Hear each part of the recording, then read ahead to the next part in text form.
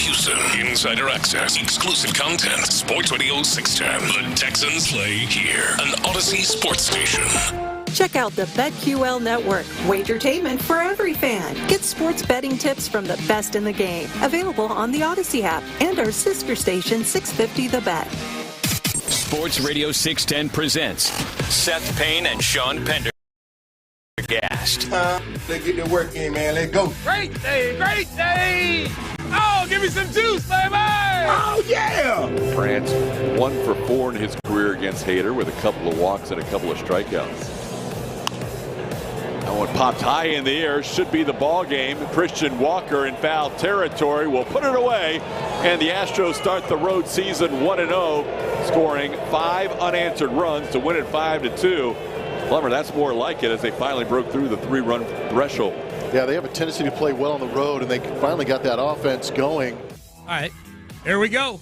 That was yesterday. That was kind of just a cookie cutter, paint by numbers type of win for the Astros. Fell behind early. Hunter Brown straightened it out. Got a couple home runs. Got a couple timely hits. And the bullpen came in. Didn't give up anything over 3 innings, all 3. I would say Brian King is early on here, kind of embedding himself as that third guy in the bullpen behind Abreu and Hader. That was nice yesterday. That was a nice afternoon of baseball. A whole lot nicer than the day before. So we welcome you in on a Friday. I'm Sean Pendergast. He is Seth Payne. It's it's like any other normal win that you see the Astros get, where Jordan doesn't get a hit and Jose Altuve strikes out 5 times. That's what good teams do. They overcome the poor performance of their superstar players. I'll tell you what, man. It was a good win yesterday. Yeah. I'm not trying to harp on negatives or anything, but my God, it's the angriest I've been in a while when the Twins fans behind home plate were standing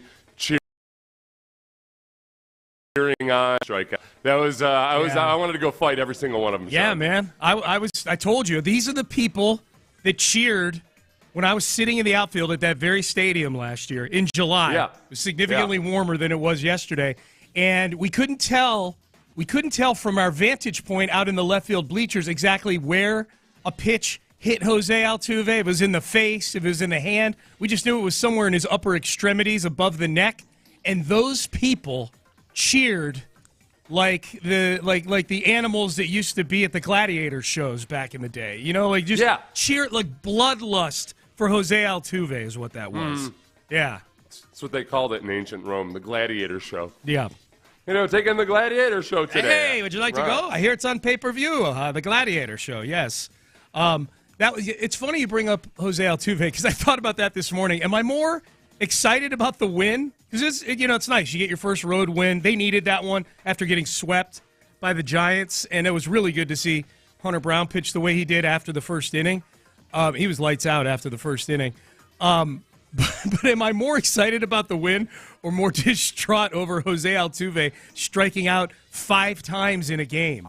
Okay, now, and you got to remember, too, that this goes back to last season where Jose Altuve had by far the most strikeouts he's ever had in a season. Yeah. He had 119 strikeouts last year. I think his high before that was 91 back in 2021. So it's not like this isn't so easily dismissed as, hey, it's early 162 games in the season, all right?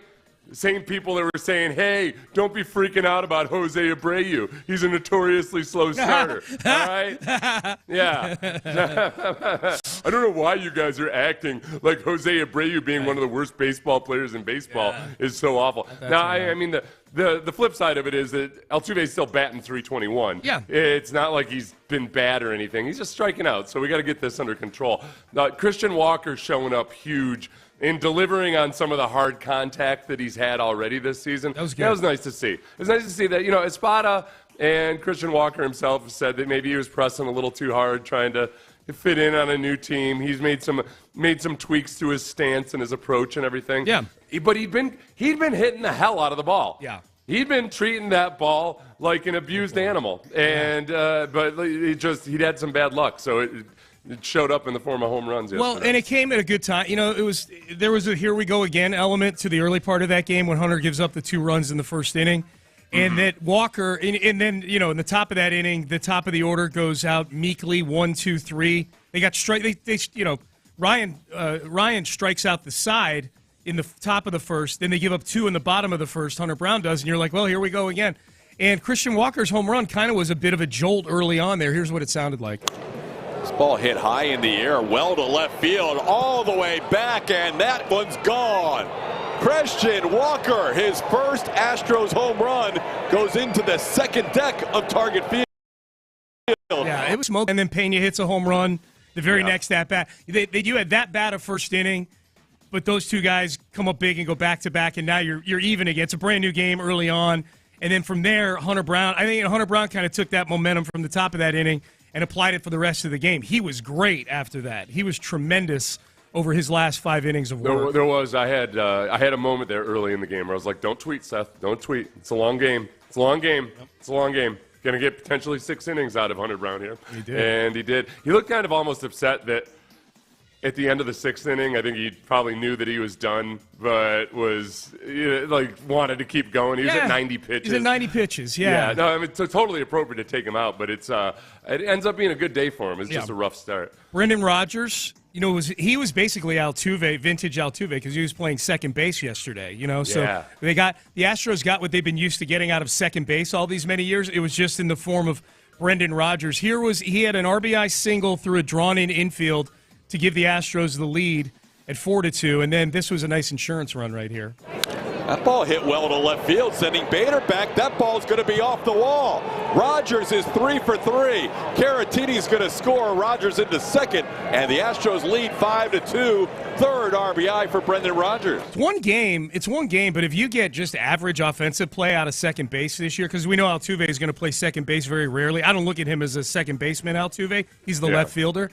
The second base position is being stewarded by Brendan Rodgers and Mauricio Dubon probably for most of the time.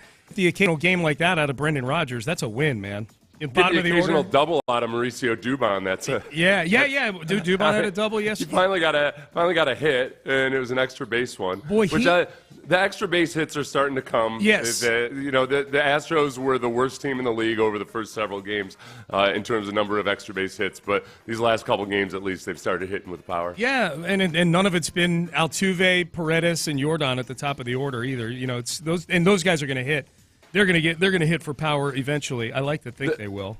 I think when it comes to some of the offensive woes so far, I mean, there are so many guys, including Jordan, that are tweaking things with their swings that Jordan's going to be just fine. Yeah. Jordan's been through lulls before, and they usually don't last very long. No. So I'm good to go. I'm still not worried about Jordan, and there's no solution. With Jordan, he's been, for his career, he's been one of the best hitters in baseball. And I'm not just talking like power and statistically, technically he's typically had a very good eye. He's not an undisciplined hitter. He's a very disciplined hitter. That has not shown up early on this season. He struck out twice again yesterday. I knew that Jose Altuve's, I'll put air quotes around this, accomplishment of striking out 5 times in a game had a name, and I knew it was a sombrero. The golden sombrero is striking out 4 times in a game. The golden sombrero. Do you know what the sombrero that you get for striking out 5 times in a game is? I just Googled it. And before anybody freaks out, just so you know, he had a couple of 4 strikeout games before in his career. Yeah. So it's not like anything that just has never happened until he's now an old man. He's had bad games in terms of strikeouts before. And I'll let you answer the sombrero question, but your point is very good that he did it in front of a hostile, disgusting crowd like that one is what makes it hurt. But go ahead. Yeah. So let's see. A golden sombrero is 4 strikeouts? Is 4, yeah. Golden sombrero. Is a sombrero 3 strikeouts? I don't have 3 in front of me here, so it's a golden. So it's a golden sombrero. The logic. I think the first answer that you would win on Family Feud if people were asked that question. Most respondents probably say a platinum sombrero. It is a platinum sombrero. Yes, Seth, good job. Thank you. Do you have your bell? Steve Harvey. Yeah. Yes. Do you have your? Good job. A platinum sombrero is is what people call 5 strikeouts in a game. Other terms you might also hear. I like this one better. The Olympic rings for 5 strikeouts. There's 5 circles. I'd say, let me tell you, both of those things sound like some kind of an illicit act that you might pay for. I feel like you would find a platinum sombrero. Hey, sweetie, you want a platinum sombrero? Maybe some Olympic rings? Somehow, if we did a little journey over to Urban Dictionary, we would find a different definition. Walking through Times Square, my room with a heavy piece of straw sticking out of my mouth, just got off the bus. Oh, my God. I only got $20 in my pocket. Sounds like a good deal for this platinum sombrero. Yes. Jose Altuve making history yesterday. Flash forward to Seth crying in the shower on the floor. After the platinum sombrero. Yeah.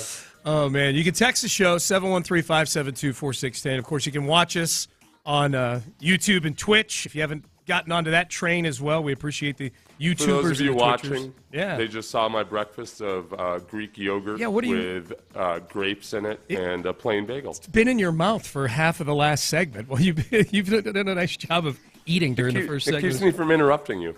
No, I just ate little bits of the bagel, and that gives me 30 seconds to chew. Gotcha. Yeah. What kind of bagel again? Just a plain bagel. I like them. I'm a plain bagel guy, too. This is the show of the plain bagel. You know what? I hate the everything bagel. Who eats that? Yeah, what is it about that? It just seems like it should be awesome, but it feels like you're eating a pantry. Well, there's 2 things about it that I don't like. One, it's got so much stuff on it that you're cleaning up after yourself after every bite. There's something falling off of it after each bite. The other thing is, one of the everything things that's on there has a very kind of rancid, garlicky taste to it. That's what it is. Yeah, and it just overrides everything else. It's like the obnoxious person in a room full of cool people. It's like they put oregano in it or something. Something weird. It's some weird herb that doesn't go with breakfast. Yes, it's like I'm at a bar and I'm like, man, I'm really enjoying 9 of these people, but this one a-hole over here is ruining the whole thing. He smells like garlic. This guy. Yeah. You guys don't call me the everything bagel, do you? No. You're not the everything bagel. Don't worry. You're not the everything bagel. Thank God the everything bagel's gone. I like that. Thank God Seth goes to bed early. I can only have so many everything bagels. No. We talked about that when we were at the Super Bowl. Like, man, why doesn't Seth stay up later? It would be fun. Did you guys? Is that what you were talking about while I was sleeping? The whole time getting ready to deliver a platinum sombrero of excellence in the morning show? The comment was made a couple of times about how Seth would add to this room right now. Yeah. You are the best of the plain bagels, my friend. I sacrifice for the people by going to bed early. You are an early bed guy. Yep. All right, we are off and running here, man. This is fun. The Astros win yesterday. Rockets have OKC tonight. That'll be fun. We actually have a game. We have a basketball game tonight in town that we can, with a straight face, say, could this be a preview of the Western Conference Finals? How about that? So we'll talk about that a little bit later on in headlines. Texans news yesterday. This is interesting because people are trying to connect the dots to the stadium situation. The Texans are seeking a new location for their headquarters and practice fields. This is actually the norm in the NFL. The Texans are one of the few teams that have all their headquarters and whatnot near the stadium. What does this mean? Are there dots to be connected with the stadium situation?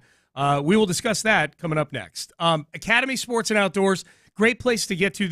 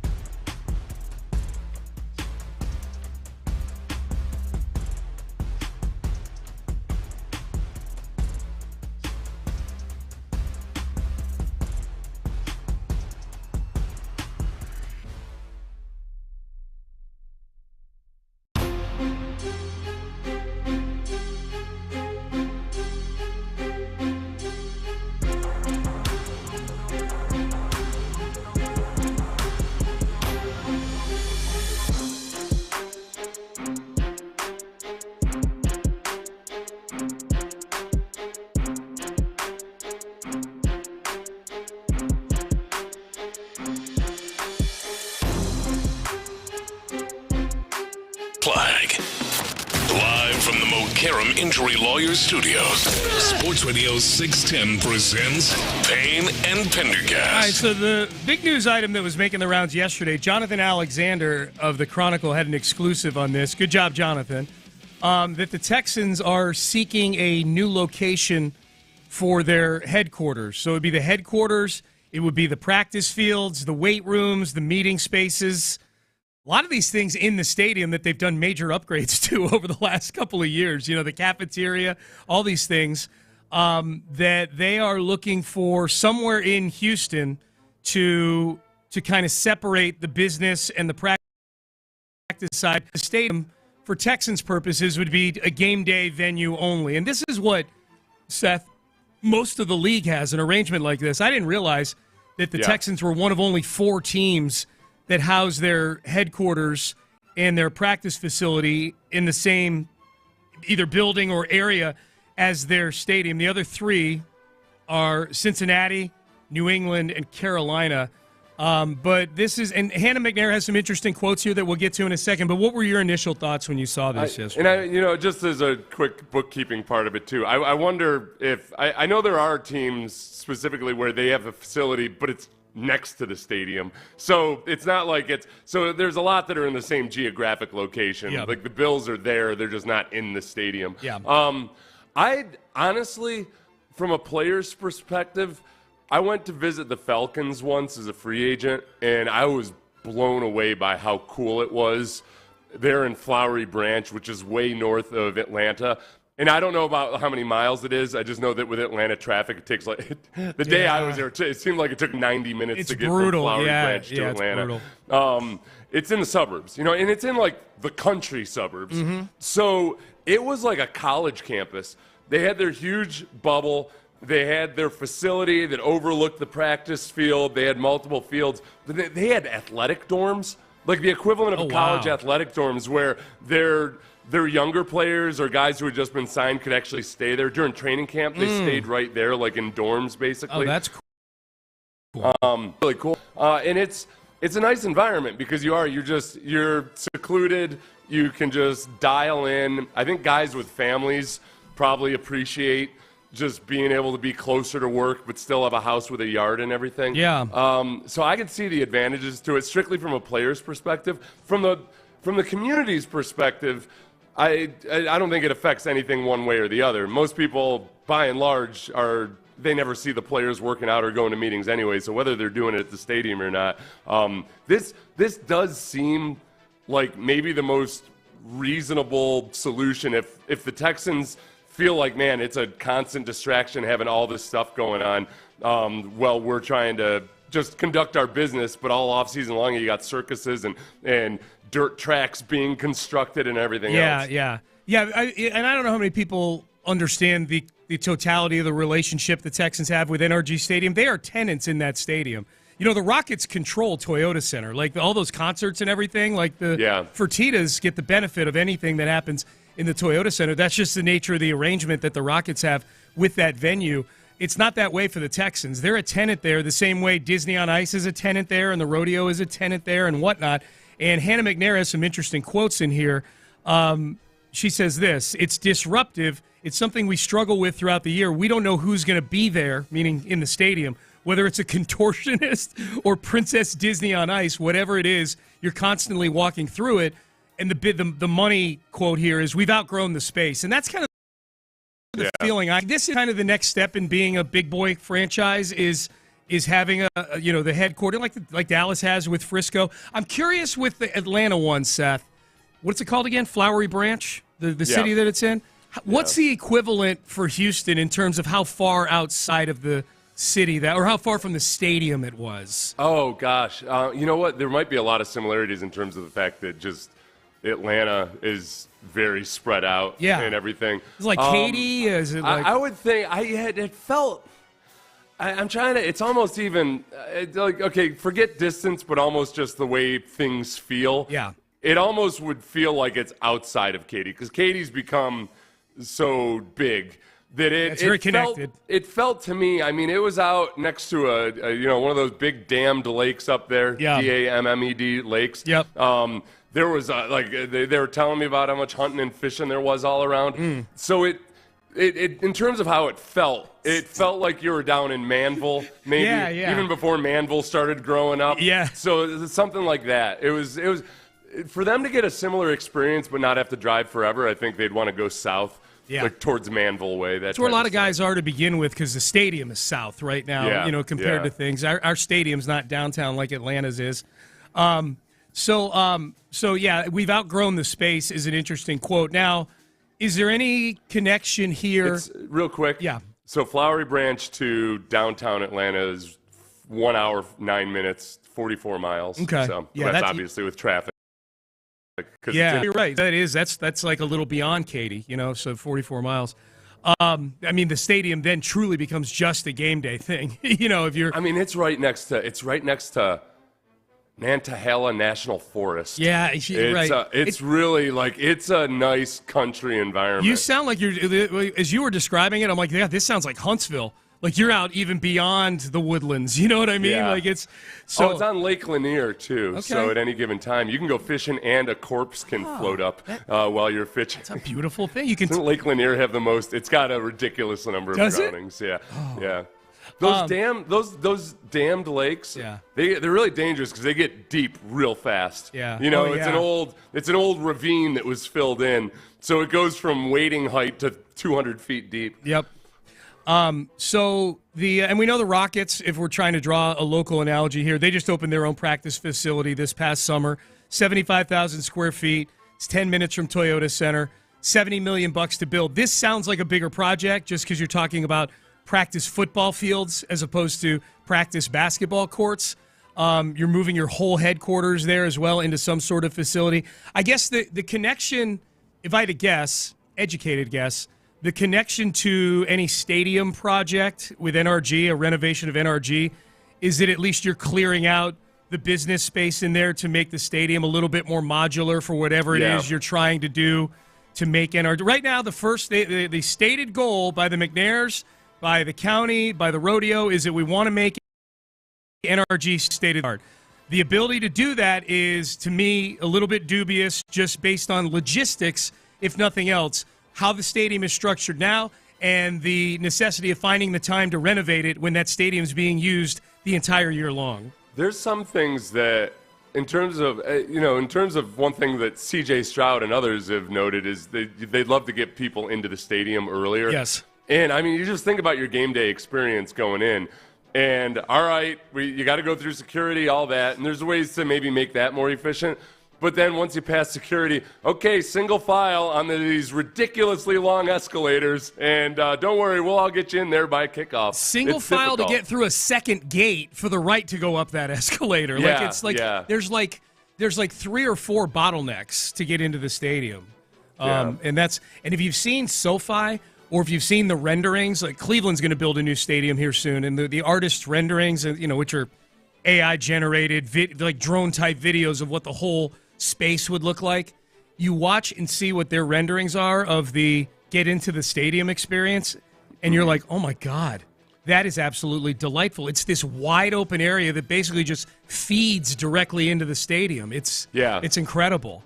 That's it's one of those things too. I'm sure when they break all this down, it's all the little minor inconveniences that end up adding up to the total experience. Yeah. And I think that there's some stuff that even you yourself might not feel like, oh, yeah, whatever, that's not a big deal.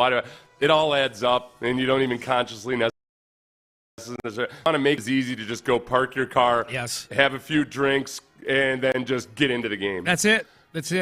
Couple more. When I was at Buffalo, though, this is what annoys me, though, is Buffalo had one of the oldest stadiums.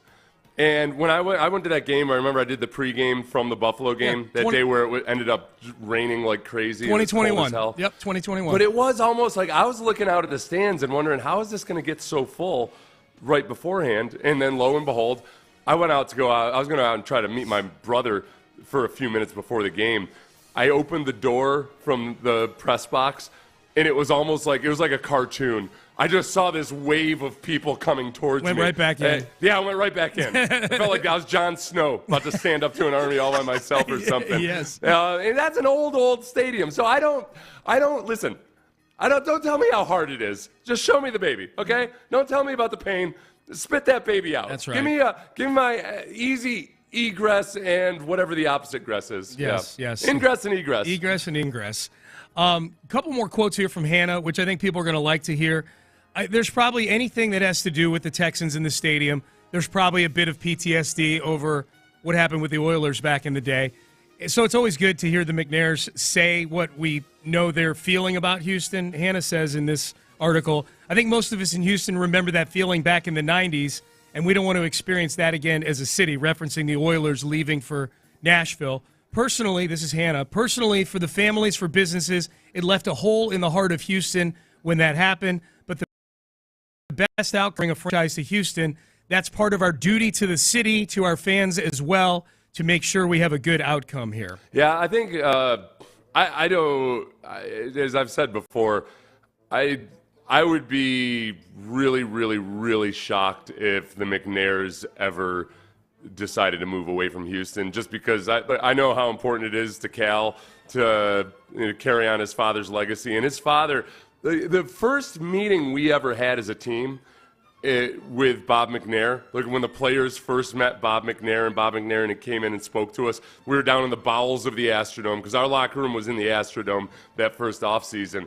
And he basically told us a story of how the Oilers had left and a few years went by and he's looking around and nobody's bringing a team. So he said, almost as a matter of civic duty, yes, we got to get a team in here. And so it's never, with Bob McNair, obviously, he treated it like a business because he's not a dummy. But it was as much, it seemed to me as a player, something he felt was a civic obligation or duty as well as a business venture. Yeah, and the McNairs, they don't shy away from that. This generation doesn't shy away from that. I agree with what you said. I'd be shocked. I mean, I'd be stunned if it even got close to something where there was a threat to move. I would be mildly surprised if there's ever even any saber rattling by Cal McNair and Hannah McNair over to the extent that they're looking at other cities or something like that. Like Katie Blackburn, the Bengals. Yes, the anti-McNair. She just flat out said, sure, it's totally possible. The Bengals' lease is up after this year. This story pops up yesterday. And this Katie Blackburn, who's already pissed off Trey Hendrickson by saying, well, you should be happy with whatever we offer you, I have a quote right here. This is the quote. We could, I guess, go wherever we wanted after this year if we didn't pick up the option. So, we'll see. Like I said, all these things will be done in due course. Yeah. We play it day by day like everything else. We just have discussions and then make decisions at the appropriate time. Okay. She's treating this like I treat conversations with my wife. I tell her all the time, listen, Brandy, I'll pick up and leave, damn it. Katie Blackburn of his relationship. That's how I lay down the law. Yeah. Damn it. Yeah. God, I hope she's not listening. Withholding your services. Yes. Yeah. All right.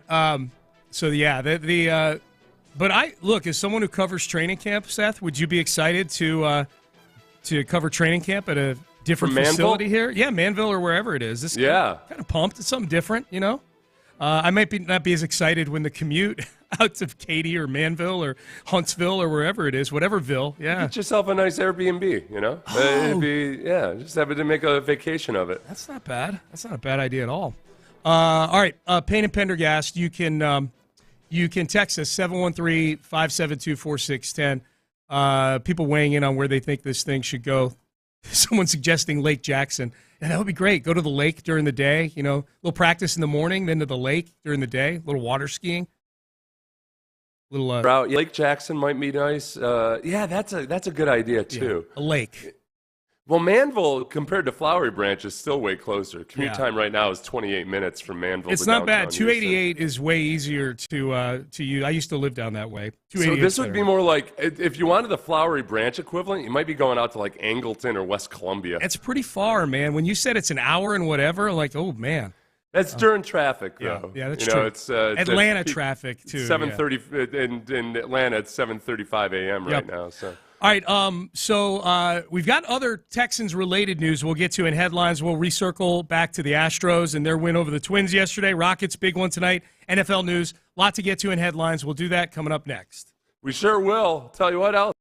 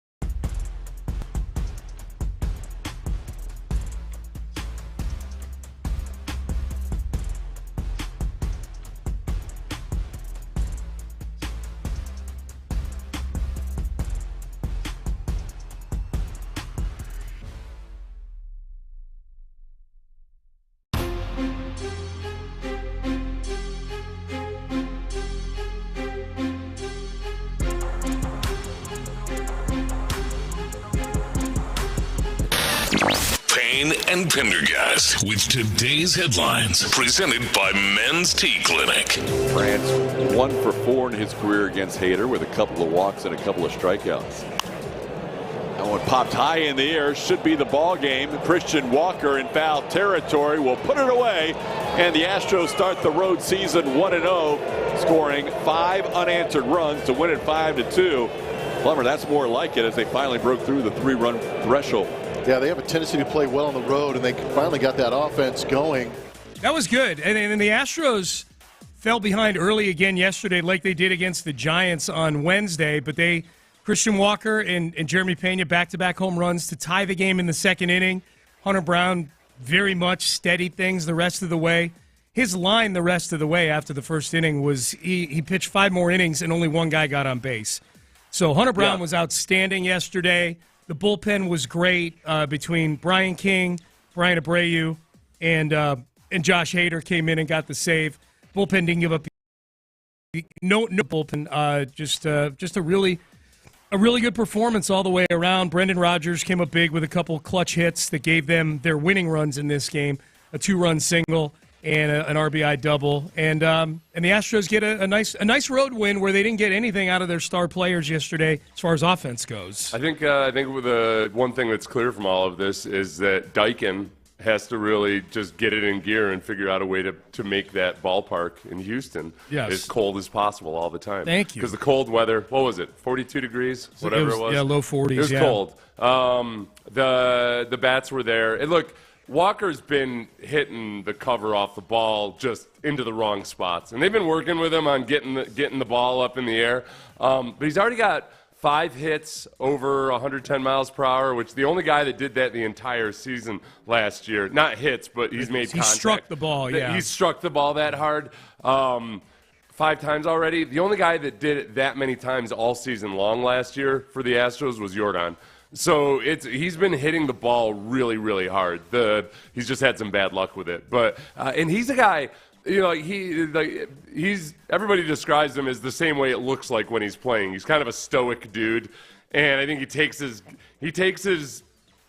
very seriously. Yeah. So it was already starting to wear on him a little bit, and I think he might have been pressing a little too hard, or just to try to prove himself, and it was frustrating him. And obviously yesterday it all worked out. It all worked out. Also, Chandler Rome pointed out in his article that he very much appreciates having a really nice airplane to fly in compared to what the Rockies had.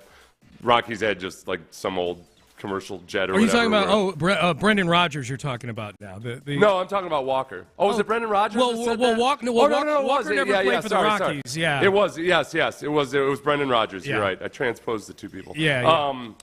That part of it is nice, too. Oh, that the Rockies had a janky-ass plane. That he works for a classy franchise now, basically, right? Yeah. The Astros have Tillman's old Rockets jet, right? Oh, really? Do they? I didn't know that. I think they have the first airliner that Tillman had repurposed for the Rockets. Okay. The Astros are now using. I've been on Somebody that. correct me on the text line if I'm wrong about that.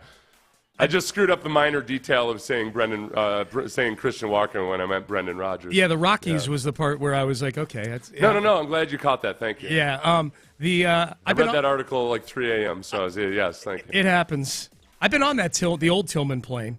It's a nice that is a nice that's a nice setup. Altuve struck out 5 times. We're gonna just drive past that. I didn't notice at all. We're just going to drive past that the way you drive past all the squalor in the desert. What was that again? Yeah, you struck out 5 times, Jose. That damn Rockies fan base who are prejudiced and racist. Twins fan base. Hell, what did I just say? Rockies. You have Rockies on your brain right now. What the hell? I think I had a stroke during the break. So that damn Twins fan base despises Sean T. Pendergast. That's right. The racist against you. Yes.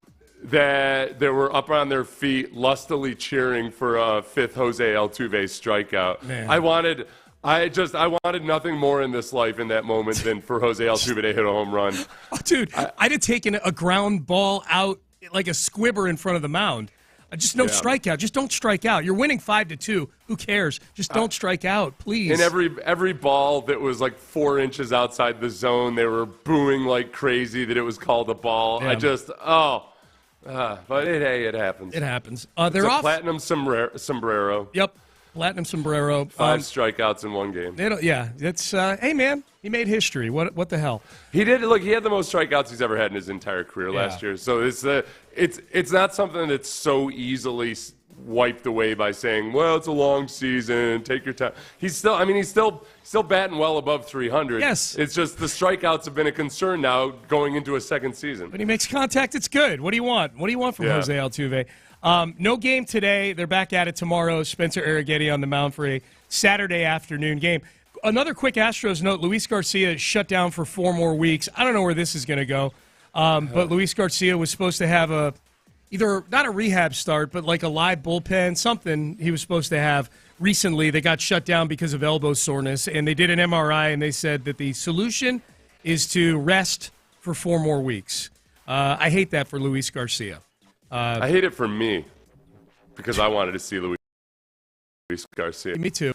Lance, no setbacks with Lance. No setbacks with Lance. Nope. Yeah. He seems to be doing fine. He's got a rehab start this weekend in Frisco for the Sugarland Space Cowboys. Or no, for Corpus Christi.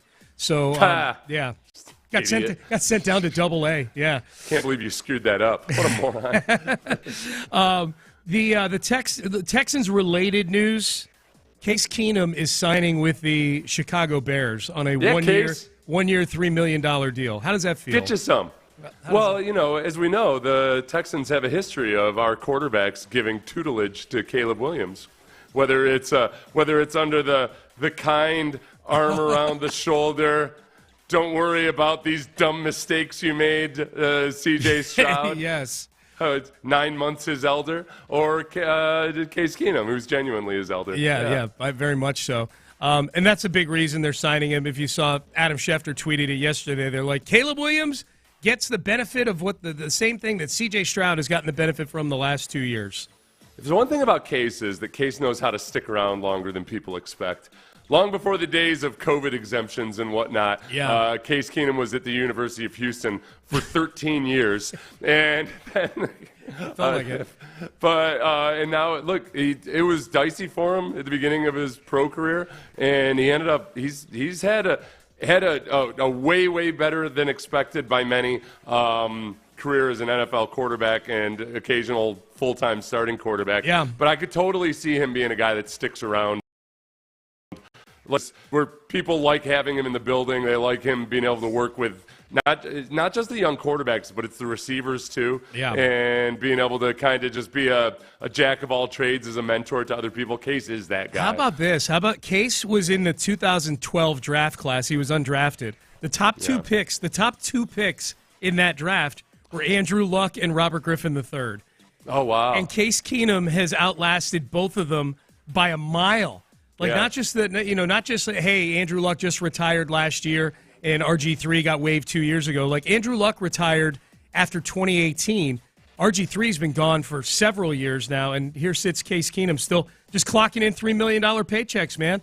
Just looking around going, hey, what else can I do right now? Because a lot of people talk about Case getting into coaching. Okay, I could get into coaching, entry level, which pays X, or I could be a backup quarterback in Chicago and get paid X times 10. Not to mention however much Progressive is paying him for those commercials, yes. Those insurance commercials. Yes. Good chance he gets another one of those commercials Probably this so, year. because you know what he is in that commercial? A backup. He's a backup in that commercial. He's not an assistant coach in that commercial. He's a backup. I wonder how much it takes for him to get a SAG card or something. I don't know if that is it. Do you get a SAG card for commercials, or does it have to be movie type stuff? Dude, I should have asked that. When I had Sean Astin in my car a week ago today, he had an AirPod in one ear because he was talking to me but listening in on the union negotiations for the Screen Actors Guild. Yeah, he's he's high up in their union, so they were in like final, and so he was listening in. I should have asked him, like, hey man, because you and I could have gotten SAG cards. If I could find the minimal thing to do to get a SAG card, they get good benefits. Those do actors they really? do. Through the Screen Actors Guild, do they get a pension? It's a good question. I don't know. I'll have to text my close personal friend and union leader labor leader, Sean Astin, and find out. I'll find out today. So Case will be he's 37 years old this year. Okay. And is not I going to... I bet he goes, what's the over-under on number of years he goes and is kind of a mentor? Because I could see him be like a Matt Hasselbeck type, Matt Schaub, some of these guys that have really stuck around just because people really like their whole demeanor in the room. 39 and a half, his age for retirement. Do you go over or under? Do you think he sticks around for at least a couple more years? I'll say under just because, as his kids get older and everything, he might just start feeling like it's time to move on in life. It's a good number, but I think it's a good number because I put it out. But I would go under on my number as well. All right, Payne and Pendergast with you. We got a lot of stuff to get to. We had Nick Caserio on yesterday. He talked about the rebuild of the offensive line. Is somebody up for a contract extension sometime soon? And how did it feel to bring in C.J. Gardner Johnson? We got a lot to get to with the Texans GM. We had him on yesterday. We'll play the highlights for you coming up next. Oh, but first.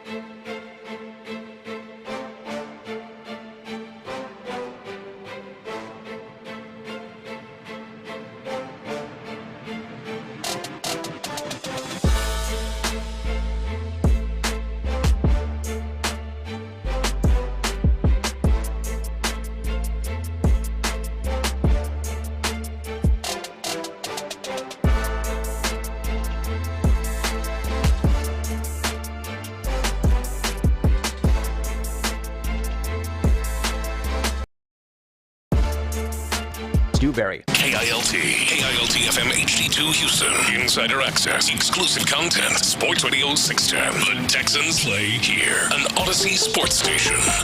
Sports Radio 610 presents Payne and Pendergast. Payne and Pendergast with you into the 7 o'clock hour. We go. Appreciate everybody tuning in. Man, good weekend coming up. We got Rockets OKC tonight. The Astros win yesterday. No Astros tonight because Minnesota is too stupid to put a roof on their stadium. They've got to leave that extra day open in case there's a snow out of their opener, which there wasn't, but the temperature was close to accommodating one. Low 40s yesterday. Ugh. I don't like seeing the guys with the hoodies on. No. Caratini had a hoodie on. Who was the other? Was Brendan Rodgers the other one wearing a hoodie? Brendan Rodgers had the thing where only like your nose and your eyes are poking out of it, like that. Yeah. The stocking thing over your face. Yeah. Joe Espada looked very comfortable. He had the ski cap on and the kind of the heavy. I like that heavy coat he had on. It's only usable like 2 weeks out of the year here in Houston, but I'm like, I would buy that. They had the orange sleeves and the blue kind of torso, and he had the shades on and a scarf. He looked comfy in that dugout.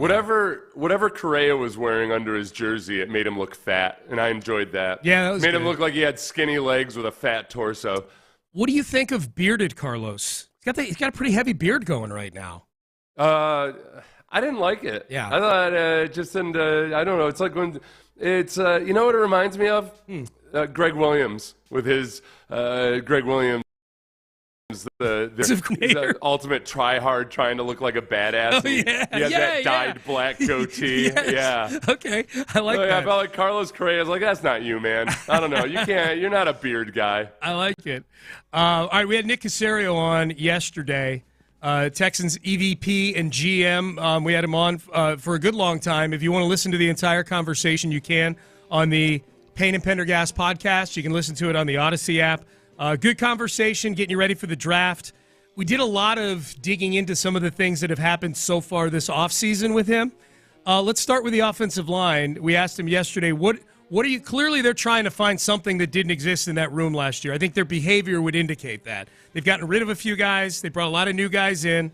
What are you trying to find that was missing in that O-line room last year? No, there's never anything specific. I think what you try to do is after each season, you kind of take a step back, make an evaluation. All right, what happened? Is there anything that we feel that we need to do moving forward? And there's going to be change. In the Laramie situation, that was something that, we weren't certainly intent on doing or that we were motivated to do. I think when we just looked at the situation, we felt that it was the opportunity in front of us that made sense. Washington had a need, and then we consummated the trade, and, ultimately ultimately we felt like that was the best decision for the Texans at that particular time. So we made, I would say, changes offensively from Coach Caley to Coach Popovich, so from the coordinator to the offensive line. So that's kind of step one. How it all transpires and how it all sorts itself out, TBD. All right, so that was Nick. What's interesting, I love going back and listening to it a second time. What's interesting to me there is the implication that, not even the implication, he outright said, like, the Laramie thing wasn't something we went out with intent to go do. You know, they didn't put Laramie Tunsil on a eBay trade block or anything like that.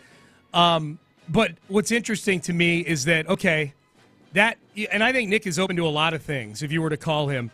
But I think there are certain players that he would hang up pretty quickly if you even asked about a trade for. Like if you called asking about a trade for C.J. Stroud or Will Anderson or Derek Stingley Jr., it's a non-starter. And if it was, or at the very least, even if he has a policy of listening to all trades, it would be a mega blockbuster, crazy compensation trade. There would be a first-round pick involved. There were no first-round picks involved in this trade. Like, he was open to that Laramie conversation, obviously, because they consummated a trade that I think was, you've pointed this out several times, by all accounts, the people who pay attention to draft charts and whatnot, when you add up what all these picks are worth, most people are like, okay, the compensation makes sense. What doesn't make sense to people is why you would trade your best pass protector in the first place for a line that protected C.J. Stroud poorly last year. Well, and even and the way he framed it, that it's not something that they were actively looking for, it can still hint at perhaps how they felt about him. The same way as like, hey, I wasn't looking to meet a woman at the bar that night, fall in love with her, and then tell my wife it's over. Okay. There's probably between you and your wife that led to you being open to that scenario. You know? Yeah. You met a woman at the bar, go to the payphone, call her up, and like, honey, I'm trading you for a second and a fourth rounder. That's right. That's Nick's open to a lot of things. And so Laramie gone, not just, Nick said not just one thing. Seth, you asked him this, were there times it was a question you asked about just maybe not being on the same page in the offensive line room yesterday. Yeah, and I just, I genuinely wasn't trying to pile on Bobby or anything like that, but the way that D'Amico has talked about the importance of having one voice in the O-line room, the importance of knowing how to go out and execute you want to instead of having to discuss, how to do things, was there as simple as, hey, the O-line coach, some of the players and the offensive coordinator might have all just been seeing things through different filters or different lenses. Yeah, I'm not going to speak for D'Amico, but, I mean, there's always a lot of communication that takes place. It's never one particular thing. So, in the end, going back to when we made the decision, when D'Amico made the decision that he did to move on from Bobby, certainly was an easy decision. So, I'd say the fact that Nick and Cole have some level of experience together, I mean, it always helps when any time that you have an opportunity to work with one another. Again, like, we've won 20 games over the last 2 years. So, like, a lot of things that we were doing, couldn't have been all that bad. So, but, we're just trying to figure out, like, what's the best thing for the Texans? What do we think? We'll have a good off season, try to get the players, let's say, in good condition. And then once we get to training camp, obviously we're going to have more information. We're going to have a better idea of where we are. And the whole goal is to just make sure that we're as prepared as we possibly can be for whoever the opponent is week one. I think two things that he said there were interesting to me. One, emphasizing in my mind that it was D'Amico's decision to let go of Bobby Slowick. Absolutely. And ultimately, I think that's one. Maybe Caserio wanted Bobby Slowick gone a long time ago. I have no idea, but that's got to be a decision that the head coach makes. And D'Amico had to come to that arrive at that on his own. But the other is when Nick says it's multiple things. That checks out based on the fact that 3 of your starting offensive linemen from last year are gone. The offensive line coach is gone. It sounds like he was probably going to retire at some point anyway. Mm-hmm. And the offensive coordinator is gone. That's multiple things. Yeah. That's 5 key pieces from your O-line last year are completely gone. So it was as D'Amico had said at the Combine, there needs to be a reset on the offensive line. They reset it about as much as you possibly can. Yeah. I don't think this was a series of decisions that Nick was presented with that each made sense, and you happen to wind up with an O-line room that's completely overturned with coaching that's completely overhauled. Yeah. This feels like something they sat down and said, all right, this is the one part of our team that we need to do a complete overhaul. This is what kept, pointed out. He said, hey, look, we've won 10 games each of the last couple of years. It hasn't been all bad. No, you're exactly right, Nick. Most of it's been pretty good. Been pretty good. If the offensive line was average last year, you might have been playing in an AFC title game. You might have been seeded higher than 4th in the AFC. It might have been a 2 seed if you could have won games against Tennessee and the Jets, held on to a lead against the Lions. And the offensive line is at the center of the failures in all these games. I went back. I was going over my notes from one of the games last year, just a week ago, and I can't remember which game it was, but my main takeaway was that,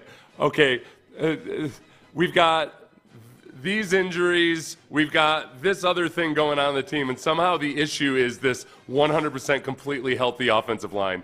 That this is the problem here in that particular game, and that you could say that about many points during the season. It used to drive me insane when I would see national analysts towards the end of last season say, well, they've struggled on the offensive line, but they've had a lot of injuries. Like, what the hell are you talking about? No, they've been relatively healthy. Yeah. What on earth are you talking about? Yeah. It doesn't matter whether they're healthy or injured. They're awful. Yeah, and and that was a frustrating misconception.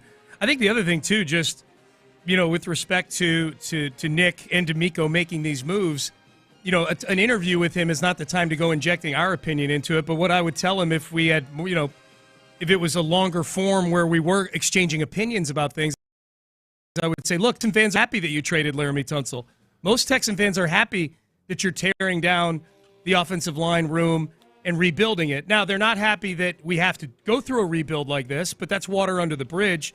Nick's done largely really good things as the GM here. Most Texan fans are happy that we have a new offensive coordinator and a new offensive line coach. Most Texans fans are happy that most Texans fans were happy with the Laramie Tunsil trade. I think the counter to that is that I think most Texans fans are also skeptical of Nick's ability to put together a good offensive line. Yes. And I think there's been frustration that there hasn't been some corresponding wow moves after you got rid of Laramie Tunsil. Mm-hmm. And that's where we'll see what happens with the draft. And, this time last year was when the Stephon Diggs trade happened. Yeah. It was post-free agency rush before the draft. There's still room for that. I'd be really surprised if the starting offensive line, I'll be somewhat surprised if the starting offensive line in September is made of completely guys who are on the roster right now. Brandon Scott, when he was in for you earlier this week, proclaimed that he thinks the starting offensive line is in the building right now. Yeah. And it's 5 guys in the building right now. But I don't think that's a smoking hot take or anything like that. No, and I don't think, and it's totally feasible even if they draft a couple of offensive linemen. Yes. I think they brought in veteran players that you could totally feel comfortable with starting at day one.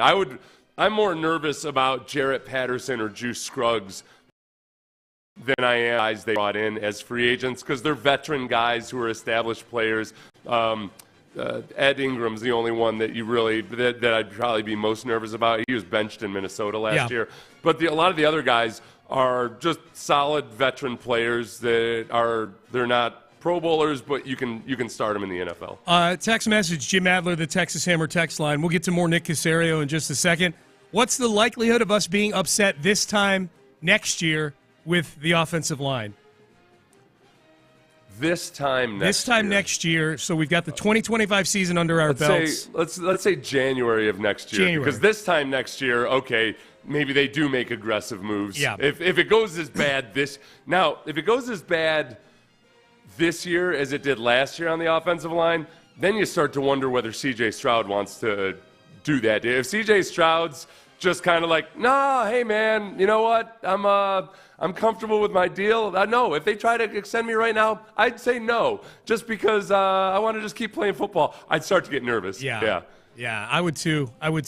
So is the question, what are the odds? What's the likelihood that we're upset with the offensive line, that we feel the same way next year that we feel this year? I think that, for one, the offensive line, because I'm not trying to be delusional and think that I know that Nick Caley's going to be an awesome offensive coordinator or something. We have no way of knowing. We have zero clue whether he's going to be a good offensive coordinator or not. I do think just by virtue of the way to operate, the things that he's talked about in his press conferences, I think they're going to be a more fundamentally sound offensive line. And if you take last year's offensive line, exact same humans, everything else, and just make them play more fundamentally sound and give them a more clear plan for what they're supposed to be doing, then you're not as upset about the offensive line right now. A lot of it, I will 100% put a boatload of the blame on Bobby Slowick for the way the offensive line operated last year, partly by virtue of the fact that I don't think he had a clue about offensive line play and how to design a run game or how to execute a run game. So I think I'm optimistic that the O-line will be better this year, even without huge talent upgrades, just because last year they were playing like a bad high school team at times. Yep, it was sloppy. Contract extensions. They've given one to Derek Stingley Jr., a big one. They gave a nice big extension for a 1 year to Danielle Hunter, $35.6 million. We know they got Nico Collins extended last year. We asked Nick Caserio yesterday, is it presumptuous to think you've basically given out the blueprint for Houston Texan players to get a contract extension? Good player, good attitude. Go out there, be productive, work hard, put the team first, and you'll be rewarded. But I think when you look at the overall composition of the team and the mindset, and D'Amico has talked about this, what are the things that we're looking for? What do we prioritize? What a Houston Texan football player should look like, or what we wanted to think. Every player is different. Everyone has strengths. Everyone has areas that they can improve. We feel like we're pretty fortunate that we have a lot of good football players on this team, in this building. And, those players, they earn what they receive. We don't give out anything. Like, this isn't like, okay, come in here and we're just going to give you get what you earn, and the contracts are the contracts, and every situation is going to be a little bit different. I like that he led with good player. What's the key to getting a contract extension? Well, first you got to be good at football. No, if you go back to the way that Bill O'Brien operated at times, I think he almost wanted to reward the effort almost with disregard to the actual product. And it's dangerous because you can have a team full of guys who do everything the right way, but if they're not actually good at football, then it's all for naught. So you have to be a little bit more choosy in rewarding not just the effort, but also the end result as well. Yes. So Nick Martin was the classic example. Okay, great. Great. He steals equipment from the weight room so he can work out at home. Awesome. But I'd like him to be a good center before you pay him like a top 5 center. Can you please do that? Yeah, man. Dude, Nick Martin's name is the first one that popped into my head when you started talking there. I'm like, if you operate the way Bill O'Brien did, you get a team full of Nick Martins with a couple stars. The sweet spot is the guys who the guys who work their asses off, and maybe they're not that talented, but they do everything that you want them to do. Those are the guys you can get at good discount deals. Like, those guys are the kind of guys that like to be on a team, Well, so they can still serve a role. It's just that you want to be able to retain those guys at the right price. You can't start rewarding the effort and not the result at the price of guys who deliver the results. Yeah, you go broke real quick that way. I think Nick and D'Amico are onto. I think they've got a really good philosophy, and they're onto something with how to build this thing moving forward. Now, it's going to get trickier when you got to pay Will Anderson and C.J. Stroud. That's just math. It's going to get harder. Here's where I was going with this, Seth, is that I think Nick's got a methodology, and he knows what the line is to draw, unlike Bill O'Brien, who didn't know where the line was to draw and what constitutes a player worthy of an extension. I think Nick and D'Amico have a pretty good idea of that. Similarly, I think that they're comfortable with that layer of the roster you're talking about, that discount layer of the roster.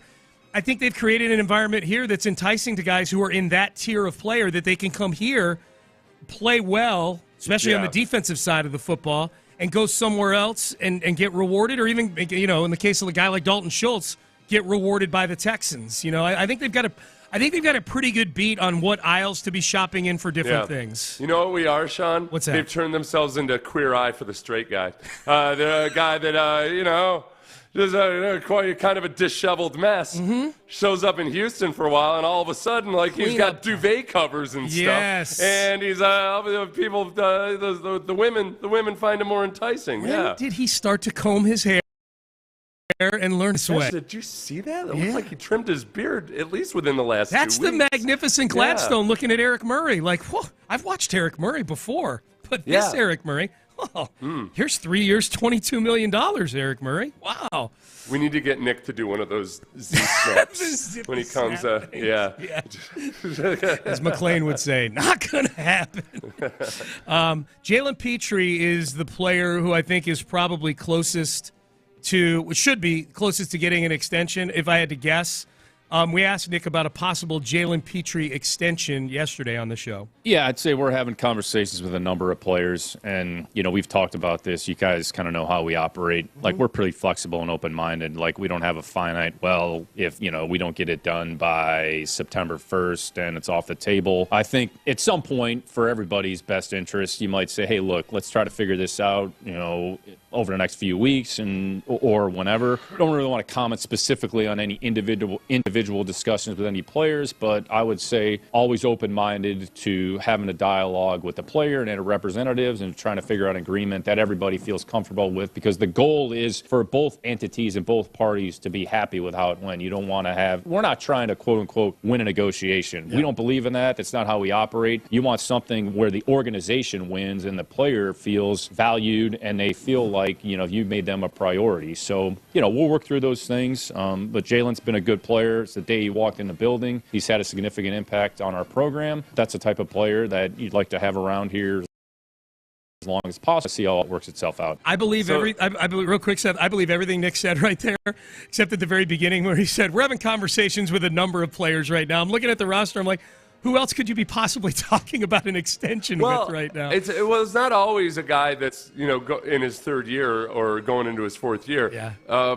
And this is perfect because it also leads to the discussion about, all right, when you have this process of rewarding guys and extending them, et cetera, jealousy can creep in from other players if they're not identified as one of those ones. So Malik Collins got a 2-year extension.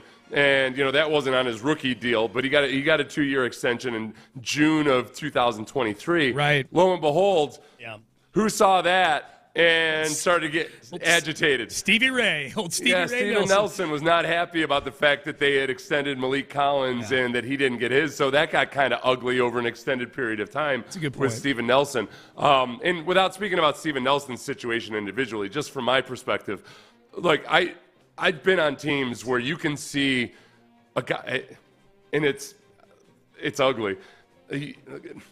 You'll see a guy get an extension on a team, and you can see the look of anger and the scowl on the face of the dude who's jealous that he didn't get an extension. You can pick the guy out right away, huh? Yeah. Sometimes they're open about it and will just be loudly blabbing about it. That's where it comes down to you gotta try to stock the right kinds of dudes as much as possible. There might be a guy that feels like, hey, wait a second, you guys need to pay me too. But then there's the next level of guys who will actively despise the guy who did get the extension. Yeah. And now, again, I'm not saying that's who Steven Nelson was at all. I'm just saying from my own personal experience. Yep. That's the murky area that there are hurt feelings. And as a coach and as a GM and everybody else, you got to be comfortable with a certain element of that. There's always going to be some dynamic with that in a locker room. You just got to be able to be sure that you're managing it and you don't have too many guys like that. Do you think there's a Petrie extension coming this offseason? You had to guess. Total guess, obviously. You know what? I think they're. I wouldn't be surprised if the Texans try to, or at least approach them about it. I definitely think that. But I don't think it won't be for a jaw-dropping number. Yeah. I could see Jalen Petrie betting on himself and thinking hey, he was playing out of position for the first couple years. Last year it looked like, man, he'd found his niche, and then he gets injured. So I think the Texans, my gut would be that the Texans want to get him at a good, reasonable price, $10 million a year, something like that. And Jalen Petrie, I wouldn't think he was wrong at all for thinking, you know what, I think I've got more in me, and I want to just really go out and just play my ass off this year and see what happens. Agree with everything you just said, that I 100% see the Texans side of it, and we've seen that Nick Caserio with these extensions, Nico Collins got done in May. Stingley's extension got done a week started, like a week after he was eligible for it, he got it. Yeah. Danielle Hunter, you start to watch that edge rusher market go into the $40 million a year range, and I think it was shrewd business to jump in there and get him for another year at about $4 or $5 million less than where the market was going before Micah Parsons gets his deal done whenever that happens. So there's only been a few of these. It's a small sample size, and the ones we're using as sort of the data point on this are Nico Collins, Derek Stingley Jr., and Danielle Hunter, but particularly Nico and Stingley because those were draft picks of Nick Caserio. Both of those got done much earlier than most teams would be doing those deals. So, so I think that we'll see what happens with Petrie. Jalen Petrie's going to have a new teammate in the secondary this year. His name is C.J. Gardner Johnson. Here was Nick Caserio yesterday with us on C.J. Gardner Johnson. I would say specific to C.J., say Howie and I have a really good relationship. We've done a lot of deals together. When those conversations take place, they really honestly really don't take too long. But it's a relationship business in the end, and we're not afraid to talk to anybody. So, even the situation going back to Kirk. So, James and I didn't really know each other, haven't worked together, but, we're pretty open-minded here. Like, we'll work with anybody. We'll get straight to the point. Hey, and just try to have some open dialogue. And that's part of the responsibility in the chair in which I sit is you want to be open. You can't be and what's the worst the thing that somebody can say? It's no. Okay, no problem. Then you move on to the next thing. So you never take it personally, but Howie and I have all good discussions, a lot of good dialogue. We're not afraid to do deals. We kind of go back and forth. And this one happened to work itself out the way it did. CJ's been a good player. He's had a positive impact, a couple of different programs. He's been really productive with his opportunities. So that's all we care about is when a player walks in the building is just come in here, do the things that, D'Amico asks of you as a player, be a good teammate, and go out there and play good football. So, we think CJ can help us in the secondary, which is why we made the acquisition that we did. I should have clarified. My question was about C.J. Gardner Johnson, but part of it was like, hey, how does a deal like that come about? When the guy's about to get cut and you're able to kind of swoop in and make a trade, because Nick's done that now 3 times in the last 2 years with Joe Mixon, Christian Kirk, and now C.J. Gardner Johnson. Yeah, and with it's an interesting one with the Eagles because I think typically something like Kenyon Green's the kind of one where maybe you let some teams know that you're going to release him. This is the type of trade that usually happens. You let somebody know that you're going to release them, and then the team says, okay, well, listen, how about we give you a 6th-round pick for him? Yep. So we don't have to try to get him in free agency or whatever. Yep. That's like what happened was it Tom Savage with the Falcons? It was T.J. Yates. That's right, T.J. Yates. They announced they were going to cut him, and then the Falcons came in. And but then for the Eagles, instead of a draft pick saying, no, we're actually going to give you this really good safety because we've got to clear out space for all these other contracts we're giving out. Yeah. It's unique. It's unique. And the biggest one thing I wonder with C.J. Gardner Johnson is, look, he's a high-energy guy. He's not afraid to go after Taylor Swift and Travis Kelce on social media or in T-shirt form. So there's people wonder, okay, does he kind of have a shelf life? Is he a guy that, hey, we love him, he produces, but I don't know. That's all I'm saying. I have zero clue. So there's a little bit of it feels too good to be true to it. I'm not buyer beware. He was very valuable for the Eagles. There's a little part of it that just still feels a little too good to be true. I hear a little bit of that in the tone about the answers I've heard from people within the Texans about C.J. Gardner Johnson, and I don't think it's a bad thing necessarily. He's a live wire. Like he's on his 3rd team now. He's a crazy kind of swarm. There's benevolent swarming, and then there's C.J. Gardner Johnson, who's just a little crazy. He's just he plays on the outer reaches of the dark side of the swarm. This would be my hope. Whatever it is, with his personality quirks and idiosyncrasies, whatever it might be. Look, the the most impressive displays of restraint I saw in the Super Bowl was when the Eagles would take Travis Kelce, who's known for getting away with antagonizing people and drawing personal fouls out of people. They antagonized the hell out of Travis Kelce. And one of those was after Travis Kelce got hit with a clean and legal hit, he got up trying to get in people's faces like he does. And C.J. Gardner Johnson just stood there with his hands behind his back. Hands behind his back is the key. Hands behind, yes. Like just trying to draw something from Travis Kelce. Hands behind the back was the key. It was a very passive-aggressive, like non-confrontation. I loved it. Okay, now I'm super stoked about him being on the Texans. This is my dream for C.J. Gardner Johnson. Yeah. Now that in football years, how old is he? 28? 27. 27. Yeah. All right, that's like being in real life, maybe like a 36 or 37-year-old. Yeah.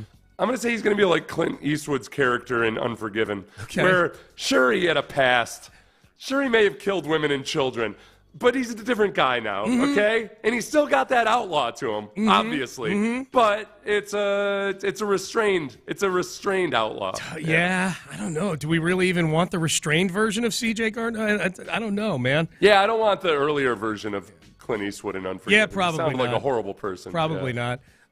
Is this someone's asking on the Jim Adler, the Texas Hammer text line about a comparison of bringing in C.J. Gardner Johnson with bringing in Stephon Diggs last year. Is this different than the Stephon Diggs situation? Yeah, for a couple reasons. One, he's still not he's not as marquee a player as Stephon Diggs. Yes. And then two, I think you're adding a veteran player into a group that was already very promising and good. But isn't as like a safety is not the same impact as a wide receiver. Definitely not that wide receiver either. You're right, or just like that the position in general. Sure. So his ability to take else, I think, can be a really great addition, but it's not a make it or break it. And it's on the side of the ball where they actually know what they're doing. Yeah. Last year it was still an offense that showed promise in 2023, but wasn't a genuinely good offense. Correct. They were trying to use Stephon Diggs as one of the things that could really punctuate it and turn them into a good offense. So it's just there's a lot of different dynamics. I don't think it's more of a classic. Okay, you got a guy in on a reasonable 2-year deal. Yeah. You gave up Kenyon Green for him. Yeah. You traded a 2nd-round pick for Stephon Diggs. Yeah. And redid his deal into a 1-year deal. Yeah. There's nothing even remotely close to these two. No. And if they look at this texter, we're sitting in the room with us, and this is all the text says. Is this different than Stephon Diggs? My follow-up would be, in what way? Okay. Because that's all they're asking. No, I think and actually, in a lot of ways, he's probably talking about the personality side. Yeah, it's got to be. Yeah, right? all right. Yeah. I don't remember reading about C.J. Gardner Johnson having issues with his teammates. No, yeah, at all. And I mean, and obviously the epilogue to the Stephon Diggs was that he was a model teammate. He was great. And a model veteran leader. Yep. Yeah. Text message. In Dungeons and Dragons terms, we just don't know if C.J. Gardner Johnson is chaotic good or chaotic evil. Oh, what is there? There's a chaotic play. I guess you just don't know. Like you're just throwing it out there, and it can be good. Did you ever play Dungeons and Dragons? No. Remember, we talked about this a couple years ago. How I've always been curious. I'd like to get into it, but it feels like it would be a big time investment. One of our listeners invited you and I to some coffee house where they played right. a lot. That's right.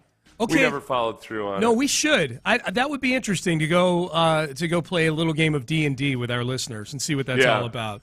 We're all about. We're not just form to have somebody looking over your shoulder to help you make the right. No, I would want to play. I actually played a little bit, like at the same age the kids in Stranger Things were at when they were playing it. Yeah. And I'm guessing like when we were kids in the 80s, in the 90s, that a lot of kids played it, and then some just stuck with it, and then others were like, it just got to be like too much for me, like the investment in all the books. I just never knew what the end game was in all of it. You got to buy books? There's books. Yeah, dude, I remember one Christmas I asked for all the D&D books. My parents were like, wow, this is a lot of money for these books. Yeah. If I were going to revisit one thing from my youth that I kind of just quit, like never tried or quit along the lines of Dungeons and Dragons, it would just be the simple Rubik's Cube. Yeah. I think, you know what, I might just get a Rubik's Cube and just learn online how to solve it and everything. I don't need to break any records or anything, but I'd like to, you know what? I'd like to be the annoying guy that walks in and is like, oh, what's that, a Rubik's Cube? And then act like I haven't seen one in 10 years and just... Like the way they saw. Did you ever get to where you could solve it or at least get one side of it or anything like that? I remember, I don't know how many, like you get one or two sides and you feel like you conquered the world. Yeah, I remember like I got the Rubik's Cube one year, spent a year completely frustrated. So my parents for the next year got the little manual on how to solve the Rubik's Cube. Yeah. So they were like, I guess they got tired of me. Did you learn how to? Did you learn? I did. I learned how to solve the whole thing. So you learned how to solve it? Yeah, Okay. yeah. Not super fast like those people on TV do it, but I had to kind of look, and the corners are the key, is what I remember. I couldn't do it today. It's not. That muscle memory's gone of being able to do it. But it is. It's not like you have to be a super genius. You just got to be able to learn and practice the technique for memorize sequences. Yeah. Oh, you got to memorize stuff? Yeah. Well, a little bit. I mean, yeah. I just said Brendan Rodgers instead of Christian Walker. You have to memorize stuff in so much as eventually you don't want to do it with the manual sitting right in front of you. You know what I mean? Like that's. The manual says, "Can you remember the name of your favorite baseball team's second baseman? If not, don't buy this book." Exactly. Which is a pretty good sales pitch for most people. They'd be like, hell yeah. Oh, sure I can. I'll buy this book. This is it? That's all I've got to do? For me, it's a big barrier. All right, Payne and Pendergast with you on a Friday. All right, let's get to the mock draft injection, shall we? Mock draft injection time. And this one is one where we've seen we've seen this one mocked to the Texans quite a bit, and it's I don't know, more and more it's looking like this is who the guy might be. This is the guy who's leading Drew Doherty's mock draft roundup right now. So stay tuned. It's Maurice Jones-Drew mock draft, NFL.com, coming up next. But Prize Picks right now.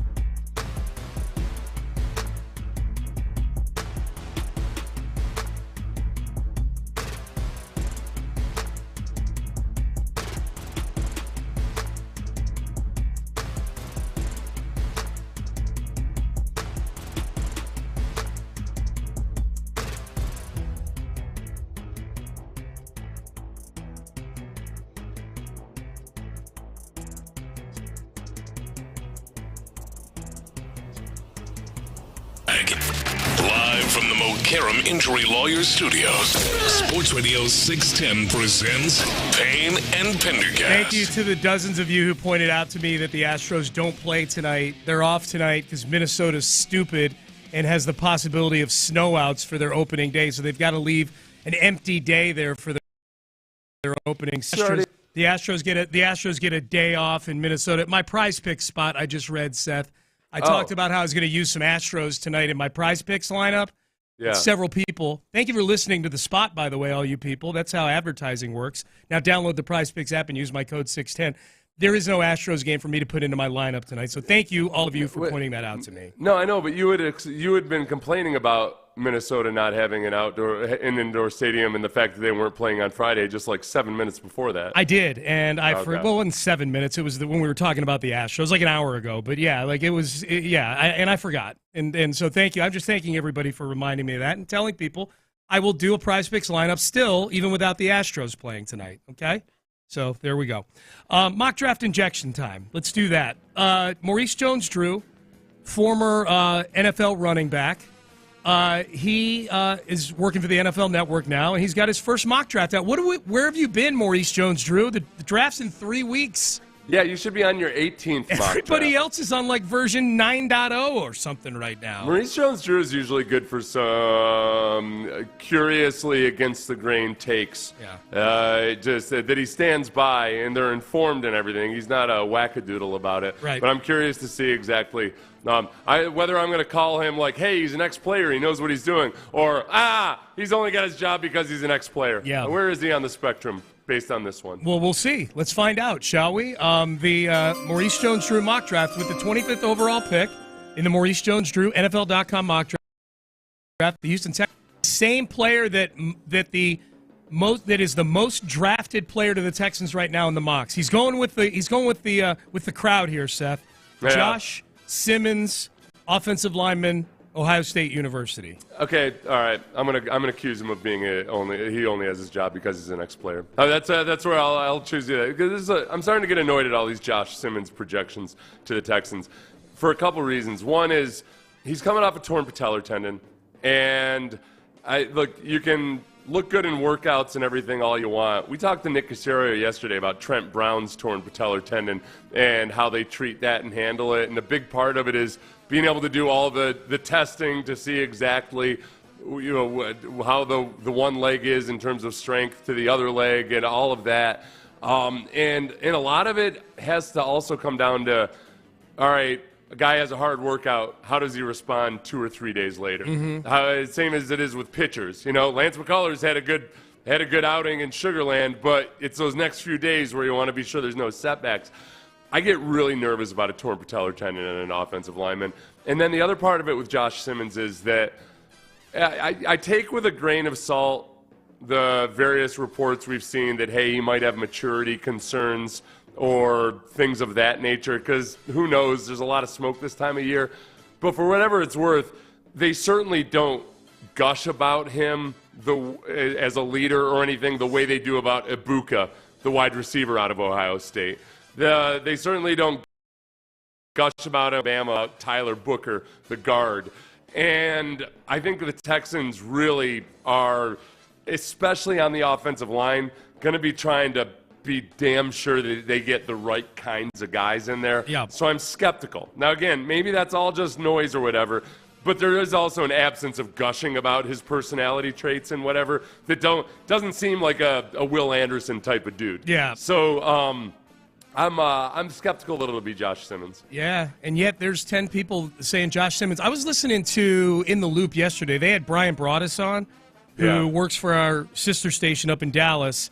He's a former scout for the Packers. He was with the Packers when they won one of their Super Bowls. I don't know which one. Reggie called him a Super Bowl winning scout with the Packers. I'm not sure if it was the Aaron Rodgers or the Brett Favre Super Bowl, or maybe both. I really enjoyed listening to him yesterday. He's really good on the radio. He loves Josh Simmons. Holy crap, I probably should have gone and gotten the audio. I was listening to that while I was working out yesterday, and I'm going, man, like, let's go. Like, he really likes his film, you know? You know, he is fluid. Yeah. He looks like a guy that you wonder why he didn't play defensive line. That he's that type of – he moves really, really well, and it's really easy to see the upside there.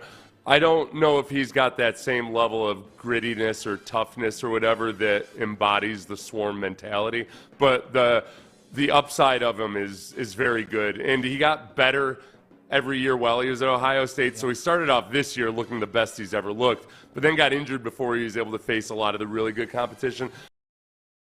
So I think that I think there are a lot of teams that are looking at him as like, okay, we might have some concerns about the injury, we might have concerns about other things, but getting him at 25 or 26 or 27 that's a good risk-reward balance there, because he might actually be, when healthy, a top 10 caliber guy. Who would you the Ohio State offensive lineman? Oh, by the way, Reggie's listening. Thank you. He was a scout during the Favre years back in the 90s. Brian brought us. It was a great segment. He was really good. You can find it on the Odyssey app on the In the Loop podcast. Josh Simmons or the other Ohio State offensive lineman that's been mocked to the Texans pretty frequently, Houston's own Donovan Jackson. Bel Air High School, was it not? Episcopal. Yeah. Episcopal Yeah. High School. Oh, Episcopal. So he's from Bel Air and he went to Episcopal. Yep. I like Donovan Jackson, and this is something I'll do, Sean. I'll be the brave one that stands up for this marginalized class of society. People. The duck-footed athlete. Oh, yeah. Because discriminated against all the time. They don't even disguise it. They don't even speak in code words or anything. They just flat out say, I don't know, he's duck-footed, which is I believe a lot of times people, they see a guy who runs kind of duck-footed and they think, well, he can't possibly be a good athlete. He tests out pretty well by offensive guard standards as an athlete. He played tackle when he had to move out for Ohio State because of injury, and played it way better than a lot of people expected, but most teams look at him as a guard in the NFL. I honestly, when it comes to interior offensive and defensive linemen, being duck-footed can be a source of strength. Because you just watch anybody do an incredibly heavy deadlift. You know, you got your toes pointed outwards a little bit, or at least most people do. It's a powerful position. He plays with a lot of power. I like him a lot. I think he's got a lot of Swarm characteristics to him. As a run blocker, especially, like he plays with a flat back. He does a lot of things that are hard to coach. And I think he's not an awesome athlete, and I think there's some people that think, yeah, he's a slam dunk first-round guard. There's others that think, I don't know, maybe this guy's a third-rounder. I'd be excited about his upside. I like the way he moves. Yeah, C.J. Stroud's duck-footed. He's fine. Yeah, why would you ever draft a duck-footed athlete from Ohio State? Yeah. Oh yeah, C.J. Stroud. Well, what did they say about C.J. Stroud? Yeah, I don't know if he can run or not. He's just, I don't know, something about him. When he finally unleashed the beast in the postseason, he was basically Lamar Jackson. You couldn't tell the difference between C.J. Stroud. When did the Texans sign Lamar Jackson? That's what I said on that run that C.J. had in the Chargers game where he was zipping past people like he was in the HOV lane and everybody else is stuck in rush hour traffic, man. Duck-footed? Whatever. Whatever. It is, I know. The people, they just talk about it right out in the open. Yeah, man. With they don't cite any evidence or anything about the hazards of being a duck-footed athlete. That's right. Now, I feel like for an edge rusher, I'd rather have him be pigeon-toed than duck-footed. It's the opposite, yeah. Interior, I like duck-footed over pigeon-toed. I need you to become a scout someday and watch you sell that. Like, guys, talking about the ankle girth and everything guys, like that. This is the torpedo bat of offensive line play. Duck-footedness. I would be listening to that speech. Who was the quarterback that the tight ends coach said was the only Jeff person Driscoll. Driscoll, yeah. Jeff, I didn't even need you to get to that was like me hitting the buzzer on Family Feud 2 words into the question. Who was the tight ends coach? Andy Bischoff. That was the name of the coach who said that Jeff Driscoll is more athletic than Lamar Jackson. Yeah, we want to talk about somebody who I'm convinced definitely reads way too much into 40 times. Andy Bischoff? Because Jeff Driscoll was fast in certain capacities. It was his kryptonite. His kryptonite was having to turn at all. Yes, he was fast as hell unless he has to turn at all. His kryptonite was running while there were other individuals who were tasked with tackling him. Yes. He had the agility of a freight train. Let's see here. A lot of thoughts on Josh Simmons and the Texans taking an offensive lineman in the first round. How many people went to Simmons' birthday party? Find that out before drafting him. That's a draft day reference. I'm going to watch draft day this weekend. It's been long enough. Please do. Yeah. All right. Or are you not going to? It sounded like you were about to, and then I got enthusiastic about it, and then you just I just thought of somebody write something the other day about the part of draft day where apparently they aggressively trade up in the first round and then start doing research on the board. Yeah, it's totally stupid. Yes, on draft day. Like the entire movie takes place on draft day. It's just, and they're doing a lot of stuff that in the real world they would have done 3 months ago. Or there's a trade made later in the movie that would never happen, ever happen. Yeah. You need to watch it, and I'm gonna give you the warning label right now. It is totally dumb. I know, got to enjoy it for what it is. Yes. I know sometimes when things are illogical, that can frustrate you. This is an entire movie of things that are illogical. Like it is dumb, makes no sense. But I think it is very well acted. The fact that it's actual NFL teams at the actual draft, it's not like the movie. Because they use the actual logos and everything. They didn't have to disguise it. They filmed some of it at the draft. Guys sitting at their team's tables doing phone calls. Roger Goodell announces the picks. Well, and Arian Foster is in it, too. He's in it. He's one of the draftees. Yes. Yeah. I think if you can get over the stupidity, I don't know, text in. What do you guys, you listen every day. 713-572-4610. Do you think Seth will like the movie Draft Day?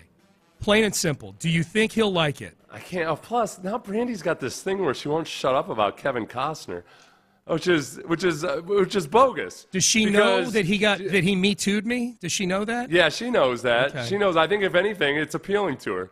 That he's got a little bit of a rebellious side to him, a mischievous side to him. He twisted my nipple on Radio Row for no reason. What were we watching? What sporting event was Kevin Costner at recently? He was sitting next to the kid from Saturday Night Live. Probably a football game, if I had to guess. If it was recently, if I had to guess, must have been. Maybe it was the Super Bowl. Super Bowl, maybe. Yeah. And Brandy, out of nowhere, was like, "Wow, he looks good." Sitting right next to you. She was sitting right next to you, and she went, about Kevin Costner. Wow. That's. Sorry, I thought you meant like that. I was sitting right next to Kevin Costner. No. It was Brandy just gushing about Kevin Costner. Were you like, hey, I'm right here, you know? It's one of those things. It's where, like, if she were gushing about some 27-year-old dude or something, I'd be like, yeah, it's a good-looking kid or whatever. But Kevin Costner is 90, in that age group now. We're old enough now that it's conceivable that she would date a guy like Kevin Costner. Yep. This is your problem, my friend. Oof. The freaking hussy. Okay. Well, then. You need to watch Draft Day with Brandy then.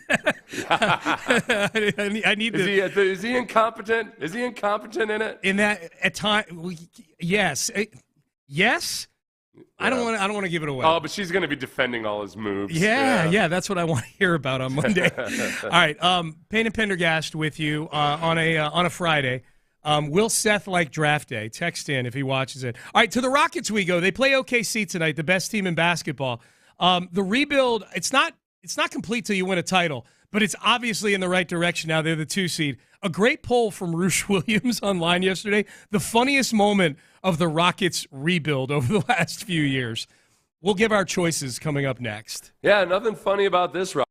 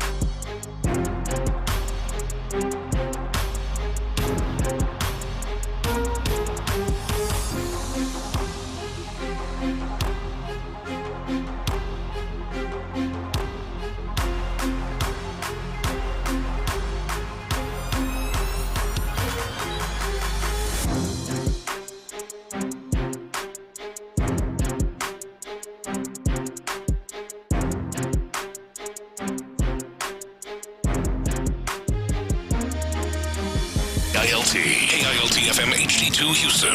Insider access. Exclusive content. Sports Radio 610. The Texans play here. An Odyssey sports station. Sports Radio 610 presents Payne and Pendergast. People are very split on whether or not Seth would like the movie Draft Day. We'll get to the text page in just a second. I thought they were split on my opinion about toes out on deadlift or squat. That's a very divisive topic. So I figured the text line would have said, Seth, what the hell are you talking about? I did get a couple texts of people that are now a little self-conscious about their duck feet after we talked about it. But don't be. I was trying to build them up. Yeah. I was telling them that they're a disenfranchised class. They need to stand up for themselves on their duck feet instead of having me do it for them. I don't think they realized they were disenfranchised. I think they're like, we were? Now I have to be really? mad They didn't about realize this. people were talking about them? Yeah. They admire and are thankful, a lot of gratitude that you are sticking up for them. But yes, the duck-feeted people. Yeah, people are talking. I feel like definitely with prospects. With offensive line, we were talking about Donovan Jackson, who's kind of duck-footed. They'll say slew-footed too. That's another one. Oh. I don't know what it is, but I'm sure it's somehow bigoted. It's probably it's probably rooted in something. But it's they act like he's kind of duck-footed. Okay. And I'm like, okay, so what's the drawback? Looks like a duck when he walks. Like, all right, but tell me how that affects us, because he looks like a duck, and ducks can't run for crap. Those people. Basically. Pretty much. All right, so Roosh Williams put up a poll. Roosh does a lot of basketball content online, Rockets-related stuff, and put up a poll. And, Seth, I don't know if you've looked at this poll yet, but it's this particular poll, it's not so much about the results. Yeah. It's about reveling in the fact that we no longer live in this era when these things happened. Mm-hmm. And I've looked at the options because you had written them down, but I didn't. I wanted to guess on who's winning the poll. Which one won it? Yeah. All right. So here are the options, and the question is, what is the funniest moment of the Rockets rebuild? And here are the four choices. And there's at least one or two of these. I'm like, oh my God, I forgot that happened. Kevin Porter Jr. leaving at halftime of a game. Like, just not, he was equal on this. He was not happy with the fact that John Lucas got up in his face. Yeah, that's right. Yeah. But that's what John Lucas does. He gets up in people's faces. So Kevin Porter Jr. just get up and out of there. He just left Toyota Center at halftime of a game. Just left the game. Just left. Yeah. Just completely left the arena. Yeah. So that's choice number one. Man, that reminded me of Christian Wood, too, because I remember those two got in trouble kind of together at about that time. Kevin Porter Jr. Christian Wood might be my least favorite Rocket player of all time. I hated Christian Wood. They were both suspended the same day. Yeah. And it was around the same game, was it not? It was. I think Christian Wood probably, I don't know, may have gotten into an argument with somebody or whatever. Conduct detrimental is what they usually call something like that. He pouted over Silas. He pouted over Silas's punishment for him failing to show up for the team's daily COVID testing, which caused the team's shoot-around to be delayed. Okay. So apparently he was punished somehow. He was benched, and then he pouted, and then later, like he didn't want to check into the game when Silas called. That's what it earlier. was. He was reluctant to even go into the game. Yep. So you had two guys in one game just either leave the facility or be reluctant to play. Yes. Like, hey, Christian Wood only plays when Christian Wood's ready to play. Silas did not command the room, man. He just did not. That's number one. Number two, speaking of Steven Silas, and we've got the audio for this, after a loss, a 140-120 loss to the Sacramento Kings on February 6, 2023, this was Steven Silas in the post. Giving effort on the defensive end. They're not getting after it like they're supposed to. They're not getting into their man and fighting over and helping each other. They're not doing what they're supposed to do. Okay, at that point, we were 3 years into the Steven Silas era, and I did find that funny. It just felt way too much. Like, man, Silas is trying to do something. Where was this 2 years ago? Yeah, that kind of fire. When it didn't, in the moment, it didn't. Was there a single person that believed that Paul Silas was genuinely that angry or perturbed? I think to his credit, he's even Steven, which is an admirable thing to be. Yes. Don't try to. It was like it was almost. like Brian Kelly has that D-bag side to him, but it was obvious that one time last year when he pounded the table that, like, all right, Brian Kelly, like, this is contrived. You're going a little too far. Very much so. Number 3, funniest moments of the Rockets rebuild. Bruno Fernando starting a game, the season opener in Steven Silas's last year. Bruno Fernando started at center over Alperen Şengün. Well, you got to see what you got in him. In year, what was that? Probably Şengün's second year. Yeah. Boy, that got Rocket fans, especially Şengün fans, pissed on opening night that year. Like, this is with Şengün. It's always interesting to try to gauge exactly what the entire fan base feels about anything, because there's a national pride side to it of the Turkish fans that are gonna go in, and you're always like, okay, well, wait a second, all right, which part of this is the Turkish people sticking up for a countryman versus the average Rockets fan? Yep. Yeah. Number 4 on the list. Roosh just puts Gary Bird. Remember Garrison Matthews, that stretch he had where Craig Ackerman would scream, Gary Bird! He'd hit a three-pointer, and turns out Garrison Matthews. And he got a contract, like not a big one, but a little, like a decent amount of money. Money that if you're smart with, you should be okay. All right, so if I have to vote between these 4, the one that sticks the most out in my mind was the Porter Jr. leaving the game at halftime. Okay. But I'm wondering if, like, it's framed, what was the funniest moment? Funniest moment, that's right. Yeah. And so I wonder if people answer it that way, they probably, the Porter Jr. was the moment where it felt like what the hell are we doing here? Well, and that was early on. That was like a year before all this other stuff too. Yeah. The Porter Jr. thing was not funny. That was like, okay, this thing's a mess. Like, this is a dumpster fire right now. I'm going to say the funniest one was just the visual for me of Silas banging the table in frustration. Yes. I feel bad because I like him a lot. It's just it was a mismatch. He was brought in to coach James Harden and Russell Westbrook, and he winds up coaching Jalen Green and Alperen Şengün and Gary Bird. All right, Seth was correct. Now, do you care to guess the percentage? Yeah, it was in a field of 4. That's a difficult one. Yep. I'm going to guess that Silas won pretty healthily, so I'll say 43%. 36%. Okay, no ding there. No ding. In fact, you get a buzz for that one. Sorry. What was the lowest? The lowest was Gary Bird, and if I had to guess, if I thought long enough, I could probably find one funnier than that. Gary Bird got 11%. KPJ leaving at halftime, 21%. It was really close between Silas banging the table and Bruno Fernando starting at center in the opener in 2023 or 2022-23 over Alperen Şengün, but 35%. 35% for Steven Silas. The weakness of Gary Bird is that it's not a specific moment. So its weakness as an option here was instead of a specific moment, it was the Gary Bird era that people found funny. Yep. So there you go. The funniest. Now, you ask an interesting question. What if we were to put together the same poll for the Texans? This is a good text page question. If you were putting that same poll together, because the Texans and the Rockets, as we pointed out many times, kind of have run in tandem with their rebuilds here. From the marquee player on the team demanding a trade in the same week to the hiring of various coaches along the way where we're like, all right, this ain't going to work out, to the hiring of 2 coaches now who I think people feel very bullish on, to finding your franchise, your future sort of foundational guys for both teams. Very similar, but if you had to put this same poll together, funniest moments of the Texans rebuild.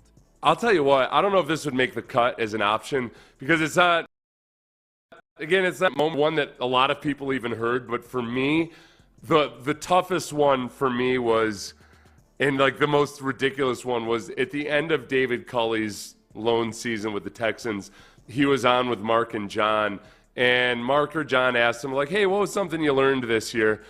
And he said, this is a man who had been in the NFL for multiple decades, remember. He said he learned that sometimes when things aren't going well offensively, you can speed up the tempo to get things moving. And it was like it was a brand new concept to him that had never been. And I'm like, this is this is what this guy was coaching. He was a head coach of an NFL team for an entire year. And it wasn't just that, like, oh, wow, we should have been utilizing that more effectively or whatever. It was a brand new and novel concept to him that teams might go up-tempo to try to get things going. Seth. It would be like a basketball coach, 55, 60 years old, saying, hey, you know what? Sometimes when things aren't going well, just try to get some layups. Yeah, or you know what? I'd never heard that or before. You know what? We decided sometimes we need to slow the other team down. You can go zone. I didn't know you could go zone. You can play zone defense. Here's the scary thing about that. You know what his title was with the Ravens the year before he got the Texans head coaching job? His assistant head coach and pass game coordinator. Assistant head coach and passing game coordinator. Yeah, and wide receivers coach. He was the passing game coordinator for a team that was just a passing. Well, but you would think a passing game coordinator would know something about changing tempos. Yeah. That's my point. Yeah. So that's, I would say, look, if I had to put this poll together for the Texans, you could go almost all Culley on that, the funniest moments of we're talking funniest moments of the Texans rebuild. I would say when David Culley said that I took this job because it was. I took this job simply because there's 32 of these in this league. Ben was on it, man. I didn't even have to say anything to Ben. that was because we were at a point with the Texans that it was like we were so far down the rabbit hole of absurdity at that point. Yeah. That like all you could do about the Culley, we knew we were in for a rebuild. So all you could do was laugh, and you could tell from 2 questions in that David Culley was not going to be the head coach of this team when it turned around at some point. That was I remember that very well, and I would have to vote for that one because it was also my favorite moment in the history of me doing radio. Was when the analogy I made was, it's like telling your wife that you married her because she has all the holes you like. Yeah, that's a yes. You got yeah. She a female. Yeah, why'd you marry her? She a female. Yeah, she a female, and she accepted the offer. Mm-hmm. So good enough for me. Yep. Happy Valentine's Day. If I didn't want to pile on David Culley, I would say when Lovie Smith started to get chippy with the media during his 1 year there, like when he started to get a little surly. Although every time Lovie Smith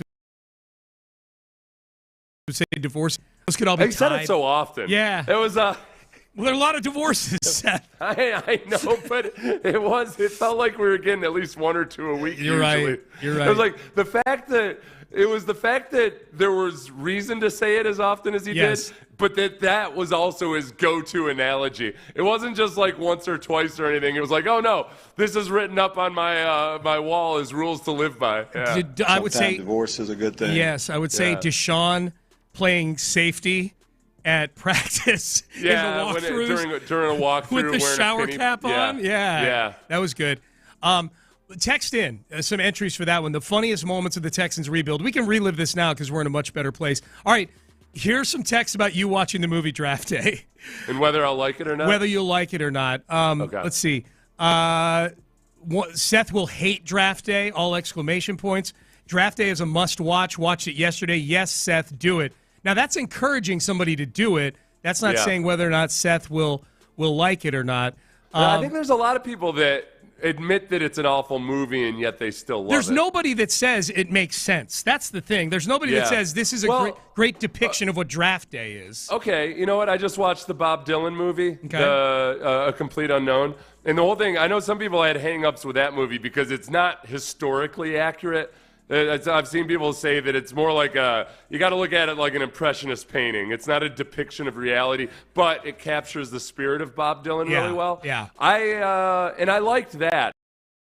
I thought even as I've watched so many damn Bob Dylan documentaries, I was annoying myself as I went through it and being like, well, that didn't actually happen that way. But I did enjoy the movie. Okay. So if I can look at Draft Day is an impressionist painting. Yeah. And that, there's truths here, even though the facts and even though the details might be a little screwy, that it's still a good movie. I'll see if I can watch it through that filter. The thing with Draft Day is there's just a few things where you go, that would never happen. That it's not done that way. But there's enough, you're right, there's enough of it where it's still enjoyable. I think for people who like it, that's a great, I think the people who like it look at it the way you look at that Dylan movie. I think that's a good analogy. I watch Draft Day. These are texts. Jim Adler, the Texas Hammer text line. I watch it every week before the draft. I think Seth will both love and hate it. Yeah. Now, Garrett, the web guy, I think captured it perfectly, who texts us frequently during the show. Loyal listener, former coworker. We love Garrett. I think this is perfect. He says Seth is going to hate that he was entertained by Draft Day. Okay. Yeah. It'd be like a guilty pleasure. It's a total guilty pleasure, dude. It is a guilty. It is as guilty a pleasure as there is movie-wise. Text message. I love that movie. It's so absurd. And they make Jacksonville and their new GM look so dumb. That is true. There's a hotshot young GM that works for the Jags in that movie, Seth. That could it be like the Magnificent Gladstone? A little bit. This guy, the Magnificent Gladstone, at least appears to be empirically intelligent. Yeah. This kid they hired in Jacksonville in the movie is a nervous dope. It's awesome. I'm gonna watch Draft Day. Okay. I'll give a review, and I'll also do a TikTok movie review. Okay, good. That's what I want to be in life, really. That's what I dream of being when I grow up, is a TikTok movie reviewer. So I'll do one of Draft Day. It'll be a good transition. I'll do sports movies at first, and then I'll move into arcane art films. Yes. Yes. It'll be good because at least, and I think you get the analogies already. Like, if you've heard enough people make the analogies, and you just know, having not even watched the movie, but you'll understand about the legend of Bo Callahan now. And I will. Yeah, no, I vaguely get it, but okay. You watch the movie. Now, it does get a little uncomfortable because you know who plays Bo Callahan's agent in the movie? Diddy. Oh. Yeah. Oh, that's interesting, too. Watching it now, after a lot of things have happened with the actors in the movie, like Jennifer Garner. Yeah.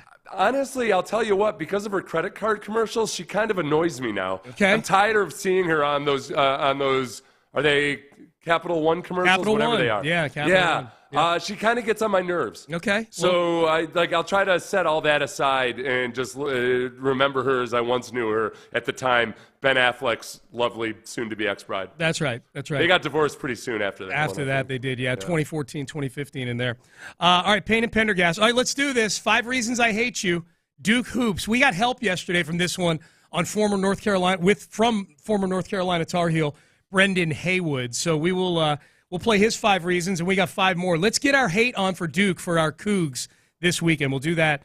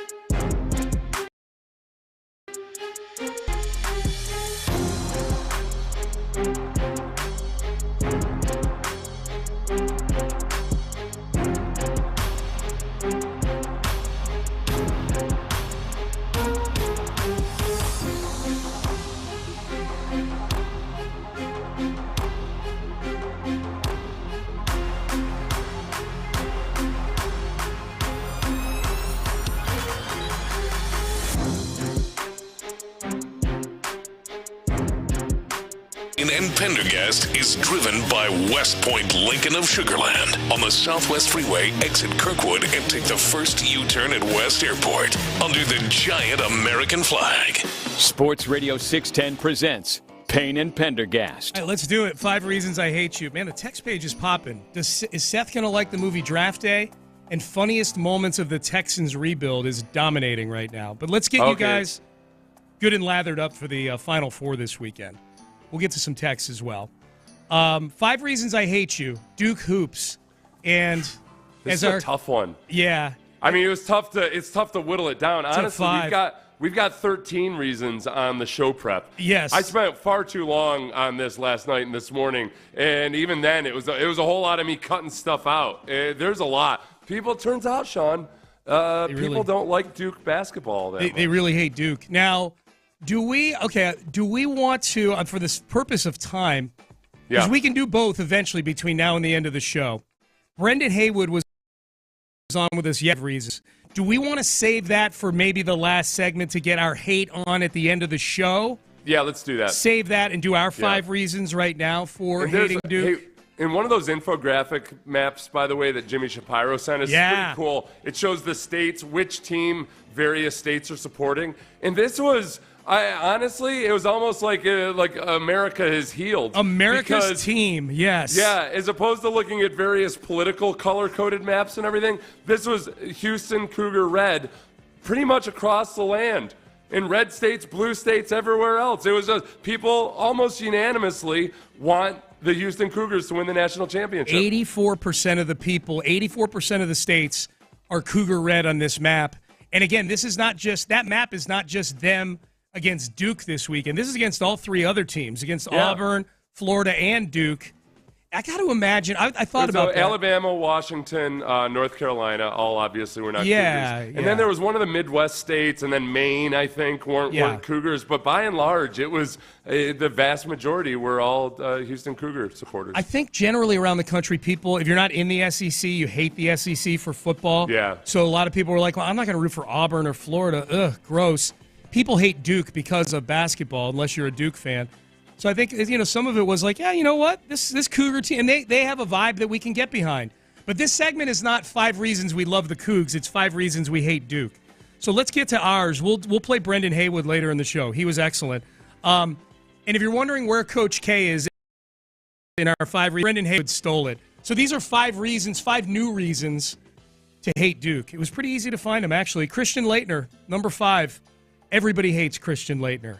Yeah. Everybody hates. I think that was the name of the 30 for 30, right, Ben? Everybody hates Christian Laettner was the name of the 30 for 30 about those Duke basketball teams. Yeah, and they came up with a bunch of reasons in that documentary to not hate Christian Laettner, but none of them could counteract his eminently punchable face. Yes, that was. I'm gonna have to go back and do a Google word search history on punchable face.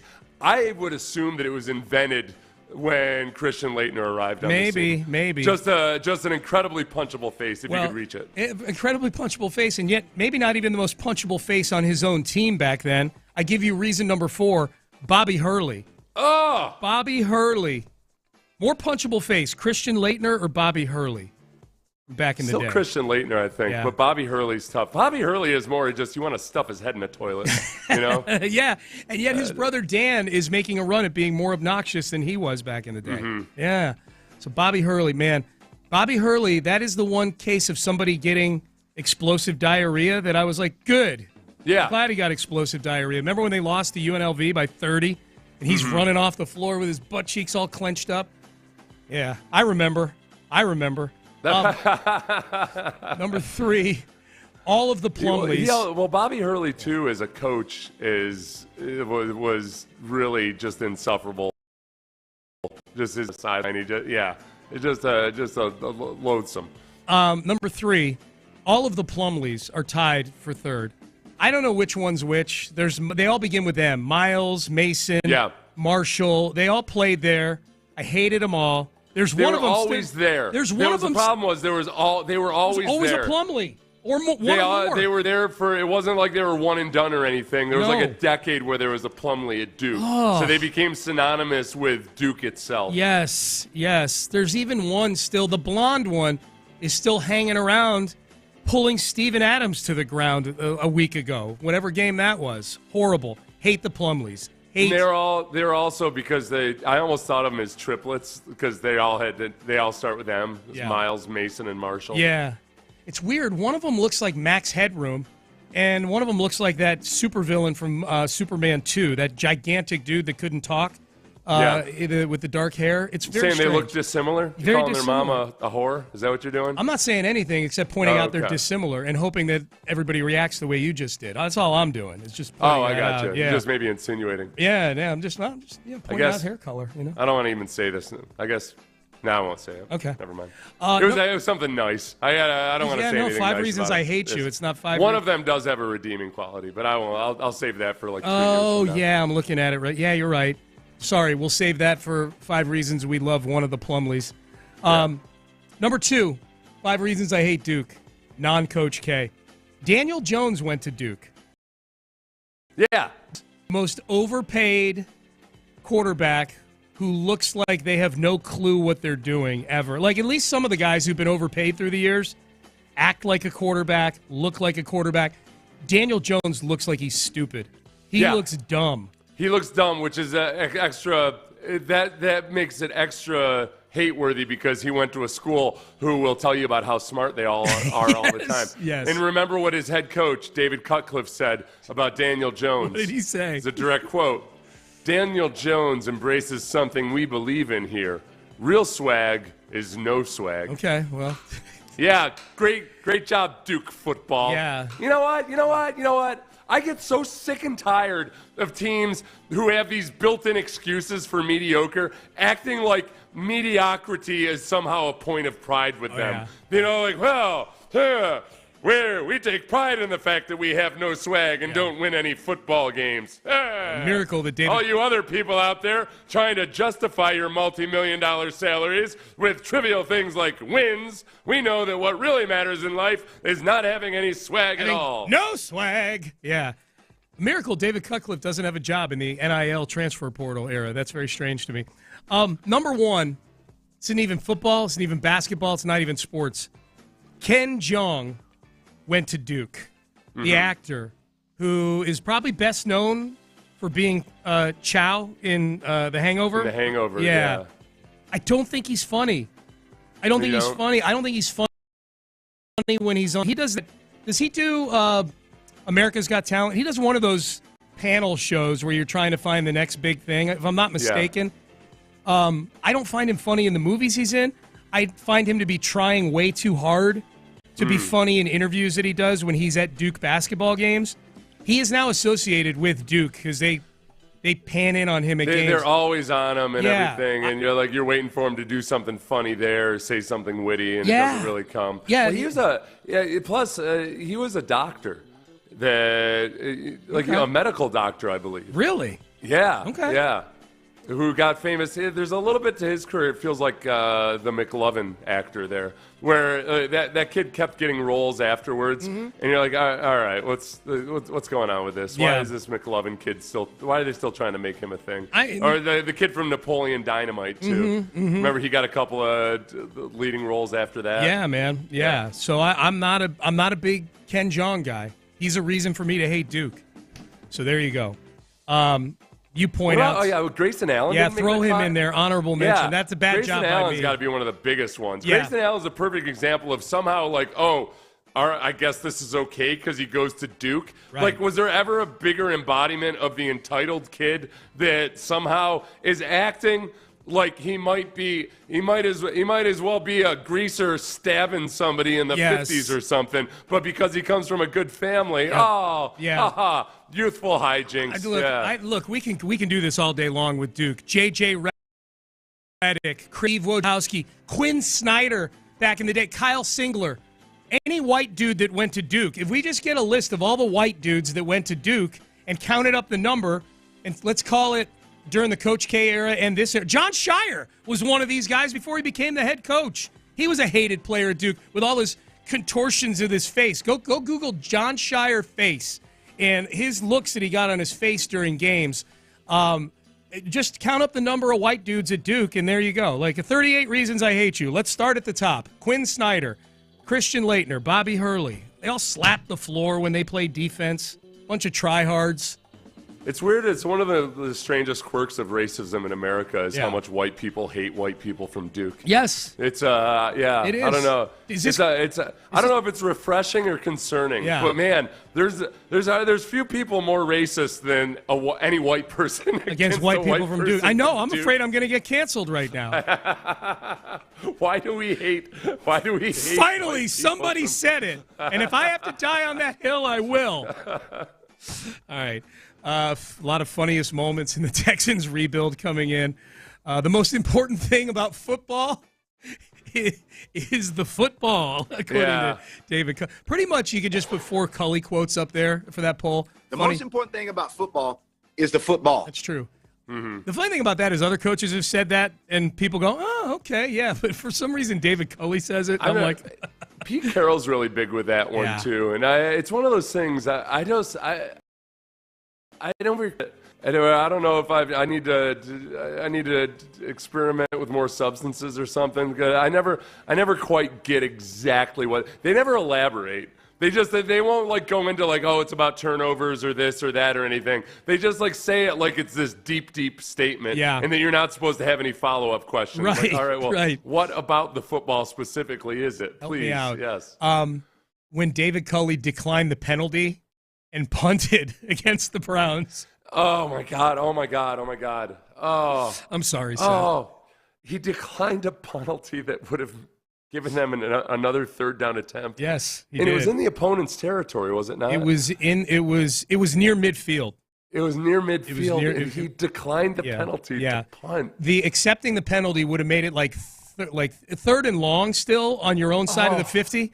But unless you think you're throwing an interception on that play, then you shouldn't decline. It was one of the weirdest, dumbest things ever. Yep. All right. And you know what? Actually, in the opponent's territory, it might have made some sense if you're like, all right, well, statistically. No, it didn't. Made no sense. No. Made no sense. All right. Payne and Pendergast, take a Mania at the top of the hour. Can somebody take down Cataldi in the worst take of the week contest? Up next, we did a little anonymous executive yesterday for the Texans. There is one thing that anonymous executives are saying about one team and one college player that I think is really stupid. Fire all these executives that say this. I will tell you what it is. So that's one thing you don't want anonymous executives chattering about. You don't want to.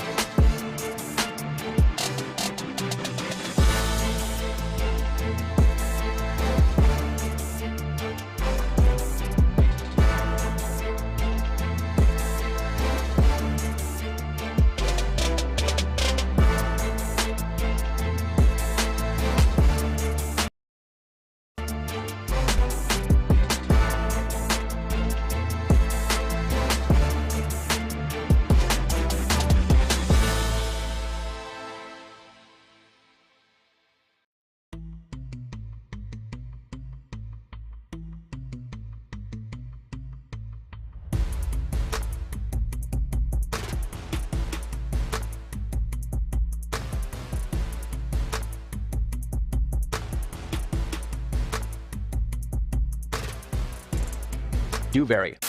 Live from the Mokaram Injury Lawyers Studios, Sports Radio 610 presents Payne and Pendergast. Okay, couple clarifications here. The Masked Singer is the show that Ken Jeong is part of the panel. I knew it was something. I can picture him sitting. Someone says, if you don't think he's funny in The Hangover, you just have a lame sense of humor. I didn't say that. I think he is funny in The Hangover. I don't think he is personally funny. Like, he gets treated like a stand-up comic. You know what I mean? Like, he gets treated like this is somebody we can go to and interview during a game, and we're just going to get some funny viral clips, and I just don't see it. I don't think you had to clarify that. That was for somebody I did. Skills. This guy right here I had to, So there you go. All right. We will do another 5 Reasons I Hate You in the last segment of the show, but it will be that of Brendan Haywood, former North Carolina Tar Heel center who came on with us yesterday. He had some good thoughts on the Cougs, too. We'll devote the last segment of the show since we're kind of getting ready for the Final Four, which you can hear right here on Sports Radio 610. You can hear Sports Radio 610, 7:49 p.m. tip on Saturday. What annoys me about Duke the most this year is that they seem to have a lot of those same issues, and their fans are just as annoying as they've ever been, and yet without a single identifiable guy that you really, really hate. Cooper Flagg doesn't really irk me all that much, but that they're living on the fumes of the legacy of the Coach K era. Yeah, I can see that. Because Shire is a Coach K disciple. He's a direct descendant of the Coach K era. I haven't had really a chance to hate Cooper Flagg much, only because I don't watch a bleep ton of regular season basketball, so I haven't been able to dig in. What I've watched from him in the tournament, I actually like. I like the way he plays. He's gonna be the number 1 pick in the draft. He plays really well at both ends of the floor. I hope he sucks tomorrow. I will say that. Okay, we did some anonymous executive stuff yesterday, Seth. Mike Sando of The Athletic had anonymous executive quotes from folks commenting about each of the AFC teams' off seasons. Seemed like the quotes were pretty positive about the Texans stuff. There's a little, some anonymous executives from around the league, a little up in the air about what they're doing with the offensive line. There was another team, though, when I read the anonymous executive quotes, that got very frustrating to me. And it was about Cleveland, and it has zero to do with Deshaun Watson. Let me preface that right now. It has nothing to do with Deshaun Watson. It's the contention that these are executives that are in Cleveland should tank. Like the concept of an NFL team, other teams talking about NFL teams. I don't think teams tank in the NFL. I just don't. But that they would tank for Arch Manning, who has thrown a total of 95 passes at the collegiate level. The treatment of Arch Manning, that he is definitely going to be somebody that's viewed as a generational, that's going to be a generational talent that teams should just torpedo a season for, is mind-blowing to me based on the complete lack of body of work that we have at the college level. Again, he's thrown 95 passes at the college level. There's Big 12 quarterbacks that throw that in 2 weeks. Right. Yeah, that somehow you would tank for Arch Manning just because his last name is Manning. Yeah, here are the quotes. It's such a weak quarterback draft and free agency class at the quarterback position, one executive said. Is there a temptation to suck for Arch Manning? End quote. And that's an executive, an unnamed executive, who maybe he's an executive on the business side of things or something, and he just knows Arch Manning's name. There's 2 more quotes. If I'm Cleveland and I don't love Shedeur Sanders at pick number 2, I have a 2-time Coach of the Year, a GM that just got a second contract. So could that regime possibly survive a worse team in the league season to get Arch Manning next year? So this is another exec who's already anointing Arch Manning. Third one here. You're not guaranteed Arch Manning is going to come out, and that's another thing. Or that he will agree to go to Cleveland. So my guess is that Cleveland drafts a quarterback this year. If you were tanking, I don't know why you would give Myles Garrett all that money. End quote. Exactly. Cleveland is still trying. They're trying to come up with a solution to win football games this year. Yeah, they're definitely not in a position to. There's nobody in that organization on the football side of things that feels like, oh yeah, this is where the magic kicks in. I can this is where the grand plan This is where the grand plan really rolls, is when in year, however long Andrew Barry's been there. Has it been 5-6 years now, the GM? At least, yeah. Year 6 is when we planned on tanking. Yes. You're cool, right? You're cool, Mr. Haslam. You'd never fire me, right? Right. Yeah, I don't know. Like, if you just, like, Arch is one of 4 or 5 guys right now that might end up being the top guy. You got Malachi Nelson, you got Lenoris Sellers, the kid from Tennessee. Yeah, the kid with the long name from Tennessee. Lama Leava, do I pronounce that right? Yeah. All right. So I wonder if some of this was, I wonder if that was Mike Sando specifically asking those guys a question about Arch Manning. Okay. Because look, Mike Sando's a writer, and he knows the clicks are going to be a lot higher in any article or any quote that involves Arch Manning. So I think it might be as simple as that. Okay. For that many guys to bring up Arch Manning, I feel like they were answering a question specifically about Arch Manning. Oh, okay. Did he put it in the article exactly what question they were responding to? No, not that I saw. I've only got the quotes in front of me here. I didn't even think about that. That's actually a good point. I think the broader point, the third executive put up 2 things that the other 2 did not, that I think are very good points about Arch Manning. I think the bad points people are making about Arch Manning is that he should already be considered the number 1 pick when he's hardly played any college football. The good points about Arch Manning is, look, he might not even come out after his junior year. You know, he played a little bit in 2023, played a little more in 2024. He's going to be the starting quarterback in 2025. I'll point out that both of his uncles who played quarterback in college football, both stayed all 4 years.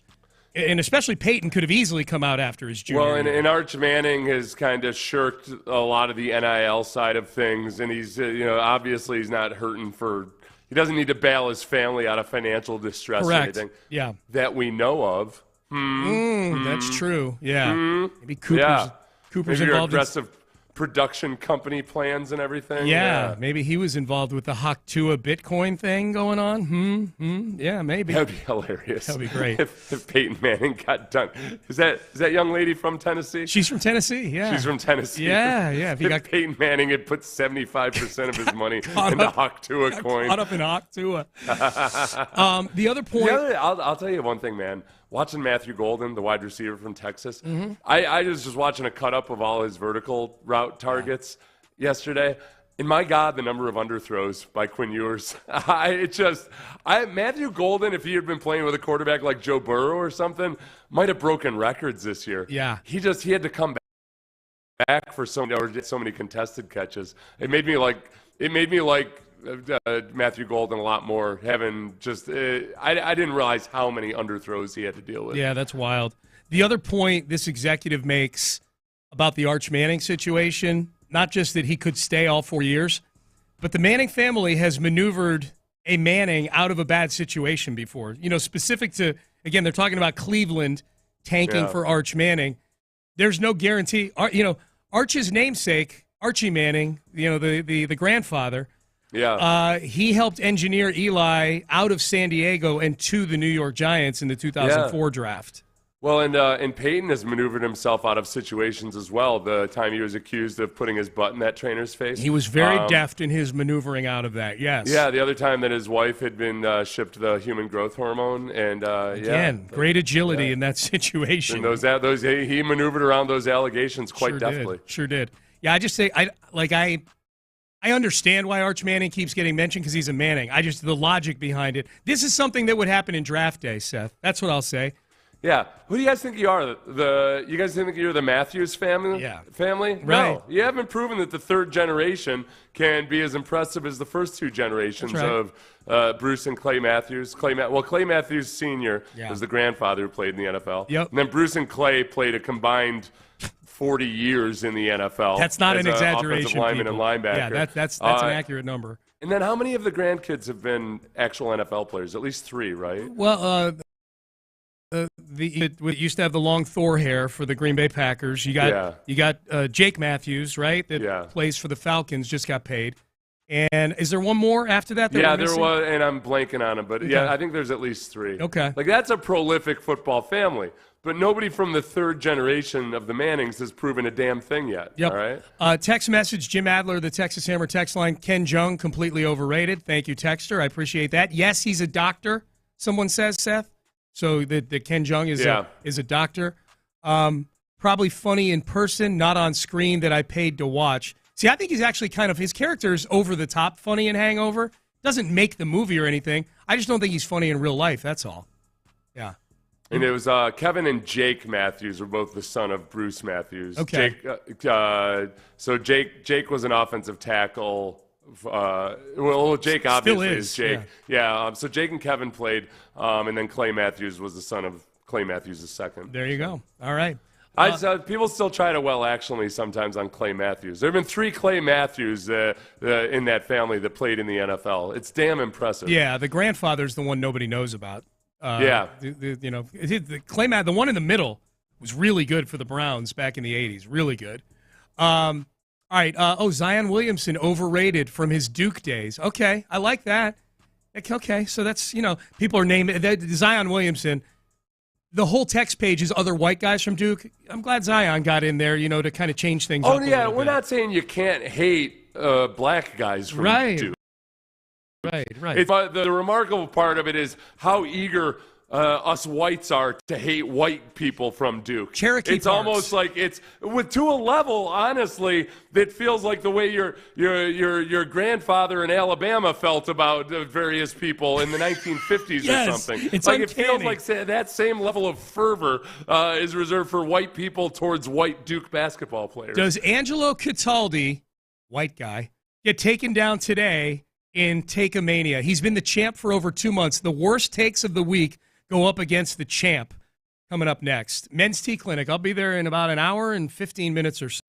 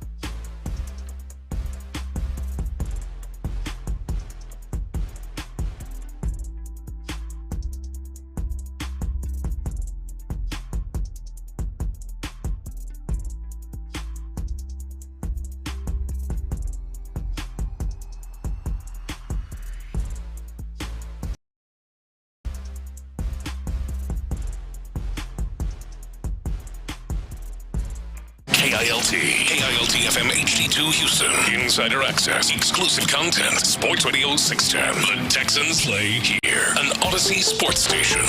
Sports Radio 610 presents Payne and Pendergast. All right, every Friday at this time, we recap the bad takes of the week.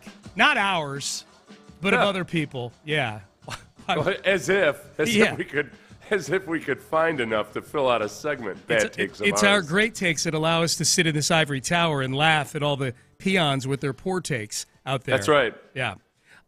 So we do this every Friday at 9 o'clock. We call it Take a Mania because we have a champ who's got the belt, and he's had the belt for a long time. This guy is having a major title run with this strap right now. Angelo Cataldi, former Philadelphia radio host. Ben, do we have the abridged version of this with the only part we need is about the last 30 seconds or so? As long as we get the final line in, people will understand why Angelo Cataldi has held this belt for as long as he has with what was the worst take of the week 2 months ago. But there have been some formidable challengers the last few weeks. Seth is the ultimate judge on this. I'm just the booker. I just bring, I'm just the talent scout. I find the talent. Seth books the matches here and decides who wins and who loses. That's why I'm going to give the final judgment on Draft Day, the movie, this weekend. That's right. As well. Yes. Judge and Sean just admires and respects my critical eye for these things. On everything, yes.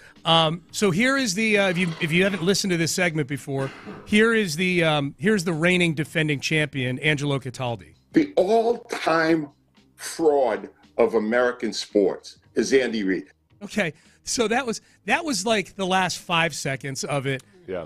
Not just saying he's overrated, but the all-time fraud in American sports is Andy Reid's reputation. As a coach. It's like a minute-long rant that we've played 7-8 straight weeks now. We want to make sure we get to the other ones. His take is that Andy Reid is the all-time fraud in American sports, and he's got a personal axe to grind because he covered Andy Reid in Philadelphia for a number of years. All those things. All right, so here are the challengers, Seth, 1 through 4. I'm going to start with Emmanuel Acho of FS1. He's on one of the debate shows on there. And he had this take about why the Tennessee Titans should draft Shedeur Sanders with the number 1 overall pick. I'm taking Shedeur Sanders. We all say Shedeur Sanders is a winner everywhere he goes. That's not exclusively true. No. Shedeur Sanders and Deion are winners everywhere they go. I would take Shedeur Sanders to make sure that I have the first stab at getting Deion Sanders as my next head coach in Tennessee, assuming Callahan does not work out. The Titans have had 5 head coaches since 2010. You know Deion would inevitably leave Colorado for one reason and one reason only, to coach his son. If you can get Shedeur, who you think you're going to get as the next head coach? And you don't even have to come in here with a whole lot of different leverage and negotiation tactics. Just show a picture of Shedeur doesn't necessarily win everywhere he goes. We don't know that. That's not conclusive information.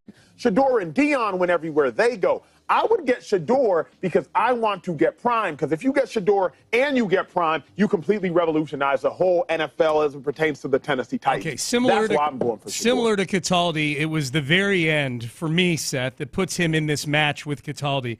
You're gonna revolutionize the NFL with these. Right. Based on the premise that they win everywhere they go. Okay, they wanted. It was impressive what he did with Jackson State, but that also included having guys who were Power 5 caliber players, especially Travis Hunter at Jackson State. And then you went to Colorado, and they didn't win championships. They turned the program around. Right. Like, that's impressive. Yeah. But it's not. And then do we not do? Let's spend the next hour and a half going over the coaches and players who won everywhere they went in high school and college, and then didn't translate to the NFL. You know why this bothers me the most? Because I had to live through playing professional football in Florida when people were convinced. I had to listen to people on sports radio in Jacksonville say that, hey, Coughlin and Brunell might be all right, but if you get Steve Spurrier and Danny Werfel in here, they've shown what they can do. They've shown what they can do. I don't know. I can't imagine how excited they were about getting Urban Meyer in there because he wins everywhere. He legitimately won everywhere he went. Yes. When Urban Meyer was in college. And turned things around everywhere he went. So it's about turning around Jackson State and turning around Colorado, but not winning at all or anything is somehow evidence that, like, oh, you're going to revolutionize things by going to the NFL. All right. I reject everything about everything he just said. And yet, does he take down Angelo Cataldi for the worst take in Take-A-Mania? Boy, Acho's got a good shot at it. I got to think on this. I got to listen to the other candidates. You got to listen to the other ones. Okay, well, you got to decide now because we need a champ. Okay, so all four of these are getting. I like it when the guy gets the belt, and then he's got to be worse than Acho. Yeah. All right, he's dealing in hypotheticals, and he's getting out way over his skis. Okay. I'd like to revisit this after Shadur's rookie year.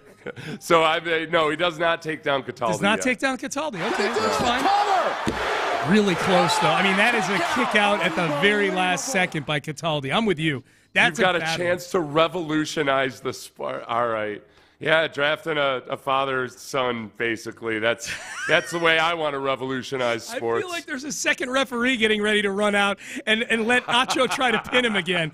I don't know. There's so many things about that little line of reasoning where I'm like, what part of revolutionizing the sport has anybody ever dreamed of, like, oh, nobody's ever thought of this, a father-son duo?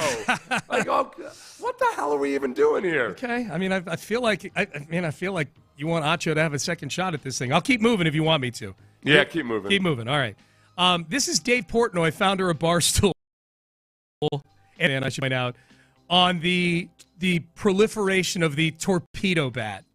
Hundreds of years of baseball. You try a pitcher get the ball in on the hands, that's a good pitch. Anthony Volpe, who stinks and is a Yankee, they said they researched his swing. Guess what? They researched it. They found out he stinks. He keeps hitting the ball on the hands, and they altered the bat. Stuart, you're a soccer guy. What if you have a player of yours who stinks, and every time he kicks it, it's a muffin, right? No speed, no nothing. You develop a cleat, a shoe that has turbo boosters in it. Does that mean he's better? Do you want to keep the game sacred? So this has nothing to do with the Yankees, but we don't need these Godzilla bats infiltrating the national pastime. Now, the delivery is very funny. I will give you that. Godzilla bats is pretty funny. Portnoy's really good. The problem is he's invoking the 100-plus years of baseball, which has included so many changes to bats, over and over again, time and time again.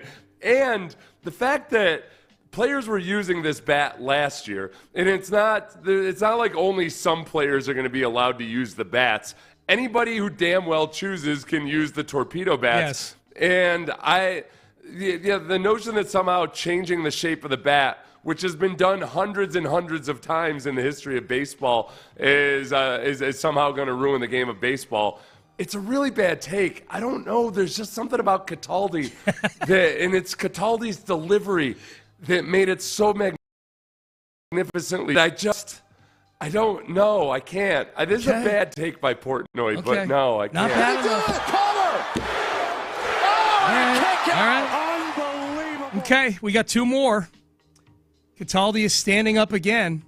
Cataldi is like Seth Payne's Hulk Hogan, man. Seth Payne is Vince McMahon, and Cataldi is Hulk Hogan. And maybe I'm giving too much respect because he's old. Yeah, maybe. All right, last two. Bill Simmons. I think Bill Simmons' voice alone might get Seth to take down the champ. This is Bill Simmons saying that Houston, the Rockets are fun to watch, but they're a move away. I just feel like Houston, when I watch them, as good as the record's been, and I've enjoyed them, and I think they're in the running for League Pass MVPs this year. I feel like they're a year away.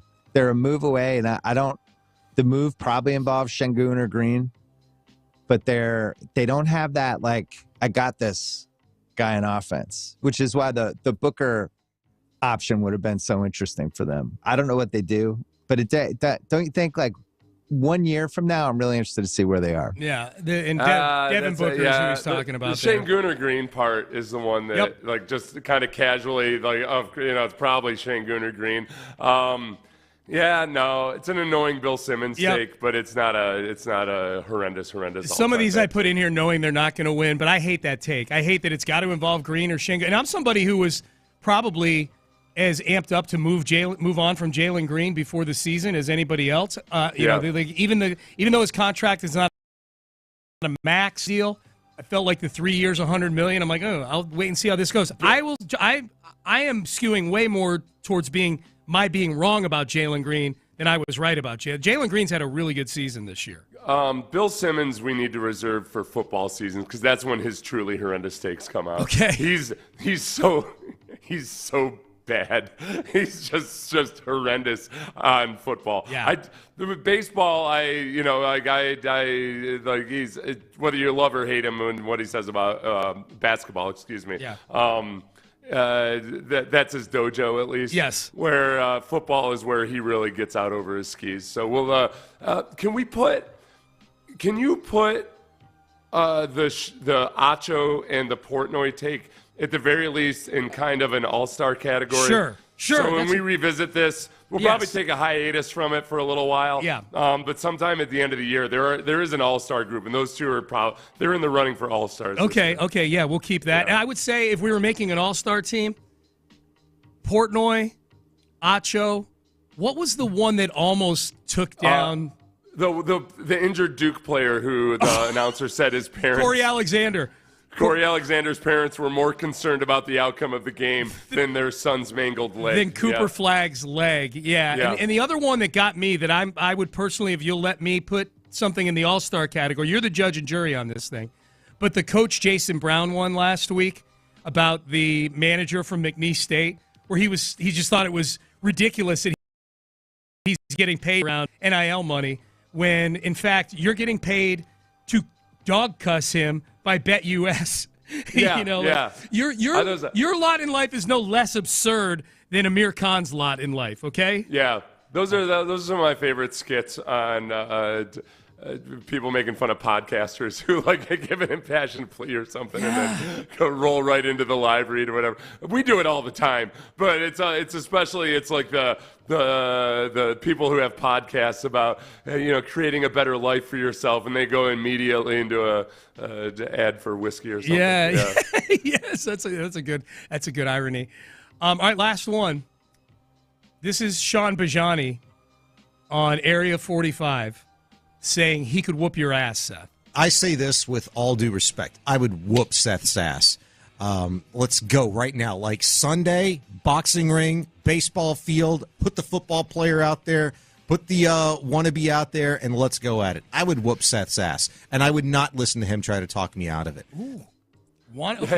Called you a wannabe? Put the football player out there like you're some lumbering. You wouldn't listen to me trying to talk him out of it. That sounds like an episode of Reacher.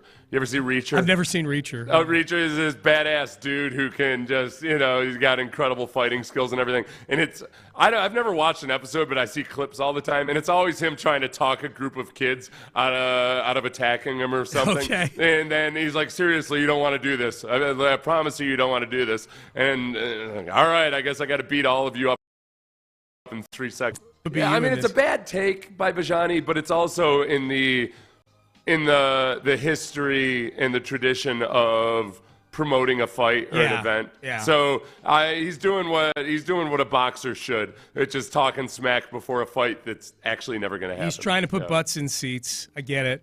Yeah. So the butts in seats for the fight that's never going to happen? Question mark. Yeah, I'm going Reacher on this one. Okay. I'm really gonna. Sean's got a child. He's got a wife who's lovely. He doesn't need this. See, I like that when you go to he's got a family, because that would imply that he's going to suffer some permanent damage. I mean, he honestly could. If he really could. Yeah. I don't want to. I could permanently damage him, and I'm not going to do that. No. Okay. If I do the fight, I'm gonna go Reacher on him. Yeah. Guys, move off of the old man Cataldi. Acho wins. That's a text message to the Jim Adler, the Texas Hammer text line. All right, we might have to do a special rematch next week. Okay, we could. Let me sit and stew on Acho for a while. Stew on Acho this weekend. I'm happy to do a rematch on Monday. We see that happen all the time in wrestling. Where it's an outcome, but it's a sketchy outcome. I don't know. We need a rematch. I'm willing to revisit that on Monday, because we'll talk about this in the next segment. Colorado's Pro Day is today. So who knows, man? Maybe Shedeur does his Pro Day thing and his stock drops. It would make no sense for Tennessee to draft him because he was horrible against against Day. Text message, Portnoy's point isn't even that bad. He's just saying if you hit the ball on the handle, you shouldn't be rewarded for it. I don't know. Well, if you're not rewarded for hitting the ball on the handle.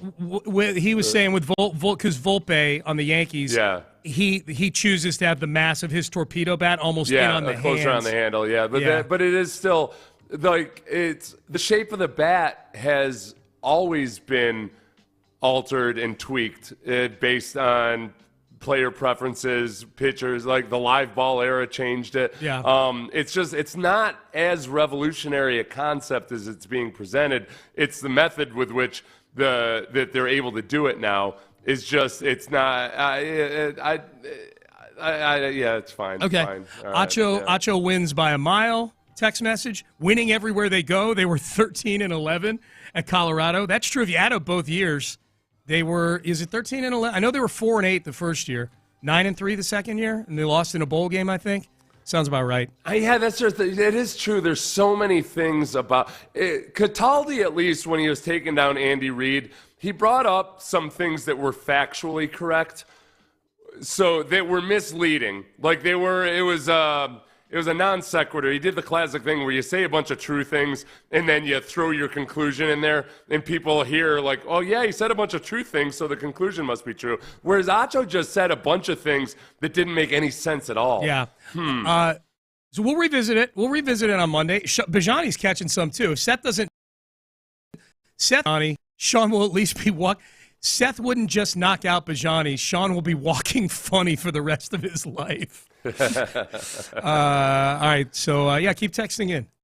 Yeah, Bijani's got nothing to gain from any of this. He just he's a good-looking guy too. Like got a pretty wife. No more after this. Pretty wife, nice kid, nice life. He's got a fun show with Patrick Creighton on weeknights. Why are you picking a fight? Why are you poking the bear, Bijani? And yet way worse than Acho's take. And Cataldi. All right, Payne and Pendergast with you. Hey, Colorado Pro Day today. Seth asked a great question to Nick Caserio yesterday about Travis Hunter.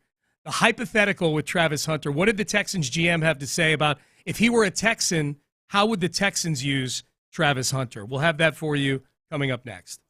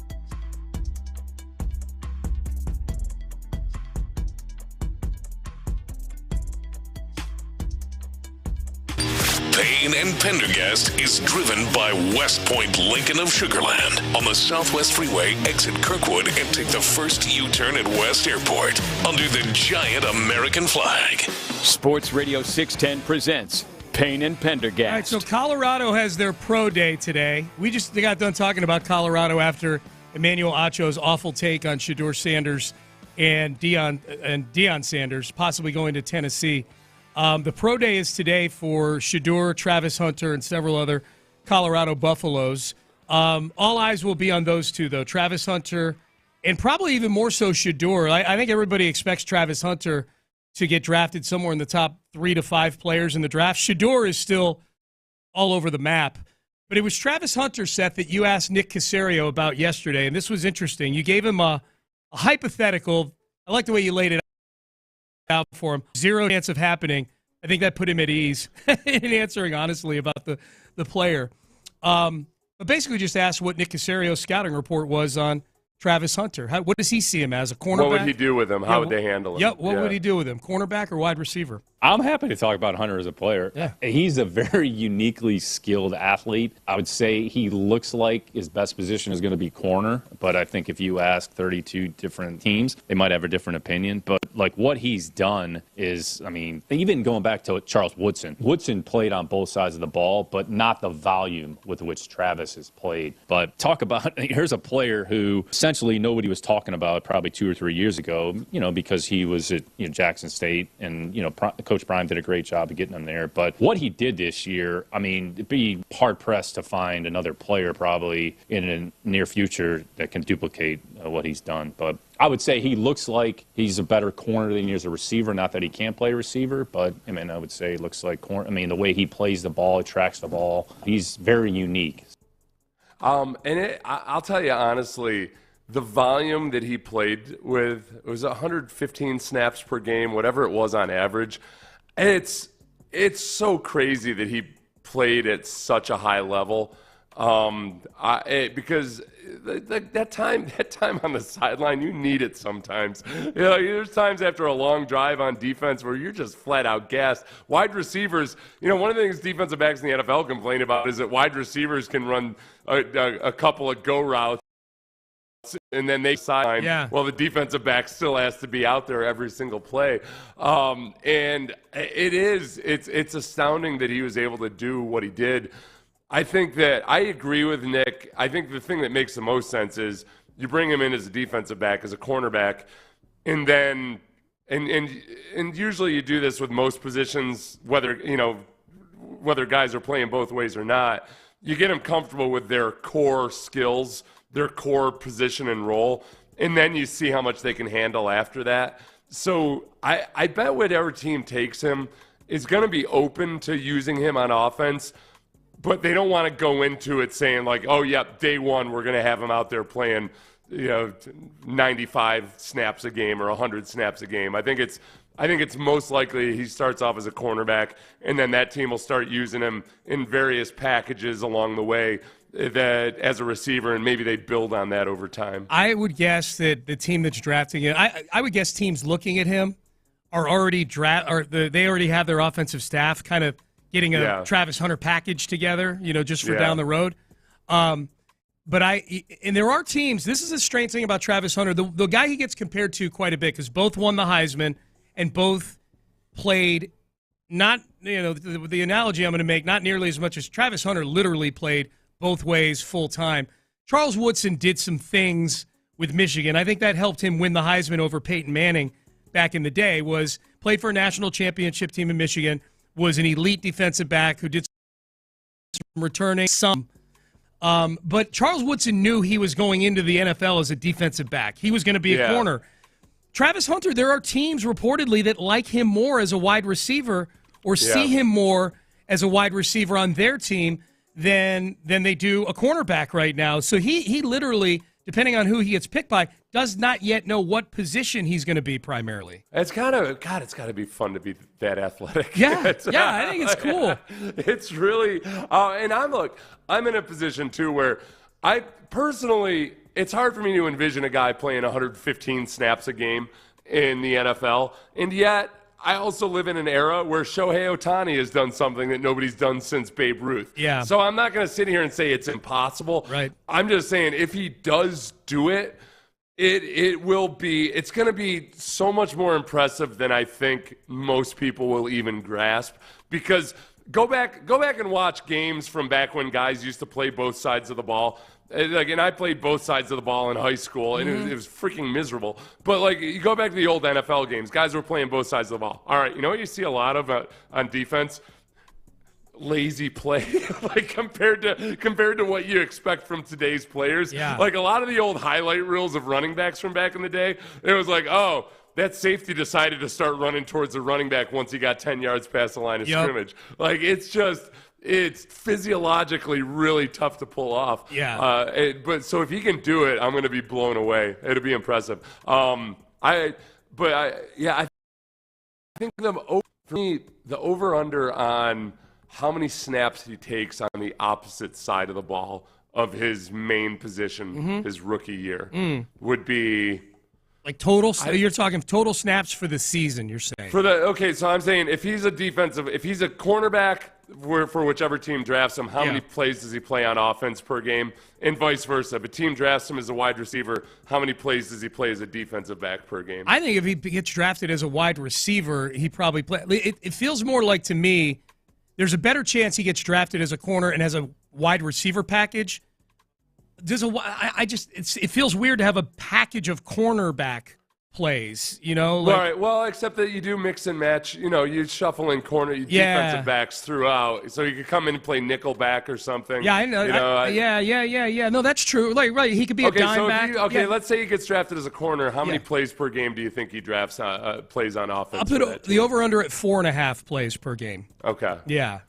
That's in anything more. If you played 10 or 15 snaps a game as a wide receiver, as a rookie, that would be really impressive. Yeah. I think I would take the over. I think that's a good number you put out, and I think I might take the over. I could see that. Now if that's an interesting thing about being a full-time wide receiver and going the other way, because we just haven't heard people talk about that. But there's so many. It seems like the vast majority of teams view him as the other way: full-time corner, part-time wide receiver.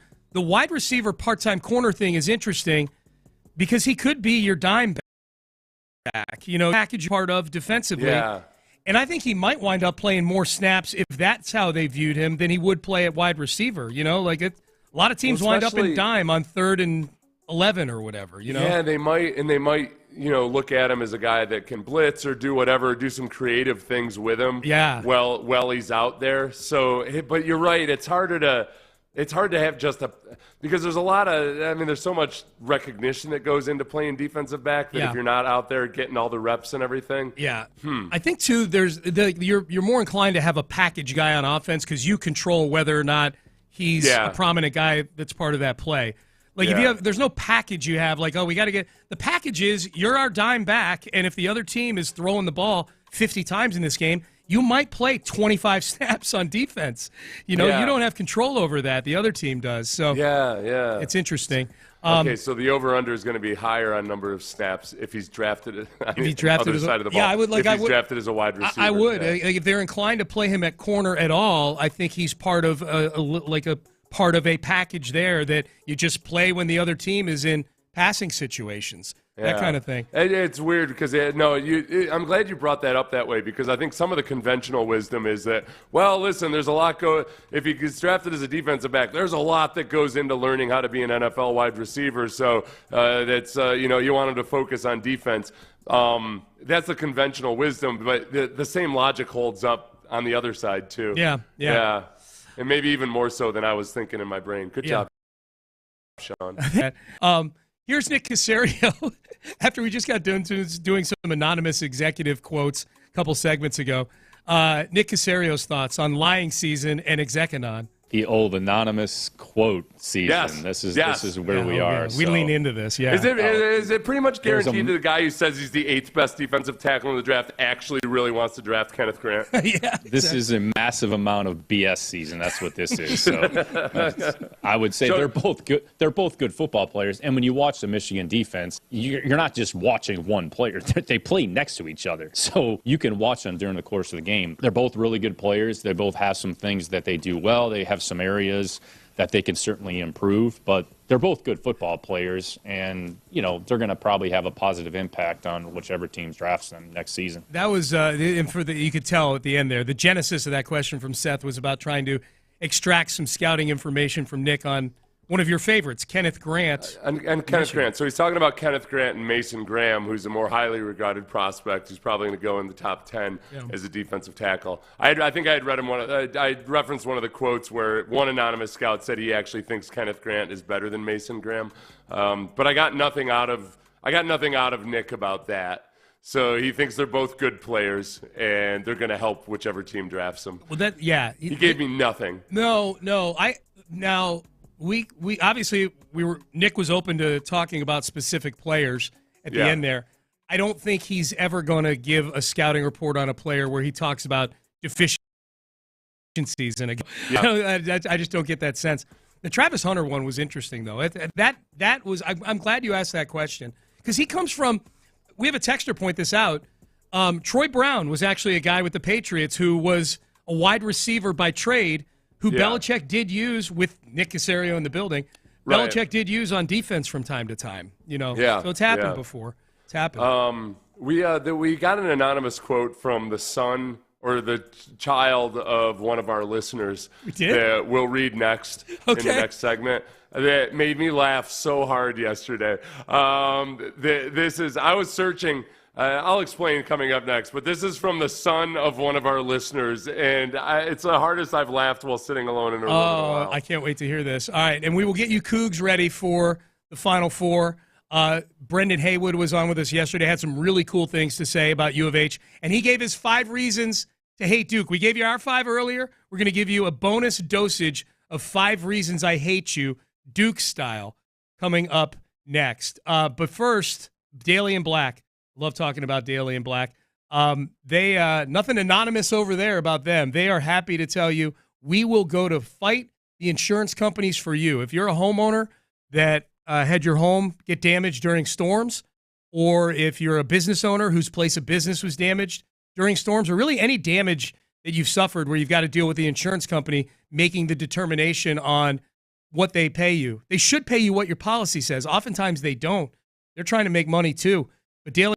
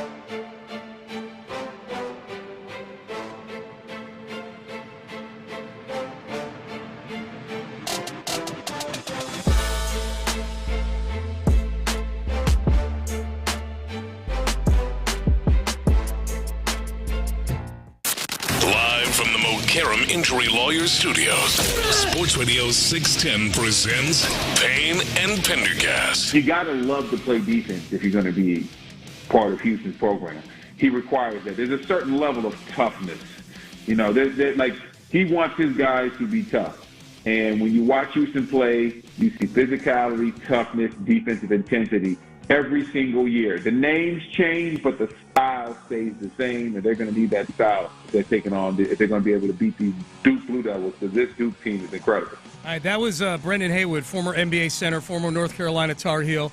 He said yesterday at the outset of our interview with him, he joined us yesterday on the show, that he is a fellow Coug basically this weekend, because as a Tar Heel, he's required to hate Duke. We'll hear the reasons why he hates Duke so much in just a second as we get you ready for the Final Four. You can hear it right here on Sports Radio 610. We'll see in Haywood in a minute. Seth, you had a good tease. So yeah.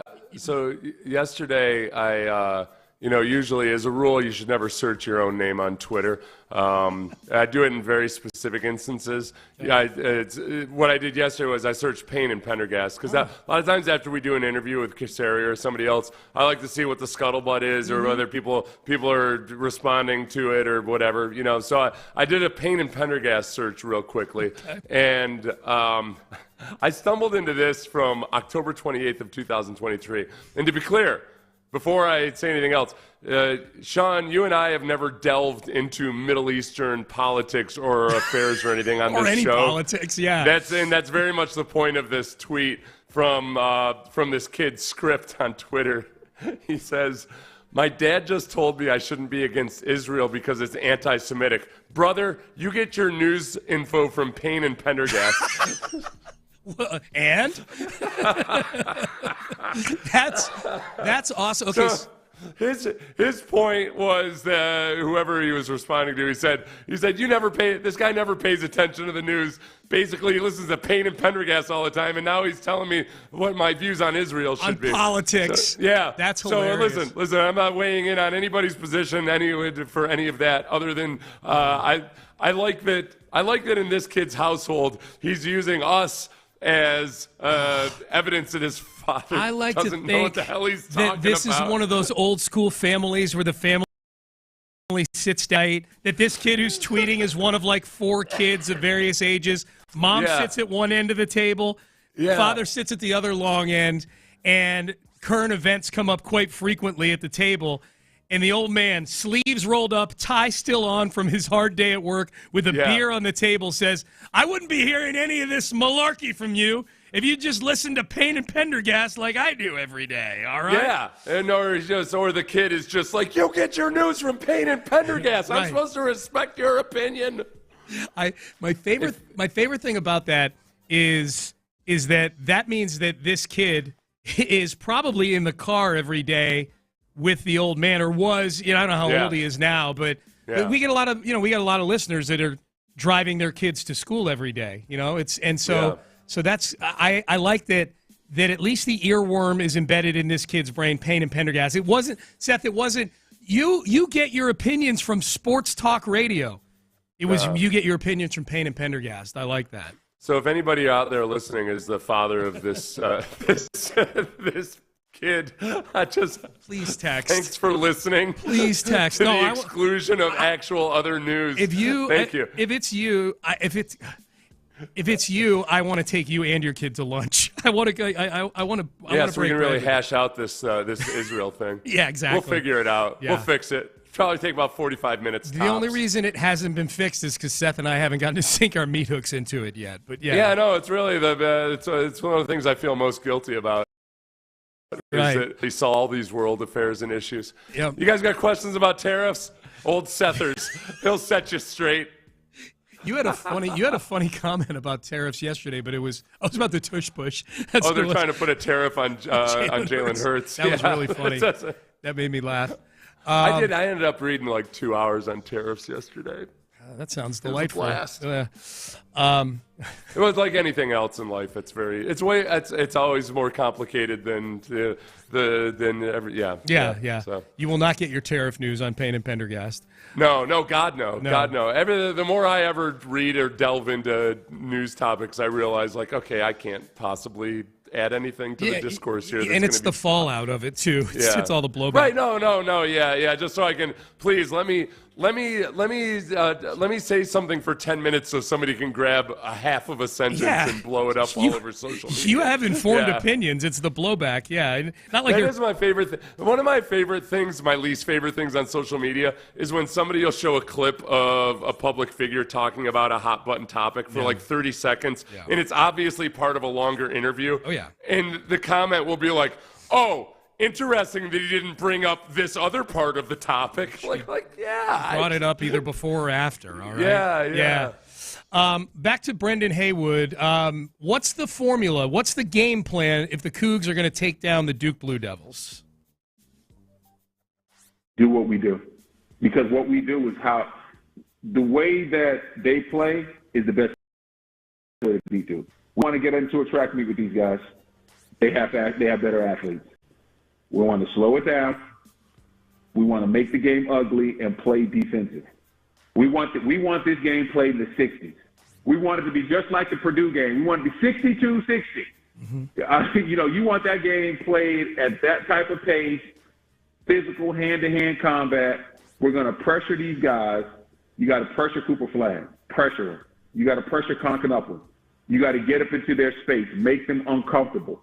And Houston is probably the best team in the Final Four at making people uncomfortable. Duke has not played a top 15 defensive team since December. And that's what's gone into my take is Duke has just not seen any team defensively like this. They've seen good teams, but nobody defensively like this one that they're going to see on Saturday. I love the Cougs plus 4.5. Yeah, and it's not like they'll be unprepared for it or anything. But I think the thing about a Kelvin Sampson team and this team in particular is I have no fear or doubt that they're somehow going to not play their game. Like everything that Byron just said is 100% how I expect them to play. Mm-hmm. That they do what they do. And they're not going to. The moment's not going to be too big for them or anything to where all of a sudden they forget what got them to where they are. And I think it will be played in the 60s. It's just a matter of when it comes down to that final 3 or 4 minutes, really, who breaks first. Yeah, well, and they got shot makers too.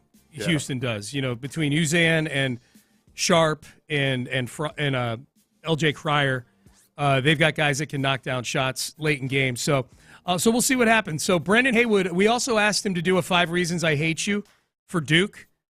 We just did one earlier. There was 5 completely different reasons than the 5 that you're about to hear from Brendan Haywood, former North Carolina Tar Heel and noted Duke hater. Brendan, take it away. Sean and I do a little fun. It's a fun segment called 5 Reasons I Hate You that we'll do about opponents' teams. And we've never done one for Duke before. And right now the problem is we've got too many. I got more than 5. Okay, good. Oh, good. I was hoping to get one out of you, but I was like, okay, we got all the standard ones from various people. Give us a few from a unique perspective of a Tar Heel, a guy who played for UNC. Exactly some reasons to hate Duke. Okay, first off, from my perspective, first and foremost, reason I hate Duke, number 1, Grant Hill's been unruly in the group chat this year. I need him to go to sleep. I'm tired of him texting the group chat talking crazy. I need him to get out of here. Reason number 2, why I hate the Duke Blue Devils. I don't like their fan base. Never have, never will. Always thought they were arrogant. Reason number 3. I played way back in the day against Shane Battier, and I thought that he embodied that arrogance that I talked about with the fan base. So every time I see Duke play, I just see Shane Battier's face. Great guy. Just a good. I'll say that again. Very good person. Never liked him in that space. Other reasons why not to like Duke. You know what? Never liked Coach K. Never liked him. Never liked him. Listen, I know he's not there anymore, but I don't even want the ghost of Coach K's spirit in this tournament to feel good about where Duke is right now. I like the way that Carolina sent him off to retirement a few years ago. My last reason not to like Duke is simply I don't like that shade of blue. Okay, the light shade of blue is the blue that you need. That dark blue, get that out of here. Okay, we don't need any of that. All right, you need that light blue in your life, okay? That's a great job by Haywood to come up with 5 off the cuff like that. At the ready, man. He did not pause at all. He was ready to go. The one big thing to remember about the ghost of Coach K is that you'll recall when Mike Krzyzewski talked down to Dylan Brooks after Duke got beat by Dylan Brooks. Dylan Brooks had hit a 3 at the end of the game. Dylan Brooks played for Oregon in college. When Oregon beat Duke. Yeah. And Krzyzewski said something to Dylan Brooks. Yes. As they were shaking hands at the end. Yeah. And Dylan Brooks kind of went off about it or said something about it. Coach K said in the press conference, no, I was just giving him encouragement, and then later admitted that what he had said was, you're too good a player to do that. You're too good of a player. Because Dylan Brooks had stared down the player after he hit that 3 late in the game. Yeah. I remember that. It might be my biggest glitch with Coach K. Coach K was by far my favorite reason to hate Duke that Brendan Haywood brought up in that clip we just played. Yeah. That's my least favorite, and I'm serious about this. And he would do this a lot, where he would walk up to players, Coach K would, on other teams, and give them advice or kind of like, when I say advice, I don't even mean productive advice. I'm talking about like telling them how to conduct their business. And that gives me a real feel like when somebody else tries to parent your kid. You know, that's what that was for me. That's a big thing for me. Like, no, these are my kids. I'll parent them. You don't need to tell them what to do in these situations. That annoys me in general, and it definitely annoys me about that rat-faced worm, Coach K, for sure. The wannabe Yoda is what he is, damn it. Yeah. Who's the other guy that reminded us of Yoda that annoyed me? I'm trying to remember. He's made a lot of Yoda jokes about it. God, who was it? It was a college basketball coach. Was it Tom Izzo? Was it? No. It was one of them. No. I can't remember who. Rick Pitino? I don't know. We somehow – no, it wasn't a college basketball coach. Okay. One of our listeners will remember. Yeah, they'll remember. Text in. Or that kid who hates his father. Yeah. Can y'all stop talking about this sports crap? Text message. I tune into Payne and Pendergast for world news and social news. Can you guys give us an update on the Ukraine-Russia war? Oh, my gosh. Well, this comes from, Seth, do you still have the tweet in front of you that we shared? This tweet, Lopez. I was trying to find some Payne. I searched Payne and Pendergast into the tweet from a kid last year who said, my dad just told me I shouldn't be against Israel because it's anti-Semitic. Brother, you get your news info from Payne and Pendergast, which wasn't anything to do with anything Sean or I said about Israel. It was more that he's saying his dad doesn't actually know anything about world affairs. He listens to Payne and Pendergast. Where we almost never talk about world affairs. I will say this, and this is the hand of God. Yeah. I get 95% of my business news riding the elevator in this building. Oh, that little the little screen. The little screen they have in the elevator is very useful. The only thing, like yesterday, it caused major anxiety. That's how much the stock market dropped today. Yeah. Ooh, haven't seen a number like that this morning. before. The job issues didn't drop as much as they thought in March. Okay, so I can have that conversation. Is the market back up today at all? No, or is the it market's down? not back up. That's cute for those of you that actually have good investments in your 401k. I don't even know if I have that. That's why I needed all to my go business up. news I get from the elevator. Yeah. No, it's true. I'll oftentimes stand in there and wait till the article. I do I'm too. done with the I do article. too. Yeah. How you doing, Reggie? Doing all right. Doing okay. Yeah. Excited for basketball. Ready for the Final Four, baby. Absolutely. Shout out to D&M Leasing, right? Yeah, my computer screen. My computer died. All good. But I will shout out D&M Leasing. That's right. Yeah, Crosstalk. It's brought to you by D&M Leasing each and every day on this station. Thank you for that. What is the question of the day, gentlemen? You were weighing two of them up before. Yeah. And we'll talk to Chancellor Johnson, who is in San Antonio covering this thing at 10:40. Cool. So I was like, all right, maybe I don't lean so heavily into let's just get into the Duke of it all again. But question of the day, if you are to have the best day in Houston, what's one thing that's going to be vital to doing that? Weather below 75 degrees, I would say. Below 75? Yes. Yes, below 75. I don't know. I've been enjoying the hell out of this weather the last couple of weeks. See, this is how I know this, and I'm not trying to big up you or big dog you or what have you. I'm true to this, baby. Like, I remember playing basketball in 100-degree weather with some jeans on. Yeah, see, I didn't grow up in it. With jeans on. Yeah, but I was a kid. We like in the playground and stuff. Yeah, out front of the house. But yeah, like I remember, because I spent a year at Kansas State University. Mm-hmm. I remember there was one time where I was like, man, and it wasn't even when it was chilly. It was just like the air is really thin. Yeah. And then it rained, and I was like, oh, I can breathe. Like, that's how much I realized that I enjoyed the kind of the humidity here. But we're talking like just even like if you're going to spend a day, food or like activities. 8 a.m. till 9 p.m. or whatever, what's crucial? Crucial, okay. Crucial to do. Do you have a good one, Seth? Do you have a crucial thing for spending a quality day in Houston, Texas?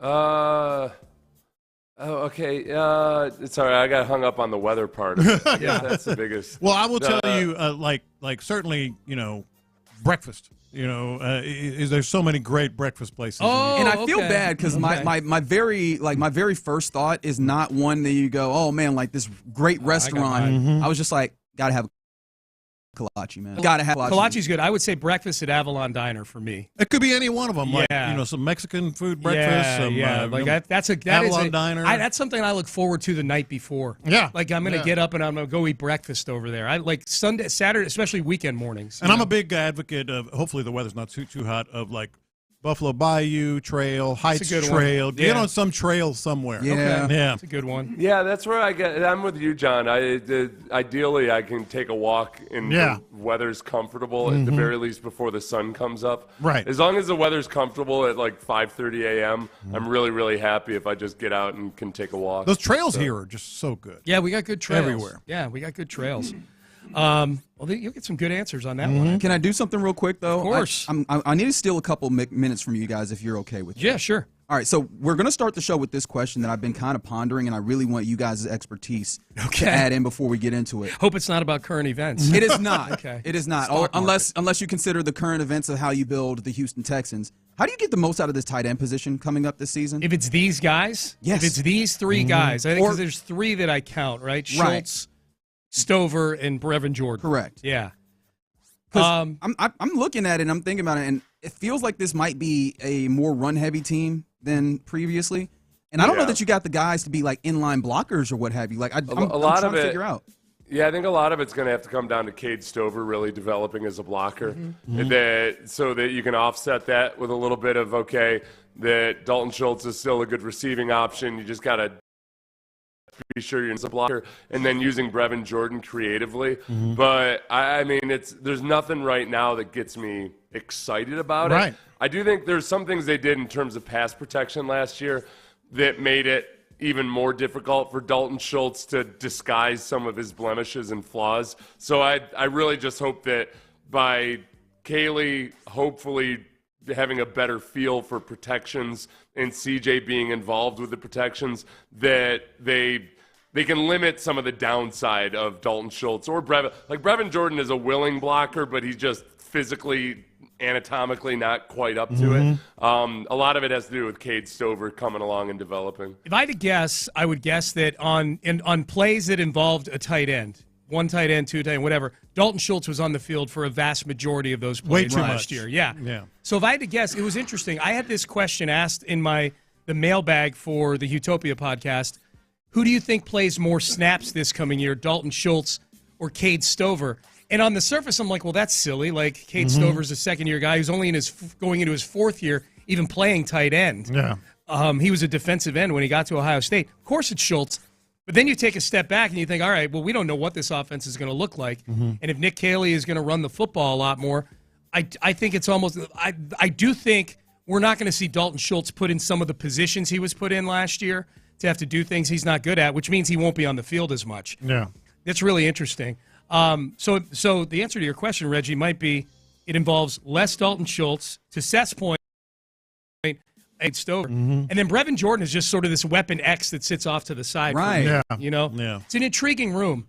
It is. And yet I could see them drafting a tight end with that's where I was going. And that's the additional level of this that we're going to get into here in a second. Yeah, man. Okay, good. Well, I'll be listening. Thanks, excited. Man. Yeah, for Otherwise, you were like, I'm out of here, dog. Yeah, no, I needed good tight end talk. Yeah, it's tight end and current events, because I get all my news from In the Loop. Yeah. John Lopez. That's not going to help you at all. All right, Seth, have a good weekend, my friend. Have fun watching Draft Day. Yes, antibodies, and I look forward to solving healthcare next week with you. All right. I can't wait. Yeah. Brace yourself, Where you kid. come for Payne and Pendergast healthcare discussion. Good Medicaid talk. We'll have some good Medicaid guests on Monday. All right, we're done. We're out of time. You're listening to KILT AM, KILT FM HD2, Houston, an Odyssey sports station. Reggie Atatula, John Lopez, Byron in for Figgy today. They're in the loop, and they start now. That's right. We're about to continue that conversation about tight ends here on a Friday in the Loop. Hope you're having a fantastic Friday to this point. Much appreciation to D&M Auto Leasing for having that little crosstalk with the fellas of Payne and Pendergast. I'm the worst. Don't worry, I got you, bro. Like that's what teammates are for, to pick each other up, right? And look, we're gonna have some, I guess, one-day teammates. We're gonna sign some like one-day contracts. Yeah. 10:40. We'll talk to Chancellor Johnson, who is out covering the Houston Cougars at the Final Four. So I want to get a lay of the land there. We'll talk about that. Another one-day contract teammate, Frank Caliendo. Yeah, in studio. He's in studio 11:20, right? So he is of Houston this weekend, tomorrow, in fact. So he's going to come in and regale us with his comedic wisdom. So looking forward to that. That is the team that we're putting together on the day, and of course, including John Lopez, myself, Reginald Atatula, and Byron Matthews on the ones and twos. Figgy Fig is fine, as best I know. I don't think he's sick. He's not reading to the babies, though. I think he's just enjoying some time. He's got that long weekend action. That's right. That's right. Yeah. I feel like he just had to get himself uber ready for the Cougars. All right, let's get back to this conversation that we brought up with the fellas. How do you get the most out of the tight end position this upcoming season? Because I think I tried to preface it really quickly there, but I want to circle back around to it. It really started for me thinking about what this offense might be. Of course, everything with the Texans feels like, at least in my brain, comes to, man, how are they going to get the most out of this offensive line, and what are they trying to do to maximize what's happening here? And one of the things I was wondering is, could it be possible, especially having a defense of this magnitude, that this team runs the ball a little bit more, that they become a little less dependent on the pass game, knowing that you have the capabilities, you can't abandon it, right? Nico Collins is incredible. You add Christian Kirk to do things, and then most importantly, C.J. Stroud is not a guy that you just want to say, I'll manage the game and eventually we'll get to you. But I think that I do have a feeling that maybe you can balance this out. Complementary football, that kind of buzzword comes in where you run the ball a little bit better, and that took me immediately to, one, is the offensive line capable, and then two, like, the things that are supposed to kind of help with that is getting inline tight ends and blocking. And I was like, I don't know that that's the way that this tight end room works. Well, I think you could easily argue, and I would argue, there's probably more certainty in the tight end room than the offensive line room. Because the certainty in the offensive line room is, well, how good are these guys going to be?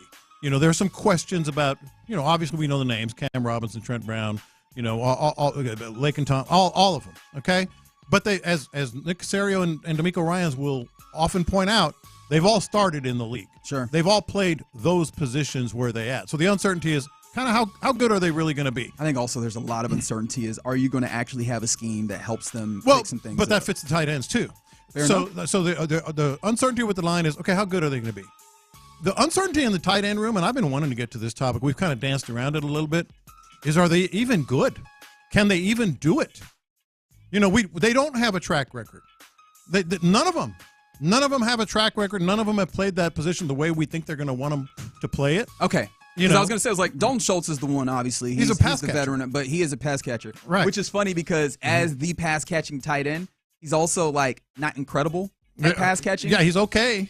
But so my point is, I think, and I would argue it, there's more uncertainty in the tight end room than the offensive line room. And don't look now, but the tight end room, as we really found out in an ugly fashion last year, is crucial to the run game and pass protection. Right. And so Dalton Schultz, he can catch the ball. That's his reputation, no matter how good you think he might be. Sure. Okay? And we've seen him do it in in flashes. We've seen the pass catching abilities pop up. It's just like to what degree, and then obviously whenever you're talking about production is always relative to what the contract is. That's part of what we talked about with Laramie Tunsil. The production pass blocking was incredible, but with the pay that you have, you also need some other things. And with Dalton Schultz being top 10 on average annual value for tight ends, the production isn't there to a certain degree. And that's highlighted even more by, Trey McBride stepping up and getting the highest average annual value. He'll tell you he can't block.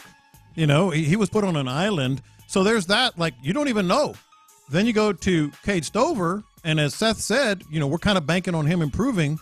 Well, I mean, That's a big ask. All of a sudden, hey, you're going to be, our kind of shut down pass protector in certain formations. And then you go, Brevin Jordan, he's a hybrid sort of pass catcher, weapon kind of guy. You don't know. You don't have a tight end that you can say, well, at least he's blocked in this league before. None.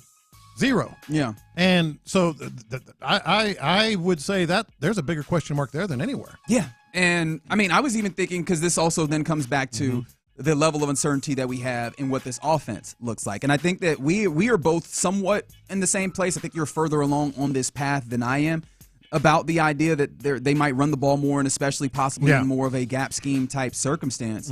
And so maybe that allows you to be more direct in who you have your tight ends blocking. But it does feel like you would probably need to have your tight ends involved if you're doing that, unless – is there a possibility that they kind of spread some things out and maybe have – because you have of your 3 tight ends as of right now, and that's continuing on the thought process that you keep just these 3 tight ends. We'll get into some of the other possibilities of what tight ends there are to draft here in 3 weeks. But with those 3 tight ends, 2 of them are pass catchers, right? Like Brevin Jordan, pass catcher. And Cade Stover, you would hope to continue to develop into a pass catcher so that you can have a little bit of that balance there. But you have 2 of them that are bona fide pass catching tight ends that it feels like you would probably just want to kind of put them in the slot and allow them to route folks up as opposed to – and route folks up sounds funny when I talk about Dalton Schultz. It's a good term. I've never used it. But you get out here and being in passing routes as opposed to being dependent on outside of maybe just even chipping, right? And I don't think that feels like that's in the cards, especially with the offensive line that you're situated. I don't know that you're in a place to go – your 5 offensive linemen and then maybe a running back kept in, and that's a majority of your pass block. I don't know that you're situated for that in a K-Elite offense. Well, and then the other thing that ties in directly with what you're saying, and he likes 13%. Yes, is let's say they are what I think they're going to be, and that's very much a Patriots-like pound the ball, run the ball, multiple backs, attacking you, and then whether it's play action or whatever, C.J. Stroud does his deal. It ties to, okay, well, maybe the system is what they're counting on more than the personnel. I mean, that's been the thought process all the way around. Yeah, but that means, fullbacks, help with the offensive line, maybe an eligible lineman at the tight end position in obvious situations and such like that. So I think it's a big question at tight end, but I think they're counting on the scheme, and then you also have to add. And Nick Pendergast probably hear it later. Everything is on the table in the draft. That includes tight end. So maybe there's a tight end out there, whether it's second day, third day, whatever it may be, pick that they feel can fill that role as well. Yeah, that's actually an interesting place to go to, right? The idea of adding a tight end into this room, because I think that we all understand that. Yeah, and you talked about Caserio on Payne and Pendergast mentioning that all things are open. I don't know that they're so open that they get the 2, I guess if we want to call them blue chip or first round grade tight ends in Loveland out of Michigan and Warren out of Penn State. I don't know that you get those guys, right? I don't think that they fall to you. Right. Outside of those guys, when you start looking at the tight ends in this draft, doesn't it feel like a lot of guys who are kind of more of pass catchers until you get really deep into this? Well, and maybe that's what they're looking at. That could easily be what they're looking at. You're talking about, like Gunnar Helm, more of a pass catcher, right? The kid from Texas.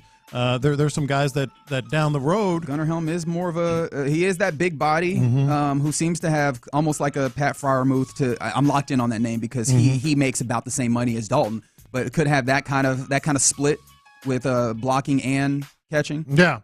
So I can't give you a whole lot of names. I know there's a couple in the mid rounds that Harold Fannin Jr. is a name. That kid from Notre Dame is a big tight end. Mitchell Evans. Mitchell Evans. He's kind of looked at as he's a blocker. Yeah, he exclusively a blocker. Yeah. So we're talking about 4 or 5 rounds 4 or 5. That's what I'm saying. So maybe that's what they're looking at. Maybe so. That does feel like a place where maybe you can add in. But I've been doing the mock draft simulator, and I'm of the version of mock draft simulator where I do 6 or 7 in a row because I just want to see iteration. And the guys in that day 2 area where I'm maybe this is when you go for a tight end. Harold Fanner Jr., who seems like a really good pass-catching tight end out of Bowling Green. You mentioned Gunnar Helm, who seems like he could kind of split the difference. Elijah Arroyo, who seems more like a pass-catching tight end. A lot of them. A lot of pass There's a lot of those kind of in that space. Terrence Ferguson from Oregon and Mason Taylor from LSU are some of the other names. Mason Taylor looks like he's kind of a second-round guy. So, again, I don't know that within your first 2 picks that you're going tight end. Although, again, Caserio has said they don't feel like they are locked in any place. Yeah.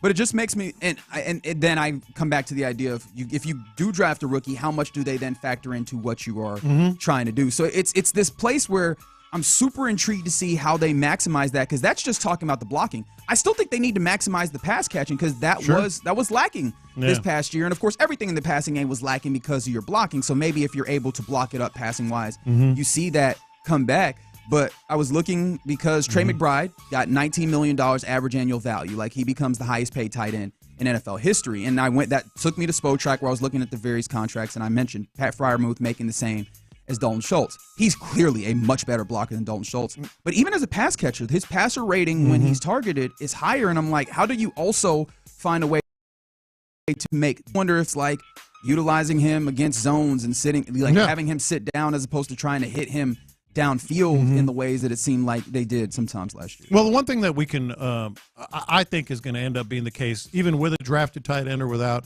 is they're going to use the fullback a lot more. You can argue as they ask the question, who's going to get more snaps, Cade Stover or Dalton Schultz. Yeah.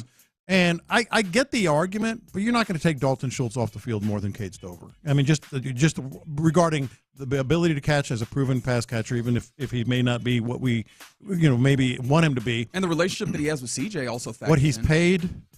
How much do you think this team operates as well? They committed to him. Yeah. I mean, even if you don't want to take in the money aspect, I mean, they've committed to him to be the guy.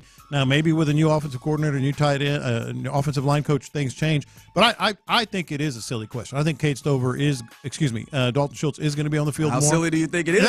Sounds like your subconscious wants you to see there. Yeah, you see some Cade Stover out here. I think Dalton Schultz is going to be on the field more, and it's going to be a lot of help. Like they were, as much as we can criticize Dalton Schultz, it was unfair what they did to him.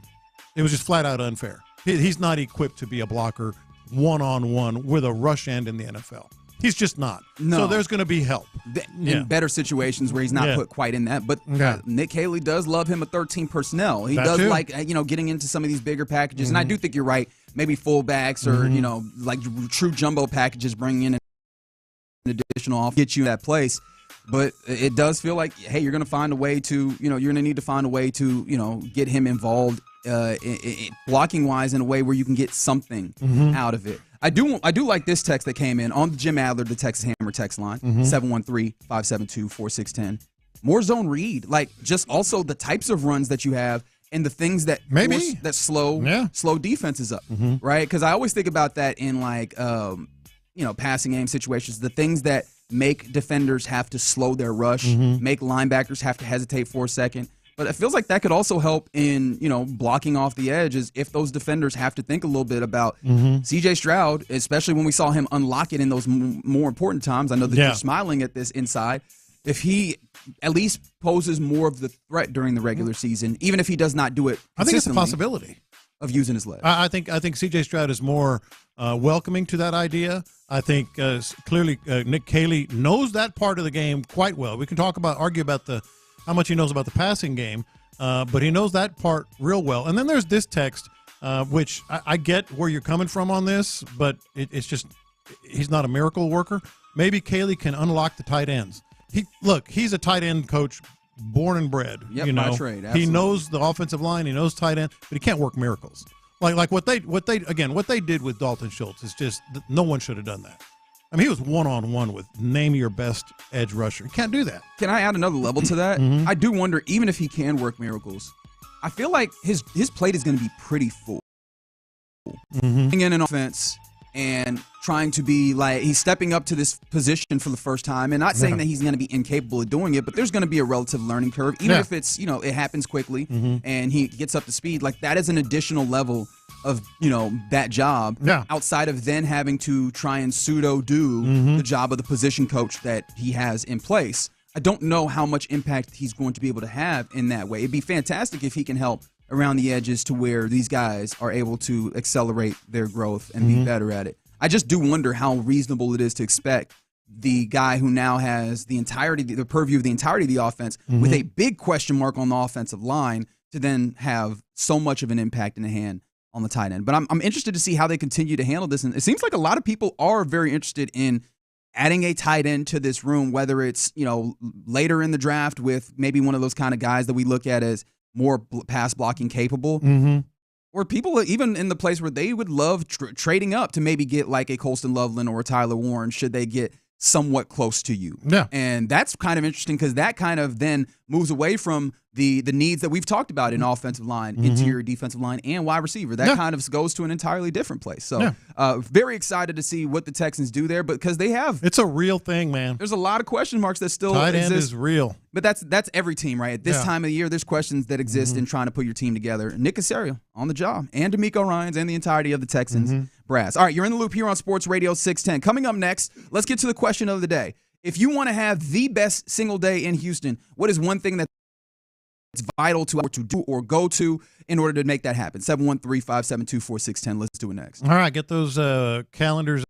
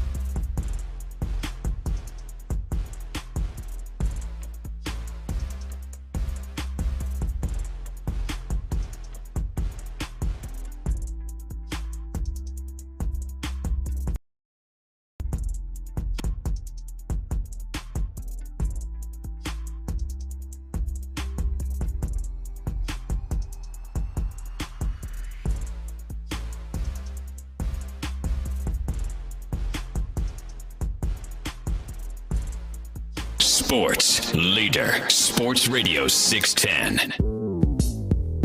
Houston, let's get in the loop. You better get ready because we're going to show up and show out. With John Lopez. It is what it is means nothing. And Reggie Atatula. And that, my friends, is a scoregami. Always live, always local. 713, what's the damn number? 572-4610. You're in the loop on Houston Sports Leader, Sports Radio 610. Yep. Hey, you got the horns on a Friday. Feeling good, feeling great. How are you out there, Houston? Listening to your Houston Sports Leader, Sports Radio 610. It is in the loop. You got John Lopez, myself, Reginald Atatula, Byron Matthews on the ones and twos, keeping it locked with you and you. Both on the Jim Adler, the Texas Hammer text line, 713-572-4610, and the Mo Karam Injury Lawyers live streams, both on YouTube and Twitch. And all those places are places where you can get involved with the conversation, right? As plenty of people have, talking about Nick Caley and the tight ends and how this thing is going to look like we started. Or getting involved with the question of the day, which is, if you're trying to have the best day in Houston, single best day in Houston, what's one thing that's vital for you to have in that? Again, 713-572-4610.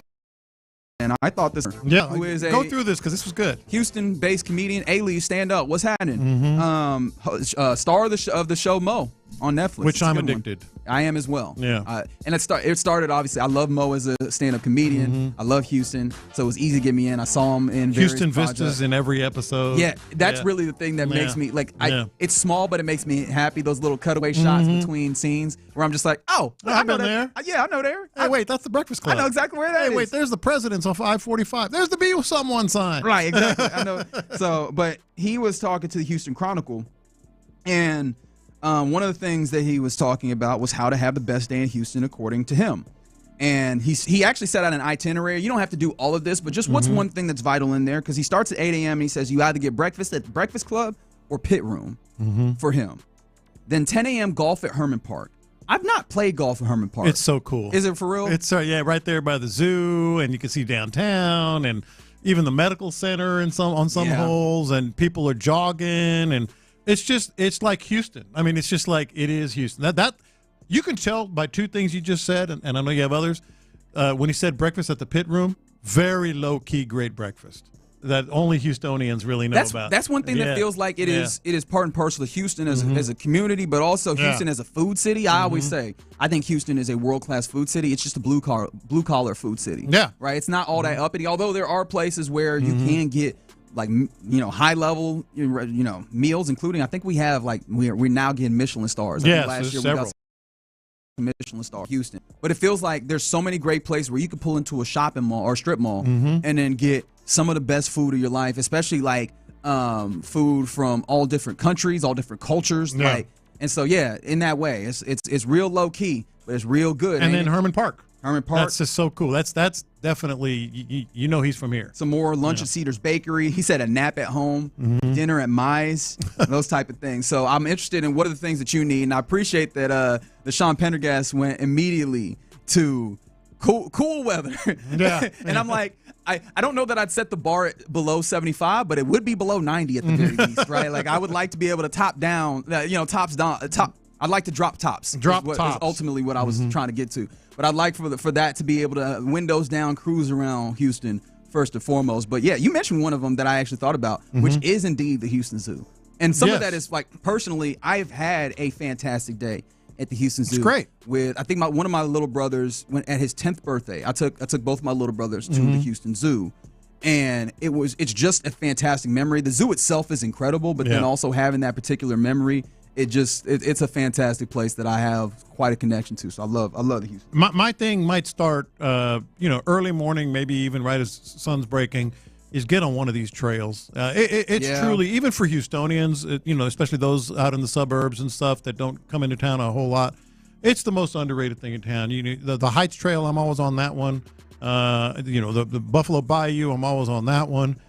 Just a walk. You don't have to go jogging or trails. Are just fantastic. That's where I'd start. Work up an appetite. Work up an appetite, and then you blow all your exercise on breakfast. There's a couple of great ones. Get some chilaquiles, at a Mexican food one, right. or huevos rancheros, something like that. Or go to some of these, really high-end, terrific breakfast places in Houston. Those would be two crucial things, because the rest of the day is gravy, no pun intended, after that. I like what you did there. Katie D.A. weighs in on the text line. Golf, beer, buds, pool, and the grill in that order. Oh, yeah. So he's like, I don't even need to leave my general vicinity, right? We can do this at the house and do this in a really good way. By the way, go ahead and hit your boy up. Help me out. Like, what are some nice, relatively accessible? I'm not good enough to be spending all this money, but this is good golf courses, because I'm trying to, get things going with the weather out. Publix, man. Like, there's a bunch of good ones. Yeah, help your boy out on the text line with that, because I do need to get out here and play a little golf. From the 713, no humidity, no traffic. Well, good luck with that. Yeah, I was like, you're fighting the good fight there, friend. But you are really going to have to triangulate if you want the best day possible in Houston under those circumstances. I mentioned with the fellas, I think, and this is speaking to the low key, like he mentioned Breakfast Club, Mo did. I'm just like, give me some kolaches. Shipley's kolaches, Kolache Factory. It just feels like that is so uniquely here that I'm like, I need some kolaches. But maybe you go a different breakfast route. 713 on the text, a different 713. Breakfast tacos at Sunrise Tacos or Huevos Rancheros at Sunrise Taquito. Laredo Taqueria. Woo, those are good. And it doesn't always have to revolve around food. Like I said, I did say the trails, but my mind keeps going to, obviously, people are going to mention barbecue in Houston, and there's a million of good places. My favorites, of course, are the Pit Room, Truth Barbecue, a couple of Pinkertons. Those are my favorite. But don't sleep on chicken fried, man. Chicken fried steak in Houston. There's some great places. That's a good point. Yeah, I go to Barbecue Inn. Whew, that's a good one, too. Well, why not chicken fried chicken? Why not chicken fried chicken? DPaul 713, 713 on the YouTube. Gotta get some Frenchies, which that is fair. Get that straight up. Or Gus's. But the only thing about Gus's is Austin started and it's around Texas. That one on Washington Ave is awesome. No, Gus's is great. Don't get me wrong. However, Frenchies for sure. Frenchies is Houston, baby. Like Frenchies is here. Like there was a point in time where I had a plan to drive all over the state of Texas to get the various different fried chickens with some of my friends. You did that? I didn't, because on the day we were supposed to go, one of the dudes got sick and we never rescheduled. But I was so excited. A little tour of Texas. Yes, a little. Yeah, that probably speaks to where I am. Somebody said Rockefeller oysters is a mandatory. All right, from the Rupor, is that? Am I saying that correct? Anything else after that is just a bonus. All right. There's some various golf courses that people are saying, hey, these are the ones that you got to hit up. Yeah. I love that everybody's like, yo, we got to get these food. Oh, from the 832. See, I was like, we need some more experiences, right? Maybe go to the Be Someone sign or whatever, although that's real touristy. Like you see that when you're driving down 45. That's good enough. Yeah, like the Galleria would not be on my list. Really? Nah, that's just kind of a weekend touristy. Great people watching, though. Great people watching. Like, that's the thing. Ice rink, all that stuff. But it wouldn't be on my list. I would do, like, in terms of, like, depending on the time of year, catch a ball game, and it doesn't have to be Astros, Texans. Like, go to Rice. That's a beautiful ballpark. That's a good man. point. Rice is a beautiful ballpark. Yeah, we didn't even talk about going to one of these events. The SaberCats. You want to just spend a good day with some, watching some of that? Yeah, shout out to the SaberCats. Dynamo. Yeah, Dynamo's like all of them pretty damn good experiences if you get out there on the right day. High school football. Go catch a Katy game or a North Shore. How about this from the 832? If you're not scared, go see the Slabs on a Sunday. That's a great point, dude. That is fantastic. Awesome. That is a great event. I went there. When was it? We went there. Oh, I was making an appearance with OG Sauce, and those slabs. It's wild, man. It is so cool. That's a great one right there. All right, so man, keep those coming in, man. But yeah, just love this city, man, and there's a lot of ways to have a great day. Hope you're having a great one right now on this Friday in the Loop on Sports Radio 610. All right, what will make it a great weekend is if the Cougs handle some business, and that starts tomorrow. It's at 7:40, 7:39. 7:49. All right, there we go. And you'll hear that here on Sports Radio 610. Let's get ourselves primed for this game with a man who's covered this team all year, and he's out in San Antonio covering them again. His name is Chancellor Johnson. You've seen him on the TV, and you'll hear him on your radio next.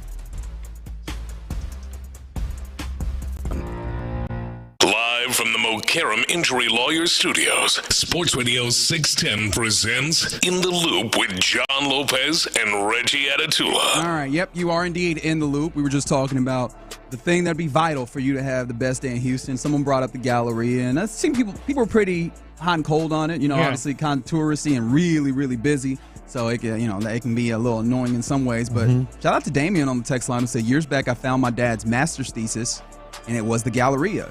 He designed it. Long past now, but he came up with the ice rink idea. Crazy to think about. So shout out to Damien for whose pops designed the Galleria in a way. And I personally have some designs on some Houston Cougars wins. Yes, and you're an architect. That's right. Well, no, I can't say that. I'm not credentialed. I didn't even get no degrees. But a man to tell us how the Houston Cougars get those wins this weekend joins us now on the hotline. His name is Chancellor Johnson. He's covered this team all season long. You've even seen him recently kind of do a nice series talking about these Cougars for the Houston Chronicle. Chancellor, what's it like there in San Antonio right now, brother? Hey, man. Thanks for having me on the show. It's been great. Obviously, a lot of excitement in the air. Naturally so. Whether it's the Houston Cougars taking on Duke or Auburn taking on Florida, this is one of the best Final Four, at least on paper, that we've seen in over a decade, right? You're talking about 4 number 1 seeds, all for the right to win a national championship. It can't get much better than this. You're going to have 2 great matchups to the national title one on Monday. Chancellor, definitely want to get to all of that because it's such a meaty Final Four as you just laid out. But set the scene for us, man. I mean, you couldn't have drawn it up better with the Cougs fans, 200 miles away. I know a lot of people that are headed down there as we speak. I know they're having open practice today at 1 o'clock. They're going to have a Riverwalk rally. I mean, what's the scene like? Is H-Town taking over San Antonio? Absolutely, but of course, it's still Friday, so people are still trickling in right now, and of course, when you're taking on a team like Duke, you're going to see a lot of Blue Devil gear as well, and so obviously it's in the Houston's state, but anytime you take on a program as premier as Duke, they're going to flood the arena as well. So it helps for Houston. It's not like last week when they were in Indianapolis and had to play a team like Purdue, who was down the road, and they're a lot closer. But I'd probably say I wouldn't be surprised if it's going to be a little bit more of a 50-50 split. And that's just because of how big of a program and how well-respected Duke is. But certainly a lot of H-Town red here in San Antonio. So Kelvin's not laying out his plans, even though, he's talked to the media. But you're a dude who is well tapped into what this team does and kind of somewhat how they think. This is probably the biggest challenge that they faced all year. Like, first and foremost, what is the very basics of the game plan to try and guard Duke when you have a lot of talented players around Cooper Flagg and you have Cooper Flagg himself? Do you think it's more of a take away Cooper Flagg and let the others try and do it, or take Cooper Flagg beat you? Yeah, it's really pick your poison, right? And it's something that so many teams throughout the season have struggled with because obviously their star is Cooper Flagg, but they have 3 lottery picks on their team, right? Con Knipple as well, who will be a top 10 pick. He's a shooter, and that's the thing. They have shooters all the way around. Then even outside of their top 3, you also have a guy like Tyrese Proctor, who is a junior on the squad, who's played against Houston last year and even the year before when they had a secret scrimmage. So they have so much talent throughout their roster. But one thing about Houston, they're going to do what they always do, right? And that's trap on ball screens. They're going to get after you defensively. And one thing talking to the Houston staff about is they wanted to be sure that they don't overreact to things, right? That they want to play their brand of basketball and once again do the same things that they've done all year long, and something that so many teams have struggled with all season. And it's the reason why Houston is the number 1 defense in the country, and they don't want to overreact to made threes because as easy as it is for them to go on a run and make a bunch of threes and make shots, they can easily do what we just saw Tennessee do last week, where they struggled to hit to basically any shots, right? And so, and the same thing with John Shire. He was talking about how he's been losing sleep trying to prepare for this Houston Cougars defense, but they don't want to overreact on their end either. They know they're going to miss some shots, and so I think this is going to be a heavyweight fight. And the thing about Houston, when it comes to these heavyweight fights, they've been doing it all year long, something that Duke can't really say the same. Duke, they've been in close matchups, contrary to kind of the popular belief that's been out there. but the same level of competition that Houston has been. Think about when they went on the road to take on Kansas and they had to pull it out in double overtime, or on the road against Texas Tech or Arizona or Baylor. Like, the list goes on. They've been in these close matchups throughout, and they just lean on you. And somehow, some way, they always tend to figure things out. And it's the reason why on the road they went undefeated. And in a big matchup like this on Saturday, I think it's going to be a close matchup, and it's going to be a really close call and a tough one to call it, at least for me. Yeah, you talk about losing sleep. I think a lot of Cougs fans, including myself, can lose some sleep. My big worry with Duke is not necessarily, obviously the offense is a worry, but their defense is nearly as good as the Cougs. I mean, it's top 10, maybe top 5. I forget exactly where they are. But and the thing that worries me is they can switch at all 5 positions. They can switch every position. And Cryer and Uzan, that's going to be a tall task. Do they lean on the inside game a little more? Yeah, that's the thing about Duke, and that's one of the clear advantages they have with Houston is they're just bigger than them, 1 through 5, right? They have so much size, and then when you talk about Cooper Flagg, what he's able to do as far as a roamer as well, he's great. He's a great help defender. They have a number of shot blockers, but the one thing that I think people aren't talking about Houston enough is, yes, as when you think about Houston, you talk about their toughness, you talk about their defense, but they're also really good offensively as well, and that's something that's been as much of a strength as their defense has been. You have on the wing, on the perimeter, they have 3 guys who are shooting it 42% from deep. Houston has never had, as a team, from 3 as a whole, and so they've never shot over 35% over since 2020, really. And so they have shot makers, whether that's L.J. Cryer, whether that's Emmanuel Sharp, which Tennessee saw firsthand, and then Miles Uzan, right? We've seen him show up in big games, and then even off the bench, Malik Wilson, who I think this might be a Malik Wilson type of game, because it's going to take more than just their starters to step up. And then we talk about their wings, but even on the inside with Juwan Roberts, who we saw him wake up in that game against Purdue in the Sweet 16. So, as much as we want to talk about the Houston Cougars defense, their offense is more than formidable as well. So that's why I said it's going to be a heavyweight fight. I think the other thing, too, that really intrigues me about Houston, and I think that makes them so good, is they can beat you in so many different ways. Because even when the ball is not falling into the basket, they can just simply beat you on the boards. And so that'll be the challenge when we talk about this Duke's, how big Duke's team is, and can they beat them on the boards like we've seen them do to so many teams throughout. But I'll give you a great example. When they played Kansas at home, Houston really didn't make a ton of shots. But you know what they did? It didn't matter, because they rebounded the basketball, and their best offense was second chance points, and we saw that in that game. We'll see if it transfers over tomorrow, at least in the Final Four. We're talking to Chancellor Johnson out here talking UH basketball. He's out there in San Antonio getting ready for this thing. At the risk of sounding cliche, we could kind of look at the way that these two teams match up, and we talk about the larger aspects of it. What's kind of the thing that it seems like people are missing in this matchup? What's kind of the X factor underneath the larger current? Yeah, to me, going back to what I was saying as far as Houston has so many different guys that can beat you. One thing that I think is noticeable is, with Duke down the stretch, if it is close, the ball is going to be in the hands of Cooper Flagg. And that's when the few losses that they had this season, it was Cooper actually kind of turned the ball over and not being able to make the play. And obviously that was a long time ago, right? And both teams have grown so much. But on the flip side, when you think about Houston, this is a close game. One thing that I think is really interesting is they have so many different guys who can step up late. We've seen it with L.J. Cryer, who's been doing it really since he's come over from Baylor, and really has helped his team out, to Emmanuel Sharp. Like I said, when you look back in that game against Tennessee, when Tennessee was starting to try to make a comeback, Emmanuel Sharp, with 20 seconds on the shot clock, right, when they're trying to really bleed the clock, would shoot the ball almost from the logo. He didn't care. And that's one thing that Kellen Sampson and this Houston Cougars coaching staff, Kellen and Kelvin,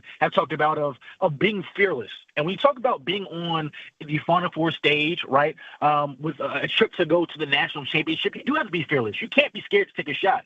Emmanuel Sharp isn't scared to do it. Neither is Miles Uzan, who on the back end of the season, he stepped up for them in games as well. And so that's on the perimeter. But inside, we've seen Juwan Roberts take the big shot to win the game, right? Or in the game against Purdue, where Kelvin Sampson drew up a play late to perfection, and they were able to execute.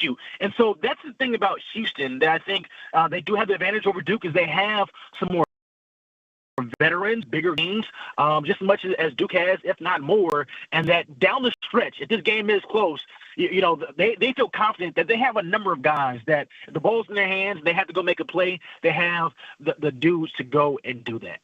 Chancellor Johnson, he covers all sorts of Houston sports, and he's out in San Antonio covering the Cougars. What you been getting into San Antonio? You been on the Riverwalk? You got you some churros? What you doing? Actually, you know what? I took the Charles Barkley route, right? I gotta get the churros, and then I'm getting into some Tex-Mex. And here's the thing. I've been to San Antonio a few times, but out of the bigger cities in Texas, Austin, Dallas, Houston, San Antonio's been at the bottom of my food list. So they'll have to show me something while I'm here. I'm gonna definitely, hit the Riverwalk, grab me, a singular margarita, and kind of enjoy the spoils of San Antonio. But it's going to be a fun weekend, no doubt. Don't drink too much. You got some work to do still. At Chancellor TV on Twitter, if you want to follow him as he covers this thing. Chance, appreciate you giving us a little bit of your time, man. Absolutely, man. Thanks for having me on. Yes, sir. Chancellor Johnson joins us. I got him, by the way. We can text him someplace. Yeah, go ahead. Help my man out being out there. Excited to see this team hopefully knock off Duke just because people don't like Duke. And then also, it's going to be I hate to use this term because it's overused, but it's going to be a war, man. It is. Yeah. It is. But this is the best equipped Houston team that we've seen in years, I think, in order to handle this particular matchup. All right. You're in the loop here on Sports Radio 610. We'll circle back around to that big-time matchup that's going to happen tomorrow with your Cougs. Up next, go around the NFL, including, is it possible that Shedeur Sanders is not being looked at in either the second or the third overall pick? Let's talk about that and more.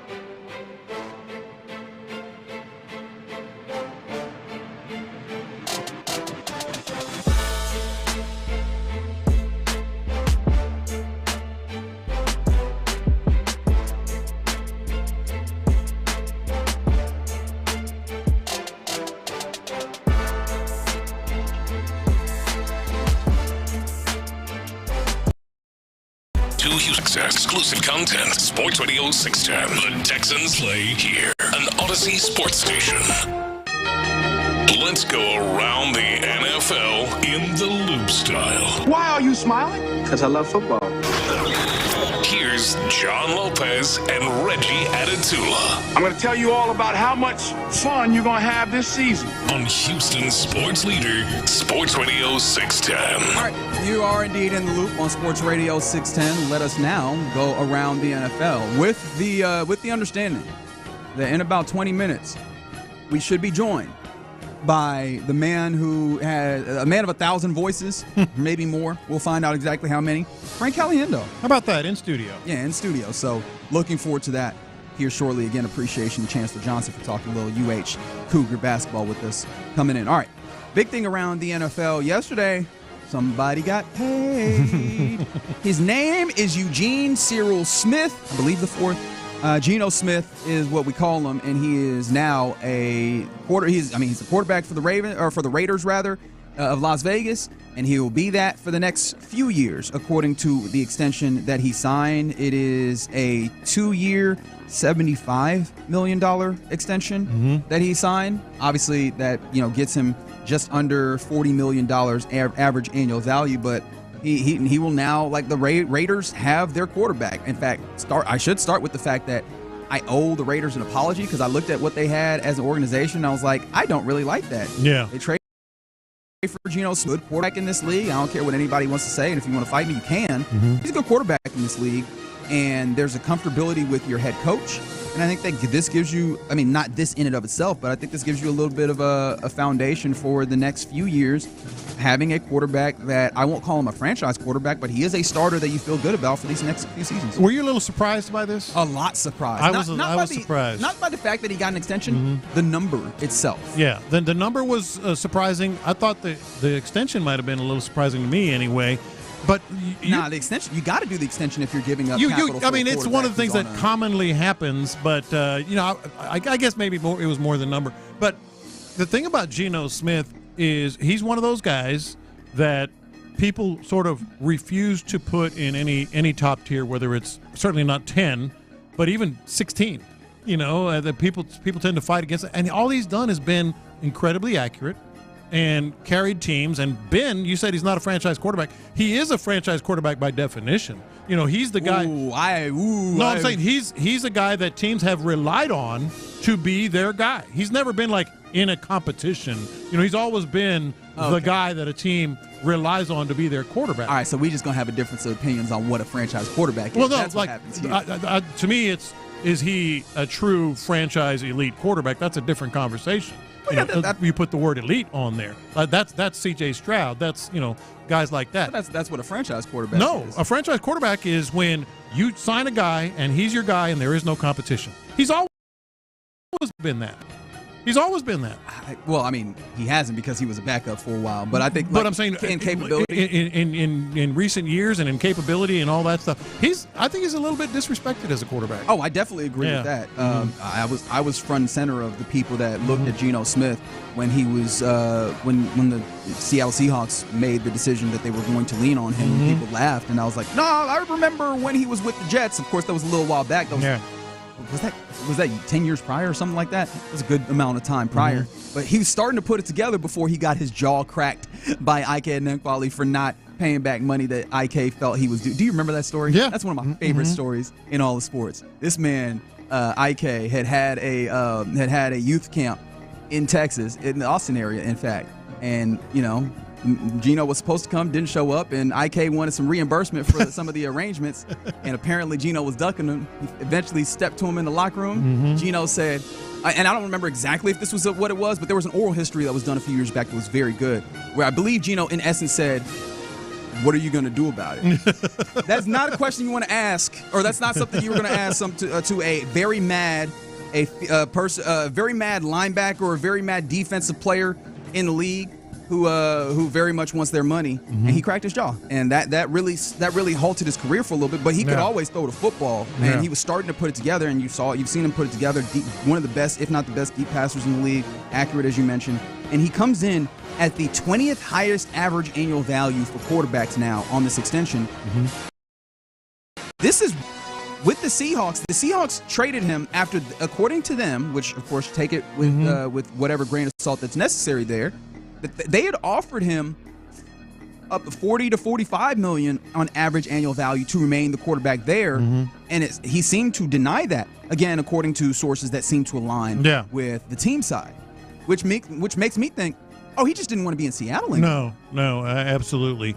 Over the last 3 games, I'm looking at it right now. He's over the last 3 years, he's averaged starting 16 games, averaged 4,000 yards passing, 68.5% completion, and 71 touchdowns. I mean, that's a franchise quarterback. He might not be elite, but that's a franchise quarterback. You're not going to get me on your side. It is. I mean, look at the number. I mean, would you take 68% and 4,000 yards from C.J. Stroud? Sure. Yeah. I mean, that'd be over a 3-year period. C.J. Stroud has something else. No, I know, and that's why I say I think he's elite.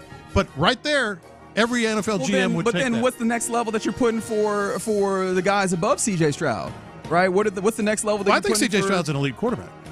You're putting him on the level with Josh Allen and Lamar Jackson and Patrick Mahomes? If you put him in the top. And Joe Burrow, because I don't want to leave him out of Would you rank him lower than 8th in the league? No, but I feel like there's a tiered line of demarcation in there somewhere. Well, now you're parsing because there's the super. That's what tiers are, aren't they? No, but what I'm saying is, like, there's a Hall of Fame and then there's a super Hall of Fame. There is an elite quarterback, and then there's a super elite. Where is that? We know who the super Hall of Famers are. Do they have that? Is that still in Canton, or is that somewhere else? But you look at certain. Do they not let us know? Hold on. Do you not look at certain Hall of Famers different than other Hall of Famers? Don't you look elite quarterbacks, super elite quarterbacks different than other elite quarterbacks? That's what I'm saying. And then there's franchise quarterbacks, the guys that you rely on, and there are the numbers: 3 straight years, 16 starts, 68%, 4,000 yards. Give me that. I mean, I don't agree. I don't disagree there at all. All right. Speaking of quarterbacks finding a new place to work, how about Case Keenum? The Chicago Bears have brought on veteran quarterback Case Keenum to mentor Caleb Williams. So his tenure for the time being as a Houston Texan ends, and now he goes. And in a way, I immediately went to, you remember, was that week 2 where everybody was up in arms about C.J. Stroud, Big Bro, and Caleb Williams? Caleb Williams kind of getting on the C.J. Stroud train because here comes Case Keenum to be his Yoda now. In a way. I was like, oh, man, that stinks. You know, I kind of wanted him here. But he's going to be coaching. That's a good place for him to mentor a quarterback that does need it a lot more. Well, you say he's going to be coaching, but it really did feel like a lot of people around here wanted him to, just become a coach here. Like, we'd love to see you, but he seems to still want to play, right? Because, like, he's not becoming a coach. Well, yeah, that is fair. It pays better. That is a good point. But, yeah, shout out to Case Keenum as he continues his career. Obviously, I think we all wish him success in that role. And it does feel like Caleb Williams is being set up. Boy, they're to helping him a lot. A really great year. It'd be a real problem, though, if it does not come along. Because we already felt that in his rookie year, that they had really put some things around him to try and make it go well, although they did not fire the head coach. And then the line and everything else. Yeah. Yeah. And so here they are, adding Case Keenum to help in that. I asked this: what happens now if things happen this way? If Adam Schefter is correct, because Adam Schefter reported, and he does the thing that reporters do, where they kind of give you like little nuggets that aren't quite nuggets because there's qualifiers on them. Listen to Adam Schefter talking about the current feeling when it comes to Shedeur Sanders, really just selecting a quarterback or two.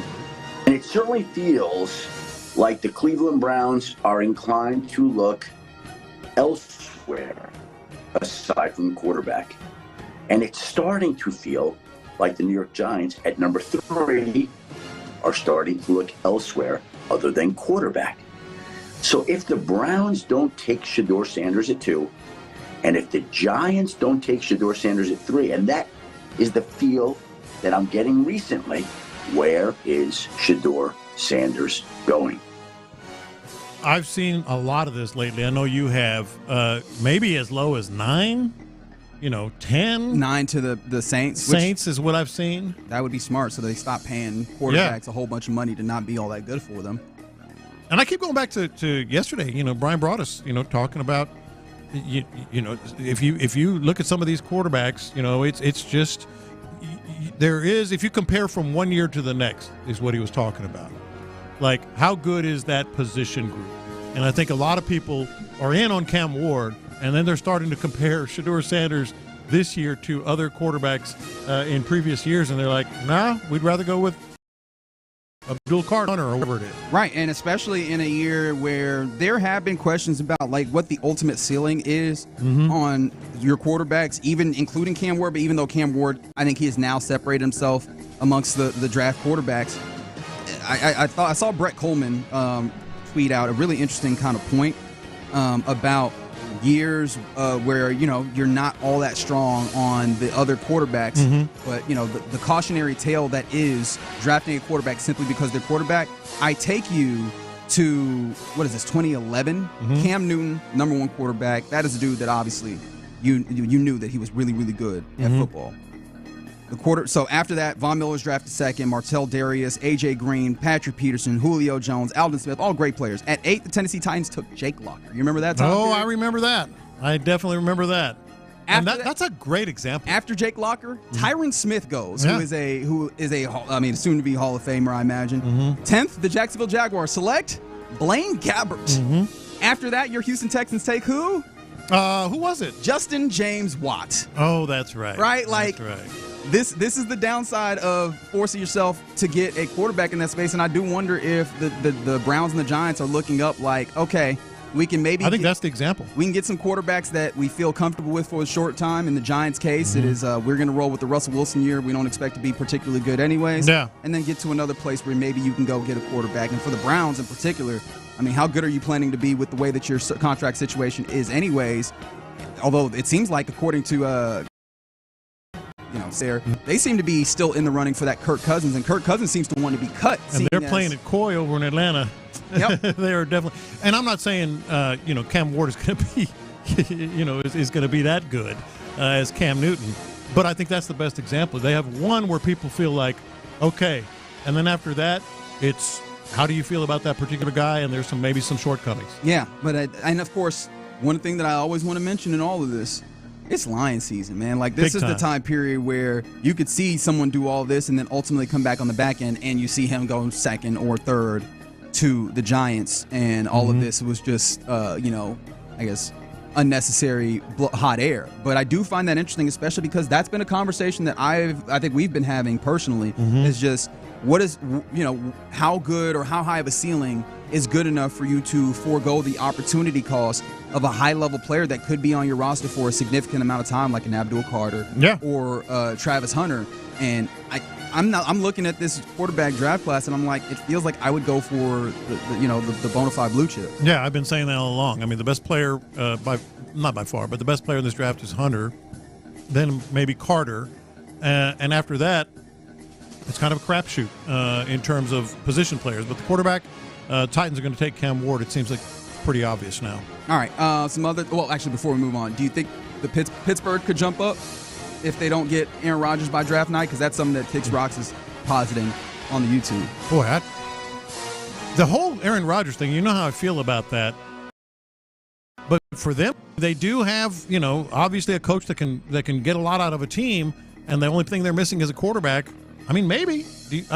Do you think that's possible? I hesitate. It feels like it's so far from what the Steelers have been in the past. I hesitate, yeah. And if they did that, I mean, even the Aaron Rodgers thing feels far from what they've been in the past. But it just feels like, oh, okay, so the Steelers of the past that had this MO and they stuck to it and they kind of allowed that to be the way that guided them, that team is gone, which would be really wild. All right, and text comes in that says, I wonder how much teams are worried about taking on the baggage that comes with Sanders, whether it's Dion or what have you. I mean, you're going to have to hear about things from Dion. Oh, and it's not even just because Dion is some level of anything. It's not an indictment of him. It's just, hey, what player have you had where his pops is in front of a microphone where the media is going to ask him questions every week? Because that's what it's going to be in Colorado, and you're damn sure that someone in that media is going to ask about, something happened with your son up there in New York. What do you have to say about that? So I do wonder if that comes up, but I mean, it'd be really weird for those two teams in particular to be worried about that. The Giants, you're in the New York media. Like, I thought that was something that they just kind of understood as a given. And then you look at the Browns, and have they not had the crash course in dealing with questions about your quarterback? Yeah, as far as it goes with Shedeur Sanders, I honestly, and I could be dead wrong, obviously, because Deion likes to say things, I don't think that's scaring off teams by any stretch. I think they know what they want, what they are. Even the bad teams try to, insulate themselves from that type of stuff. And I think Shedeur's move, I think Deion gets it, more than other people would. You know? And it feels like he's a pro in this. It seems like he'll be able to navigate this. And you're right, Kicks Rocks. Paying money for DK and trading for him and everything is also not Steelers-esque as well. We might be seeing a new era in their situation as well. All right, you're in the loop here on Sports Radio 610 on a Friday. And coming up next, we welcome in studio the man of 1,000 voices. You hear him as he does the John Madden, he does John Gruden, and we'll tap into that and more with Frank Caliendo next. All right, let's get.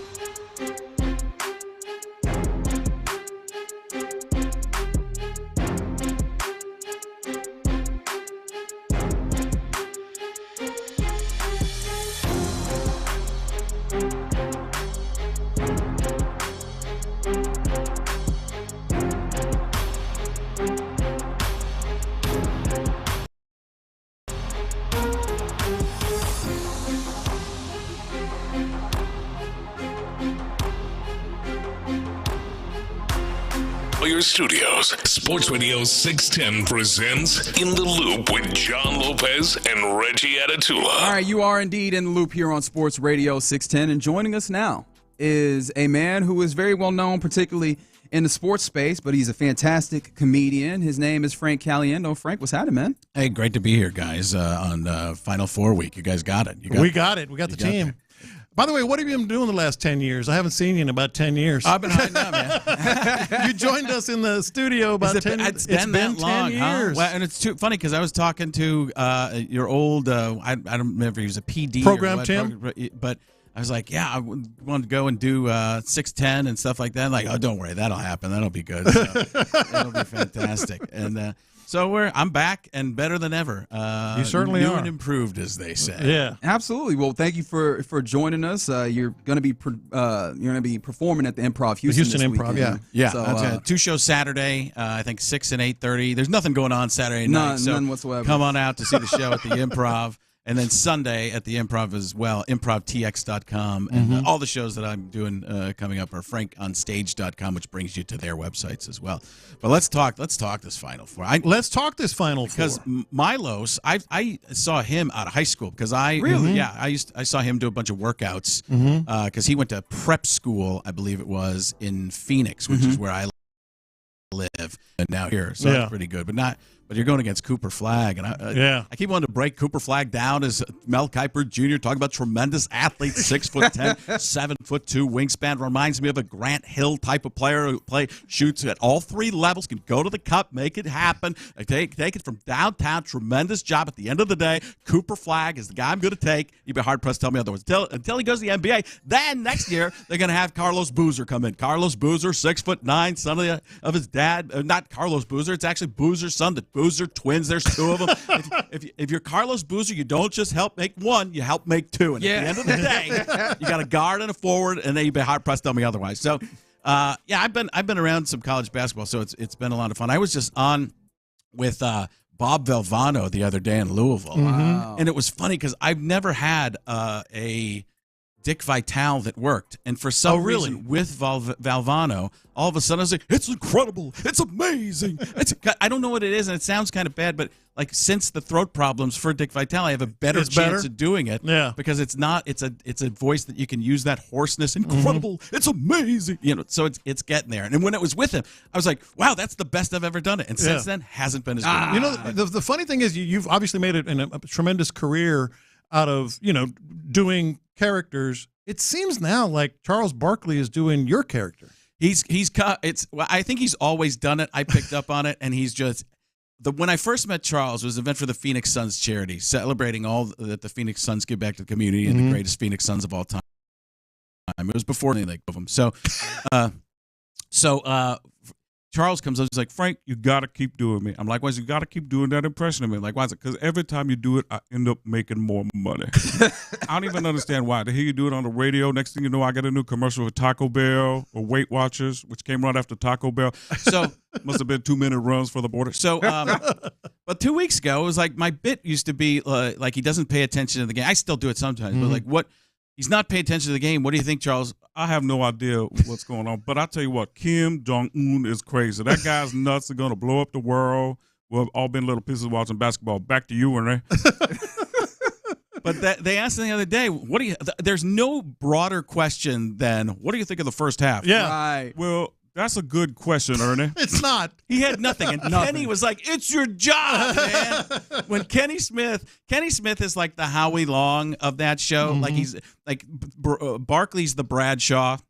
And Howie Long, I think that show actually was created, the NBA on TNT came from the same producers that did the NFL on Fox. Yeah. So they went over there, created that show, and then Barkley, and they added Shaq, of course, but Kenny Smith and Ernie. Ernie was originally JB at Fox, and they took it to might be the best show on all of television to me, is watching Charles. Just unpreparedness is what makes him great. People are like, he doesn't. Sometimes they're like, he doesn't get ready. I don't want to see him. Doesn't matter. Ready. I don't want to see him ready. I want to see what happens. I want to see the mistakes and watch him get out of it and dig the hole. Look over to Shaq. What do you think, Shaq? I thought you had no idea what you're talking about. And then sometimes Barkley has to be like the Rosetta Stone for Shaq because Shaq mumbles so much. Like they're like, what are you talking about? They're like, well, I think the first part was a little esoteric, but the second part got a little crazy.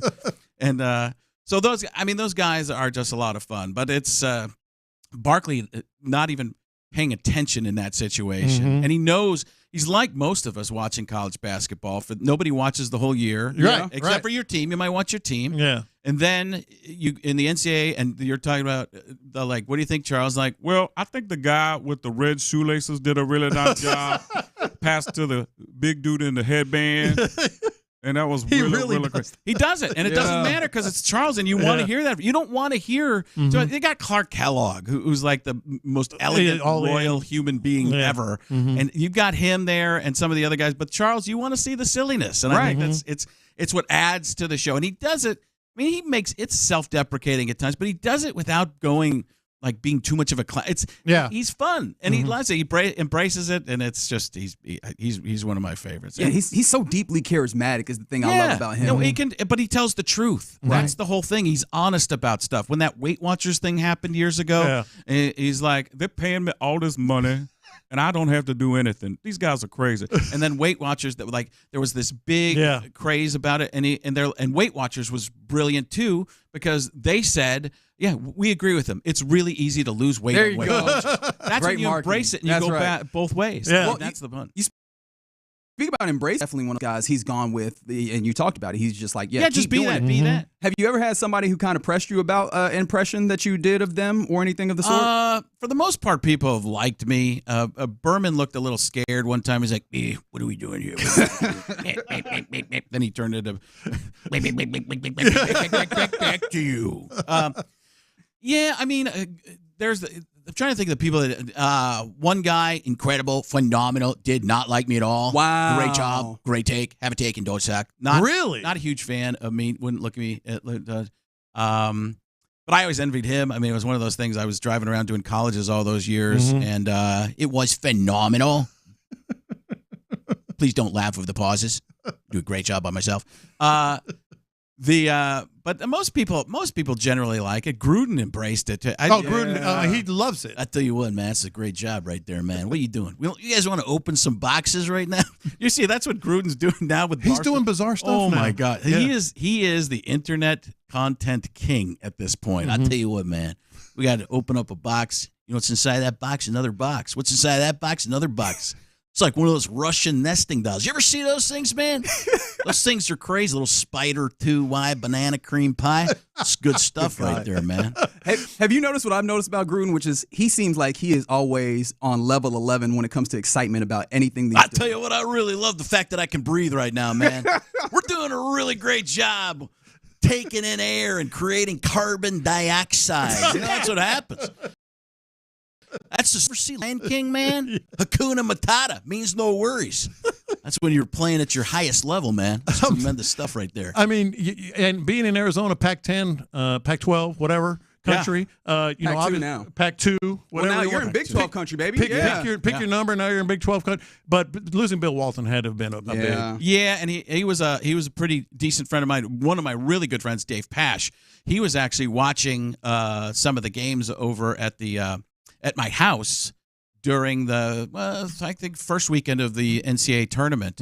And he had sent me, I'll have to show you some pictures, but he sent me pictures. Lori, Bill's widow, had sent him posters. He just showed me the pictures. I'm going to go to his house and look at the poster. But what Bill always called Dave was coal. You're coal, and I am, energy, green energy. That's what I am. Here we are, coal. So good. And what he would, and it's, there's all these posters that basically look like Dave in hell and Bill in heaven, and it's just great. And one of the best things I ever got to do was I did 2 games with Bill and Dave. And the funniest part, Dave had the best line of the whole thing. He's like, "You've actually got Bill talking basketball today." But I'm sitting there going, "Look it in the inside, throw it down, big man. Here we go as we sit on this earth, this rock, the third one from the sun. Great show back in the 90s. Here we are sitting underneath a eucalyptus tree enjoying our lives as it is. We know as the earth rotates on its axis." I had him on a podcast one time. We said hello, and 45 minutes later, Yeah, we just turned it off. Right. He kept going. Like a plane flew over, and something in it is a flashback of some sort to something he had taken that or did knowingly or unknowingly, and he was talking about pterodactyls and as it flies over, and there were Grateful Dead references, and we were trying to pick up. It's like trying to watch Severance on Apple TV right now. You got to go back and watch all the different things that happened to see to put the clues together to understand what Bill was talking about. We're talking to Frank Caliendo here in Loop on Sports Radio 610. One of the things I wonder about was, especially with somebody that's like such a great impressionist, there's obviously the big personalities, and we've talked about a few of them. But like here in Houston, like some of the guys that we have are really like muted.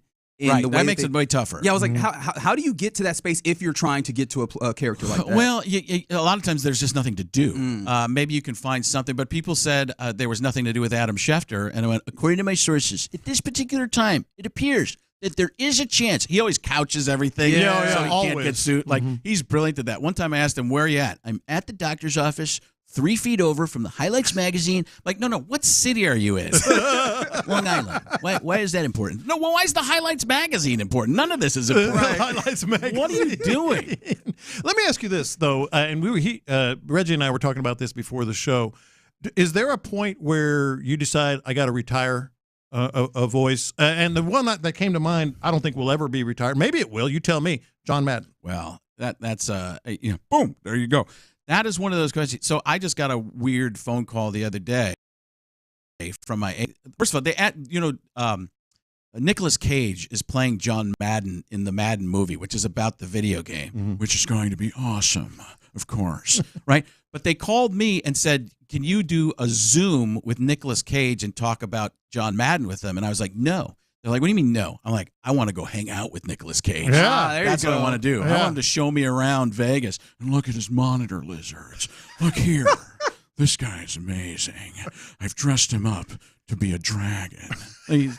Okay, but I want to drive around a convertible like Leslie Stahl on 60 Minutes with him. That's what I want to do, right? But they said they didn't have the time. I don't know, so I acquiesced to the Zoom, but it still hasn't happened. Every 2 weeks they call me, "Are you ready to do it?" I'm like, yeah, just you let me know when Nick's ready. I'm ready to go. Here we are. Boom! Because I could teach him, like I can do an okay Nicolas Cage, it would get better working with him, but his voice is up in here. Real nasally. Yeah, the nasal voice, and you bring it down and into the throat, and then it becomes John Madden in here.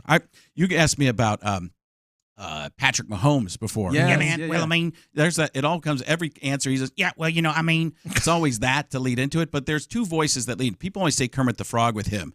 Well, there is some Kermit the Frog, which is "Hi ho, Kermit the Frog" here. But also there's Fozzie Bear, which is deeper in the throat, which is "Waka waka waka." And the two of those kind of combine to, well, I mean, are in there. Yeah. But if you take that Kermit the Frog and you bring it down here, it becomes John C. Reilly. Did you touch my drum set? And if you add some air, it becomes Mark Ruffalo. I see this as an absolute this, put some more air into it, and it becomes Paul Giamatti. I believe that is one of the craziest things I've ever heard. Now, if you tighten it back up and bring it back up here, it becomes Seth Rogen. I had no idea you could even do that. And then Joe Rogan's right in there. It's not even far off. It's like, "Jamie, pull that up." Oh my God, that's crazy. So all those voices, all right in the middle.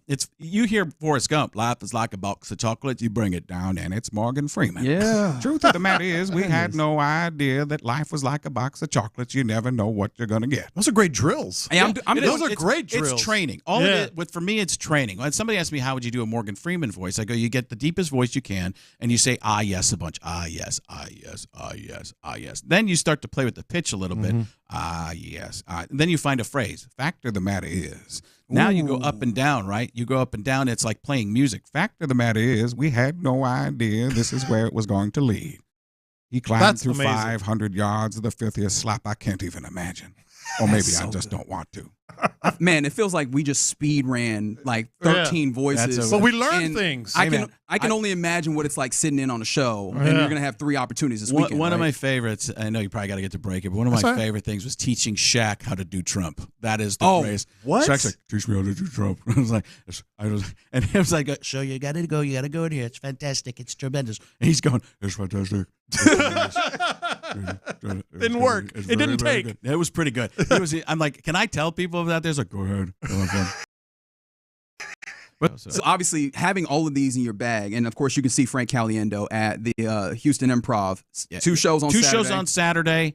And 1 show on Sunday. ImprovTX.com brings you for those. I think it's 6 and 8:30. Like I said, nothing going on at 8:30. No, don't worry about it. Don't even worry about it. And I'm sure you'll give updates during your performance. Yeah, Yeah, absolutely. yeah. But you have all these. You have your shows. Do you ever get tired of people trying to like almost play you like a jukebox? Because we got texts of people like, "Oh, do Christopher Walken do this?" I'm sorry if you bring them up and I can do them, I'll try. Why not? Send a text. Tell me what you want. We'll make it happen. Look out, Milos is going to score. Watch him from out of bounds. Gets in bounds. Gets 2 feet in. Goes up. Looks like he's going to dunk, but he made sure to lay it in. What's your current favorite to do? One of them is Robert Downey Jr. because you just burp halfway through sentences.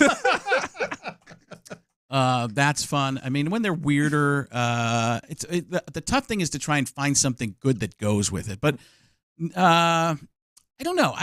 They're like your kids, you know. Mm-hmm. You love them all. That's the same. I don't buy that choose premise. a favorite. That's right. My daughter is by far my favorite right now. Does anyone in your life like then kind of do a little bit more impressions just because of what you bring to it and the expertise that you can kind of give in some ways? People around me who aren't in comedy, or are you talking about? Yeah, I think people do. I mean, people come up to me all the time after shows or something, or they'll see me out in public and like, brave warrior you are. I'm like, you're doing yoga, aren't you? Do your the force you must do. Yeah, it's I get that a lot. I try to be nice about it, but I don't mind. Some people do some really good ones, but then they will do 4 bits for me. Like I don't know what. I don't do bits for you. Why are you? I do them on stage when it's the time where I'm here promoting a show. Sure. Yeah. It's like in public, I'm not really working on bits. So, So if somebody's going to come up and walk to you with a bit, just keep it quick. Yeah, quick is in and out, get in and out. Excellent. Yeah, it's drive and kick. That's what it is. Man, it's great seeing you again. Yeah, thanks for having me, guys. And HoustonImprov.com. And what's the other website? ImprovTX, right? ImprovTX.com. ImprovTX. That's all there. They have a few different clubs. And FrankOnStage.com.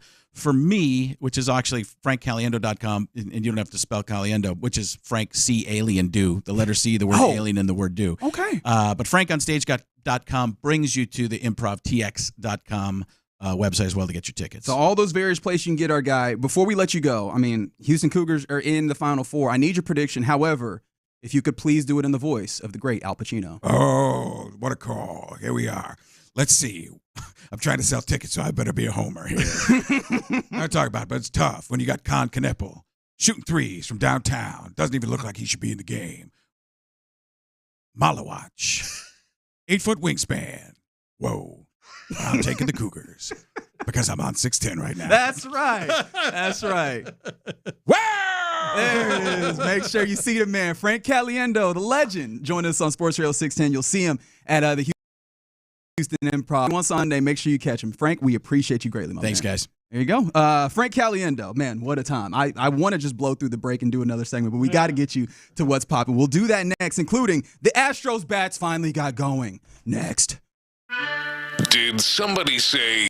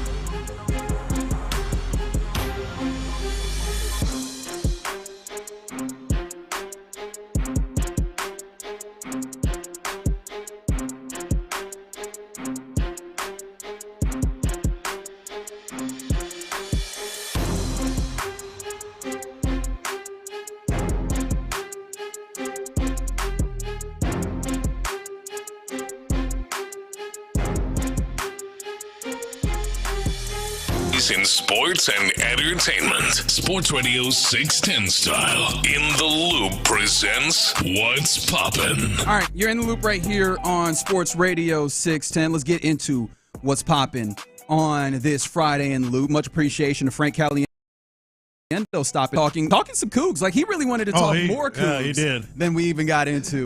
We'll circle back around to the Cougs before they face off against the Duke Blue Devils. That's tomorrow. 7:49 is tip, and you'll be able to hear that right here on Sports Radio 610. Excited about that basketball game. Duke is a favorite. I think last time I checked, it was 5.5. It's gone up. It's gone up again? Mm-hmm. No, 2.5. Okay, but sales like, oh my God. 4.5, yeah. It's gonna be a tough matchup. We talked to Chancellor Johnson earlier today about it.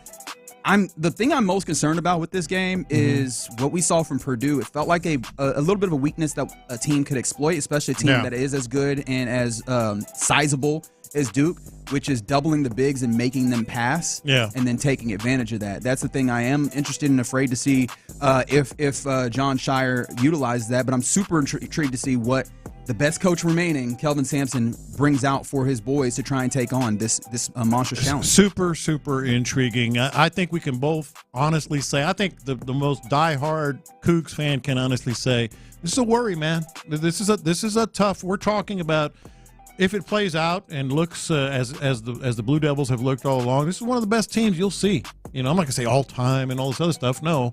But it's a fantastic Duke Blue Devils team that has the length, that has the athleticism on the outside to do a lot of what the Cougs like to do. I'm going to pick the Cougs with my heart. I think they're the best coach team left. I think they're going to they have a lot of options, as you heard from Chancellor Johnson, can beat you a number of different ways. That defense is one of the best you'll ever see. But boy, this is about as tough a matchup as the Cougs can get. Yeah, and so we'll talk a little bit more about that, as I said, but excited to see that game again. You'll hear that here on Sports Radio 610 tomorrow evening. Also, tomorrow afternoon, the Astros will get back at it in their series versus the Twins. But yesterday afternoon, the Astros, 1, got a victory, and 2, they're hitting the long ball. The bats showed up. Not the torpedo bats. We're still waiting on those, but I guess maybe just the idea of the torpedo That's what bats. I texted you guys. Yes, you did. Help some guys get going. Just the hint of those torpedo bats arriving soon, if not now, got the Astros bats going. 5-2 was the score in a chilly Minneapolis versus the Minnesota Twins, and it was Christian Walker eventually turning all those hard hits into one that went into the stands for a homer. And then immediately after, Jeremy Pena putting them big old muscles to use. Back-to-back homers for the fellas. And the thing that I like the most is that's the middle of the lineup, right? Obviously, I think the guys that in the midst of our fear, or maybe I shouldn't say that, at least some of us had fear when we were early on, and we're just like, oh my goodness, where's the offense? You go, okay, Altuve will do what he does. You expect Jordan to do what he does. Christian, it's some of those guys after that you had some maybe concerns about. But no, Jeremy Pena goes yard. Caratini goes 2 for 4 with a couple of runs. Brendan Rodgers, what's happening? Your second baseman. 3 RBI, 3 for 4 on the day. And he was scouting his left back. Like, it's that portion of the lineup that showed up in a big way in this game. And that's going to be the concern. It's going to be something we watch all year long. But terrific start. Kind of want to play again today, but keep that same energy going. Yeah, kind of want to keep it going, but kind of a scheduling quirk here. Because them boys don't have a roof on the top of their stadium. So you play, then you rest, then you play the same team. Well, they play and they rest just to make sure that snow didn't ruin them in their scheduling. But you'll have today off, which, you know what? I think that I'm okay with him having a day off after that kind of game. Like, I think that the mental shifts a little bit. And I think Chandler Rome wrote an interesting piece about Brendan Rodgers and Christian Walker and the ways in which they came into this team knowing they were going to, well, Christian Walker maybe more so than Brendan Rodgers, but even once you get to the regular season, knowing that they're probably going to need to make impacts. Brendan Rodgers playing a lot of second base, defensively going to need to make an impact. Yeah. And then Christian Walker, both defensively but then offensively, going to need to make an impact, and being new to it and how that kind of added a level of pressure for them. And it seems like maybe the first road trip gave them an opportunity to kind of unwind and get themselves in a place where they could go out and be a little free. And they did that, and they scored the runs. They get you back to 3 and 4. You're still below 500, but again, it's early. It's early. It's a marathon and not a sprint.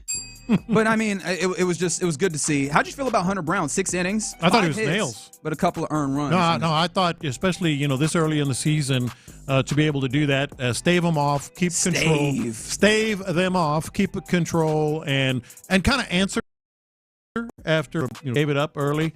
And so having Hunter Brown perform like that was good. And the other thing that I really liked, Christian Walker's going to be so key to the entire year. And to get him going a little bit, we'll see how it plays out. That's why I want him to get right back out there, but they're not. But I think Christian Walker's going to he's so key to this team. Yeah, I feel good about Christian Walker because he's been lashing the ball. Mhm. He just didn't send it yard. Yeah. Any concerns about Jordan? 0 for 4 in this one again. Another instance, if memory serves me, of one of those pitches that's meaty that he did not swing at. Like, I'm starting to look at it and like, man, what's happening here with just like his eye? Not that he has a bad eye, because you're still seeing him like generate or like take good pitches at various points. It's just he's not really attacking the ones that are there for him. We can talk about how early it is, until it's not. Sorry, I'm abusing the all we bell. want. That's all right. But if you're saying there's not a little bit of a raised eyebrow at minimum, maybe concern at maximum, I think you're fooling yourself, because you just touched on it. It's not that, hey, he's starting out slow, but he's making some good contact. He's seeing the ball well, because he's not. He's doing some out of character things. That would be and I'm at the level of, yes, it's early, so let's see how it plays out, and he makes some adjustments. But he's doing things we're not used to seeing, him do. Yeah. So, but yeah, a good win. They're back in action again tomorrow in the afternoon, early afternoon. So if you're starting to plan out your day, that 1:10, get you some baseball. Then in the evening, I don't know if you're going to go see Frank Caliendo, but also you got some Cougar going on as well. All right, some other things as you're planning your weekend tonight. Rockets are back in action, and they're facing off against the Oklahoma City Thunder, the best team in the West. What do they have, 12 in a row? 11 in a row? Wins? Yeah. I've stopped paying attention. Like, what do I need to know that for? They're really good. They're like 16 games ahead of everybody. Like, y'all just go do that over there. Yeah. Whatever y'all are doing when it comes to the win streak. But yeah. Y'all go do that. Yeah, no. We'll be over here doing our thing. Exactly, man. We'll see you in the playoffs. That's ultimately. But they'll see them tonight, right? At Toyota Center. It's an 11-game win streak 11 for the Oklahoma City Thunder. But the Rockets are going to face off against that team. No Dylan Brooks. The final technical, the 16th technical, was upheld from that Utah Jazz game, so he will miss this game. I'm kind of interested in that, like, weirdly enough. I mean, obviously the stakes of this game aren't necessarily there, although you want to start playing that your level. best basketball at this level and this time. But I kind of also, weirdly enough, especially with all the odds and the Rockets being the odds-on favorite to acquire Kevin Durant services, it is fair to maybe assume that maybe Dylan Brooks would be involved in a trade like that, or maybe he would be the odd man out in a starting lineup or what have you. Kind of see what this team can continue to do in an instance where you're not relying on what Dylan Brooks brings, even though I very much appreciate what he brings, knocking down shots, being an aggressive defender, and kind of being as versatile as he is. I'm interested, just because of as we talked about, you've got to play at a higher level now. These next 5 games are where it's basically a test run for the postseason. It is. 2, 3, wherever in the conference standings, you've got to see what you can do against this, because these are the teams that you're going to see again in a matter of, what'd you say, the playoffs start in 10 days, something like that? 15 days till the NBA playoffs proper. Obviously, the play-in will be going on there. And shout out to engineer Andy, who in this instance is trying to be meteorologist Andy. High temperature in Minnesota tomorrow, 44 degrees. Not a baby. But sunny. Oh, you can play in that. Yeah, they'll play a little ball. Speaking of playing ball, tomorrow another person who'll be playing ball, Lance McCullers. He'll have rehab start number 2 out there in AA Corpus Christi. So if you are inclined to have some level of superstitions or religious beliefs that you would like to utilize in order to have good vibes and best wishes to Lance McCullers as he continues to try and rehab, because Luis Garcia, it doesn't look like he's being shut down with that inflammation. No, it doesn't we'll look like circle you're going to around have. to that. Doesn't look like you're going to have that level of reinforcements coming. So hopefully, Lance McCullers continues moving in that direction. He threw 2 innings, 35 pitches last time. So hopefully, he can extend that out some more. That's exactly what I was going to mention. Let's see if we can get past 2 innings here. That would be the best news of all for Lance McCullers. They've been smartly, playing it very slow, 1 inning and then 2 innings. Let's see if we can stretch it out a little bit. All right. So that's what's popping here in the loop on Sports Radio 610. And shout out to Lacey, who's like, I told y'all lack of bats in the spring is a problem. It did feel weird, man, that they didn't hit anything. But at the very least, maybe this is going to be where the Astros break out of it. And one of the things I loved about, and it wasn't like they hit crazy, but they hit a little, makes everything look a lot better. The defense felt a lot better. Defense does not look as bad when you have a little bit of run support, man. It's crazy how that works in baseball, ain't it? All right.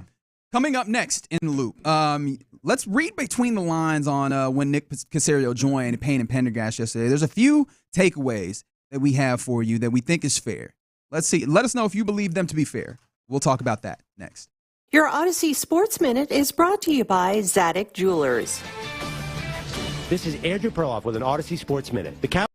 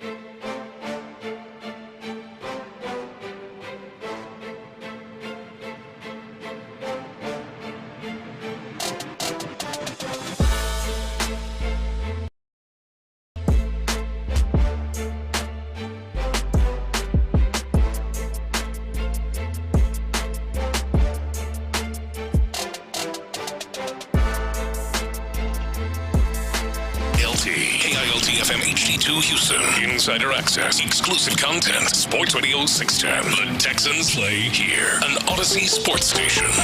Sports Radio 610 presents In the Loop with John Lopez and Reggie Atatula. Yeah, you're in the loop here on Sports Radio 610. Happy Friday to you. Hope you are having a good one in the greater Houston area or wherever you're listening. And however you're listening, thanks for making us a part of your day. The Jim Adler, the Texas Hammer text line is the way you get involved, 713-572-4610, or on the YouTube page or the Twitch page.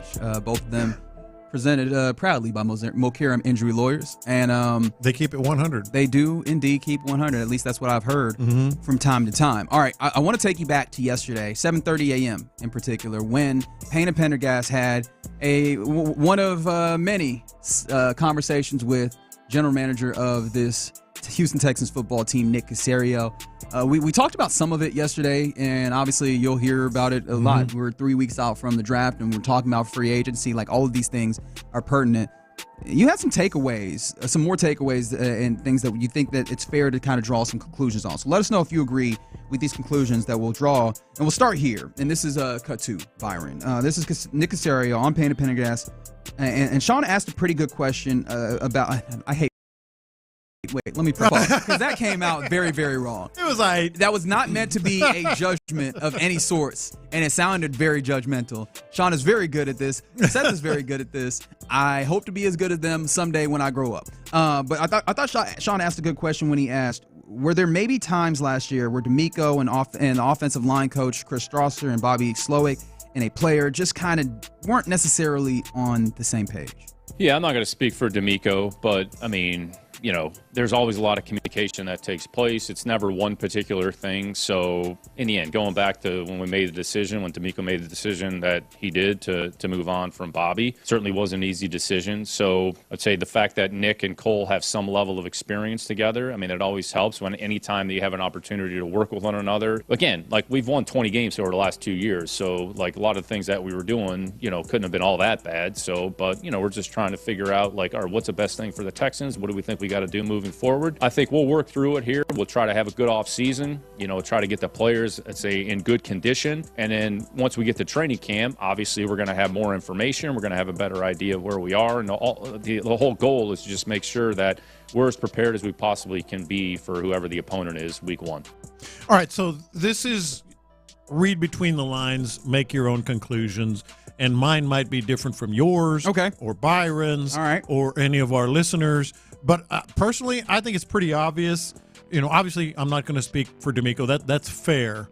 But as he's listening to talking about that question, was there we can draw a conclusion. Clearly, there was something, because that was one of D'Amico's best friends in the business. Sure, and he had to let him go.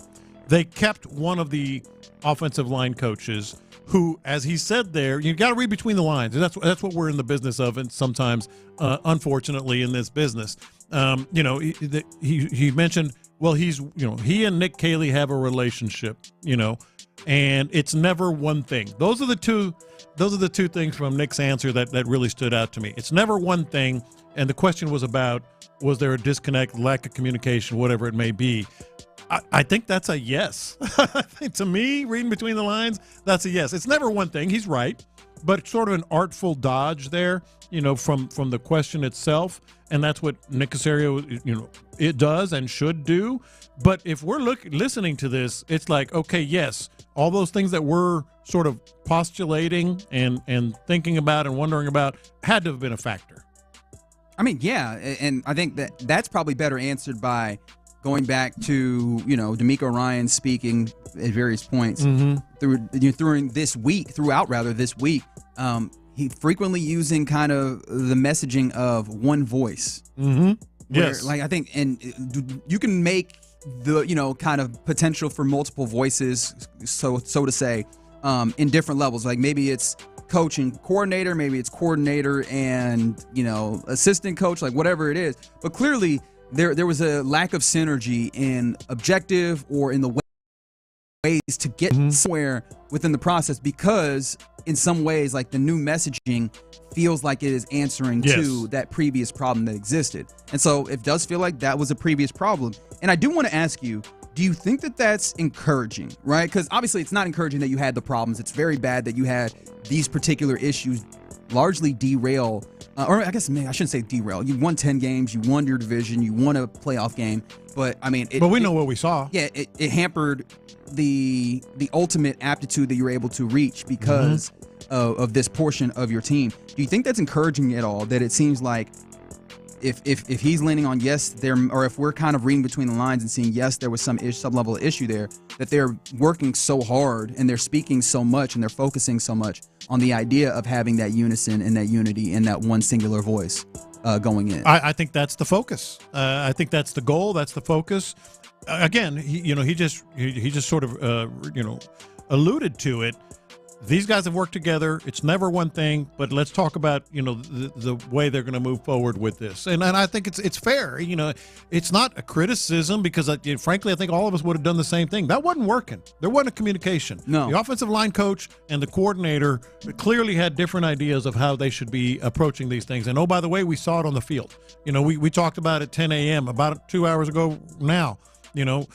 What they did to Dalton Schultz was frankly unfair. We can criticize Dalton Schultz and his blocking and everything else, but it's unfair. Or his face. That sounds like a joke. His headband. Well, I was bullying. No, that sounds like a joke, but I do mean it. Like, I feel like sometimes we got upset at Dalton Schultz because in his face or in his demeanor, you see the frustration. And I think that frustration sometimes read as, he don't want to try. And I do wonder if that is just a lack of belief in what's being brought to the table, right? Because even if you're trying, I think we all know in our lives that if you don't really believe what you're doing, it makes it tougher to get there. I really do hope that a level of unity, a level of synergy helps bring a level of belief in what these guys are doing. And this is where I can maybe get on track with, I guess, the hopium, for lack of a better term, and I try not to say that judgmentally, that a lot of people have with the offensive line, that, okay, at least if there is a game plan that, one, obviously is just going to be better than the circumstances that these guys were left out with last year, but then two, these guys can believe in, is capable of actually getting the job done, then that can probably raise the level in the performance. And I think that's what they're doing. Again, it was unfair. We can criticize him, but it was unfair to have a pass-catching tight end be on the edge, one-on-one with an elite or even very good NFL defensive rush end. So clearly, I think the answer, the reading between the lines here is, there was a disconnect. The communication was bad, and they feel much better about the relationship and what Cole Popovich is going to bring in terms of implementing Nick Caley's offense. All right, Mr. Between the Lines reader, what do you feel here? When Nick Caserio, on with Payne and Pendergast yesterday, was asked about the 4 picks in the top 89, which is, 25, the first round, 25, second round, 50. Traded a 59 yesterday when I was messing with my mock draft simulator. Neither here nor there. And then you have a couple in the 80s in round 3. You have all of those picks. Nick, in the 2025 draft, moving up, moving back, what's it looking like? Yeah, there's always opportunities, top to bottom. So our grading system may be a little bit different than some other grading system, but I think our job between now and the end of April is to understand and know as much about each player as possible, understand what we have. I would say the only thing that we, quote unquote, need to do is draft good football players with the right mindset and the right mentality, regardless of the position that we play. So that's where our focus is. That's how we've approached it here the last 4 years. That's how we've approached it the last 2 years, specifically with D'Amico and I. And that's not going to change this year. So we're not going to all of a sudden do something different this year than we've done previous years. So no position is going to be off limits. Draft good football players, look at the grade, follow our board, follow our process, and just get them in the building however we see fit. All right, I want to clear something up. I set that up incorrectly. That was actually a question about, are you still doing like the draft evaluation of guys outside of kind of positions of need further than that, especially with the picks that you have and the needs that you might kind of more be drafting towards? And I think that's set up perfectly. And I said it before Robinson was brought in, or any of Trent Brown or any of these guys. One thing that Nick Caserio hates, every general manager hates it, but it seems like Nick Caserio really, really wants to be in a position where he's a little unpredictable. And as much as you and I might say, offensive lineman, maybe a receiver, I think it's really, and I think the position that he likes to be in, and that's what he said. I believe he said no position is off limits. It might sound a little crazy for you and me, but really no position is off limits. Hell, we talked about tight end earlier, and at this point it might sound crazy for you and me, but if there's something crazy that happens in the draft, he's in a position to move up or move down and be a little unpredictable. Yeah, I mean, that's always the objective. I might be a little more conservative in that way. Like anytime I hear move up, I get a little shaky because that is, you're really betting on, I perfectly identified this. And I mean, if you're moving up for like a Tyler Warren, I get why you would feel that confidence. He has looked like a monster in his time in college, and then obviously all through this particular offseason as you get ready for the draft. And that brings me back to the text line, the Jim Adler, the Texas Hammer text line specifically. The 8 through 2 asked, would you guys give up an extra first-round pick next year? So next year's first-round pick in order to move up and get Tyler Warren. This person would. They go further to say that, he looks like J.J. Watt if J.J. Watt had stayed at tight end. How do you feel about that? Because, again, you talk about, tight end and that level of versatility and being able to draft anything. Would you take that level of being able to draft everything and then give additional capital in order to move up to get a player like that? That is a lot, isn't it? Yeah, I don't feel comfortable I with don't it. either. And I acknowledge I'm being a scaredy cat. That's fair. But I don't feel comfortable with that. Even understanding Tyler Warren is really good. He feels like he'd be the type of player that splits the difference of what we were talking about earlier when it comes to tight end. You want somebody who's going to impact the passing game, especially better than what Dalton Schultz did last year, which, of course, you can blame on various different things besides just Dalton himself, who can contribute to the run game, especially in a way that Nick Caley, even if we don't know exactly what he wants to run, we know he likes big formations. We know that he likes those. I know that he's spoken about being more of a game plan offense and kind of wanting to hit various things. So maybe he doesn't specifically do that, but giving him the versatility and the option of having your tight end in line and those types of things, that'd be cool. I just don't know if I prioritize that over solidifying an offensive line that is the foundation of all these things, or giving yourself another wide receiver, or making your defense even better in attacking quarterbacks on the opposing side. Yeah, that would be a no for me. Okay, all right. But You're know what? also a scaredy cat. Welcome. I am a scaredy cat when it comes to a top 10 pick. To move from 25 into top 10, 11, whatever it may be, for Tyler Warren, that's a big amount of equity. What if it's not like up beyond 14 to get that? And what if it's like? Well, then that's what I'm talking about. Like Nick Caserio is in a perfect position. Okay. This is what he wanted. He didn't want to be predictable. Oh, they're drafting a guard. Oh, they're drafting a tackle. Now you can plausibly believe that there are some options there. So I would be a little more warm to the idea, of 15, 16, whatever it may be. The 337 said, I can see them drafting a quarterback. I actually can too. But it feels like that. Not there. No. Whew, absolutely not. That would make me mad on multiple fronts. Yes, it would. You know my stance on this quarterback class, with all due respect to the dudes in it. Not saying that they can't become something great, but I don't like the odds that I'd be gambling on using that. And then two, I mean, you're set at quarterback. This feels like one of those, maybe you take a day 3 flyer on in there. Various visits, whether it's top 30 or local days or what have you, they've talked to Quinn Ewers. Yeah. And so I do wonder if they do something like that in one of the later rounds. Real quick before we go here, I want to circle back around to this. Nick Caserio was asked, how do you feel out a player potentially making trade in division, like Christian Kirk when you acquired him for like that 7th round pick? Yeah, I would say you never make it personal. I would say that whole notion, Seth, of, okay, if you trade in the division, look, some of it is a little bit of a myth. So, I mean, you're either going to do business with people or you're not, and you can't be afraid of what the repercussions or what the fan base might think. Oh, you can't do that because it's going to have a negative effect. Everybody just has to run their team how they see fit and just make the decisions that they feel are in their best interest. We're not opposed to doing anything that we feel is going to help the Houston Texans, because that's ultimately the fiduciary responsibility that we have, that I have, to D'Amico and to the McNair family, is to do what I think is in the best interest of the Houston Texans, not what's in the best interest of me personally. So we'll work with anybody. Like, you're never going to, well, okay, this list of players are off limit, or list of agents or list of teams. Quite frankly, I think that's pretty parochial and narrow-minded to do business that way. So as long as we're in a position, that we're in, that I'm in, then, we'll be open-minded and do business and do what's best for what's best for the Texans first and foremost. And that one stood out to me just because I wanted to give him a figurative fist bump. This is one of the things I've stood on for a long time. Nick, if you're listening, consider yourself fist bumped. Because said this, don't play scared. You've heard me say it. I've said it for years. Don't play scared. What are you doing? You either have confidence in what you're doing, or you're scared.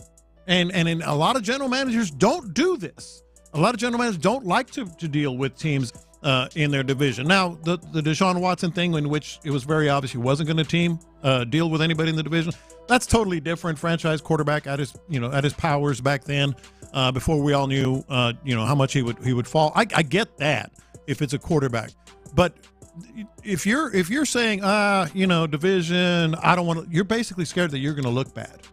You don't want to look bad. That's always the concern, right? And I don't like general managers that are worried about looking bad. Right, and I think that if you talk about anybody who's not concerned about appearances, it is Nick Caserio, and I appreciate that, because that feels like an unnecessary hindrance to put on the way that you do your operation. And so, and I think that that's the thing that I ultimately take away is, oh yeah, my man's all business. He's like, let's make sure that we can get this result. Let's not worry about some of the other things that would unnecessarily make my job harder here. All right, you're in the loop here on Sports Radio 610. Again, salute to Payne and Pendergast. Another fantastic sit down with Nick Caserio. If you want to go back and listen to that, it's on the Payne and Pendergast podcast page. There's a lot of P's in that. Payne and Pendergast podcast page. Goodness gracious. A lot. 7:30 a.m. yesterday, if you want to go back and listen to that in full. All right, you're in the loop.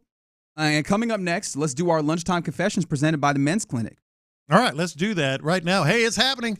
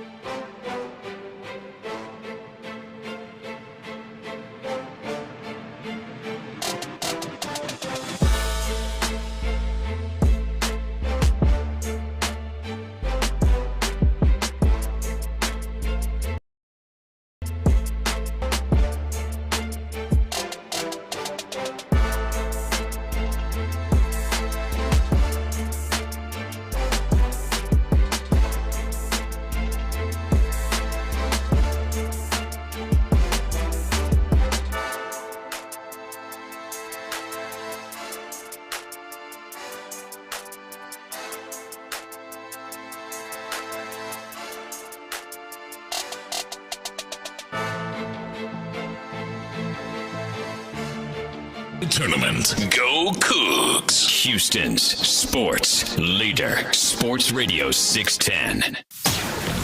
Sometimes it's sports, sometimes it's not. Whatever it is, Reggie and John are keeping it real. It's In the Loop's Lunchtime Confessions, presented by the Men's Clinic on Sports Radio 610. Watch this. These are my confessions. All right, first mini confession before I get to the main confession here on In the Loop. By the way, don't forget to head out to the Boot. The today. Boot, not like the state of Louisiana. No, but the Boot like it's a restaurant. Mm-hmm. Let me make sure I get like where it is. The boys are going to be down there eating crawfish. That's in my neck of the woods too. I'm gonna stop by on the way home. No doubt about it. I kind of want to. Yeah, it's crawfish, man. Because I actually have not gotten crawfish yet this season. Yeah, you got to do it at least once. Anywho, mini confession before the first confession. I'm a little nervous that Byron sitting in for Figgy today that he might be a little upset with me. Byron, why would I be upset with you? I gave you a lot of work. Oh no. It was more just making sure everything was bleeped because there's almost 18 bleeps probably or something. Probably 18 or 20 bleeps, and be sure to be listening at 1:20. It's an amazing story that has to do with fishing, but it really doesn't. And I think you guys are going to enjoy that. But anyway, here's my other confession. Go ahead. 1206 West 20th Street in Houston is where the Boot is. My neck of the woods, man. I just want to make sure. All right, so for me. So you can put it in your Google Maps. It is in my GPS right now. So the National Weather Service has officially released all the hurricane names for 2025. You know, did John make it this time? Hold on. This is the confession. I have a feeling that you're the person that's like, I want my name to be on I do not. I do not. With a hurricane? Yeah. But here's the thing. They put a name on the list that is guaranteed to be an absolute nasty, bitter, horrible hurricane. So what is your ex's name? No, it's not that. Oh, that's not what. Okay, I thought that's what you were setting up. I saw it from a mile away. One of the names, Karen. They're going to name a hurricane Karen in 2020. You know how heinous that hurricane is going to be? No, it's not going to be that heinous. It's going to ask for the manager. That's right. It's going to be bitter. It's going to be angry, and no matter what you say, it's still going to be nasty. They actually named one of the. By the way, I have the whole list. I'll go through them here real quick to get your thoughts. Andrea, Barry, Chantel. Chantel seems that's like that's a classy hurricane. That'll be like just a little tropical storm, nice and cute. Yeah, keep it absolutely. Chantel has some those earrings that dangle, all that stuff. Chantel, right. Dexter goes one of two ways, and the TV show is one of the ways that's really ruined it for me. There's going to be a spunky little redhead hurricane named Aaron. I don't like what you're doing here. I don't like what you're doing here at all. Shout out to Aaron, though. I know exactly who you're talking about. Fernand, Gabrielle. Stop me when something strikes you. Does it feel weird that it's not Fernando? No, it's Fernand. Fernand? Yeah. Humberto, which I thought there was one, but I don't think they repeat them. Or maybe they do. I don't know. Imelda, Jerry, Karen, Lorenzo, Melissa, Nestor. I like that. Like Cortez? Yeah. Olga, Pablo, Rebecca with a K, Sebastian with an E. I could just hear them on the Weather Channel. Tropical Storm Rebecca with a K. Yeah, and then comes Sebastian with an E. Tanya, as in Harding. I could be a little wacky at the knees. All right. Okay. Van and Wendy. Okay. But what are we doing naming a hurricane Karen? I mean, you got to just, if the naming convention is that you use names, eventually you was going to get to that name. I guess. I feel like what they should do, though, is that they should use exclusively names that we have largely taken out of rotation. The ones that we're not, where is Hurricane Opal? You know what I mean? Hurricane Gertrude. I feel Gertrude. like there was a Gertrude.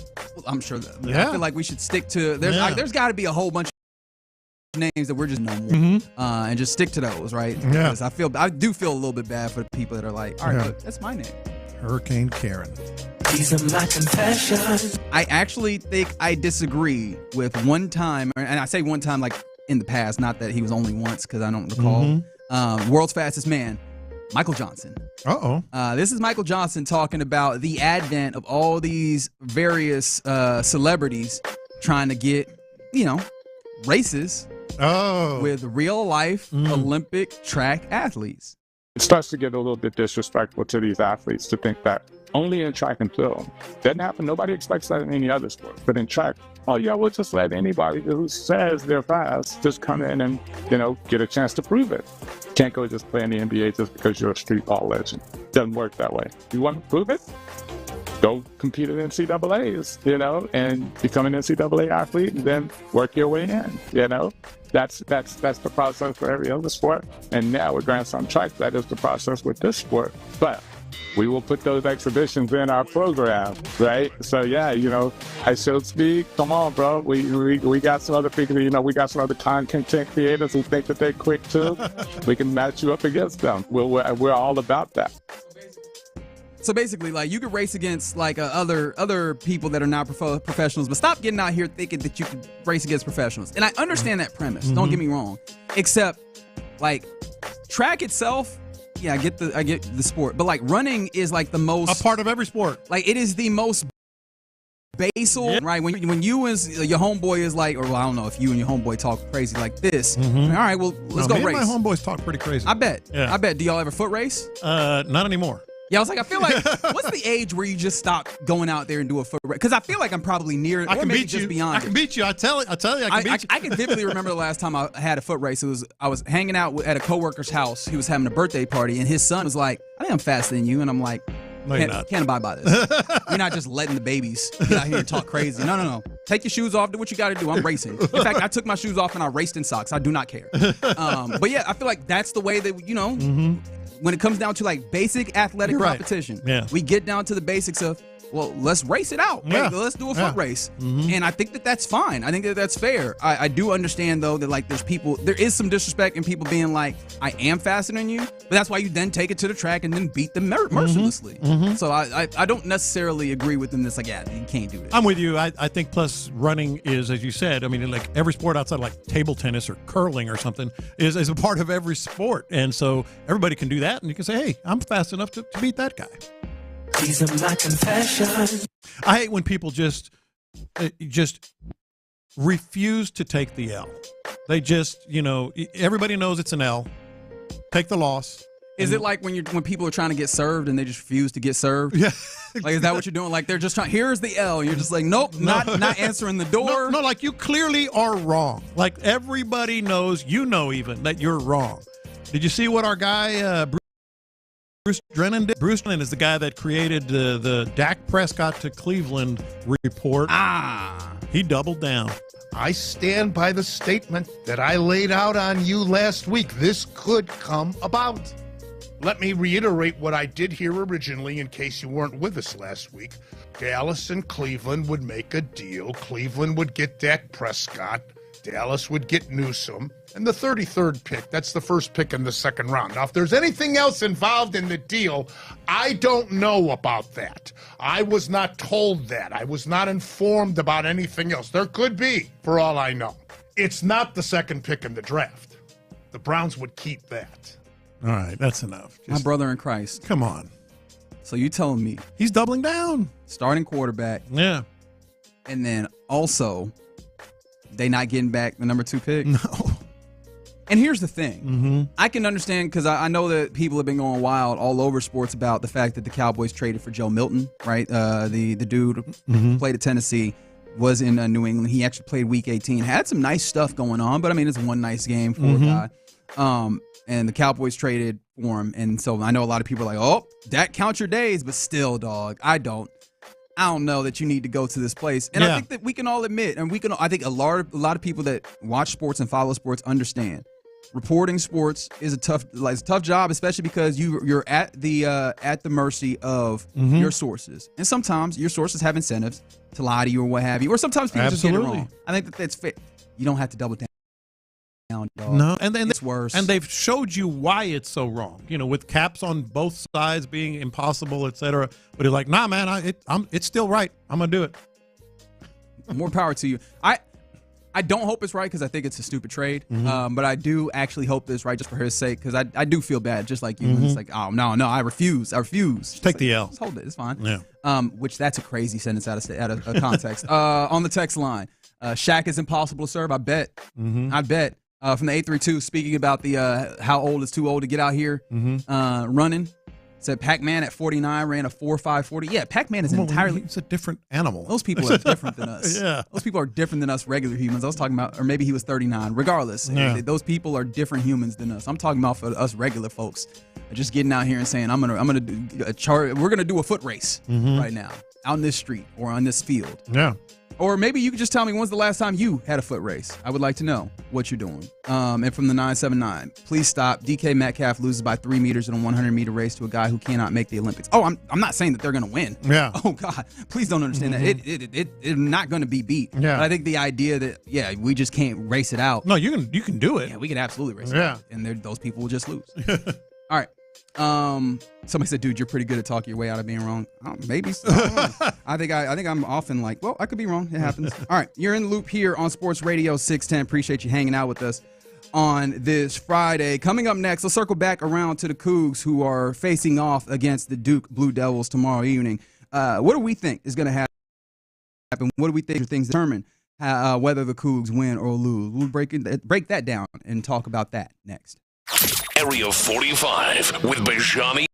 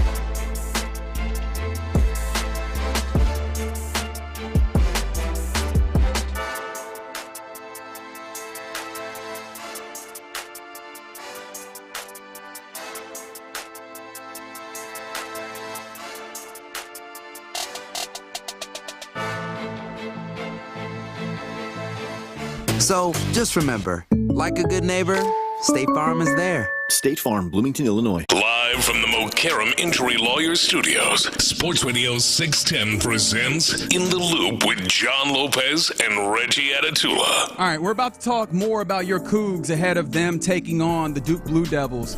A 1-1 matchup, as they all are in this Final Four. In the Final Four, it'll be tomorrow at 7:49. You'll hear that here on Sports Radio 610. In fact, some other head coaches in college basketball talked about these various teams and how they would want to see them attacked and what their strengths for this tournament. So we're going to get into that. However, we stumbled upon something that I believe could be great. I see what you did there.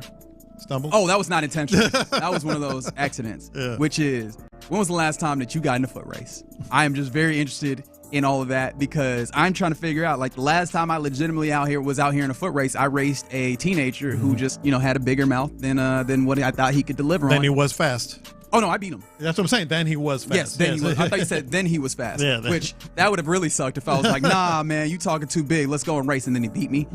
Although he was a younger teenager. If he was like a bigger teenager, I'd have been worried because, some of these young folks can run. But from the 832, two of my college buddies raced 2 years ago. We were 33, and one of them blew his hamstring. I believe it. So, yep. Okay, that is fair. And then another one, this is great. Wife and I overloaded on alcohol at a wedding and had to call our 16-year-old son to drive us home. He talked a lot of crap having to come pick us up, which I imagine a teenager's going to be a little mouthy in that circumstance. So he challenged him to a foot race, 3 a.m. and drunk. Started to fall on the street, tried to dive towards the grass, ended up cracking 3 ribs on the curb, dislocated shoulder. So, yeah, I have a feeling that you did not win that race then? I have a feeling that was his last race. Yeah. In all honesty, like, I've been racking my brain since we talked about this, including over the break. Like, when was the last time I raced? Hell, when was the last time you jumped? You notice that we just stopped jumping? I jumped yesterday. Look at that. Good I for jumped you. yesterday with my 2-year-old granddaughter. We were jumping on a trampoline. There you go. How about that? Yeah, go ahead and work them knees. But I honestly, it's been so long, I can't remember the last. Can't remember. It had to be with one of my sons. You want to race in a break? Years ago. Sure, I'll race you. I ain't racing you. Come on. Be like, I'll race you after the show. That's a work-related accident. I see the game. I see the game. It's a work-related accident. Hey, Parker, I know you're listening. I'll see you How in does 2027? I'll see you. All right, let's circle back to the young people doing sports. I'll take one for the team there, baby. Let's get back to the young folks doing sports. The Cougs, well, I mean, most of the young folks, and Juwan Roberts. Yes. With all due respect, obviously, a fantastic 6-year senior, Juwan Roberts. He's going to have his hands full with a sizable Duke Blue Devils basketball team that they're going to be facing off against on Saturday in San Antonio. The Athletic kind of convened some college basketball coaches to break down Duke, Houston, Florida, and Auburn. Obviously, we'll focus on the two teams that will be facing off against each other on Saturday. Your Houston Blue Devils, or your Houston Cougars versus the Duke Blue Devils. I just made them one team. That's crazy.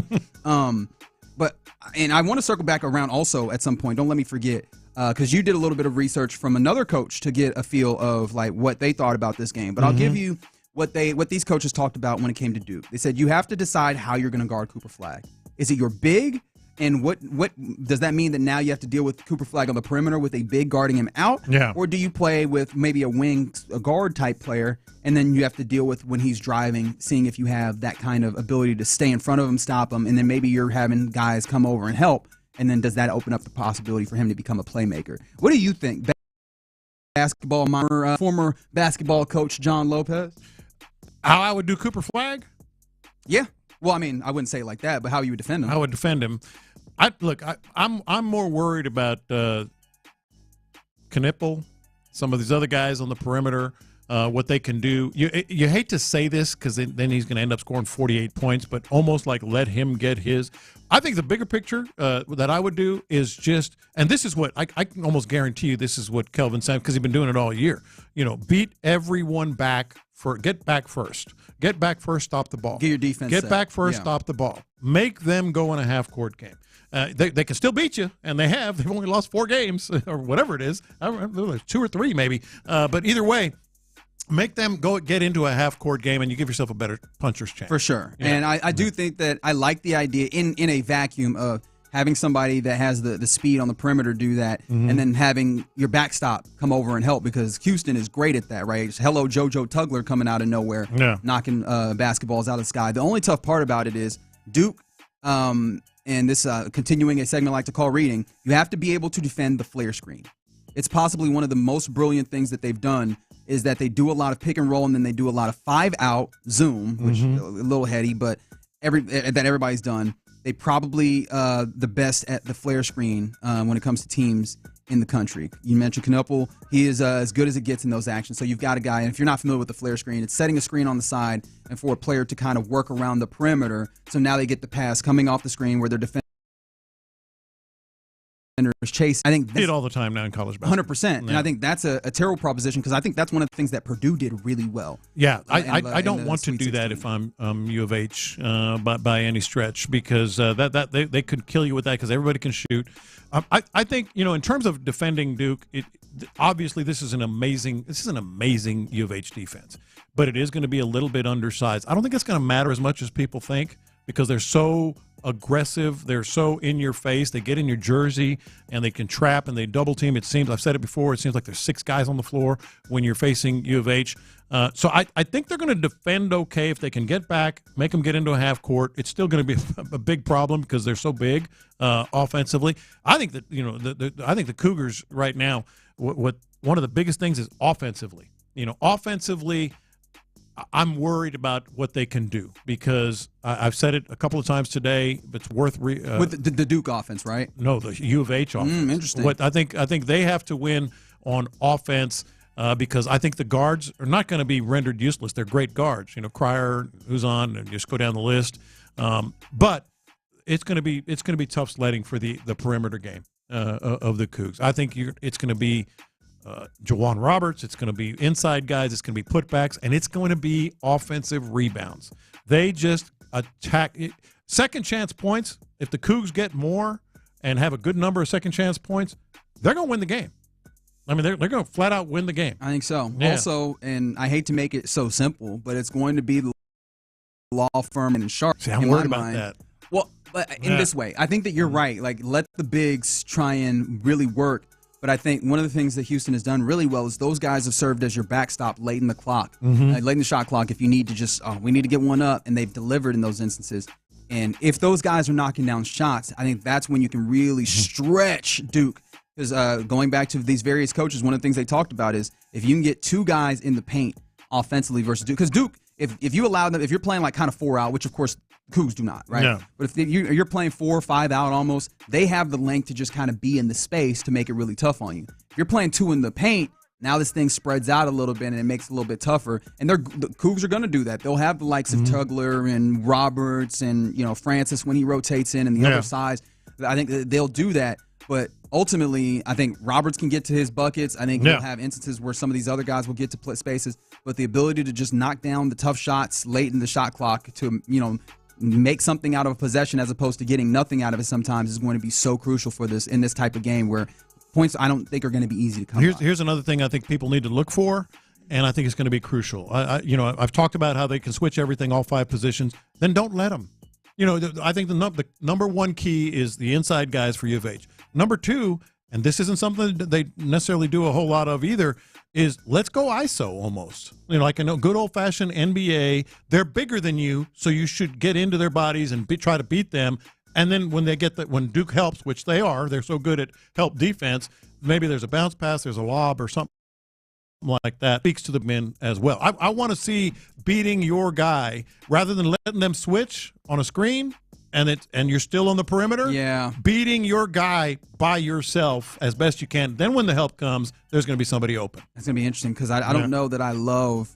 It's not like NBA-like, but close. No, I know, but I don't know that I love putting that level of stress on Uzan and Cryer to have to do that. I think you have to. You probably do. Yeah. And, I mean, there's going to be a lot of places that you don't love to be when you get into these types of matchups. But I do love that the Cougs are equipped to try and handle this. They can switch everything and still defend you, so don't let them. They can. Don't let them. All right, where are you at with this game? And you know what? I'll give you a little bit more time. Let's finish the show by officially putting it on wax. But I think that, man, there's a lot of interesting things here. I appreciate the Athletic putting together this conglomerate of coaches. And just to circle back, what did your intel get about how Houston should play? Because I want to officially get you to on wax again. Well, I just stole it. I mean, he's real big on the big man. Got you. I'm big. I'm real big, and I bounced it off of him, and he didn't think it was a crazy idea. To trap as best you can as soon as Duke crosses midcourt, try to get him into some corners, try to get him to start their offense late. Late in the shot. Like I'm talking 18 seconds left, that's all you got. 13 seconds left, that's all you got. That limits the number of options they have offensively. Sure. Yeah. All right. I think that's really interesting. That game, again, tomorrow evening, 7:49. You'll be able to hear it on Sports Radio 610, obviously. And somebody said Tugler was Big 12 Defensive Player of the Year for a reason. Travel him on flag. I think that can be interesting. Again, it's like those guys are going to have to navigate screens. And I'm also interested because it feels like the Cougs what they've done is they've actually just kind of showed and recovered or even fully trapped off of screens. And if Duke can move the ball quickly, that's going to create some real driving lanes, some real seams in the defense that I think that Duke is uniquely capable of attacking. So I'm intrigued to see what happens in this game. A lot of people texting in various ways that they run. Various instances of them running. Somebody said they're 50 years old. They got talked into racing by one of their coaches. The hamstrings beg to differ, I guess. Oh, no, let's see. They coach baseball. And they won, but their quads and hamstrings still beg to differ on winning there. Somebody said, Stafford PD here. Oh, fun. Now we got an episode of Cops. Stafford PD here. Chased a guy who had just stolen a car. No lie. He could not jump over the fence, and when I was near him yelling at him, he literally, he went number 2. He defecated himself. Yeah. There we go. Had to stand outside the hotel bathroom while he cleaned himself before he got into the patrol vehicle. Well, that's nice of you to let him clean himself, although I imagine that you didn't do it. You didn't do it for him. You did it for you. Yeah. So that you did not have to clean the back of the car. Wow, yeah. I would pepper those in. When was the last time you raced? This is fun. This is very fun. All right, you're in the loop here on Sports Radio 610 with more of your stories of you telling us the last time you ran or raced on the Jim Adler Texas Hammer text line. We will also jump in with some legends, some Texans legends. J.J. Watt joined Jonathan Joseph and Andre Johnson on the GOAT Talk podcast, and I thought that there was some interesting stuff in there. So let's revisit some of that next. Of basketball.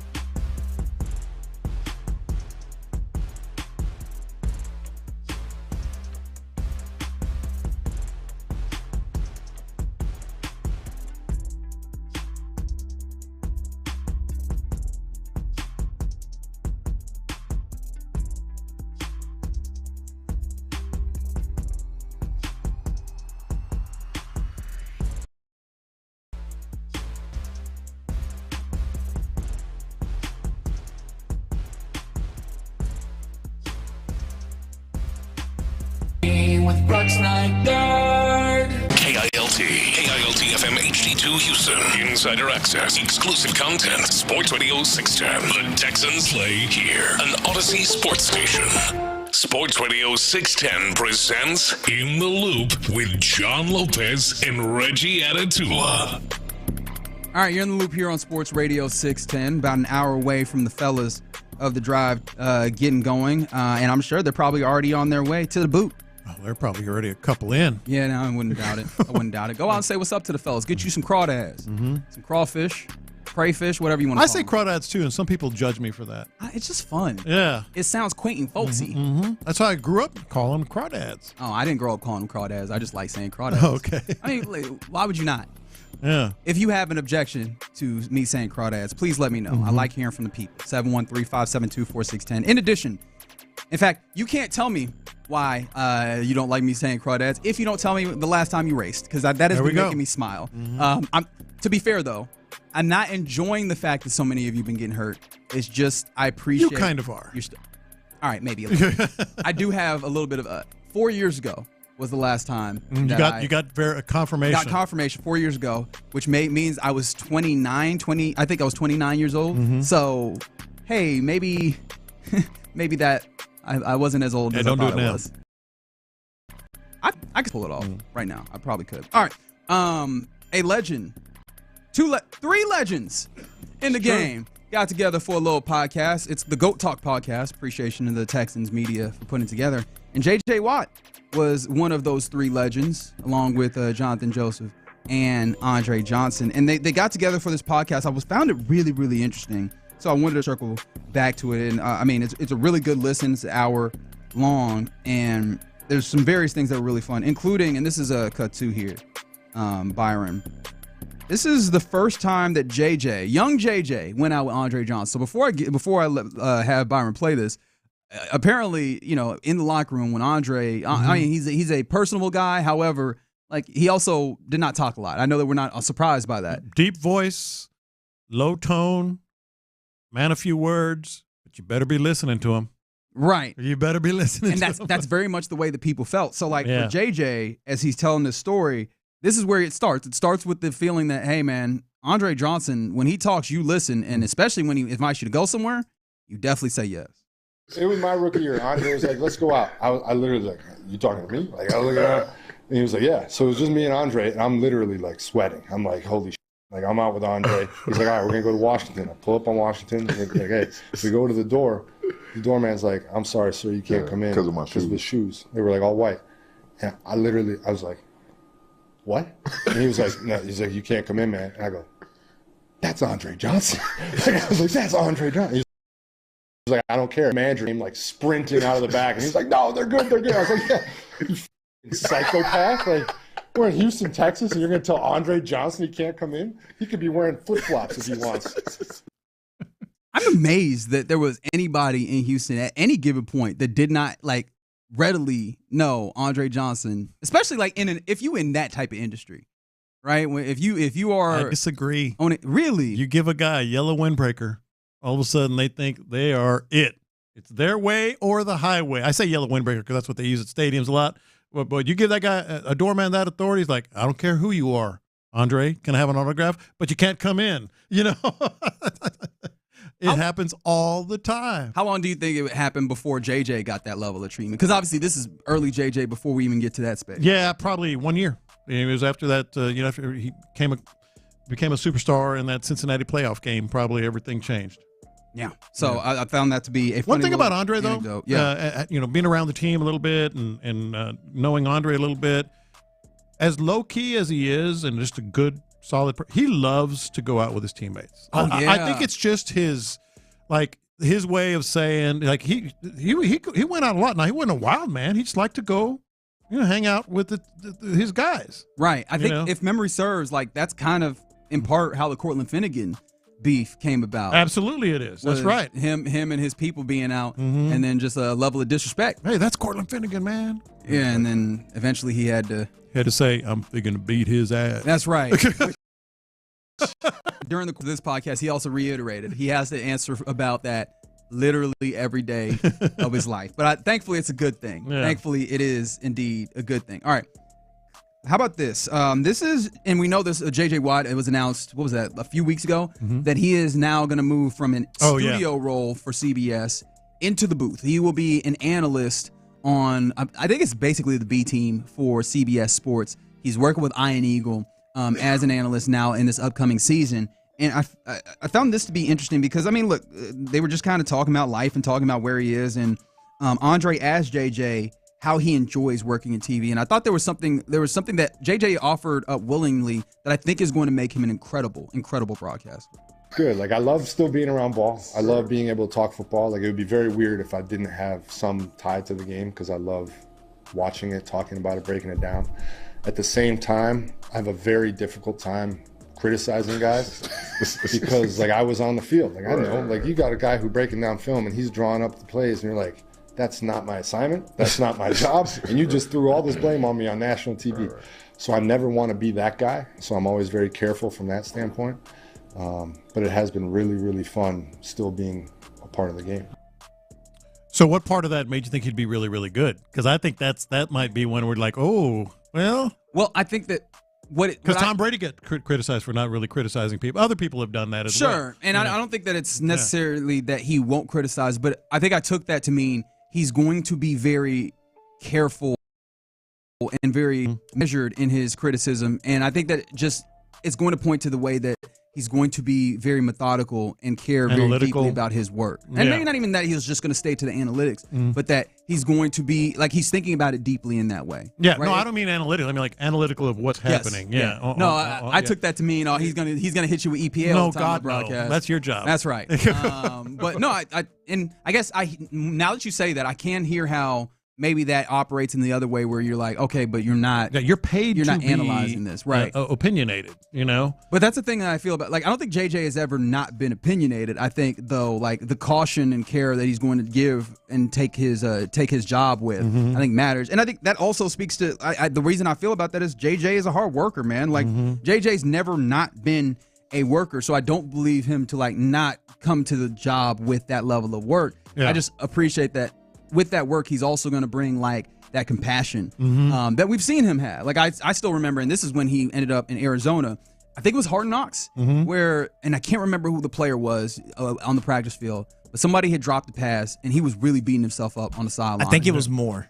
Was it Rondale Moore? Yeah, I think that sounds about right. Rondale Moore was beating himself up, and he was like, "Did it hit your hands?" "Ah, yeah, you're supposed to catch it if it hits your hands." And it was like basically trying to line it up with a joke. He's like, "No, man, you dropped it, and then we're gonna go back out here, and catch the next one. Like, just make that the opportunity to catch the next one." Like, that's what JJ's always brought is that level of, like, care and compassion. It'll be interesting to watch because remember, Sean Payton refused to say anything remotely opinion. He was going to go back and coach.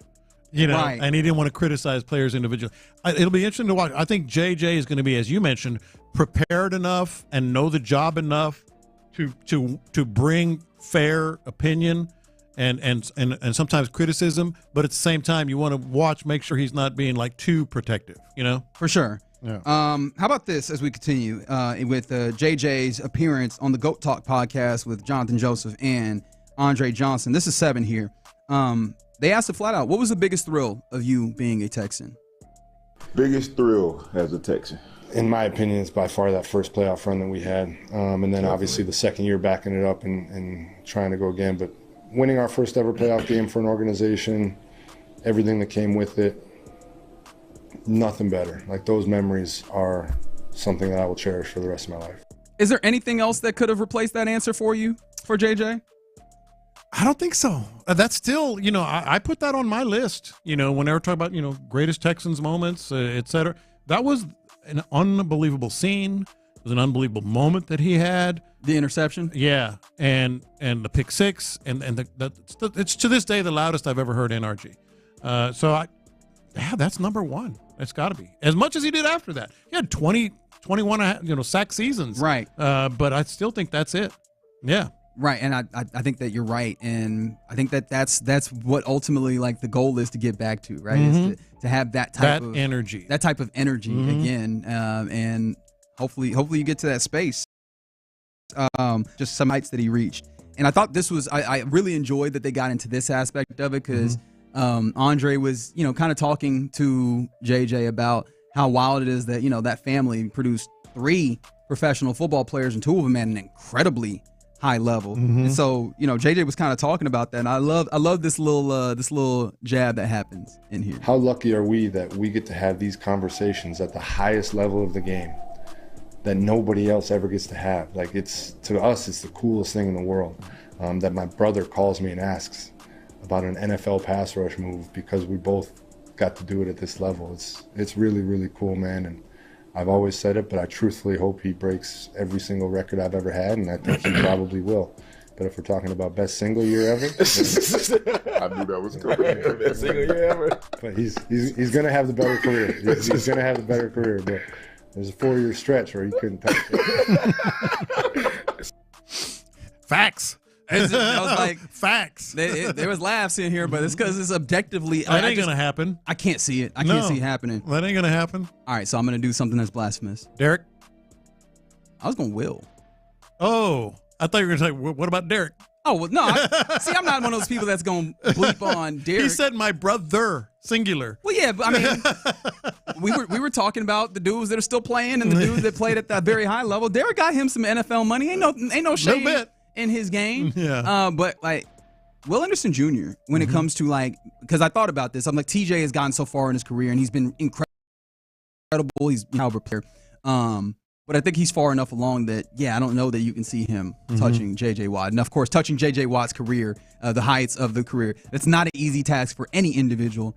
But you got Will Anderson Jr. here, and he has already proved himself to be an incredible caliber player. We've talked about him being on the precipice of being in those Defensive Player of the Year conversations. Can you see a pseudo brother in a way, right? Like a brother in Texans brotherhood, maybe reaching those heights? That's a big ask. You look at JJ. I know, I'm setting him up to fail here. I apologize. Well, no, not to fail. He's going to be an incredible player. He is an incredible player. But you got to keep this in mind. JJ's first 20-sack season was his second year. That's right. I mean, it was like he was 23 years old and had 20 and a half sacks. So that Will Anderson's already past that. He's going into his third season. Yeah. So that's a big, big, big ask. Then just, that also, Will Anderson has Danielle Hunter on the other end, and there's some other little factors as well. But that was one of the things that was cool to listen. I don't have a specific cut of it, but J.J. Watt showing the love, because of course you have 2 guys that were, 2 of these guys were in that same defense room, and then obviously Andre loomed large enough on that team where they were talking about a lot of the various players on that team that he felt like added to him. I mean, I specifically remember Brady James, right? Like the portions that he added just in that final season of his career with JJ, and the ways in which he still to this day is grateful to Brady. It's always a village of people that help somebody get to that spot. So I found that to be really fun as well. All right, let me get to this. Can you give me 8 here? And this is actually more Andre than JJ. This is JJ asking Andre about something that I think we all kind of think about. Andre Johnson, a Hall of Famer, rightfully so. The first one to go in for the Texans. But J.J. Watt asked him if he ever wondered what his career would look like if he had gone to an established team rather than a franchise that was expansion still. Expansion is what I was looking for. To be honest, JJ, I never thought about it. I always tell people it was my first Pro Bowl, and I remember. So when they call the teams up and take the pictures, and I was the only guy there from the Texans. And when they said the Houston Texans, the guy was like, "Who the hell is here from the Texans?" And I was like what? It was almost like it was disrespect, no doubt. And I'm not gonna lie, bro. That's something that fueled me. I took that disrespect, and I was just like, you know what, when you think about the Texans, you're going to think about me.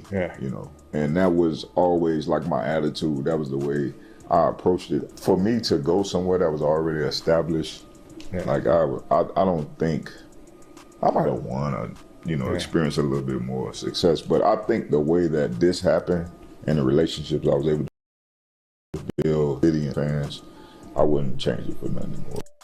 Yeah, I believe every single word that he said because we know what Andre is, the kind of class that he shows and the career he had, et cetera. I do think, and before the draft, he was probably one of those people too. Like, of all the teams I could go to, I don't know about the Houston Texans. I mean, and it made sense. It's not critical. I mean, they were in their second year of existence when they drafted J.J. Watt. But once he's here, like everybody in Houston, like once you get to Houston, it's like, it gets in your blood, And I think that's the case with him. Yeah. So it was a really fun podcast. I mean, it's worth to listen if you just love reminiscing and getting into the minds of those GOATs, I guess, in a way, when it comes to GOAT talk. With J.J. Watt, Andre Johnson, J-Joe. That was a really cool listen. All right, you're in the loop here on Sports Radio 610. I appreciate you guys on the text line, the Jim Alley, the Texas Hammer text line, still getting involved on when was the last time that you ran or raced. From the 832, last time I raced was a year ago in my senior year of college, and it was around 2 a.m. after a night out, and everyone wanted to test their 40 times. Ooh. I didn't end okay. well. They're just outside of college, so like that was all that he gave me. So I'm assuming that everything went well. All I needed to hear was 2 a.m. or whatever he said. But if it's the senior year of college, yeah, that's true. You're probably fine, right? That's normal operating hours for that. Yeah. And I appreciate mud bugs, not crawdads. All right, whatever you call them, mud bugs, crawdads, crawfish. Make sure you get out to the booth to go see Clint and Ron, who are broadcasting out there today from 2 to 6. We'll talk to them here short. We get to Figgy's mixtape. You're in the loop right here on Sports Radio 610. Typically, we hand over to Figgy for the mixtape. Today, John Lopez. You're darn right. What you got for us? All right, you want to see a grown-ass 40-something-year-old man effectively end his life in 2 minutes? Are you talking about racing still? No. Oh, okay. This is must listen. Okay. Yeah. He says must listen, so we'll do that next. Texans GM Nick.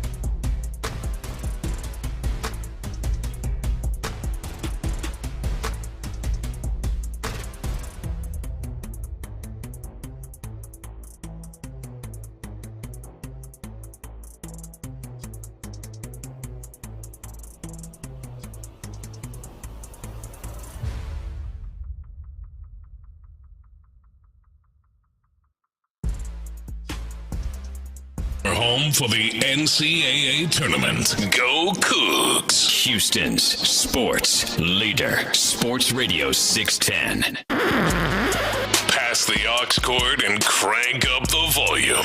Figgy Figs in the driver's seat. Sit back, relax, and enjoy the ride. It's time for Figgy's Mixtape on Sports Radio 610. Yes, it is.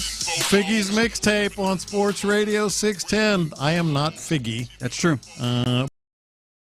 But so glad I'm on this today. Eventually people always get exposed. Bad people get exposed eventually. They might be a year. What are you trying to say about Figgy? No. I've transitioned. What is happening? Figgy goes on. Figgy takes a day off, and all of a sudden, Let me tell you about Figgy. Let me tell you the real story about Figgy. That's insane. No, I'm talking about this. Okay, so I got to give some background here. Okay. Because, Lopez is going to talk about fishing. Well, kind of. But let me give you some background. So this video, which happened on April Fool's Day, and it's not an April Fool's joke. Okay, I was like, how voracious is this? I got it day before yesterday. Somebody sent it to me. So is it a video of Sean Bijani saying that he was going to beat Seth's ass? No, it's actually better. Okay. So this is the most viral video I can remember ever that has to do with fishing, and it's now in the mainstream. Some people have probably already seen it, but here's the background. So there's a kid, 21 years old, or thereabouts, out fishing near Punta Gorda in Florida, fishing by this bridge. And he's out there before dawn, and this boat comes barreling through between him and another boat, okay? Which is bad to begin with at dark, One of the boats didn't have their lights on, which is bad on them, but it wasn't this kid, all right? So he's near this bridge, and it come to find out because the boat that barreled through comes back after daybreak, okay? And he is a United States Coast Guard licensed fishing guide that did that. Okay.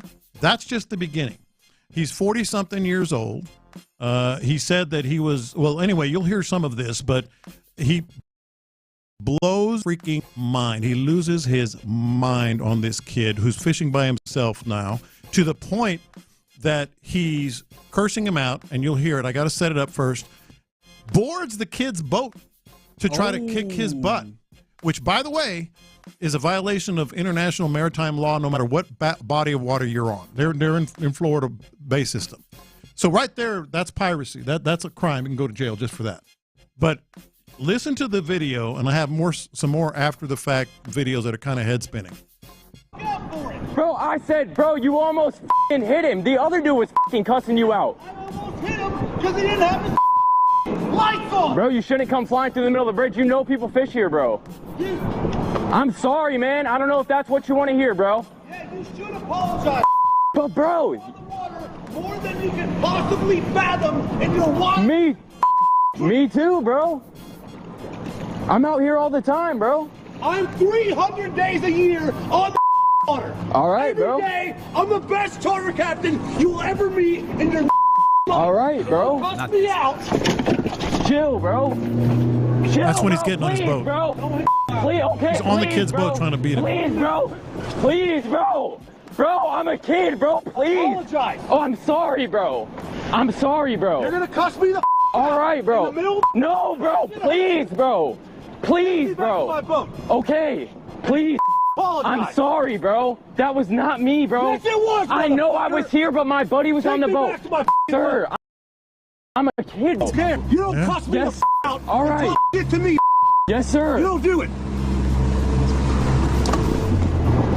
I'm sorry, man. I wasn't cussing you out, yes, though, bro. You were, dude. I was driving the boat. Okay. Did you not call me a No, bro. Yes, that was my friend on the. Okay, I'm sorry, bro. That was your friend on the boat. I'm sorry, bro.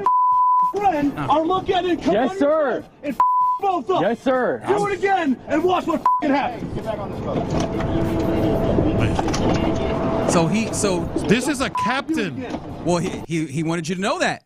And he said he's the greatest guide that's ever lived, or something like that. The dude who yells his bona fides at you, jerk or no joke, no joke. Absolute jerk. Because I'm like, he's like, I'm out here all the time. I'm like, so you should probably do better. He had the kid mistakenly confused with someone else. Number one, and number two, loses his mind. I was like, even if he didn't. Yeah, and number three, he had people on his boat. You could hear at the very end, one of the guys that were like on the boat that he took fishing said, get back on this boat. And to hop on another person's boat, a kid, and he's 21. 21, whatever, kid to me, and try to beat him, all on the premise of falsehoods.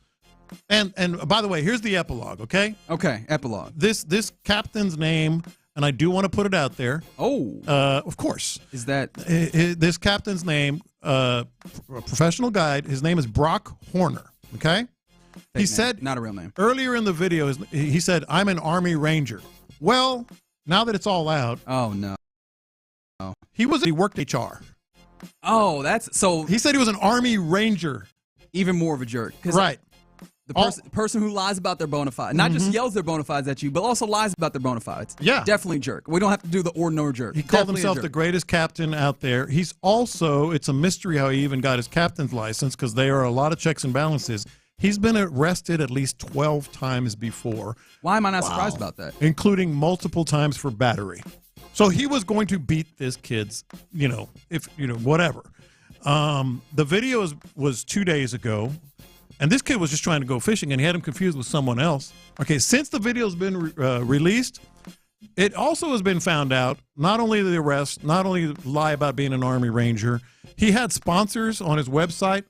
Oh, those are gone. That weren't his sponsors. Oh, okay. He weren't there to he downloaded logos and said this company and this company. A lot were not his sponsors, and then there were some that were his sponsored that have already released statements like, we're out, we don't want anything to do with this guy. His boat, and he got thrown out of the marina where he kept his boat. And even the boat company, Pathfinder Boats, who didn't sponsor him, but he drove a Pathfinder boat, like disassociated themselves with him, canceled all relationships, said they never sponsored him and never intended to sponsor him. And so, as we're here in the mixtape, first of all, this is incredible. Like I said, he effectively ended his life in 2. And you can't hear it through the microphone, but I'm smiling because it's nice to see that sometimes in this world, comeuppance does come. There's an ancient proverb, I think you might be familiar with it. Play stupid games, win stupid prizes. Yeah. Like, that's exactly what happened here. Right? Like, this is absolutely in this instance.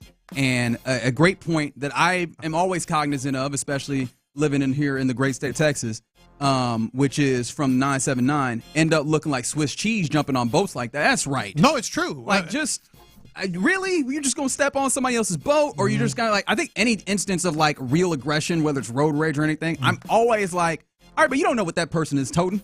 You don't know what they got. Yeah. Do most like fishermen carry a weapon with them? Not most, no. Okay, but there are some. But this guy lost his first of all, he's unhinged. He's been arrested, including for battery, 12 times. Dude, and crazy. He's a professional guide. So that kind of is one of the things I wanted to get to here in the mixtape. I've never been happier to see a guy get his than this guy. Yeah. Ever.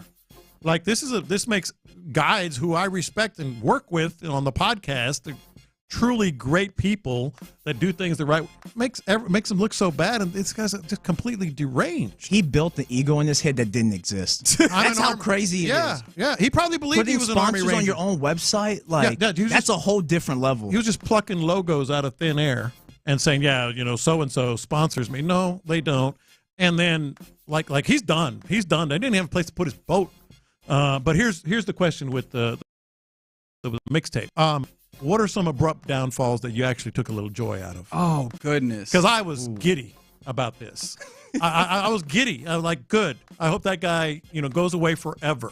Now, his lawyer released. He already got a lawyer. I bet he did. I apologize. God bless that lawyer. I apologize. I'm always interested in the legal teams or the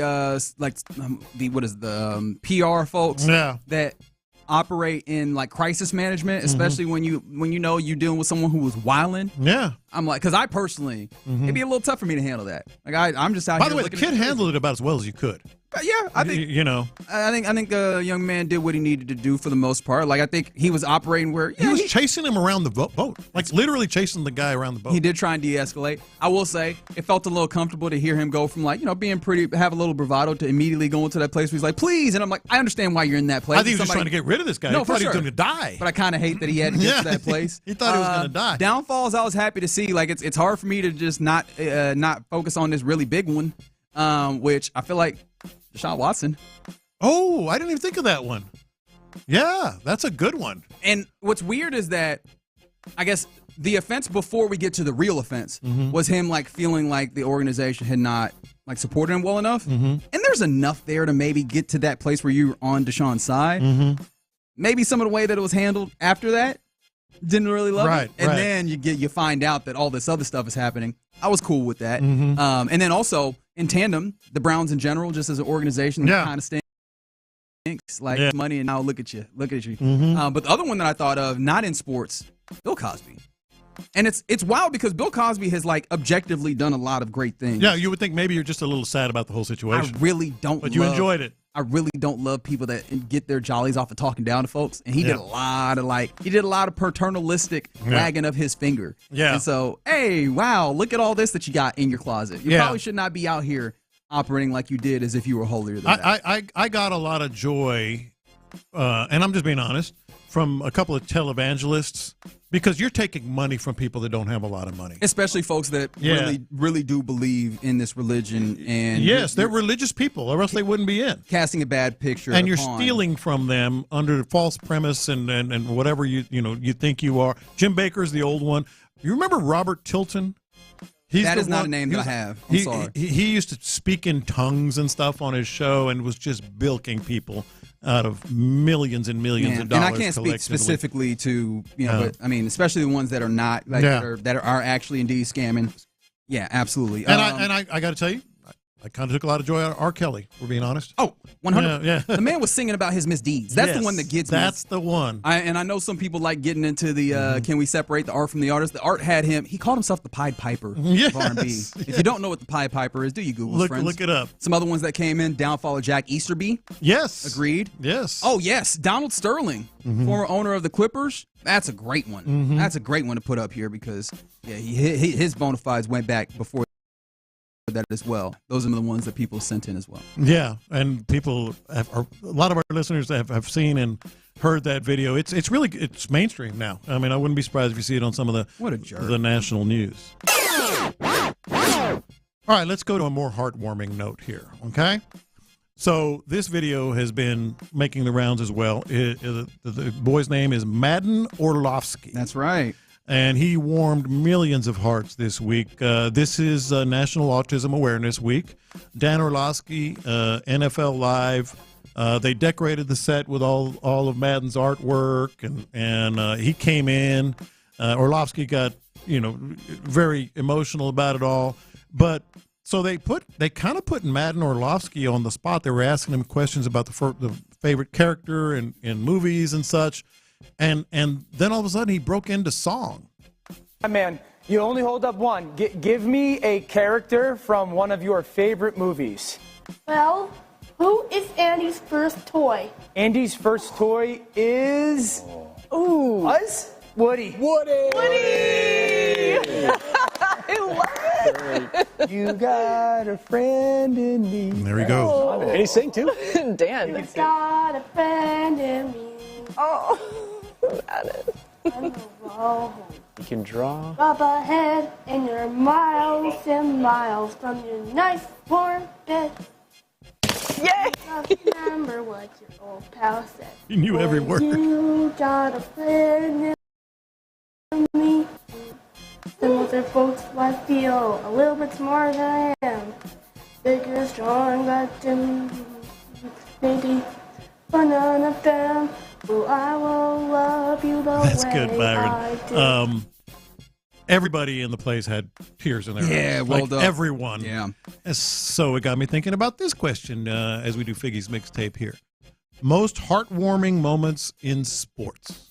Well, that immediately come to mind. We had another one that was right in that same vein, which was Joe Espada catching the first pitch from his daughter Viviana, which was that's right. earlier this week. Again, for Autism Awareness Week, his daughter Viviana is on the spectrum.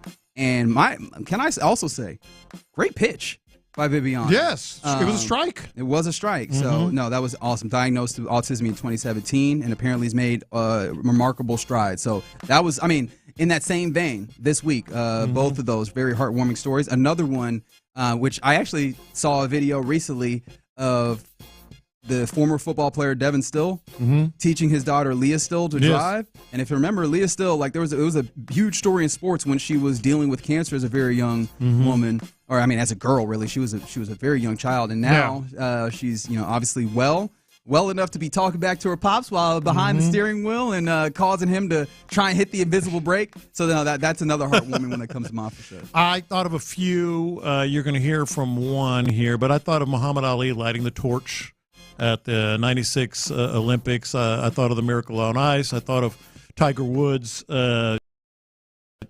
straight to his dad, who was there, from birth, and hugging hugging his dad. And then I thought of Kerry Strug. Yeah. He's hurt badly.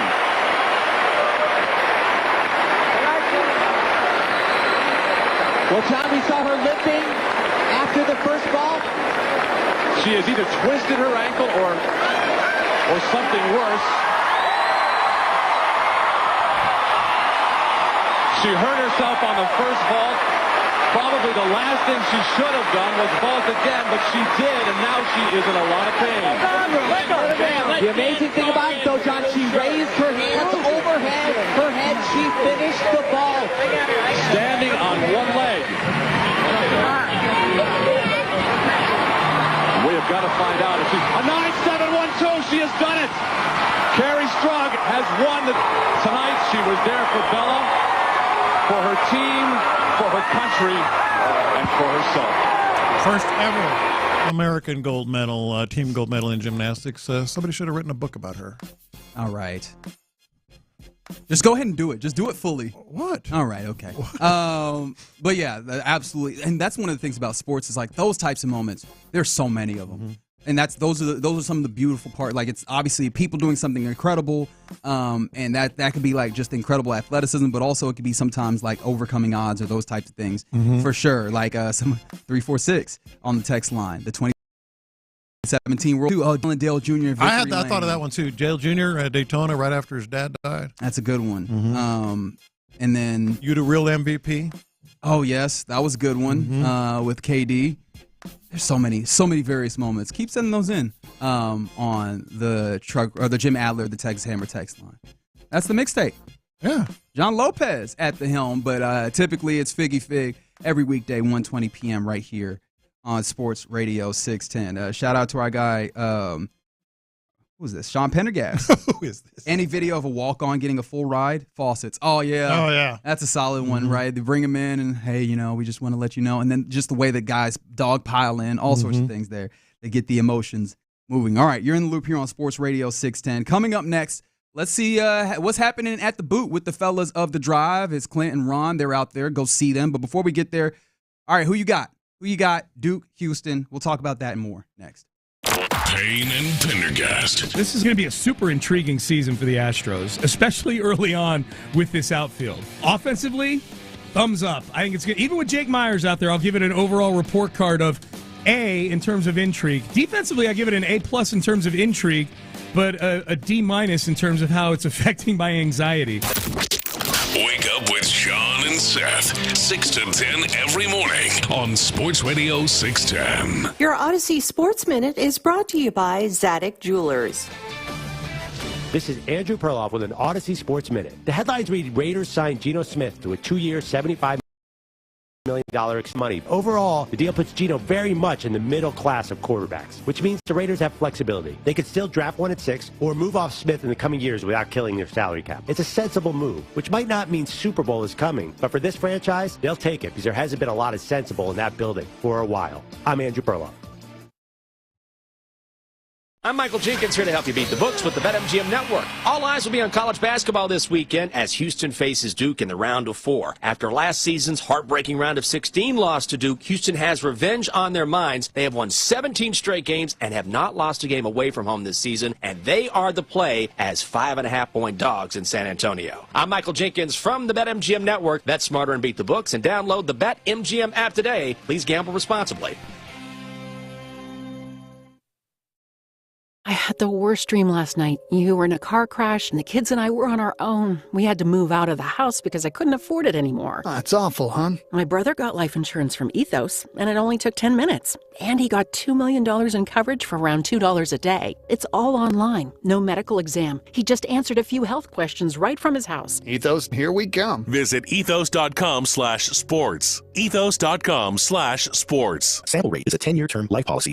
We all hear the radio ads about the IRS. They tell you to be afraid, to be scared, and they try to frighten you into calling. I'm not here to do that. Tax Relief Advocates is different. TRA is here to tell you that if you owe money to the IRS, whether it's $5,000, $50,000, or $500,000, we have a solution. It doesn't matter if you're sitting in your car, at work, or with your kids.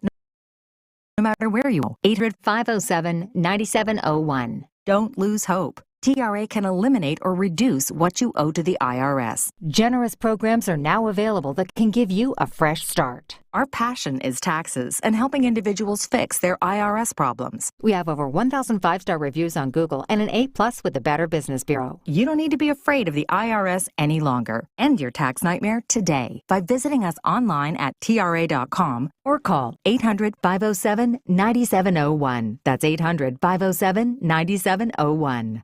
Tax Relief Advocates. Real solutions for real people. Your car needs regular maintenance to run smoothly. So does your home's HVAC system. Ignoring it leads to higher energy bills, poor air quality, and costly breakdowns. At Nix, our expert technicians perform a 32-point system checkup to keep your system running like new. And don't forget to ask about our Smart VIP maintenance program with priority service and exclusive savings. Call Nix Air Conditioning today at 713-868-9907 or visit us on the web at nixairconditioning.com. TACLB 852988. Look, there's feelings, and then there's the facts. If you're feeling like your finance team is bogged down in mundane manual tasks, the fact is, you need Ramp. Ramp is the corporate card that makes the expense process fast and easy. The moment your team makes a purchase, Ramp handles everything. Receipt collection and approvals, the works.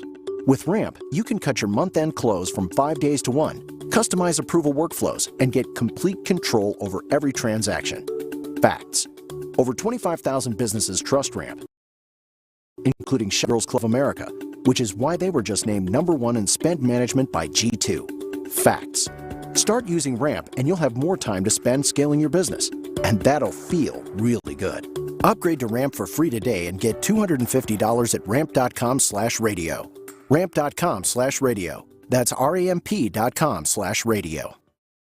Cards issued by Sutton Bank, members of FDIC. Terms and conditions apply. At Diamonds Direct, we believe luxury is an experience and not a price tag. Luxury is expert guidance. It's the selection of 10 jewelry stores under one roof. It's saving time on endless comparison shopping, and you'll only find this experience at Diamonds Direct.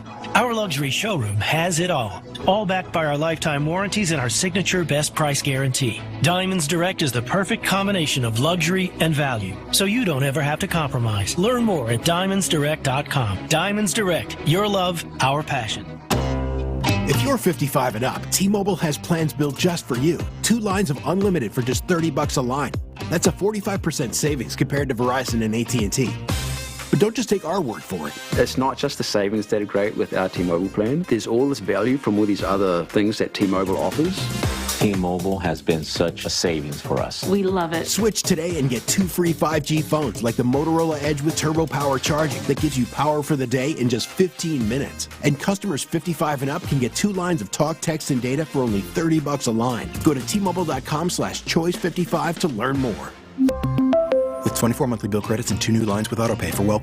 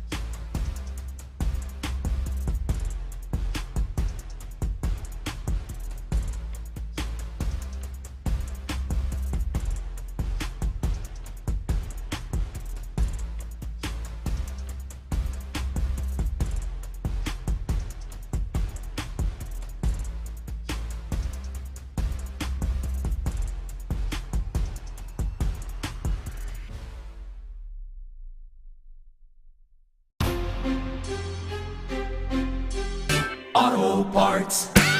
Live from the Mokaram Injury Lawyers Studios, Sports Radio 610 presents In the Loop with John Lopez and Reggie Atatula. All right, you're in the loop here on Sports Radio 610. John Lopez, Reginald Atatula, Byron Matthews. Appreciate you hanging out with us, Byron, all day long. Anytime. We good? Of course. There you go. There you go. Just a whole lot of bleeps. You saw Reggie's reaction right before you walked in and goes, yeah, man, that's a lot of work right there. Yes. And I think it was halfway through the video as well. Yeah. I put it in writing. I said, hey, man, do a brother a solid. No, he did. He did. Again, much appreciation to Chancellor Johnson, who joined us in the first hour of the program to talk a little bit of Cougs. And big thanks to Frank Caliendo. Jumped on the program at 11:20 to talk about all sorts of things. And he is going to be at the Houston Improv a couple of nights on the two shows on Saturday and one of them on Sunday. Go out and check him out as well. All right. One of the things that's tough, though, he's got one of those during game time. Cougars, Duke Blue Devils. That is Saturday night, 7:49. You'll hear it here on Sports Radio 610. Who you got? Who you got in this game? I got to do it, right? I mean, you don't got to do nothing. Well, I got to pay my bills. Well, yeah, that's fair. You do got to show up to work, too. Got to show up to work.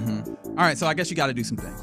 I'm going to take the Cougs. All right. I'm going to take the Cougs. I you know, who doesn't believe in Kelvin Sampson? I think the defense, it's some of the best defense I've ever seen, man. And I know it's a tall task, man. It's a tall task, literally. Yeah, I got to figure they're going to figure out a way. They've always figured out a way here. I'm really leaning on the idea of Kelvin Sampson being the best coach, and it really helps that you saw just 2 rounds ago him draw something up at the end of the game, or someone on his staff draw something up. He was holding the board. Yeah. Something on up a play to get you that bucket, and you're going to need that type of execution, which this team does well. That kind of focus, like this is the elder of the teams. This is the team that has, oddly enough, more experience. Yeah. And so I'm leaning on that for the Cougs to skate by the Duke Blue Devils, even though they are an underdog in this. And also, bleep Duke, right? Like that's got to be a part of this. That's a big factor. Bleep Duke, right? I hate Duke. Everybody hates Duke that doesn't love Duke. Yeah, shout out to Payne and Pendergast, the 5 Reasons I Hate You. They did that for Duke, and I thought that it landed. And also, like, you know, sometimes you just got to say bleep Duke. And I want to turn you to a little bit of audio. This is J.J. Redick, not J.J. Watt, one of those dudes that I imagine a lot of people hate for Duke. This is him showing a little bit of I don't know, self-awareness in talking about the most hated players in Duke history.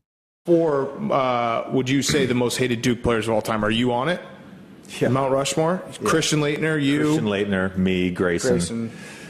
The fourth one's tough. It is. No, it's not. Because I think those 3. Yep. Speaking honestly, I would probably.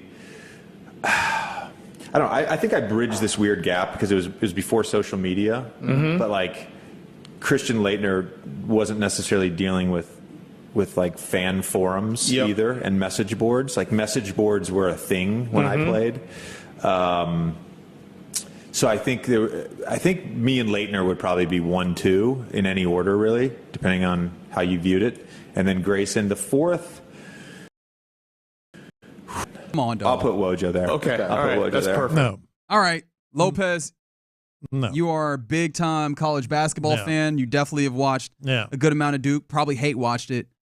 Why is he wrong? Well, first of all, don't think so highly of yourself, JJ. I do love, even in saying people that are hated, he was like, clearly I'm hated. Yeah, no, you were hated. You don't hold a candle to Christian Laettner. They did a whole documentary on it. And the documentary is called I Hate Christian Laettner. Yes. So you're a little full of yourself, which is another reason why, ironically, your arrogance about being hated is part of the reason that we hate Duke. I mean, that's it. But the fourth one is easy. Easy. Bobby Hurley. Yeah. It is the Hurley boy. Bobby Hurley was hated. That's a great answer. That is such a good answer. And he's still doing it. Yes. I was thinking about all the players that I hate, and I mean, look, there's the obvious thing. I think the fellas in the morning were talking about it. When you get the white guys out here, right? Like I think that there was a level of white guys versus black guys that was happening a lot when we talk about the late 80s, early 90s when it comes to Duke. As well. But I think a lot of this also ended up being kind of a class thing. because Duke was some rich folks. Mm-hmm. And I think like that also filtered over to the black guys because I was thinking about it. I was like, Grant Hill. Which Grant Hill seems like the nicest dude. He might be the only Duke person associated with Duke that I don't hate. Because Krzyzewski was... Well, clearly, yeah. I mean, Coach K's in there. Yeah. How do you feel about? Because I thought about this. I was like, Carlos Boozer. Yeah. Battier, I liked here, but I hated him when he was. And that was the one. I was like, I don't think I can actually hate Shane Battier. Got away with murder. He sure did. He got away with. Yeah, but then murder. he became our guy that got away with murder. But then murder. you like him here because it's all right. Oh, and now I feel differently. It's like about the Pat you. Beverly. Like Pat Beverly, you hate that guy until he's on your team, and you're like, all right, cool. Yeah, that works. Kyrie. Nah. I feel like we've lost, though. He's not on the list. Yeah. No. There was a little bit of a lull there. Do you think we're back to it? Because I think they're hated again. I do wonder if like the NIL aspect has taken away some of the ability to hate Duke in some ways, or some of the like kind of culture of hating Duke, because like it used to feel like those were the dudes with all the advantages. Or not even the NIL, probably the one and done era. Because it felt like, those are the dudes with all the advantages in a time where in college recruiting and such, where it felt like, facilities and those types of things added in, and Duke had all of this prestige there. I think once we got to the one and done era and more money kind of filtered into this, it lost some of it. So I wonder, like, are people still holding on to the ability to really hate the bleep out of Duke? Yes, you can hate Duke right now. I can tell you this as well, and I know we're going to go talk to the boys. You're going to hate the Knipple brothers. Oh, why is that? Give me someone to hate, please. Yeah, because I'm going to be honest, I don't really. Con Knipple is obviously stud. He's got 3 brothers. They all on the team? One was Mr. Basketball this year in Wisconsin. The other one's going to be a junior next year and was all-state. And then there's a younger one like in 8th grade that is going to be a stud. The Knipples are going to go to Duke, and then Duke, and then Duke, and then Duke. You're going to hate them. Also, they got the name. They got nipple in their name. That's right. That's a great reason in and of itself to just be. So, yeah, hopefully we get another. Well, all right. I was about to say, hopefully we get another reason to hate them, but I feel like that would indicate that they As won. if we need one. So I don't want that. But hopefully the Cougars can handle up and get the fellas out of there, or get them out of there. And now we go to the fellas at The Boot on the Crawfish Tour that gets started today. It's Clint, it's Ron. What's happening, fellas? What's good, man? I hear you talking about white Duke players. That's right. Yeah. Who is your most hated Duke player?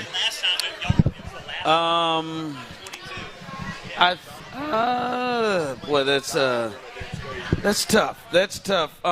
It's Leitner's a little past me. I remember watching Leitner, but I was still young before I knew what to hate. Shane Battier's up there. I'd say probably J.J. Redick. Kansas faced them a couple of times, but really I heard the tail end, and you guys are right. For me, it's Redick, but there hasn't been that hatred for Duke players. The last one I think was little Ted Cruz. Yeah, Grayson. Yeah, but how you gonna kick someone and cry? How does that work? How do you assault me and cry? Smart, man. Wait a minute. What did I walk in on? What are you guys talking about? Hated Duke players. Yeah.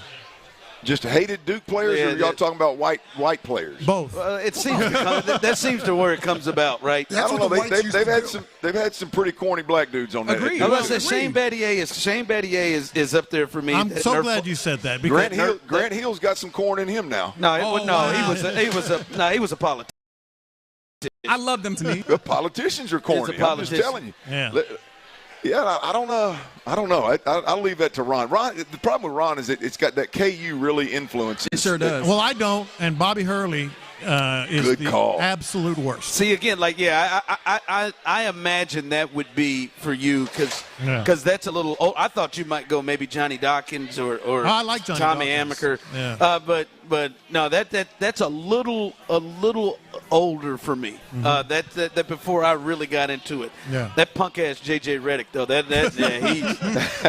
He's the one. Now I love him now, but he would get under my gears. I love him now. Listen to this guy. Yeah, that's because he's Team LeBron now. He loves it. Well, listen, hey, you man, know how this works. Hey, he came around. Now It came around. Now I guess Mike Krzyzewski is the number one, right? Oh, for sure. Man, we were just talking players, but yes, Coach K is it. Somebody said Tatum. Yeah, Tatum got a little corn to him as well. Right? See, nobody hated Nobody hated Jason Tatum. No, I'm not saying they hate him. You just made yourself because he had Duke there. I think it just slowed up a bit. Like, I don't even think – I heard you say this, Lopez. I don't even think this crew is really hated like that. Yeah, they're getting there. They're going to get there. They got 2 games. I don't think they got enough time to get there. Yeah, they do. Because the Final Four is when the hate happens. All right, fellas. I hope that you guys have a blast. I might come out and see what the crawfish are hitting for out there at the boot. But you guys have a fun show. We're done for the week. We'll catch you next week. You're in the loop. Or listening to KILT AM, KILT FM, HD2 Houston, and Odyssey Sports Station. And right now, The Drive is live. That's right, baby. The Drive is live, and we are live on the road. We are at the boot here in the Heights. And, Tyler, this is your kind of spot, man. Y'all in my spot, man, my area. I'm telling you, man, I almost had to park in your spot. Hold on. Just because you pay the light bill down the street don't mean you don't get to claim all the damn Heights. I would push right back on that and say that's a very damn good reason I should be able to claim that, sir. I'm looking at it. Hey, their parking lot does butt up next to the boot, so you ought to know. You ought to put your truck on autopilot and be able to get right here. Listen, right here. I was struggling to find parking. At one point, I thought about just writing a sign on my car saying Tyler Milner's friend. So the ticket police won't get you? They say, well, hell, we ain't going to tell him. He knows that. That's our guy. That's our guy there. No, man, it's a good time. I'll get on down here, and we just talked to the guy who runs the place. He said March was their best month ever because them bugs are flowing. Hey. And I'm looking at it. There's a young lady sitting right here in front of me. She just tapped out on the bugs. And then I saw her tap out, Clint, and then she said to hell with it. And I saw her go ahead and take 2 more down. But it is but she didn't do that. That was a guess. Maybe capable, but did not do that. But there are plenty. Every table I'm seeing has bugs all over the place. Yes. Bugs, and you got beers, and you got it all, man. It's going to be a good time out here. Buckets of beer, bug. I don't know what else you could possibly want. And overcast. It is a little windy out, so there's a breeze for you. Some of the Stoerner clan is here, and we're in for a good time. We're in for a good time. Big weekend. Mama Hog out there? No, Granny didn't make it. I don't know. Speaking of that, she's going to hear this and be madder than hell. She is. She Find loves you her a bugs. few more excuses. She's working. She's working, so I'm safe. I don't call myself obviously like you, or you as well, Tyler, a crawfish connoisseur like you are. Okay. You're new to it, yeah. But I do know food. And one of the tells to a spot that's real good is when you just got people who come solo. When you got people who just come by themselves and just come by themselves and they got their earbuds in, they're listening to a book or a podcast. I see you didn't just came. She didn't just came up here all by herself. She didn't just got her damn nails done, and she said, "I am getting in. I don't care." That's alone. beautiful. But that's when you know it's good. That's when you know it's good. So bring your ass on down here and hang out with us. Get some bugs, get some beer, and have a good time with the drive, baby. Yeah, we are at the Boot in the Heights. That's Come right. on out. You can't miss it. Large outdoor area, small little watering hole bar. There is an AC room behind me if anybody's interested. So don't let the temp scare you away already. Now come on through and hang out. The food's tremendous. The service is tremendous. As Billy runs a place, owns a place, just came through and spoke to us. Friendly people, friendly staff. Come on through, man. The bugs are hot. The beer's cold. Sterling Milner just walked in acting just like his older brother. Little brother? Just like his older brother. He's So about come on to through. get trashed, dude. Make me proud, son. Make me proud. Make me proud, son. All right. Speaking of that, I'm really nervous, but I feel like to do justice to the audience, I have to ask this question. Is this a benchmark, or is this just not another day? Tyler, do we have a guest the DoorDash tonight, or did you go ahead and take it on in on a Thursday night? I'm a little nervous because we've done it 2-3 times this week. Are we having a guest the DoorDash, or did you just slow down? We last won't night? be having a daily benchmark. God. No daily benchmark. I was responsible last night. I actually did a lot of good work up here at the station. Got home, went to bed at a decent hour, had some spaghetti, homemade. It was spaghetti. Put a little carbs on him. Yeah. Noodle. What is wrong with you? Why are you looking down? He did what you wanted. I can't do nothing right in Clint's eyes, man. He did what you wanted. You're shaking your head, and you hit me with this guy. Look, let's not go from one extreme to the other. We go from 2 o'clock in the morning door dashing to all of a sudden we worked late and got a bunch of work done and ate a homemade meal with the wife. Let's meet in the middle somewhere. What is wrong? Come on, man. Let's meet in the middle somewhere, man. Come on. All right, next time I'll have a shot with the spaghetti. No. Oh, that is great. As well you should, T. As well you should. Well those of you on the Jim Adler, the Texas Hammer text line, 713-572-4610. Growl and bark. YouTube and Twitch as well. Is Clint being a little rough on Tyler right now? Oh, I'm always rough on Tyler. Hell yes. Tyler needs a little more rough in his life. It's a Baytown way. Clearly, Tyler's a lot like my 3-year-old. They need a little rough in their life. Clint, man. I don't mean he's my 3-year-old. I just mean in general. Like the approach, right? Like you need a little more rough in your life. Yo, I can hear you, bro. I'm right here. I can hear you. All right? Hey, your brother's he's shaking his head, nodding like, yeah, you're right. Need a little rough. He said you're right. He said you got away with everything, and he got his ass whooped all the time at home. Sounds like you need to. Hell no. I don't know. Listen, I'm just here. I'm here to support you most of the time, Tyler. So I appreciate that, bro. I really do. To support you most of the time. Means all a right. lot. As we get going here on a Friday, a lot to get to. We got the Final Four in San Antonio. U of H is there. I know a lot of people are excited there. I've already heard from a lot of people that are heading down there. Enjoy yourself. We'll get into that because Houston's got a tall task, and I think that is the game of the night. Houston and Duke. We'll get into some of that as well. And the Rockets got a big one tonight against the best team in the NBA, OKC. We'll dive into that. But Clint, I want to start the Texans here because there's been a phrase that we have been hearing. So the owners' meetings have started, and now we've started to hear from D'Amico. We've started to hear from Nick Caserio. All right, especially this is the first time we're hearing from them post these moves they made in free agency, post the ads they made. And there is one particular phrase, right? And I always say this, man, sports can get like politician plans where they just have talking points and you just hear them, right? Swarm is one. Oh, you beat me to it. I was about to say swarm. Swarm is one. Like all of that, like what is he? No energy vampires, all of that. One we're starting to hear now, Clint, one voice. Yeah. One voice. We're hearing it from D'Amico. We're hearing it from Nick. Hannah was probably ready to say it. Still haven't been on our show, but still was ready to say it.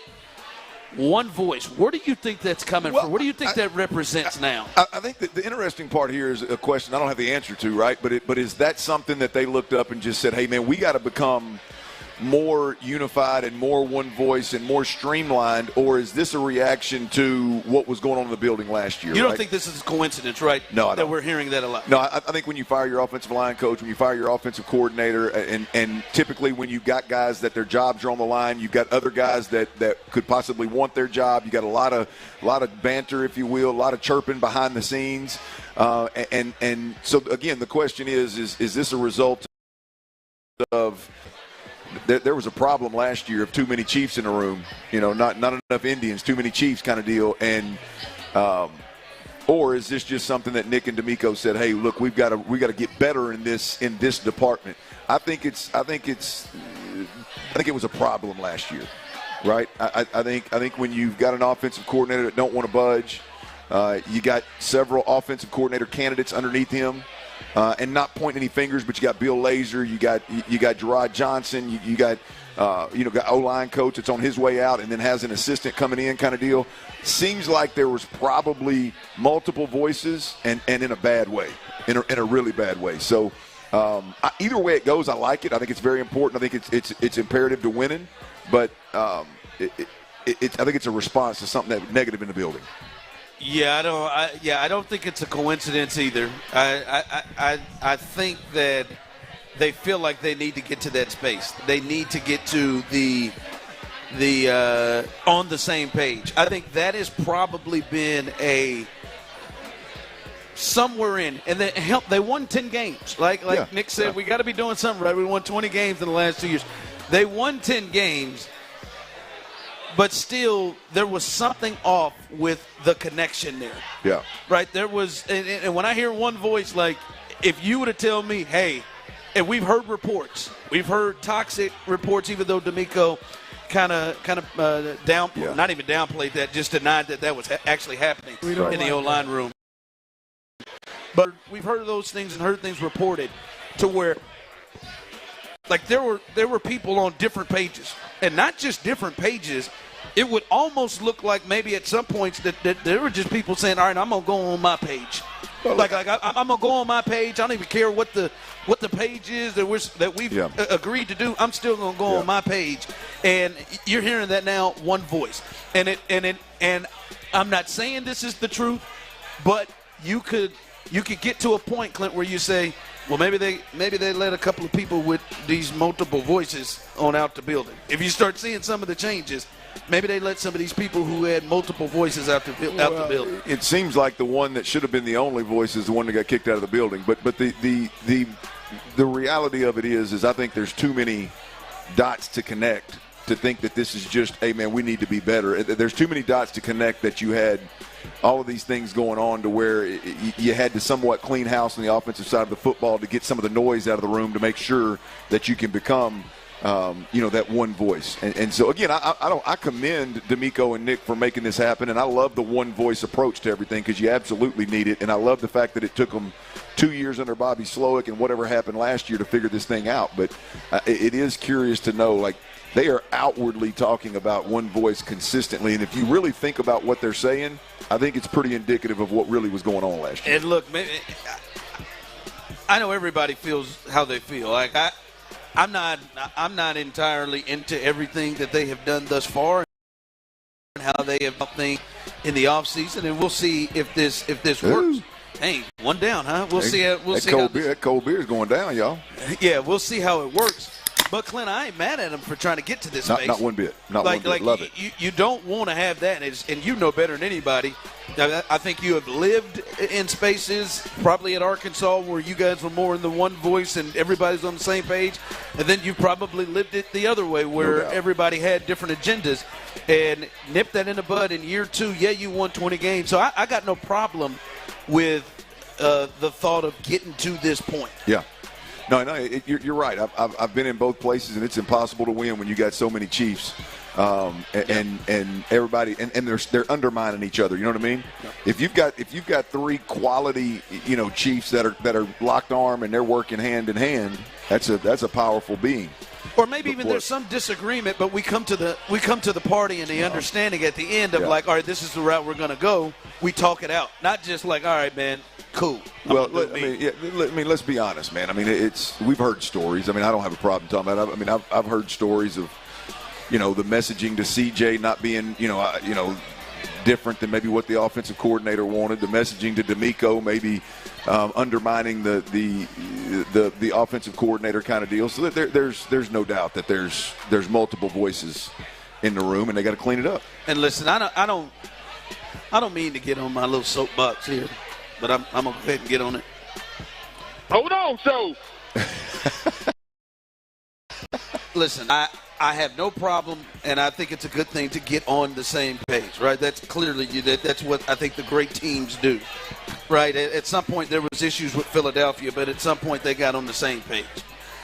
But this is my thing is I'm about over the excuses and what I think a bit of a pass from some in the fan base, in the media, about the players and their poor execution.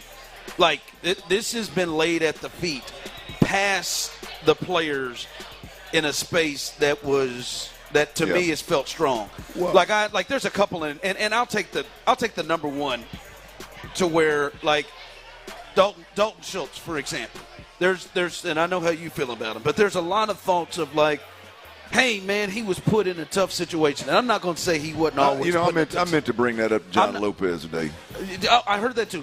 It's not that he – like, I'm not going to say he was always put – yes, the Jonathan Renard block him one-on-one thing, Yes, that is probably not the best space. Oh, no. But let's just be honest. You're paying him $12 million a year. I'll be damned, man. It wasn't just defensive ends he was blowing assignments against. Yeah. Right? He was blowing it against linebackers. He was blowing it against safeties. There were struggles on double teams with other people. Like, it wasn't just he got caught with with George Karlaftis or something like that. Like, I'll be damned. Clint came on here towards the end of the season saying, stop it, Bobby. You just can't run play side. And that means the ball going to where the side he's lined up on. You just can't run play side. No, man, that has to be an issue to the player. Damn it, we're paying you $12 million. We got to be able to run the football to your side. We can't just telegraph everything out there. The offensive line, like, man, y'all got to be able to pick up stunts. Y'all got to be able to do little things. Yeah, I'm not saying the coaching didn't have anything to do with it, but we've given, like, these guys a pass. These receivers running routes right into each other and bringing defenders right there. That's not always coaching. That stuff wasn't happening the year before like that. So, I mean, yes, they have – and now they don't have no excuses because they done got rid of Napoleon and everybody. They've got rid of these guys. But, like, I just think, like, they have gotten a little bit too much of a pass. Like, oh, man, you shouldn't be able to expect Dalton Schultz. No, Dalton Schultz got to be able to block somebody. He is an NFL tight end, and he is a well-paid NFL tight end. He's got to be able to line up on the outside, and they got to be able to run the football to his side sometimes. Like, that's like I'm sorry, man. Like, that ain't all the coaching. Wow. You know, look, I agree. There you go, T. I agree wholeheartedly. I mean, the coaching was not good, but the just willingness to get your ass whooped week in, week out and be okay with it. That's why I believe there should have been multiple voices. I believe there should have been fights in the O-line room. I believe chaos on the offensive side of the ball, some toxicity, if you will, because the play and what was going on was unacceptable. To anybody that wants to win and is a true professional and has any level of leadership and alpha in them, like, you should have been absolutely ready to fight every Monday after the Sunday performances on the offensive side of the football. So I'm with you. Y'all fellas remember when Zach Greinke went through that stage where he used to just kind of tell people what pitches were coming? Yep. Remember he would tell people. I love that, man. I honestly think that defensive lines could have walked up to the line of scrimmage and said, hey, we're going to run a gap right here. We're going to run a TN stunt right here. Yeah. This is what we're going to do. We're going to run a stunt. Hey, he's going to come in. I'm going to loop behind him. And I think the Texans wouldn't be able to stop it. It was that bad. Yeah. And yes, hopefully Nick Caley and company is able to come in here, and Popovich is able to come in here and help fix that. But I think some of these players have gotten too much of a pass, and it's been laid at the feet of coaching. When you look out there and just say, "Nah, man, you may not know who you're supposed to block, but you got to touch somebody." Yeah. I mean, there were multiple times where, I don't know who to get. Well, go hit somebody. Yeah. Don't pass up two dudes to get tackled. That part I can't get with. All right, as we continue live here on our first stop on our Sports Radio 610 Crawfish Circuit. We are here at the Boot in the Heights out here. Weather is strong, man. The kind of little, as you said, overcast, a little wind coming through. The bugs, I'm telling you, by the way people are messing them up, they must be all that, and they got all the fixing. I see potatoes, corn, and sausage. They got everything you need here, so make your way on out here to the Boot, as we'll be here till 6 o'clock, and hang out here with the drive. Coming up, this is a big night for the Rockets, but how big is it? How important is it as they face OKC here in Houston? That's coming up next. All right, y'all.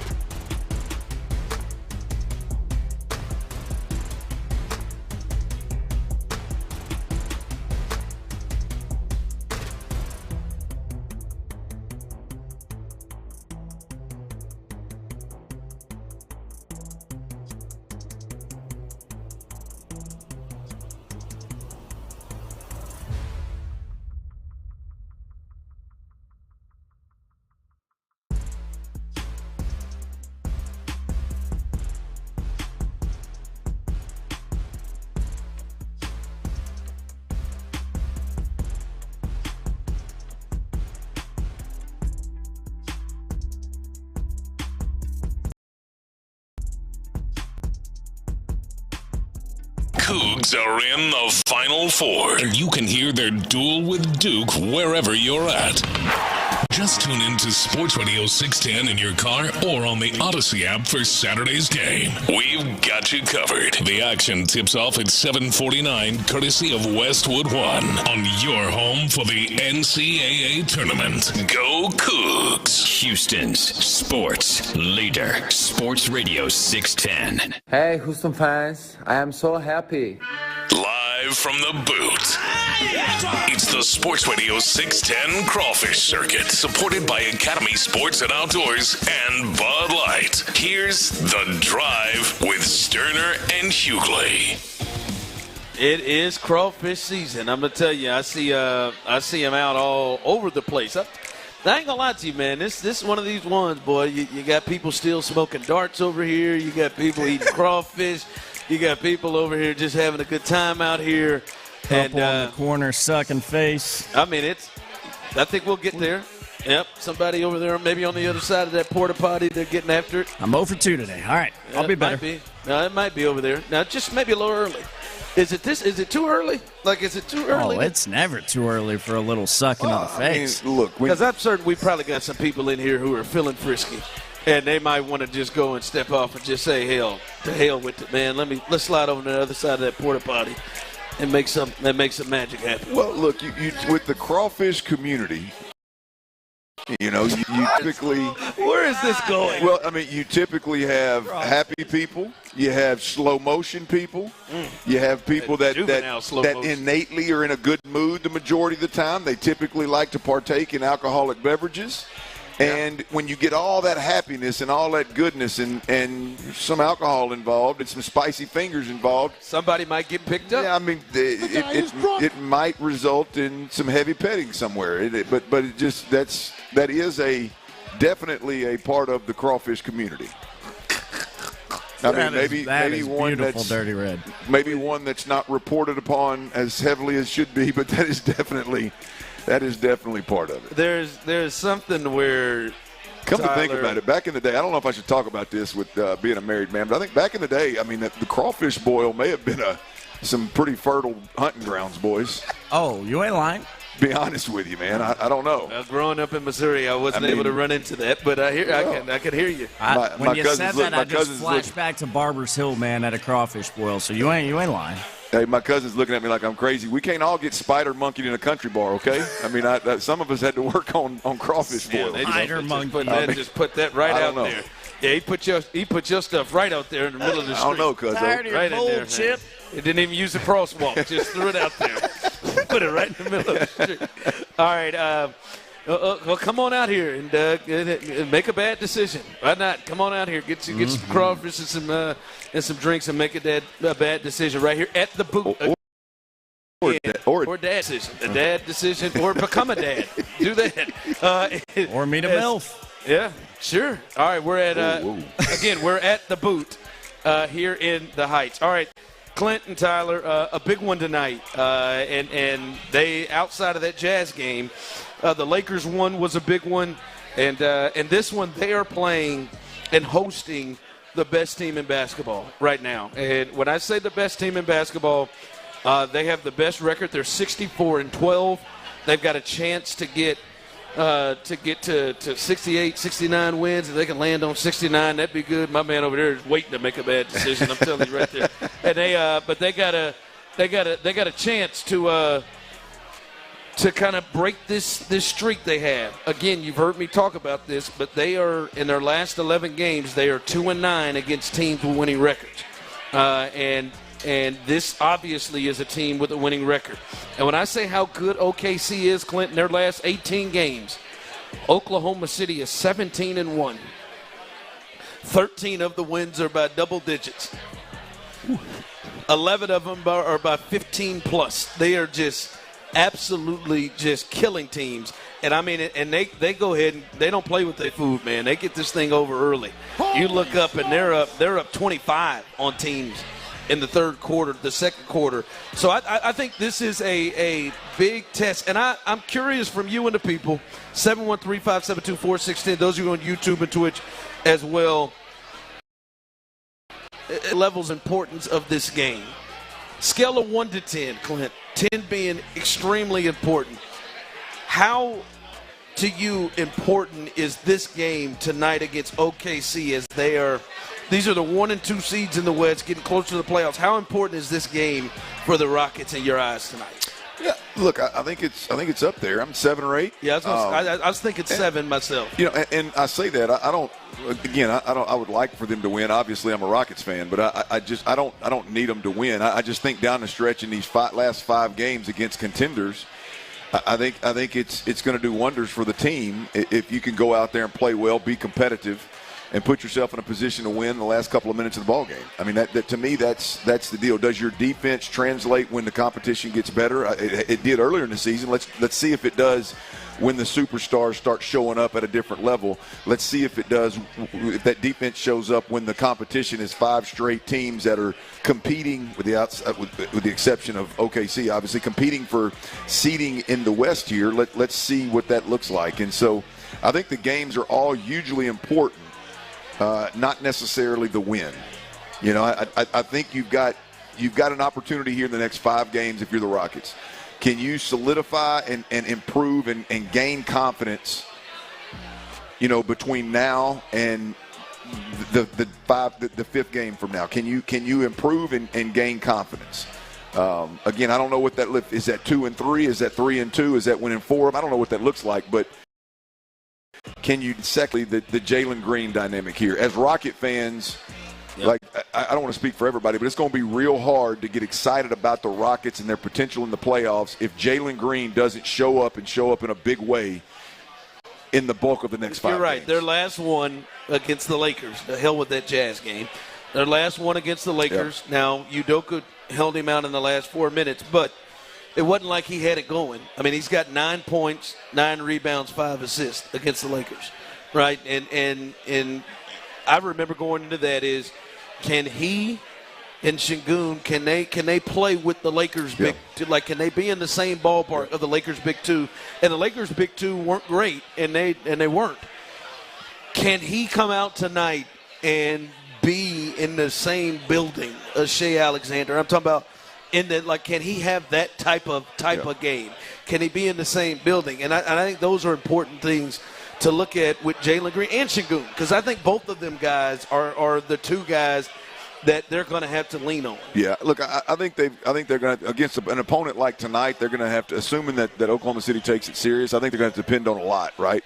But to me, it's all about Jalen Green. I like the point about Şengün and Amen Thompson being healthy and him contributing and all that. But to me, if Jalen Green is doing his thing, the other pieces fall in place.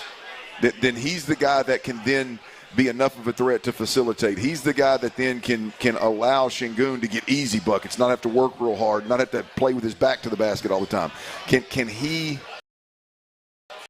be that dude? And if so, then the Rockets can be better than people even think they can be, and can actually win a playoff series. If not, it's going to be a struggle. Some notes, a note for this game.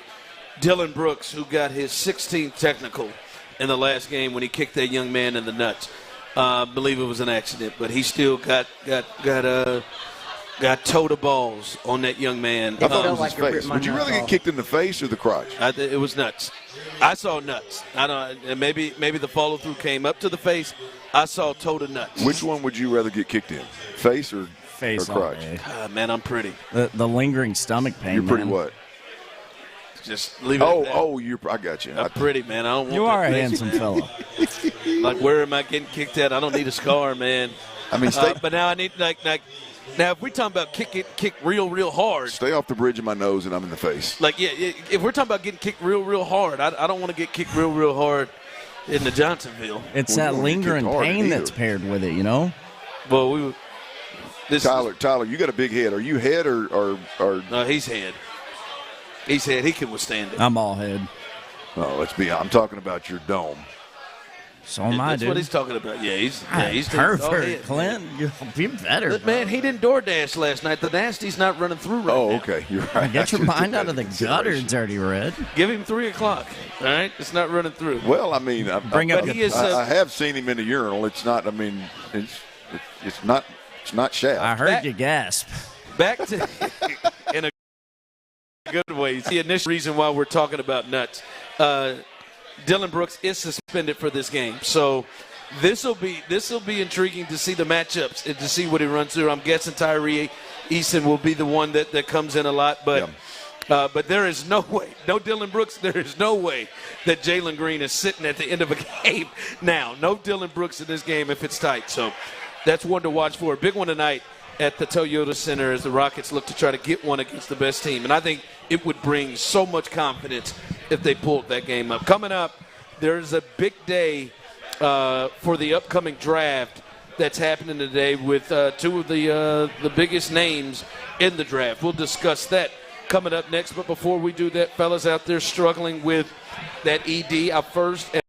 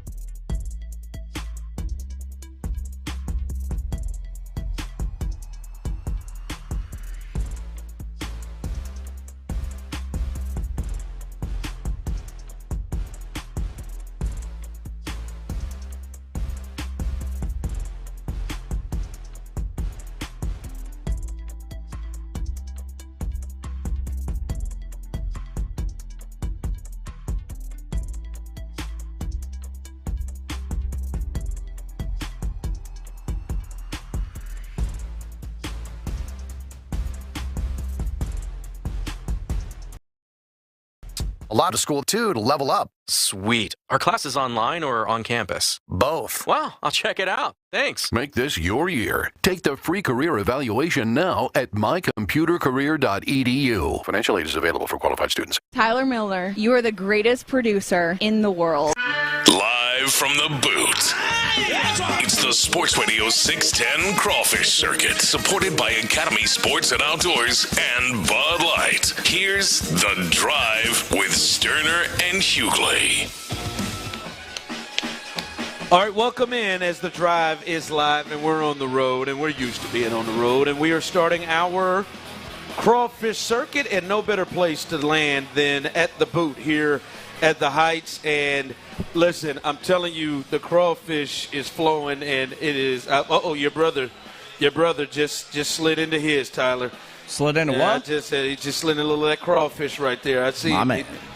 What you think he slid into, man? It's a married man with a kid. Man, his lovely wife ain't here, man. He's a Milner. I mean, he's a Milner. It comes to us naturally, bro. Like he do got that fresh fade, don't he? Yeah, he got that fresh fade and them sunglasses. Yeah, man, handsome I see devil. It, man. And then he just did a Tyler head shake. Y'all keep talking about sliding into something other than bugs in that company. He's gonna have somebody twiddling their thumbs when he gets home. Y'all are out of control today, waiting boys. on him like, huh? Y'all are out of control today. I didn't slide hear on in this house, young Sterling. She got to feel like she pull up. Hey, don't get Patty beating my ass. Damn, we didn't put her name out. I wasn't going to do that, Patty. Patty, don't pull up, man. He's out here doing a good job. I'm the brother-in-law. I can do that. She'd whoop my ass. Oh, Sterling's like a all right, but really, man, Sterling's tearing it up. Everybody is tearing it up, and it's there for you. Great menu as well. So come on out and have some crawfish or whatever you want. And some good cold beer, and enjoy a little good cold conversation as well too from us. Clint, in Boulder, it's a big day as Colorado is having their. That's a big day in America, ain't it? Yeah, they don't put Colorado on the map now. Tell you, it's not a pro day. It's a showcase, is what they're calling it. Colorado is having a showcase, and the big names obviously is Shedeur Sanders and Travis Hunter. And Travis Hunter, I think late it was reported in the day that he was actually going to participate, because the thought was he may not even participate in this showcase. But he did run some routes. I've seen some videos of Shedeur there, and Travis Hunter. Travis Hunter may very well be the best player in the entire draft. I mean, I think there is an argument. I know Carter out of Penn State is one that people have highly graded. I think on big boards it's usually one or two from him. Do you think he is – would you say he is the one where you feel most confident in this draft that will work out, that will not be a bust? Yeah, he's got two positions he can try. Look, I mean, I think when you – this is – I hate – thank you, Billy, thank you. I hate the I hate how we've talked about, and we being the media, I hate how we've talked about Travis Hunter. I mean, I'm hearing guys that played the game at a high level, like put him in the same class with Charles Woodson, and I don't think people do it on purpose, but almost minimize. No, this guy played 129 snaps a game. Like we've never seen anything. We've never seen anything like this. I mean, if he can help. If he can help your offense for 15 to 20 snaps a game while being a true, let's just call it an average NFL corner, he's one of the best prospects we've ever seen in the draft, ever. Like it does. He can be an average corner and help your and like be a receiver that is good enough to be on the field for half of your offensive snaps, and we've never seen it before. Like this is. There's no doubt about it. He's the best player in the draft. I say he played 129 snaps. You look at all the guys that evaluate talent in the draft and evaluate talent in the NFL, and every single one of them, now I'm talking media, so take it for what it's worth. This isn't NFL scouting departments. But every single one of them have him in the top one or two corners and the top one or two receivers, depending on what side of the ball he plays on. Are you surprised that – because I don't think this just comes from media. I think it's an educated guess from what they're hearing. be just saying. But are you surprised that people are that it seems like so many are apprehensive for him playing both sides, for him playing both positions? It seems like they are trying to put him in one spot. No, look, that's the nature of the business, right? It's just like, a handful of years ago, people were trying to make Lamar Jackson a wide receiver instead of a quarterback. I mean, that's just like going against the odds and somebody stepping outside the norm and saying, no, this kid's different. Like that's just not a popular way in the media for guys to take risk, right? I mean, the reality of it is if you can sit here and talk about whether the guy can physically play both sides of the football in the NFL, right? And you can minimize it all you want, but you've got to take into consideration that he just played 129 snaps in college, which nobody's ever done. So if this guy, if you're going to sit around and say, well, he just can't do that at the NFL level, you got to take into consideration what he's already done in college and how rare that is. You got to look, and I'm not putting him in the same boat with this, but I heard this comparison earlier. You got Shohei Ohtani, who's out there pitching and DHing and the best player in baseball doing it all. Nobody's ever seen anything like that, right? It's not crazy, given the track and given the trajectory that Travis Hunter's on, to think that he can't play both positions at a high level in the NFL. Now, I will tell you this. I heard a conversation this morning, Payne and Pendergast, as do this morning, and they were talking about, is he a receiver that plays DB or is he a DB that plays receiver? And I don't think there's but one way that can go. Like I don't. He's a DB that plays bingo. receiver. Yeah. And it's not because he can't, right? You can try and make sense of a DB that you draft in the top 5 overall being a nickel defender or being like a reserve corner or cover defender and then being a full-time wide receiver, but it just doesn't make sense. Like the value of a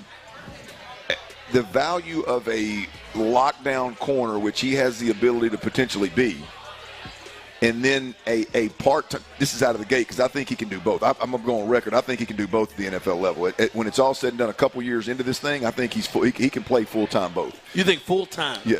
I mean, yes, I do. I think he can play. I think he can play next to 100 snaps. Yes.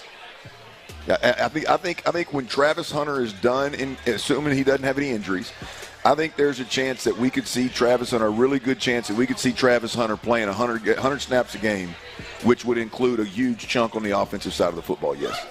I hope that he goes to a place where that – I don't know if he'll do it. I hope he goes to a place where that is on the table.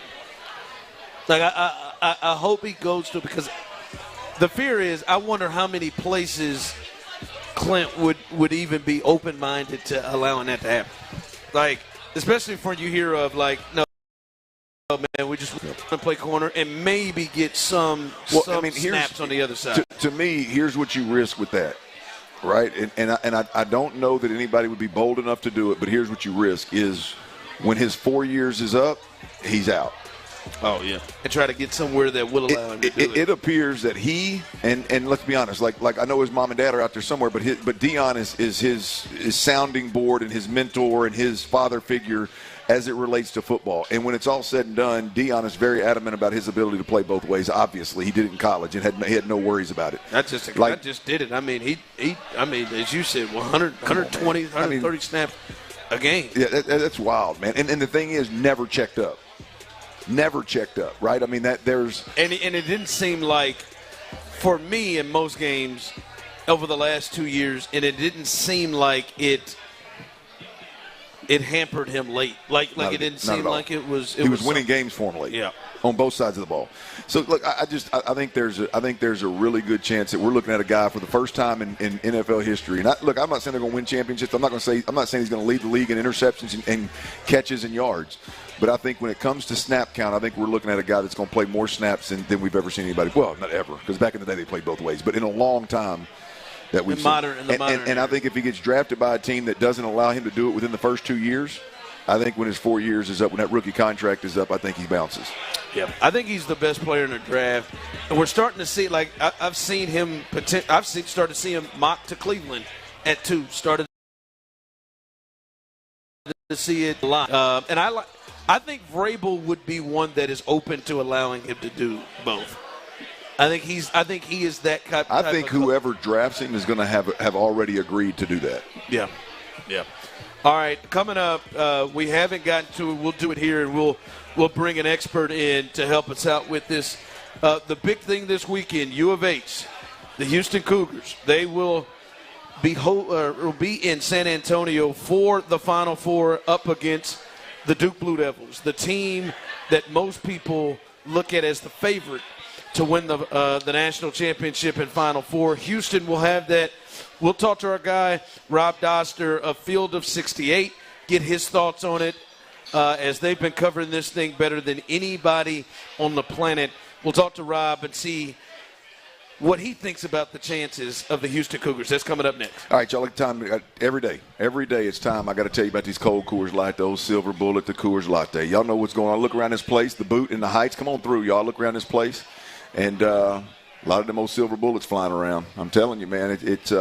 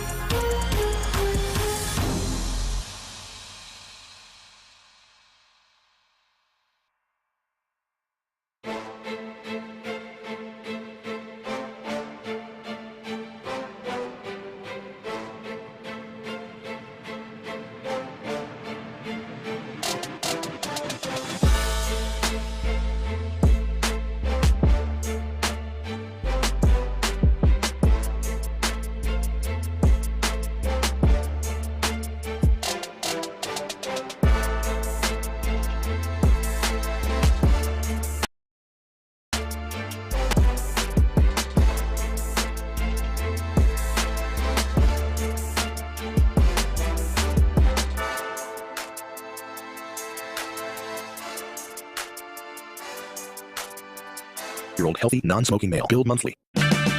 Check engine or ABS light on? Take the guesswork out of your warning lights with O'Reilly Veriscan. It's free. Ask for O'Reilly Veriscan.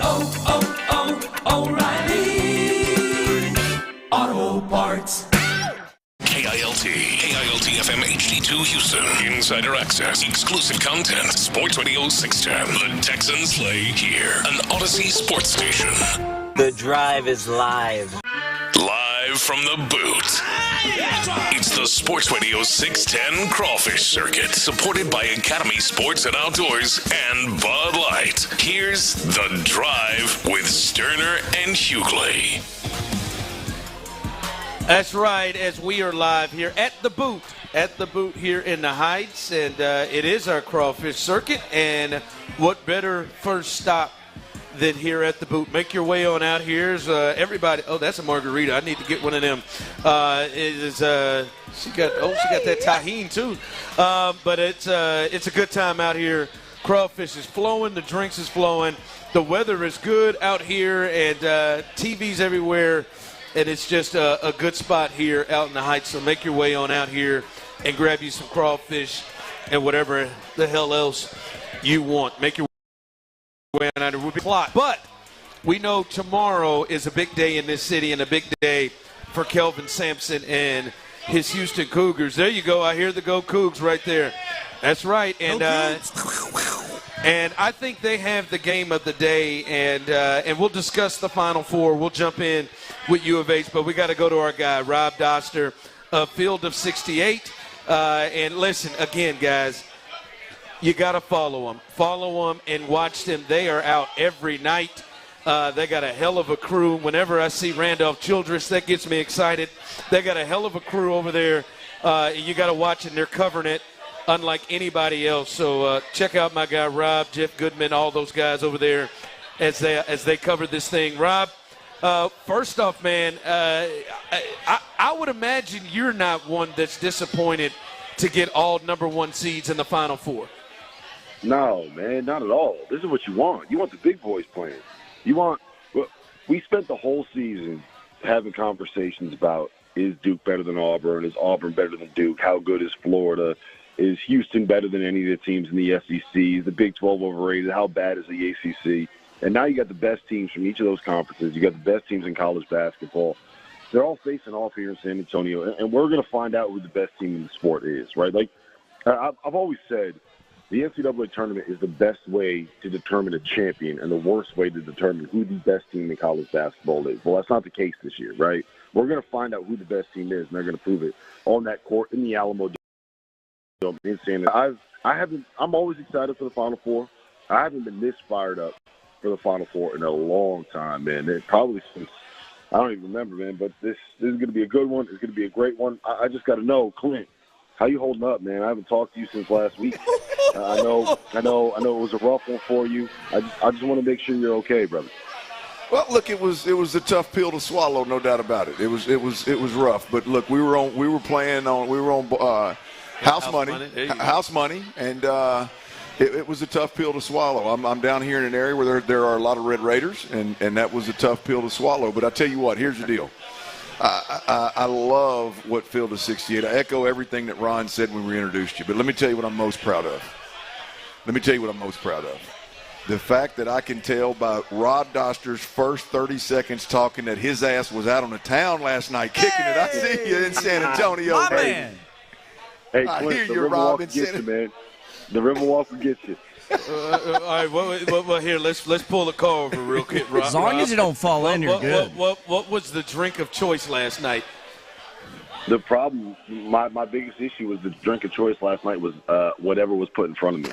We started with some old-fashioned, then we moved on to some Dos Equis, and then just the tequila popped up, and someone said, name Clint Stoerner. I was like, all right, give me two more, and that's what'll get you, man. I got to meet this guy. Oh, Rob, that tequila, that was the turn right there. You was good with them old factions. You was good with that Dos Equis, but then that tequila hit, that was that turn right there. I had a game plan, right? Like, you start and you get to the point where you're having a good night, right? You switch to the beer, and it takes a while longer to drink, and it fills you up, and it's harder to – once you kind of got that buzz going, it's harder to get really drunk if you're just drinking beer, right? and then someone told me about tequila. And once that tequila pops up, man, that's how the night takes a turn on you. But look, right. I'm up. I got my coffee this morning. I got a little workout in here at the Airbnb, got some push-ups done, got some air squats because we're sweating, and I feel like it's out of my system, and I'm ready to go for another night, man. We're heading over to Smoke Sky Bar now. And there's a Dos Equis there waiting for me, so I'm good to go, man. I'm back in the saddle. Hell yeah, Rob gonna have that hair slicked back and ready to go tonight, baby. It's 3 p.m. and Rob's had his coffee and a workout, baby. That's what the hell I'm talking about. an in-home workout, baby. That's right. Push-ups and air squats, baby. That's what I'm talking about. All right, Rob. Up in the hotel room doing push-ups. There you go. Hey. Let's get down to it. We'll get to Florida and Auburn because we've seen that matchup before. Not to say that's not a big matchup, but here in this area, the U of H game versus Duke is the big one. Duke is favored in this game. Duke has been the most impressive team in the tournament thus far. What is the key to Kelvin Sampson and his kids to be able to pull this off? They gotta be tougher, man. Like the whole mantra of Houston basketball since Kelvin has gotten there is like toughness, defense, physicality. Like we're gonna turn this into a rugby match. We're gonna play football out there with basketball. You have to be able to do that, and it's easier said than done against a team like Duke. Like everyone wants to talk about Cooper Flagg, Conker Nipple, how good they are offensively, all this. They're top 5 defense in America, man. Like their smallest starter is 6'5", 230, right? And they switch everything. They got a 7'2" monster at the rim that blocks everything. You got to be able to score on them, and you got to be able to beat them up, and you got to be able to be more physical than them.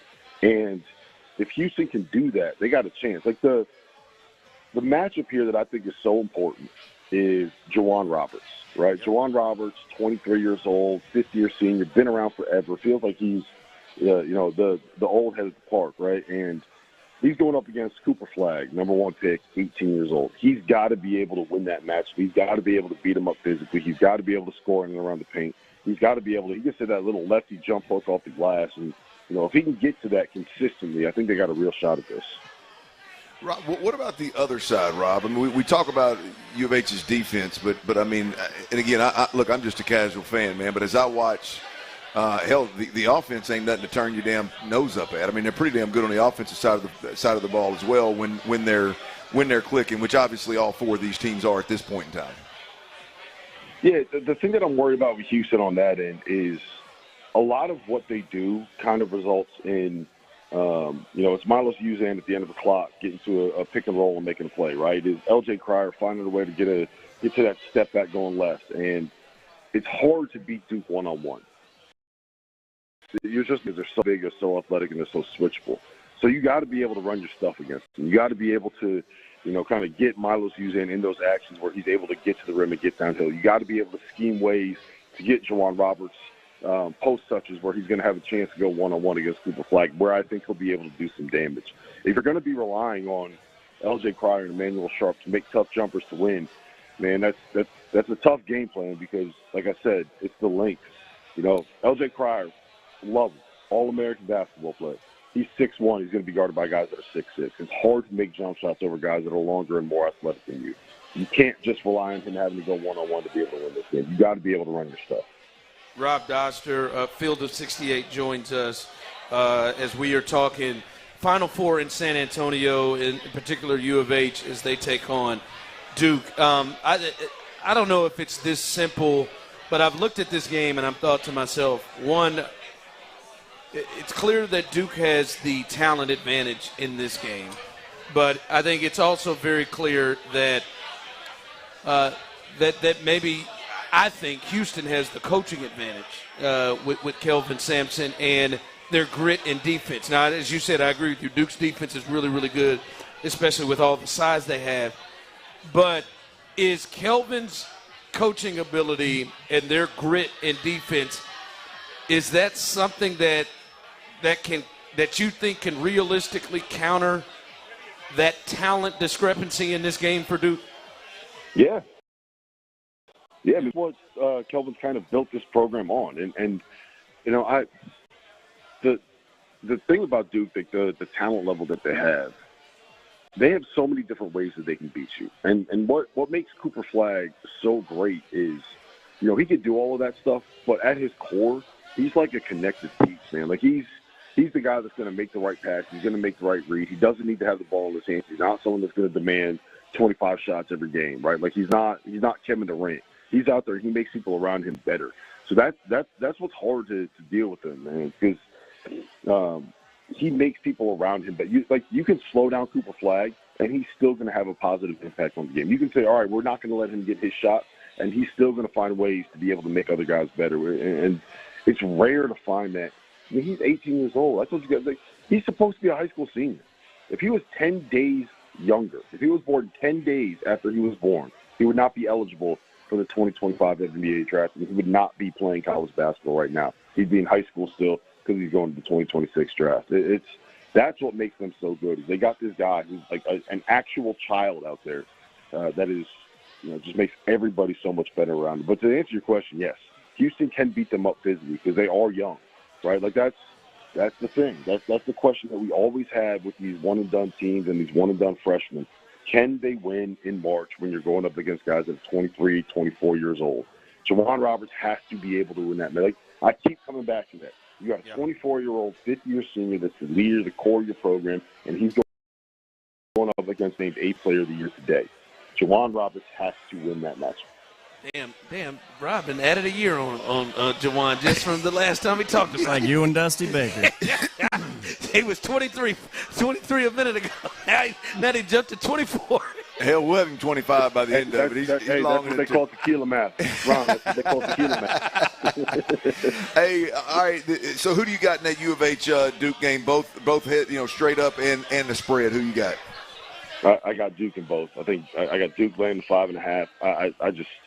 I think this is going to end up being the Duke coronation, fellas. Like I think by the time it's all said and done, we're going to sit back and look at this Duke team and ask not how good were they the best team in college basketball. We're going to say, when was the last time in college basketball we saw a team this good? I think that they're a buzzsaw, and I think they're going to run everybody over, man. I still don't know how the hell Kansas beat Duke. Well, listen, even a broken clock is right twice a day, Ron. Hey, let's jump to that Florida-Auburn game, Rob, real quick. I mean, clearly we know who you think's going to win it all now. It's Duke, but the Florida-Auburn game this week, what are your thoughts on that one? I like Auburn here. I just think the length and toughness they have in the front court is going to be too much. But I'll tell you this. You'd be an idiot to bet against Walter Clayton. Now, I'm not going to say I'm the smartest person in the world, but I've done it a number of times betting against Walter Clayton. That has not worked out well for me. He went for 30 the other night. He's made some absolutely ridiculous shots in this tournament. And if he continues to make those, why would you expect him not to, right? Like, he's going to go out there. If you find a way to be able to slow him down. The big question I have in that matchup, Janai Broom's got the knee injury. He's got the ankle thing. He's got a shoulder thing. He's banged up. How much impact will he be able to have defensively dealing with all those injuries? Is he going to be able to make the switches? Is he going to be able to make those right rotations? Is he going to be able to get out on those pick and rolls and kind of hedge the way he needs to? If he's able to have an impact defensively, Auburn will be able to win this game.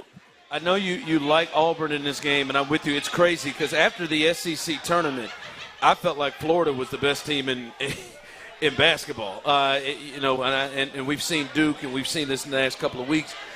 I know you said Auburn. Who do you think would match up best with Duke? I know you like Duke and the way they've been playing, but who would you say would match up and give the best game to Duke on Monday night if they played them? I think it's probably Auburn because they have Janai Broom, because they have size, and because they have guys that can really win in those one-on-one situations. Like when you're Duke and you switch everything defensively, the reason you do that is to kind of blow up the stuff that you want, the other team wants to run, right? If you're going to play run up ball screen and you switch it, you can't actually get that advantage that you would normally get with the guy coming behind you and kind of get into that ball screen.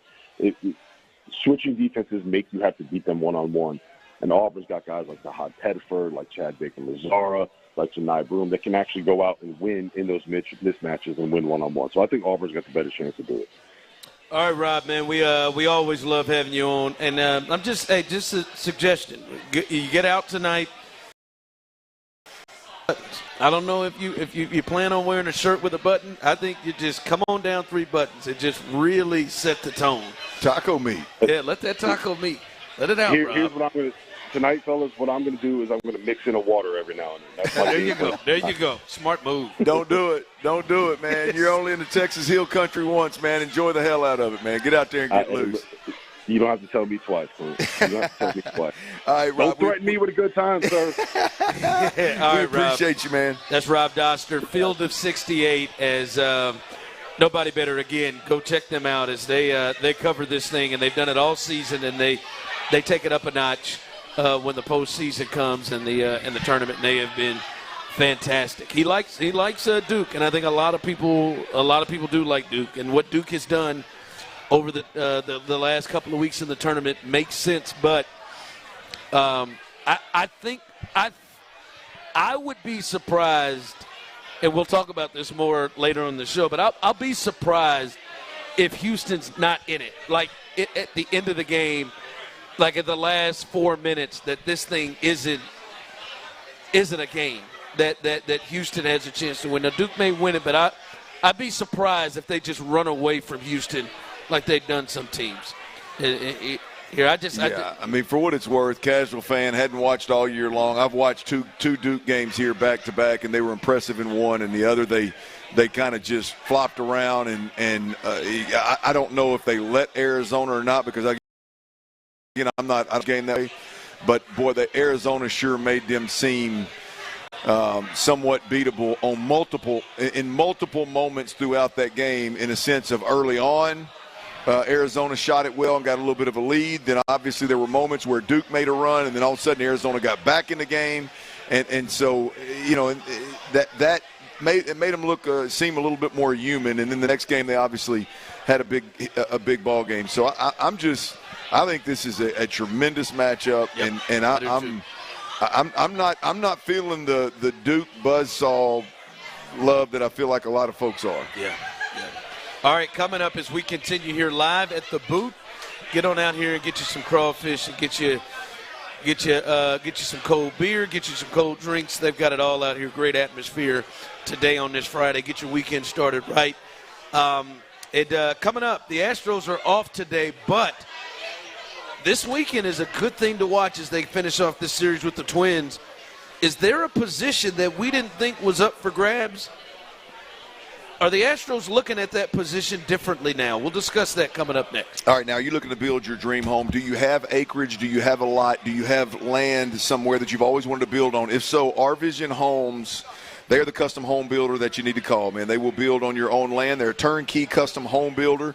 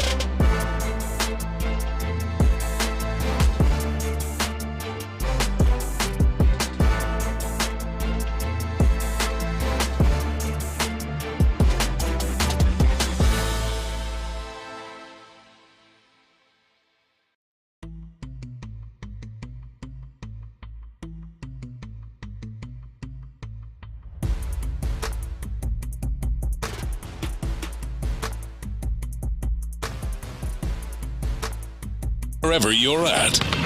Just tune in to Sports Radio 610 in your car or on the Odyssey app for Saturday's game. We've got you covered. The action tips off at 7:49, courtesy of Westwood One on the NCAA tournament. Go Cougs! Houston's sports leader, Sports Radio 610.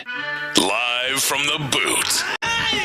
It's the Sports Radio 610 Crawfish Circuit, supported by Academy Sports and Outdoors and Bud Light. Here's The Drive with Stoerner and Hughley. All right, welcome back in as we are live here on the first stop of our Crawfish Circuit here at the boot here in the Heights, and I keep seeing more crawfish plates rolling out. My man right here, I see you. Go ahead and knock that thing out. I see these ladies. They got juices all over their hands, letting it roll through. Tyler just told me that. Yeah, I said juices. Tyler just told me that. See, that's what crawfish does to you right there. Look at hello, ladies. You see that? The tinge of horny just snuck up in her. Well, but ladies with the juicy fingers. Hello. Tyler's brother Sterling has told Tyler he's been hyping it up. Said it's literally some of the best crawfish he's ever had. Yeah, man. He was texting me. I know y'all said he just left, but yeah, little brother was texting me saying it's some of legit the best crawfish he's had in the Houston area. Me and little brother used to work at a crawfish spot. Our uncle ran. We know crawfish, man. We know our bugs. The little brother said you might have got him in trouble at the house, and so he'll be waiting on you, and he'll set you right when you get off the radio, off the air. Sounds like him blaming me for that. I want to say I don't know if that's 100%. I don't know if Sterling said. Hey, talking about the juices too. If you're not wiping, what are you talking about? If you're not wiping juices off your wrist, if you're not wiping crawfish juice off your wrist, you ain't doing it right. She sure as hell is. You ain't doing it right. You ain't doing it right. That's right. I mean, don't worry about your fingers. You got to wipe it off your wrist to make sure it doesn't get on your jewelry. Got to get them things extra wet. They're stopping it there. But come on out, have a good time with us as we'll be here till 6 o'clock. But it doesn't mean the party don't got to stop here. There's the women's college, the women's Final Four gets kicked off tonight. Who we got left in that? You got Paige Beckers and UConn. I believe UCLA is still in there. I know South Carolina and Texas. I think those are the matchups. You got a little Longhorn in there. You got South Carolina in there. It's always the big dog, and then you got Paige Beckers doing her thing. Yeah, South Carolina's been flirting with it. They damn near lost the last couple of games, like real tight. Especially to be the favorites as they have been. So should be some entertaining games. That little bitty chick for Texas is money, ain't she? Yeah, she is. Fun Booker, to watch. Madison Booker is really nice too for Texas. Tyler, would you relax? It's a great player. What's up with y'all today? Tyler, shut up. No, Tyler, don't make that. Y'all must have woke up real horny on a Friday. I like it. I am, but don't make that and then think we're not. By the way, Sally, you're confusing me. I don't know if this crawfish season has gotten you. She just leaves on YouTube and Twitch. My mouth is watering. LOL. She likes crawfish, Ron. Hey. You don't. Sally. I've never seen. We've seen Sally on YouTube and Twitch a lot. I've never seen Sally go turn the corner like that, but do what you do, Sally. One of our many, many female listeners. Shout out to you, too, out there, Mel. Yep, Melissa's never sent that. So she's beating you again on that. Hey, man, you think center field is up for grabs with the Astros? Like, I don't know. Maybe it's just early. It looks like potentially the plans – I would be okay if it is. Oh, I know. I know you wouldn't. Well, no, I'm being serious. I'm not being dead serious. Like I'm not a defense first. I think it should be a platoon at the very least. Well, it's damn sure going to be that. Joe Espada can't coach a baseball team without having some kind of turnstile at least one position. But I didn't think that would be the one. Yeah, go ahead, Joe. I didn't think I didn't think that would be the one. Like, I thought, especially when they're putting Altuve and Cam Smith the majority of the time on the outside, two guys that are inexperienced at those positions. I thought Jake was a guy that I thought was going to be out there in center field damn near every day. Hell, they gave it to him last year. They tried to do it this year, but I mean, he's started he started less games than they've played. Like, he started 3, they played 7. He's only started 3 games. It hasn't started the last 3. Yeah, they're in desperate need, and you can call it a small sample size, but they're in desperate need of a spark at the plate. I agree with that. And there's no doubt about it that a turnstile in center field, at least, it gives you a better chance. There's obviously, again, a revolving door in right field. There's center field's a spot. I think with Brendan Rodgers, doing his thing yesterday, I think that's I think you're going to see damn sure going to see Altuve in left field a little more. He's going to be there tomorrow. Yeah, Brendan Rodgers no doubt. So, I think center field is one of the only places that you can literally generate a spark. You got to be careful in right field because you've already done what you've done with Cam Smith. You don't want to waste that opportunity. You don't want to waste him. So he's got to get run. I mean, center field is really the only one where you can rotate Dubon and Chaz McCormick in there and hopefully get a spark. I just thought they were saying to themselves, that is the spot where defensively we are going to have our best out there because of the guys we have on the corners. Like I thought we talked about. I just it. don't. I'm not saying I agree with it. I don't subscribe to that at whatsoever. So I greatly appreciate what they're doing. And it's not. I would love to see Jake Myers come around in center field not be a question at all. I would love for that. As an Astros fan, we need that, right? But right now, it looks like. Yeah, I'd like to hear a little more of that. Because what you're saying, like what you said, like Altuve is really the only one in the lineup that has been hitting. Now, I know Pena and Brendan Rodgers and Christian Walker kind of came out of it a bit yesterday. And then the last game of that Mets series, Jordan kind of had strung together a couple of hits. Look, but it does seem like they're saying, man, we need we're struggling, and Jake, we got to have you out because we think maybe Chaz and Dubon give us a better shot at the plate. Well, I don't think it's an overreaction to just think, hey, man, if you're going to shake things up, which you need to throughout the season, and obviously it was a slow start, so if you're going to shake things up right now, the position that they feel best about doing that is center field. Like, I don't think it's this huge indictment on like the Astros' slow start and they can't hit the ball. Look, this is obviously a slow start with everybody except for Altuve, and that may be a concern down the road. But right now, if you're going to just shake some things up, move the lineup around, the way to do that is in center field, and it looks like that's what they're going to do with Chaz and Dubon. How do you think they should handle this? Like right now, it does look like they're open to going different than Jake starting every day. Look, I would have Dubon in center field and not look back.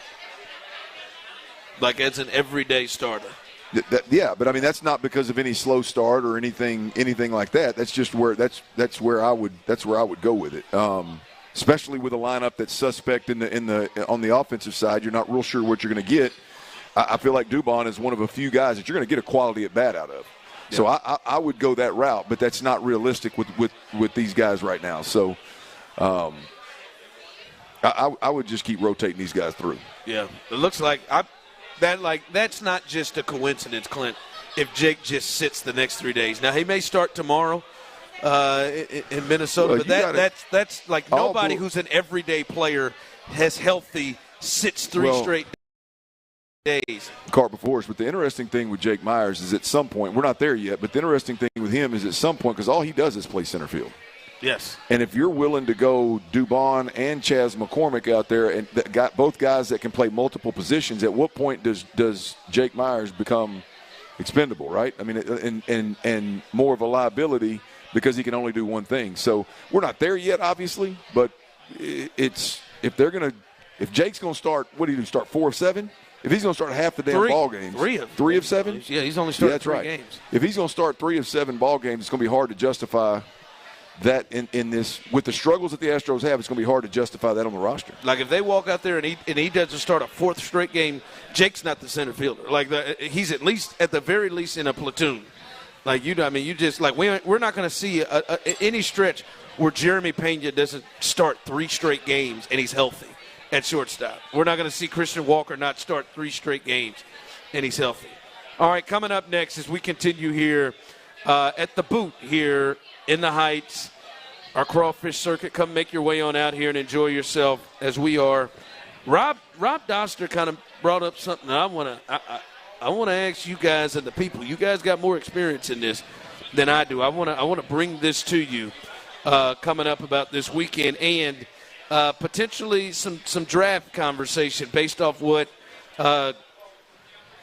Nick Caserio had to say to the fellas yesterday. We'll discuss all that coming up next. All right, before we do that, let's talk about Generator Supercenter of Houston. Look, power out.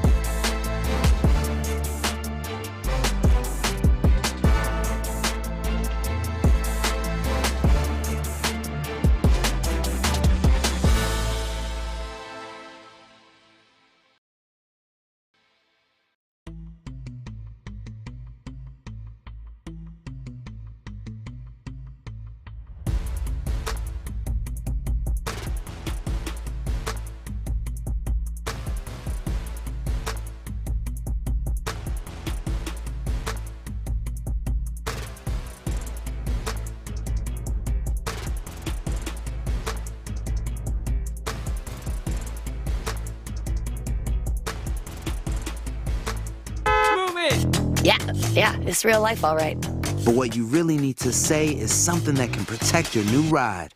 Like a good neighbor, State Farm is there. Yep, we're here to help you choose the coverage you need. So just remember, like a good neighbor, State Farm is there. State Farm, Bloomington, Illinois. Live from the boot. It's the Sports Radio 610 Crawfish Circuit, supported by Academy Sports and Outdoors and Bud Light. Here's The Drive with Stoerner and Hughley. All right, welcome in as we are here live at the booth, man. There you go, man. So many great people here. We got Brian here. He's from Louisiana, and he listens to us every day. Our guy from Georgia who just got 10 pounds and spilt it all over his white shorts, and he's pissed. But he has a great head of gray hair. My man is something. I mean, that's it right there. Did you say white shorts? White shorts. He said he got 10 pounds and spilled stuff all over him. He was pissed. But he's from Georgia. People from Louisiana, Georgia, Texas listening to the number one afternoon sports show, the number one sports show here in Houston. Top 20, and when I say 20, we're 20th. My man said, how'd you do against LSU? Well, we got to go there, man. Let's talk about Bama. How'd you do against LSU? I don't know, back-to-back 80s. I don't know. A couple records. I don't know. We may have lost the game, but I still got you. Okay, wow. This is the first time I've ever heard Clint be we may have lost the game, but damn it, I did good. I got him. That's the only ones they remember, right? It's like, hey, man. We beat y'all's ass, but, man, you played good. Yeah, you did. I slung it around on y'all's ass. Well, first half. Second half, not so much. Yeah, but had a hard time putting four quarters together, We're not talking second half versus Giants. Let's take a look at them. They say, let's take a look at them numbers. Yeah, let's do that. Let's take a look at them numbers. That's that old boudin, a lank of boudin around here. Come on to the boot and get you a little boudin. If you don't eat mud bugs, come on get you a little boudin. Them gator bites are all right too now. Yeah, that's right. Come on up and do your thing. As we're here till 6 o'clock, a great spot. Last time we were here, I just talked to the guy who runs the place. I thought we were going to lose John McClain. I know it. Shoot, I had to close my laptop, and it was so hot. That's right. We were literally doing a live broadcast on that stage back there, and it was so hot the laptop quit working. And then our feed too. Look, and eat some bugs. We had to during breaks. We had to shut that thing off, and then John McClain walked in. And he looked like Mike Tomlin from the owners' meetings the other day. Well, he was sweating like you. He was obviously the white version. He was sweating like you wouldn't believe. And I thought, he's going to do an hour?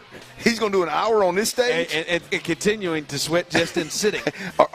Our 2023 computers are fading out on us. John McClain is sure not going to last an hour. What is the worst or the most concerned you've been about John McClain? We could do. Gotta be Minute Maid Park. Were you there? Were you in that conference room upstairs when that happened? When he came up them steps? It's this one. It's here. It was that Minute Maid Day. And that was right. The heat scared me. This is and he was already like 1 foot in the dirt, like he was already there, and he had an hour to go when our computers were dying. The thing at Minute Maid Park, he made it to his destination, and we were inside in the air conditioning, and it was just, if he would get him to catch his breath, he was going to be all right. We were under a heat advisory that day. Sorry, Ron, go ahead. Well, it was raining, though. That's why he had to walk so fast. Yes, he had to walk. Yes, he was. I didn't think about that. We've had multiple days of almost losing John McClain on the show. Gotta love the soup in Houston. He was so pissed that he had to walk in that rain. And then when he got to that top step, and I'm telling you, it was 17. It had to be 17 steps that John McClain had to negotiate after he walked in that rain. And he got up to the top of that step, and boy, John, damn it. No, it was. I'm being nice. Hey, he hit the F word. He was so mad at the boss. He told me I could park over here next to where y'all are at, and I ended up having to park on the other side of Minute Maid Park. And it started raining. I had to hurry over here. I'm trying to get John a Coke or a Sprite out of that fridge or a water. I'm trying to get John, but John, he was hot. I don't know the last stress test John's heart had, but that was definitely one of them. It was like, I think John got in there. He said he arrived, and I got to walk up 17 steps, too. Cockamamie idea. There's no damn elevator in this place. That is good, man. That is rich. I mean, at least 2. If we put our minds together, we can probably find a third where we thought. Oh, I'm sure, man. Like, whew. Yeah, this was a hot one. I'm going to wait till it gets to 110 or above and invite McClain back out to a live broadcast and see if we can't create another one. Him and his whole crew. But it is not 110 today. It is overcast. The wind is kind of making it nice, and no sun. Comfortable time right here. So make your way out again to the boot here in the Heights. Come out, get you some crawfish, get you some good drinks, and have some good food. Hey, if you have not done so in the building, my guy right over here to the right, put your name in our raffle box, and you'll have a chance to win a $25 gift card to Academy Sports. We are giving one away every hour. So if you have not done so, go on over and fill your name out. He's over there waving his hands. Jump up and down. There you go. There he is. He's lifted. He was going to jump up and down. He's like, nah, I can't get off the ground. I can't do that. But go ahead and put your name in there. You can win a $25 gift card to Academy Sports. We'll be doing that after this break. All right, Rob was talking about it, and Rob sounded like he hit multiple locations. He had multiple drinks, obviously. I have been to San Antonio one time, and that was last year during spring break. We took the kids to San Antonio. We did the Riverwalk. I was anxious the entire way because I thought my kids were going to fall in every time we were walking on the edge of the Riverwalk because my kids just look all around and damn near find themselves falling in. I thought it was going to happen. But is that a spot to do damage? I didn't get the sense. You're asking a guy that could do damage anywhere. But I mean, yes, I know you could go to Davenport, Iowa, and get it done in your heyday. Little Rock is not necessarily a destination, but hello, it can be. But is San Antonio? Is that a spot to? Like it felt like to me a real family, hanging out type more of a spot than it was a get on in here, man. We got a nightlife. I think it's versatile. Is it? You can, so you could get in there and get real work done. Oh yeah. Oh yeah. I'll be honest with you. I'm not real up on the San Antonio nightlife. There was a time or two when I ran through a few bars there, but it was a piano bar that was all right. It wasn't anything to write home about. I know as a family you can go down there and have you a good old time. Yeah, as a family you can. Yeah, I felt sure. that. But I mean, I didn't get a sense of where the going out was. I didn't get a sense of in Austin you can go to 6th Street and just you get anything you want in Austin. And let it I ride. would imagine San Antonio's pretty close. Anybody in San there? Antonio's better. Oh, Austin's that's freaking sweet weird. of you. That's sweet of you to bring me a gift. Austin bring that to you. Sweet of you. Yeah, I did. When Rob said he was getting out, I'm like, all right, he found some spots. I'm sure there's bars everywhere, but bars in a city like that. But I just didn't know you. Well, they got. I mean, there ain't no doubt about it. That field of 68, they got a sponsor deal, and they got it. If you watch them on their YouTube channel, you can get there through their Twitter. The field of 68. I mean, they've got a set up panel, 4 or 5 guys, and they're cutting up, man. And it's extended time. They got a deal at a bar there that is pretty solid. So I don't imagine they got to go too damn far. I feel like John Lopez, if he's listening, is about to go ahead and give me a rundown on all of it in San Antonio. That he can do. Yeah. There's some people saying it's not just the Riverwalk. You can do a lot of damage in San Antonio, even off the Riverwalk. Well, you can miss me with the Riverwalk. I'll be honest with you. I mean, I'm not the source. I'm not the source, but yeah. Once you've been to the Riverwalk, I feel like, especially as Texans, Clint, I'm good on it too. Oh, that one time I went. I'm not a big fan. I'm not a big fan of the Riverwalk. Yeah, I hear you on that. Yeah, I'm just curious. Rob sounded like he was getting it in, and I'm like, interesting thought there. Interesting thought there. All right, Clint. Before we get to Dirty's Daily. Real quick with the Texans. In this draft, I'm looking at it more and more, Clint, and it feels like to me I'm moving to a space where I'd be more surprised if Nick Caserio stays at 25. I feel like we're at a point where they either move up or they get out of the first round like they did last year, because to me, Clint, a lot of the teams that they are looking at or a lot of the players that are looking at going up, you would think that fits, like the Goldens. Banks is a name we've heard a lot. They are starting to really move up on the board. Like after their pro day, they that after Texas Pro Day, those two guys really shot up. And those are names we were hearing. And then the other names, like the receiver from Ohio State, some of the linemen, the cat from Ohio State, they've started to drop. Luther Burden has started to drop from Mizzou. I think that either they go up and get aggressive, which is what I would hope they do, or I think they back out and come out of the first round. I'd be surprised right now if they just sit at number 25 and pick there. Yeah, look, again, I think you connect the dots with D'Amico and Nick and their comments. You know, as much audio as we listen to, when those guys are talking about how deep the draft is and how rich the draft is and how good that tells me that they feel like they can get value outside of the first round. But I'm going to tell you, man, I just – you know, last year these guys made win-now moves. This year we're talking about Christian Kirk and C.J. Gardner Johnson. Like, those are great players, no disrespect, but those aren't win-now moves. Yeah. I mean, not you know, themselves. Like they've got work to do this year if they're really going to have to move the needle via players, because the coaches that they're going with on the offensive side of the football are all but unknowns, right? And even if I'm wrong, and I don't think it's too much to ask. Like, I think it's too much to ask Nick Caley to be the guy that takes you from 10 wins to 12 wins and the guy that takes you from the second round to the AFC Championship. Like, I think it's too much to ask, if I'm being honest.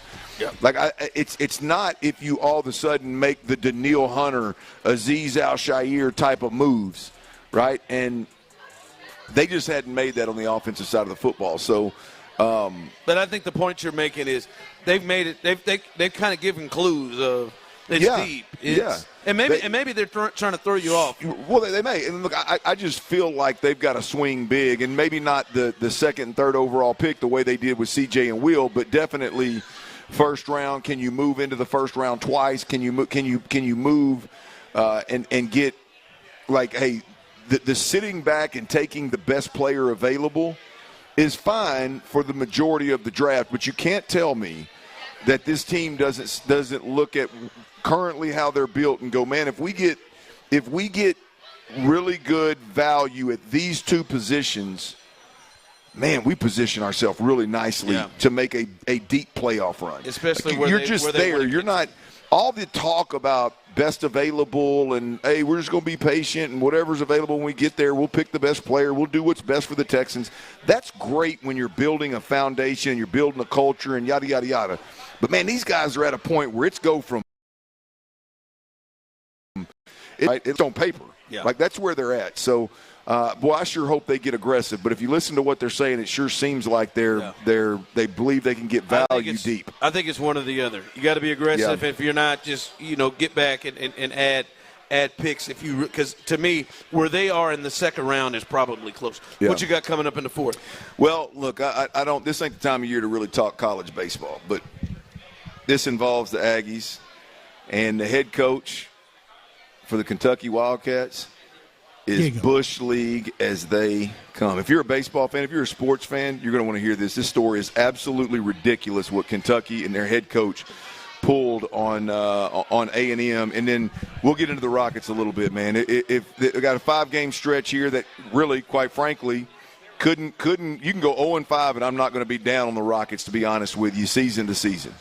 But we got a big game tonight. What's the one thing that you want to see the Rockets come out on the backside of this game having proven? We'll do that next right here on Sports Radio 610. Before we do that, though, I got to tell you about Academy Sports and Outdoors. Look, if you've lived around these parts for any amount of time, you know all about Academy Sports.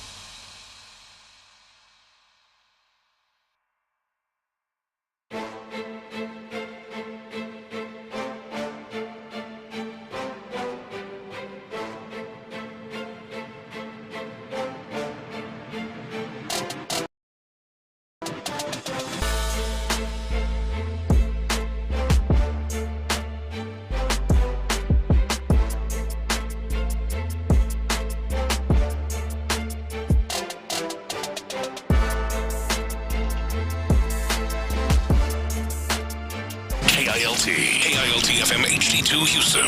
Insider access, exclusive content. Sports Radio 610. The Texans play here. An Odyssey sports station.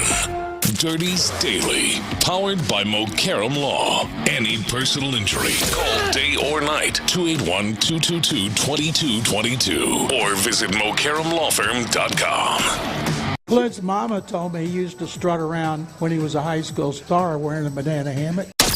Sports Radio 610 presents The Drive with Stoerner and Hughley. Dive into the mind of former NFL quarterback Clint Stoerner. I like a good time. I like to have a party. I know you do. It's Dirty's Daily. Speaking of party, baby, we got a nice little little crawfish party going on up here at the Boot in the Heights. Y'all come on through, hang out with us. We'll be here till 6. Probably be here a little after 6 if we're being honest. I got to probably just lob out a text to my bride and let her know that she's got them kiddos by herself. But I may hang around and eat some mud bugs. Hard to eat crawfish on air, Ron. Hard to eat crawfish on air. Yeah, that's a tough one. So you're going to have to do it afterwards. Huh? You're going to have to do it afterwards. Yeah, I'll have to do it a little afterwards. But y'all come on through and hang out with us. If you're out there, you're listening on the FM dial, AM dial, we greatly appreciate it, and YouTube, we appreciate that as well. Now, Rob Doster, he had a long night, didn't he? Rob just got on. He just got on the air doing his show. Tyler, Rob is out there looking rough. My guy. Hey, Tyler's texting me when Rob was on earlier talking about, hey, man, he got the cricket phone, man. Something's wrong with that. I said, no, Tyler, that is – in fact, I don't think I hit send on the text, but this is what I was going to say, Tyler.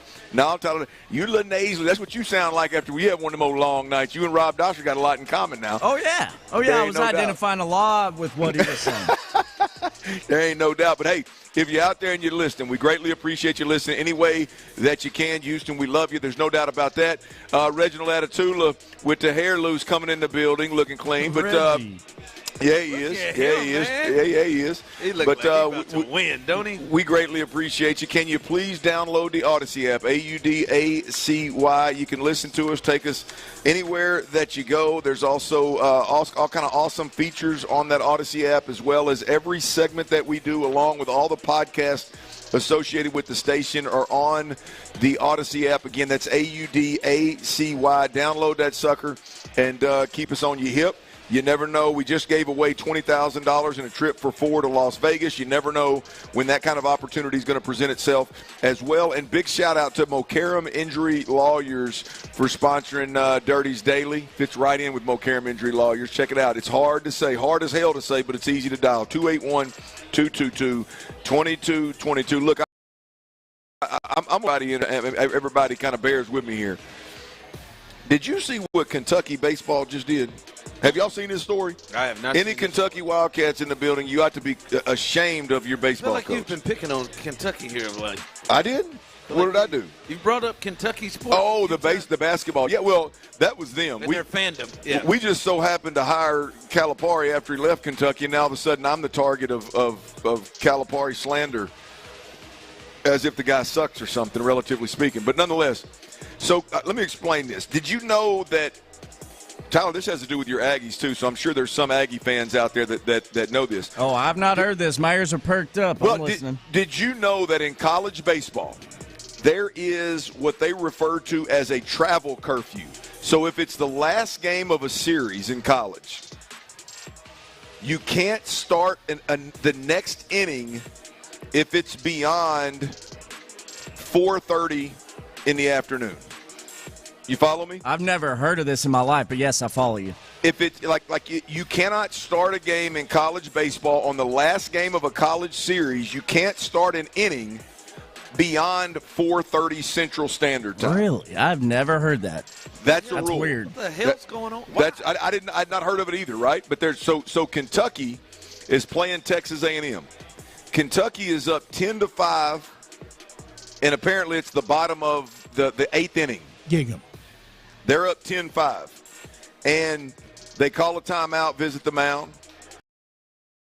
The pitcher looking in the glove and looking at the catcher stepping off the mound. They stall. I'd have done it too. You are a POS. I know I am. You're a real POS. It's just a loser-ass mentality at the end of the day, really. Tyler, I agree with you. I'm trying to get a dub here. I agree with you, Tyler. Yeah, by having a losing-ass mentality. That is the weakest dish I've heard in a minute. Guys, this wasn't just – this was to the point – No, you wouldn't have. I would have. No, you wouldn't. You got wouldn't more have. pride You're just than that. talking that ish like you like to do. You wouldn't do that. If it would have been a game if it would have been a game in the tournament that would have sent me to the championship, sure. But a regular season series, nah, we can't do that. So you do have it in you. Well, that rule is not in place in championship baseball. That rule is in place in regular season baseball for a reason. What is this, amateur hour? It's unbelievable. Like trying to get a raise. When you watch, gonna get a raise out of me with this weekend. Trying to save my job. It's unbelievable. Like if you watch it, I don't know if TV because I didn't see it live, but the way that they laid this thing out on TV, it was like a 4-minute stall. It wasn't just a 30-second stall or 20-second stall. Kentucky was up 10-5 in the 8th inning, and they're clearly stalling. And all of a sudden, the A&M coach starts screaming across the diamond at the Kentucky coach. And the Kentucky coach is like Ron right now. He's proud of it. He's like, hell, I'm trying to win a game. Listen, I'm not proud of it, but hey, man, I got to take advantage of the wins. You make that decision. I cheat in spades. You got to be proud of it. Like, I don't know. I think this is just flat-ass dirty. It's not even cheating. It's just going through the rules. It is not legit. Like, it's not cheating. You are correct. Not, man. But it's almost worse. It is bad Change baseball. the rule. I would entertain it. Absolutely. I mean, they've got to change the rule. They don't want this. There's no way. I didn't ask you. You were dead set on doing it a while ago. Are you entertaining it or are you doing it? Regular season, I'm the coach at Arkansas. You're the coach at Texas. And we're at your place, and it's the bottom of 8. Your pitcher's on the mound. There's 4 minutes before 8:30. You know the rule. Are you stalling? Yes. You're a real POS. Stalling every time. Damn it. Are you for real? Every damn time. Yep. And you know what? Damn. You're going to lose. No, I'm not. I'm going to win. 10-5. It's going to bite you in the ass. I will stall for 4 minutes. Yep. Damn. I sure do. I have. I'm disappointed in you. I am as well. Disappointed. I have entertained talking to the coaches in my kids' league because we're on a time system of knowing that's your kids' league, bro. See, no, we're getting to the root of something here. This is why these kind of conversations need to be had. I know, like last night, Lawrence softball game. They started at 7:24, and I know they get to an hour and 10 minutes, and they cannot start another inning. And I know we were the visitor, or we were the home team, and if they're going to go start another inning, and we were up pretty good, and I'm like, we should slow this thing down a little bit. We had a lead, slow it down a little bit, and then they can't start another because if they start another inning, it's a full one. We all got sure. You just let the kids play because that's what they're there to do. You know what? You make me out to be Never said I'm not competitive. I'm just saying it. You make me to be out the unreasonable guy on the show that has those kind of thoughts and those kind of beliefs. But you're out here 9-year-old. Softball game. I don't see the parallel that you're making here. Bottom line is this: that's Bush League by Kentucky. If you're in the Kentucky Wildcats, your ass ought to be ashamed of what your baseball coach did.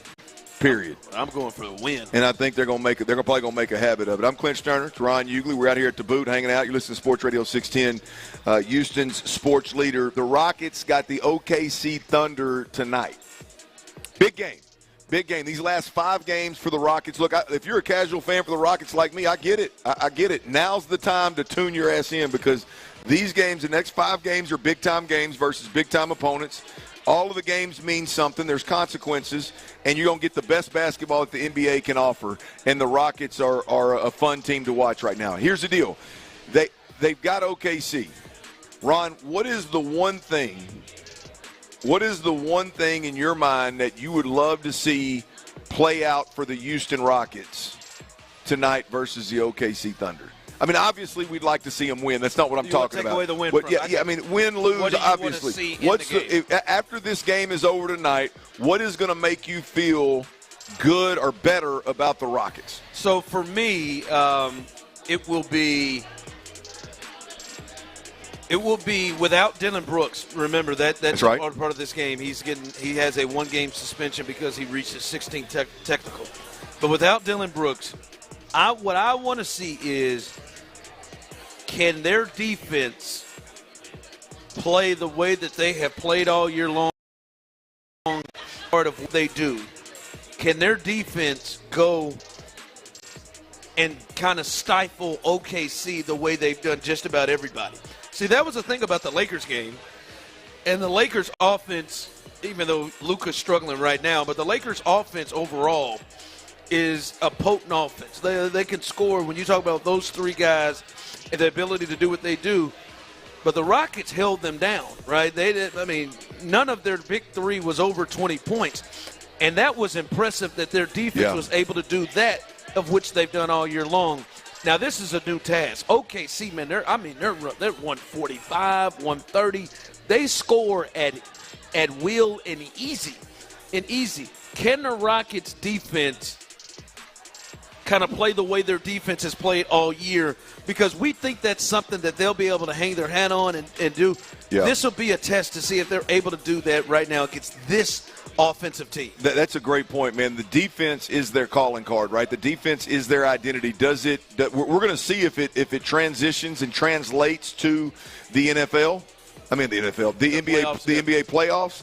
But does it translate and transition versus better opponents late in the season when you know you're getting the superstars best, when you know you're getting the overall intensity that playoff basketball brings? These are their last several games, okay. Clint. OKC. They scored 119, 145, 132, 125, 121, 143, 121. This is what they're doing. Can they bring them down to where they normally have teams? Can they bring them down, in the low hundreds, 90s? That is something to watch. For the record, y'all, that is not Tyler's bar tab the last 10 nights that he's gone out. That is the OKC Thunder's actual score, total score in the last handful of games. I like the defense thought, but I'm going to be honest with you. I'm convinced the defense, as I said a couple of weeks, I'm convinced that the Rockets' defense transitions to the playoffs, transitions to better opponents. It will be effective versus superstars. I've said this many a time since that Lakers game, guys. I think when it boils down to it, this team's only going to go as far as Jalen Green can take them. I need Jalen Green to be big tonight. I need Jalen Green to be big. And if he has an off night, right, cool, I'm okay with that. But in the last 2 or 3 minutes of the ball game, I need him to lean into Jalen Green, and we need to find out, is this a guy that can, even on a bad night, even on an off night, is this a guy that if the team can keep it close, he can keep it together and either knock down big shots in the last minute or 2 minutes of the game or facilitate to the guys that we've seen, Jabari Smith, Eason, some of these different guys that we've seen knock down shots outside. Can he do one or the other in critical moments of the game? That's all. I'll be honest with you, not just this game, the final 5 games of the year, that's all I give a rip about. I think that's into their biggest issue, and we've seen it. And it's crazy. Many people will have gotten or at least disagreed or really had issues with me continuing to talk about the way they've played against winning teams of late. But that scenario continues to come up. And that is the deal of where are the Rockets going to go late in games to get baskets, to run offense, right? Against the Lakers, you got Dylan Brooks shooting turnaround fadeaways on the baseline. That's not what you want. The Knicks game, Jalen Brunson knew exactly where the Knicks were going with Jalen Brunson. The other side, the Rockets didn't know where they were going. Memphis knew they were going to Desmond Bain or Jackson. They didn't know where they were going. That has been a continuous issue for them in this last month and a half. And tonight, if they're able to get in this thing in a tight game, and Jalen Green steps up as that guy, that is a huge thing that we don't know about this team that they have to do. They're the 2 seed, but that's something that we don't know. And I bet you could go down the list of every team that's in contention in the West and probably go and say, I know exactly who's going to have their hands. Yeah. Except for the Rockets. Ron's defense, I'm Jalen Green. And before we get off, I got to circle back. My boy Shane just texted me, listen to that baseball conversation at Kentucky baseball. Do that because baseball has fixed flight times to get back to school Nah, Shane, I ain't letting you do it. Just school, man. Come on. Hey, man, these are. I mean, they're talking about paying a football roster $20-some-odd million next year. They can change some damn flights because the game ended late. And I fixed them 4 minutes too. Look, Ron's gonna make his flight just like normal. I'm gonna reschedule that joint. I'm used to that. I'm used to rescheduling. I'm used to catching the next flight anyway, huh, cuz? And then I ain't gonna be mad. We'll catch that next flight. We'll spend a little time on the tram. I ain't gonna be mad when they do it to us. Clint, Tyler, I swear to God, loser mentality we got right here. We're in no, I'm a winner. we were at the AAU tournament last week. My son, number one show, we're all winners. My son and his team had a 2-point lead with about a minute 30 left, and I'm just sitting here saying 4 corners. Just hold it. You know there ain't no shot clock in AAU basketball. Just hold the damn thing. That's all I was thinking. Well, we're gonna run it. I'm not gonna let you do it. I'm not gonna let you do it. We're gonna run. Time expiring in a game on a game clock is totally different than you playing a rule that the college baseball. You're playing to a rule that ends the game. Disagree, wholeheartedly. Clint, if those kids could get it done, if I could trust them to do it for 4 minutes, I would do it. I would 4 corner. Well, that would be 4 minutes. That would be a method to end the game. This is playing the clock. This is taking advantage of a rule. It's pissy poor. Yep, it's winning. All right, coming up as we're live here at the boot. Again, you can also fill your name out, put it in our raffle box. You have a $25 gift card to Academy Sports and Outdoors. Shout out to Academy Sports and Outdoors and Bud Light, who have helped get us here on our crawfish. There you go. Check it out. Our crawfish circuit. We appreciate everything they've done, but you can have a chance to win a $25 gift card to Academy Sports and Outdoors. Coming up, the draft is coming up, and I really am intrigued to see your thoughts on this, Clint, that I've been thinking about with Shedeur Sanders. We'll discuss that coming up next. Whew. We're going to discuss that? We good? All right, I want to tell you a little bit.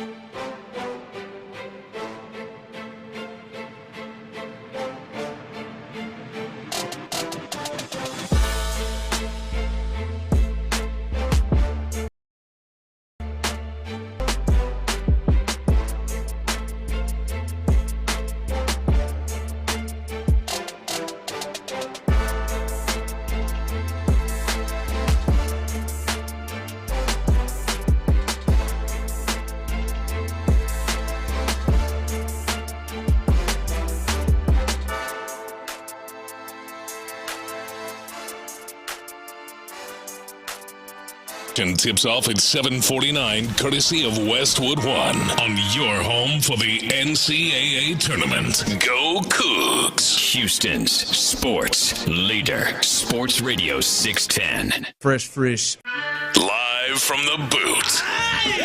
It's the Sports Radio 610 Crawfish Circuit, supported by Academy Sports and Outdoors and Bud Light. Here's The Drive with Stoerner and Hughley. Completely unnecessary, Tyler. They had a little something there in the corner of my mouth, and I couldn't say the word disgust. It's truly out of love. It gives me a giggle. I don't think it's out of love. I think maybe a little bit out of love. Well, it's not. It's not out of hate at all. Not out of hate, but a little bit of. That might be you more want to, as my grandpa would say, make win of me, just a bit. Who's this guy chat with old Clint Stoerner? Yes, yes. My grandfather does. What up, bro? What'd your grandfather do? I think he said it's out of love. I said, yeah, like my grandfather would say, it's a little bit out of you want to make win of me. Not a hate, though. I want to reemphasize. Not a hate, just out of brotherly love. It's more fair. Those of you on the Jim Adler, the Hammer, Texas, the Texas Hammer hotline. Texas Hammer. You know, there it is. Got your back, bro. You can. He hammers Texas. The Jim Adler. I mean, he does hammer Texas. Jim Adler, the Texas Hammer. Don't we all? Text line. 713-572-4610. I seen him on a commercial recently. Him and another younger clone that looked like him on top of a damn. Hey, his son he's taking over. Carrying a big hammer. Yeah, he did. He was standing in the back, but he looked like he was eyeing trying to get to the front on the top of that damn truck. There it is. But I see people texting in. Hey. Someone said, y'all know Show is too cheap to take a flight. He'll be trying to catch the bus. Now, look, if we would have put that little caveat in there, if Ron would have had to pay a change flight fee, he damn sure would have stalled. I'm not going to knock him for that. Listen, I've told many there are a lot of things that I'd like to, work on, save, get a deal, save my money on. There are a few things that I don't mess with. Listen, I'm gonna pay for a flight. I don't drive more than 4 hours. Like I was about to say, you ain't sitting on no damn bus like that. No, I'm not. I'm not sitting in my car. New Orleans, when we went, I thought twice about it. Like, that was almost my reach right there. I don't know. I am not doing, if I can avoid it, I am not doing any kind of layovers. I will pay the extra to not do layovers. I want to get to where I want to get to. Now. Well, you might want to, you're not going to pay whatever. Clint, listen. You'll stretch it a little bit. It's not a blank check. I just bought. When I fly, I don't get in a big hurry. I prefer to fly direct, but I don't get in a big hurry. Clint, I just bought a plane ticket for Aruba. Hey, look, doing it. I got to step up my vacation game. Right now, Boss Parker, if you're listening, be ready for that email coming up in. I need a week off, boss. In June. I just paid for my trip to Aruba. I walked in the door at 6:31. I walked out damn near close to that deal that the guys at the men's clinic is giving you right now. That's usually $299, but almost $1,000. I walked out of it because, one, I need to sit at least Economy Plus. At two, I am not doing no layovers. Not a chance. Now, I got to tell you, I you ain't even doing layovers to Aruba? No, not if I can avoid it. And I will pay to get. I want to get there and get off the plane and get there and get out. Well, that's just what I mean. Itchy Trigger Tyler before he was getting there. Just in case your old ladies listen, you know, he wasn't completely. Yeah. He wasn't completely. Now, once I get there, man, I may, we may save in other areas, but no, I'm paying for it. I'm paying for that. I don't mess with that. I don't mess. I told you about that when I told my boys. I said this is the last time we rode that mega bus from Kansas City to Chicago, and all our knees was hurting. I said, this is a damn shame. We ain't doing this again. Just because it was $15 for us to roll back, we ain't doing this again. I mean, that's what that level of cheapness that you typically bring to the table gets you. I didn't want it. I just, I was the only, me and Steve, of course, we're the only ones saying, hey, man, what we doing here? Is that my boy Ron? What we doing here? And then everybody else was like, no, it's going to be cool. It's going to be cool. $15 there and back. No. $15. Damn megabus. It was awful. Took us 15 hours to get from Kansas City to Chicago in that damn megabus. It was insane. But nah, man, I ain't that cheap. I ain't that gonna do it like that. I know you may think that, but I ain't that cheap. No, I ain't got that in me. But again, guys, come on out, man. It's been a really good time out here. This is a good spot for us, Clint. Good spot for us to I feel right at home. I know you do, and I do too. That's what I love about it. There's so many different, such a diverse group out here of people out here partaking into, as you said. I'd like to think it's pretty normal for me. I like it. There you go. Well, that's the crawfish community. That's another great thing about the crawfish community, Ron. Tyler, it's usually pretty diverse. Tyler, we've got to do something. We've got to get some sort of music. Which, hell, I was out there with this crawfish community, man. I mean, there's nobody. See, Tyler's happy and giddy, and he ain't even here. Yeah. He just hears the vibe in the background. Would be cool, though. Would be cool. He's kind of here. Where did Reggie go? Is he behind the portalies over there? Reggie's got it. Reggie said he just got his Reggie Atua was in the building. It's not Reggie. It's Reginald, by the way. Oh, there he is. I thought he was over. I thought he done. Yeah, he said he had just saw his crawfish. I thought he done hooked one in and was over behind no porta potty or something. Yeah. Ooh, look at that man right there. Over there. What's going on, baby? What's going on? I'm talking about. Hey, don't worry. That's one of them old East Siders. That's one of them old East Siders right there. Don't worry about it. Yeah, he's ready to get it in, as you should. But no, seriously, get down here and stop by. Say hello. We've had a few people shout out my man. I'm going to take a chance. Roland, who came in here, and I don't know if he's supposed to be in here or not, but Roland came in through here and said he's been listening. He said he's been listening since you first got on here. And and started this thing up and been rolling with us. So shout out to Roland, man. We enjoyed you coming out and hanging out with us and doing our thing. Someone texted in, direct flight to Aruba and paying first class. How much they paying you on there to do that show? No, hold on now. I didn't pay first class. I've been getting spoiled by that, man. It's a problem. I didn't. I ain't. Oh, you this guy. This guy first class. I'm not even kidding, dude. I hate myself for it, but once you do it, ooh. Listen, I'm gonna tell you, I didn't go first class. I went to Economy Plus. There's a difference. A little bit extra leg room, nice. My man said I've been getting spoiled by first class. It is funny, but it's also dead-ass serious right now, Clint. I mean, you got them deep pockets. I'm telling you, man. It's a curse and a blessing. Let me tell you, if I'm right, if I'm flying first class, they felt sorry for me. They come back and move my big ass up in that big seat and said, "Hey, sir, would you like this one up here?" I got moved up in the first class not too long ago. You got moved up? I ain't never experienced that. I ain't never gotten first class on the house. They pulled the old, hey, man, the flight, we got a little too much weight in the back of the plane, sir. And I'm assuming, all bull jive aside, like I was one of the bigger guys on the plane. So like, hey. Had a big ass. Well, that too. We can move one. We can move one or we can move two. And so they moved me up first class, man. Yeah, first class. Man. Good for that, man. Right where I don't belong. I'm trying to get into that space. I told you that story that when I flew with Darren Woodson. We went to New York that one time. Woody said, man, come, let's go to New York. I said, all right, I'll go to New York with you. We was going to Jay-Z's 40-40 Club and all that. I was like, hell, I'm in. Man, just keep dropping them. Hey, Woody picked up everything. I get on that damn plane, and we're sitting first class side by side. They come through. They said, Clint, sir, what kind of drink you want? I said, "Oh, I'm good." Woody looked at me and said, "When's the last time you turned down a free alcoholic drink?" I said, "Hell, I didn't know it was free." Because I'm telling you, that sound like that's going to cost you a good amount. Yeah. Hey, Woody said, "Don't embarrass me up here, man. The drinks are free. Do you want one or not?"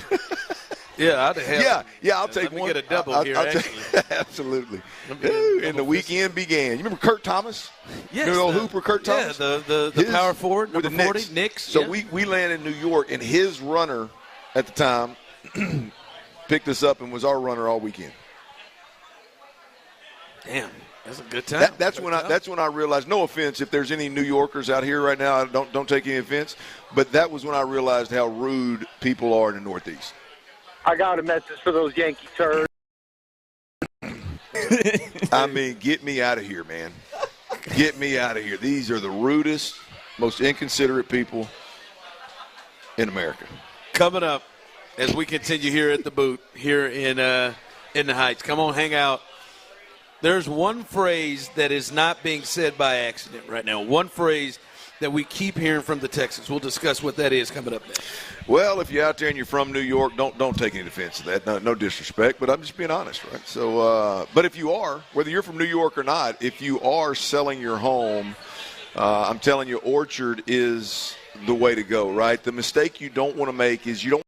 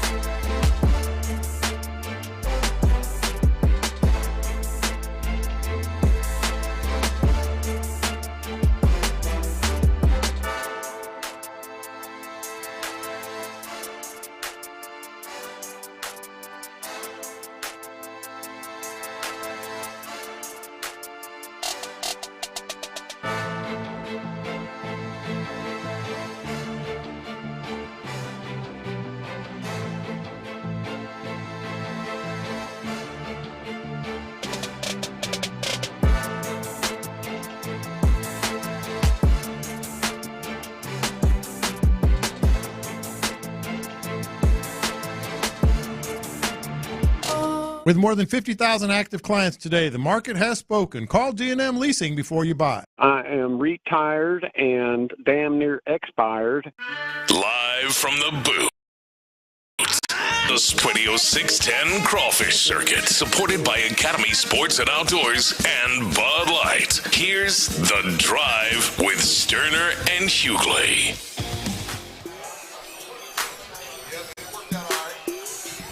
Worked out all right, Clint. That's good, man. There you go, right there. The Drive is live, and we're back. We're back here at the boot. Come on out, hang out with us. Remember, we have 2 more opportunities. 'Tis the season.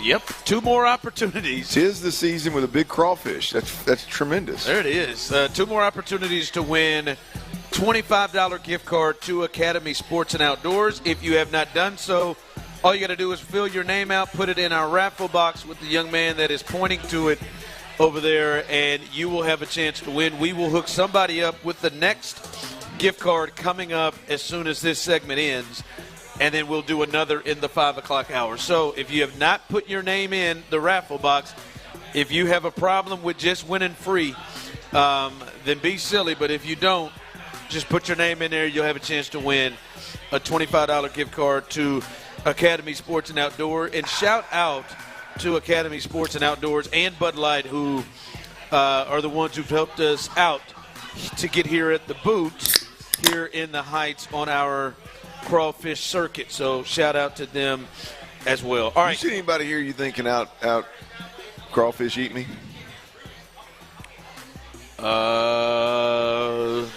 Currently in, right? Have you seen from the time? I've seen a couple. I think I got you. That got me? That confident? Mm-hmm. Compete or got me? Got you. Oh, wow. So a couple of competitors. I think I've seen about 2 that got you. Uh-huh. Yep. Got me? Yeah, got you. Including those 2 fellas that walked out when I was looking for a parking spot. I think those 2 gentlemen got you. Reggie don't. But I think those 2 gentlemen got you. I wouldn't be seen eating the crawfish out of that smaller platter. That's my platter side right there. All right, Clint, one thing that we have heard a lot here in the last couple of days that we've heard from D'Amico, and really not just the last couple of days, even before that, since the offseason, but with the owners' meetings happening, we've heard from D'Amico just, in interviews with certain people like Aaron Wilson there, and we've heard him on with Texans All Access that comes on after us. We've heard Nick Caserio on with Payne and Pendergast. We've heard him on with the fellas at on Texans All Access that follow us. We've heard a lot from a lot of people. One phrase that we have continued to hear, Clint, was one voice.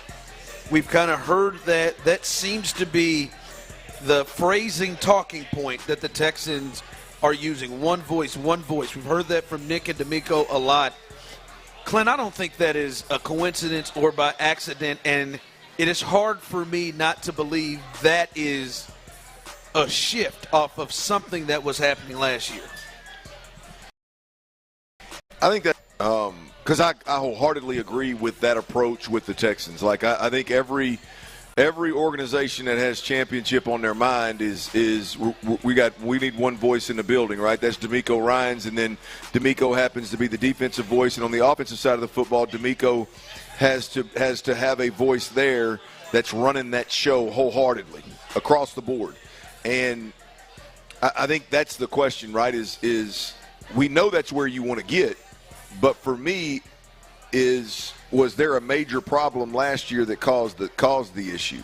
Is there a major problem with Bobby Slowick and Chris Strouser and Laramie Tunsil and all these different voices? And ultimately, some of the guys that are still in the building, let's be honest, you got Gerard Johnson, you got Bill Lazor, you got C.J. Stroud. You got a lot of different opinions, a lot of different voices, a lot of different influential players, right? Was there a major problem last year, and that's why these guys are now really leaning into one voice?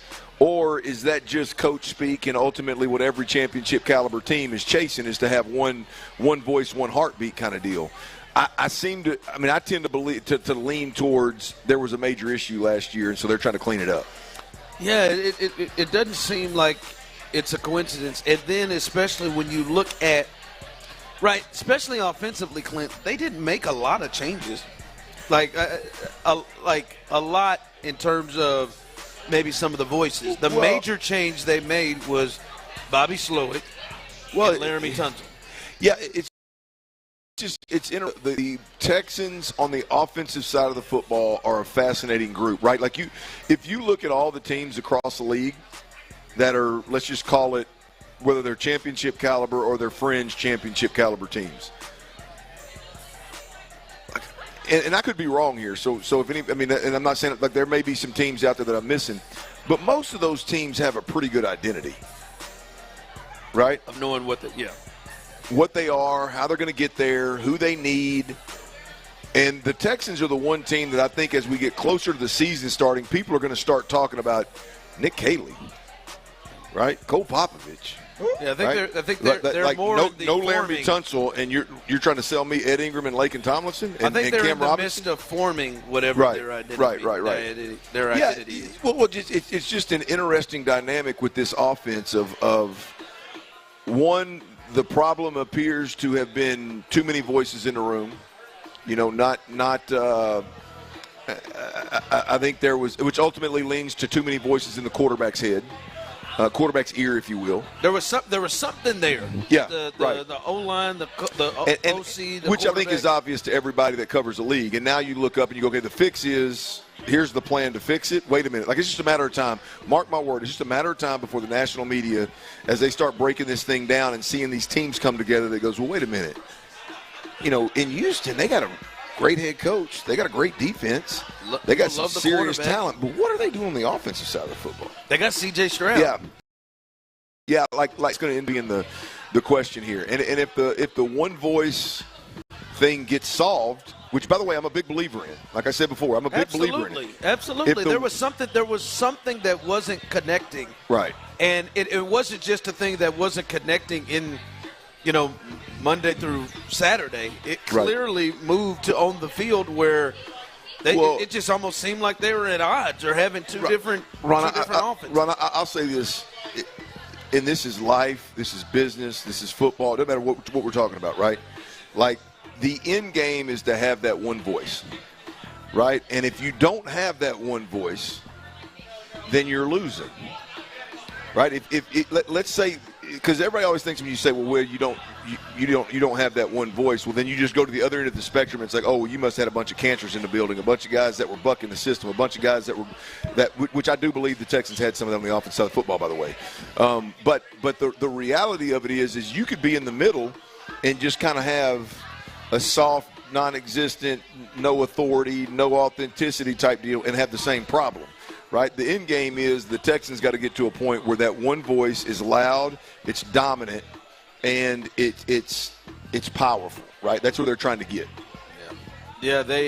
And as you said, man, I think it is the right thing for them to try to achieve that, because clearly, man, it was it was a major issue last year. And not only we see it on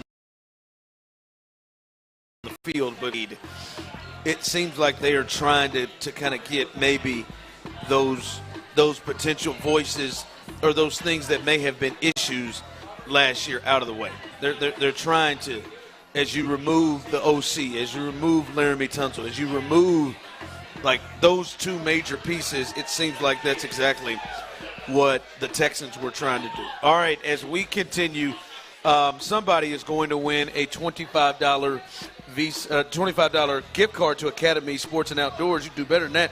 25, and I see somebody signing up, getting it in right before we hook someone up. You do have a couple of more minutes before we hook somebody up here with the latest one. We have two more to give out, one right after this segment and one at the 5 o'clock hour. So if you've not signed up, you may want to get there now, so you can still do that as we're live here. If you're here or you're on your way to the booth, and just because we get done at 6 o'clock, of course, another hour, you can stay out here. They're going to be out here doing their thing for a while this evening in the Heights. As many of you know how it gets down out here, you can still come out and have a good time. Sure you can. Why wouldn't you? Why wouldn't you? Yeah, you can still do that. About time for me to dive off in them bugs. Yeah, there we go. About time it is. All right, so come on out and do that thing and have a chance to win as well. Coming up, a little 5 o'clock fire as we roll through. A lot going on. We'll look at the big game tonight at the Toyota Center as the Rockets face the best team in basketball. The Final Four tomorrow. We'll look at that as well. All of that as we continue right here live on The Drive. Attack that. Lord Jesus of fire. Playoff basketball is coming back to H-Town with their 50th win.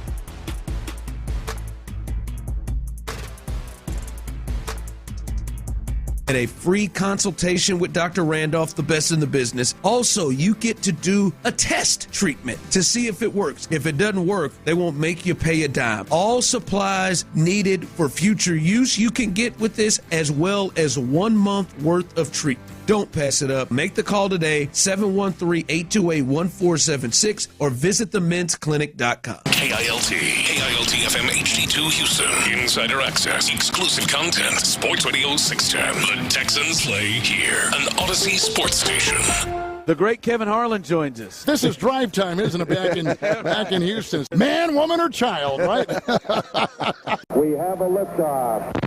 Sports Radio 610 presents The Drive with Stoerner and Hughley. It's the 5 o'clock fire. It is 5 o'clock. Congratulations. Hopefully you're off work. Luckily for you, Old Dirty Show and T-Mill, a.k.a. Psycho T, have the latest. And the latest is we are live here on the road here at the Boot, here in the Heights. Come on out, hang out with us. We have started our crawfish circuit, and this is our first stop. You can join us every Friday, and come on out here today, as we will be here until 6 o'clock, rolling the rest of the way. Here in the 5 o'clock hour, if you have not arrived, a $25 gift card to Academy Sports. All you got to do is sign your name, put it in our raffle that we have to our right, and continue to enjoy yourselves, man. These bugs keep coming out, and so many people have come in here.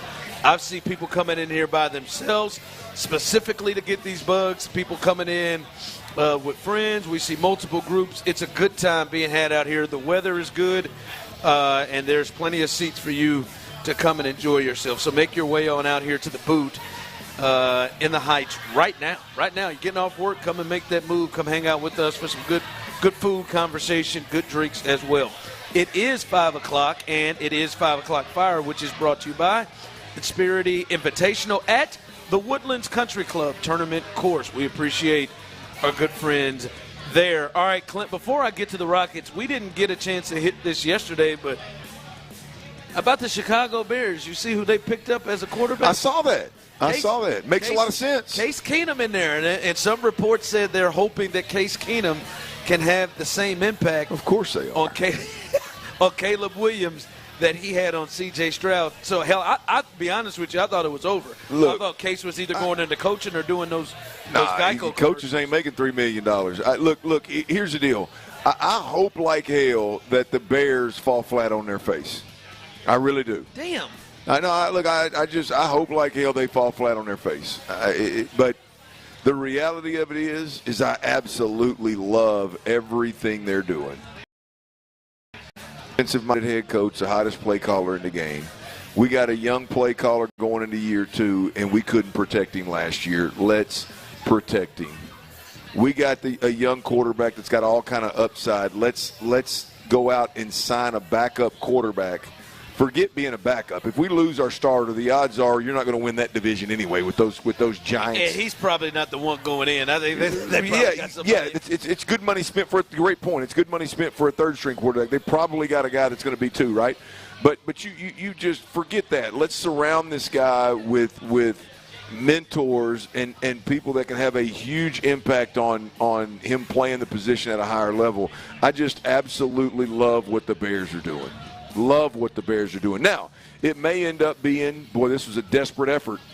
They were desperate, spent a bunch of money, overpaid, and these guys ultimately end up under-delivering it. That may be the case. But what you're saying is what they're doing makes a lot of sense. If they go out there and that offense in year 2 with Caleb Williams is outperforming the Texans offense, and the Texans piddled around and put Band-Aids on a bunch of interior offensive line problems and signed a bunch of one-year guys, a bunch of reserve guys, it's going to be tough for me to stomach, to be completely honest. I know you was heading there. Well, that's just the reality of it. I mean, that's Keenum drove you right there. I mean, it just makes too much damn sense. No, it does. Right? It just makes too much sense. What they're doing is you've got 5 years. When you draft a quarter up 10, you've got 5 years to spend money borderline recklessly to make sure that guy gives you a chance to win ball games. Right? Yep. And you can argue that they have been borderline reckless with signing a guy that was injured and had been benched in L.A. after a good stint in Detroit, signing the top center on the market, signing the top free agent guard on the market that can also play tackle. You can argue that they overspent and they went hard in the paint to fix their issues. Now, they made moves that you make when you feel like you got a chance with a young quarterback. I mean, as a Texans fan, I hope they fall straight on their face. But boy, I tell you what, it sure is a ride that I'd like to be on. Like the Bears. I just want to say, for me, I'm just glad Case has still been able to keep that too. Keep hope alive, baby. Gloves, no ma'am. No ma'am. Oh, let her eat. It's a kiddo. It's a kiddo. That's okay. Look at both. So both of you were going in. Oh, I judge the hell out of any grown adult wearing gloves eating crawfish. It's a kiddo. Tyler, stop it. Really? I said it was fine. It was what a are you kiddo. talking about, Tyler? Stop it. You're saying no to her. He's blind, though. He's blind. No, the rest of the world plays by Clint's rules. He gets to it's blind. He gets to frolic around. I'm trying to save you. Say whatever he wants. I'm former NFL quarterback. I'm trying to save you. I'm trying to save you. Get on to Tyler's ass instead. Yeah. Said former. Man, she's going. I think she's going. She's got another pair of gloves. I think those are for her now. I think she's going for the daughter, time to mom and daughter. Yep, that's all judging here. All right, 5 o'clock fire. All right, as we get off of Case Keenum and people wearing gloves eating crawfish, that didn't go well. That didn't. Yeah, I feel bad about that. You feel bad? That's all right. Walk it off.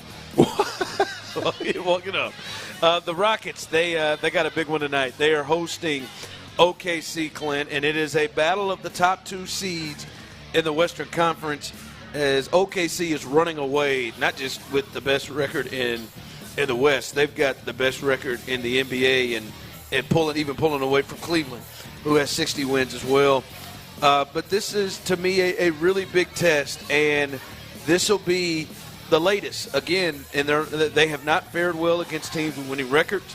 Their last 11 games, they've only won 2 of them against teams with winning records.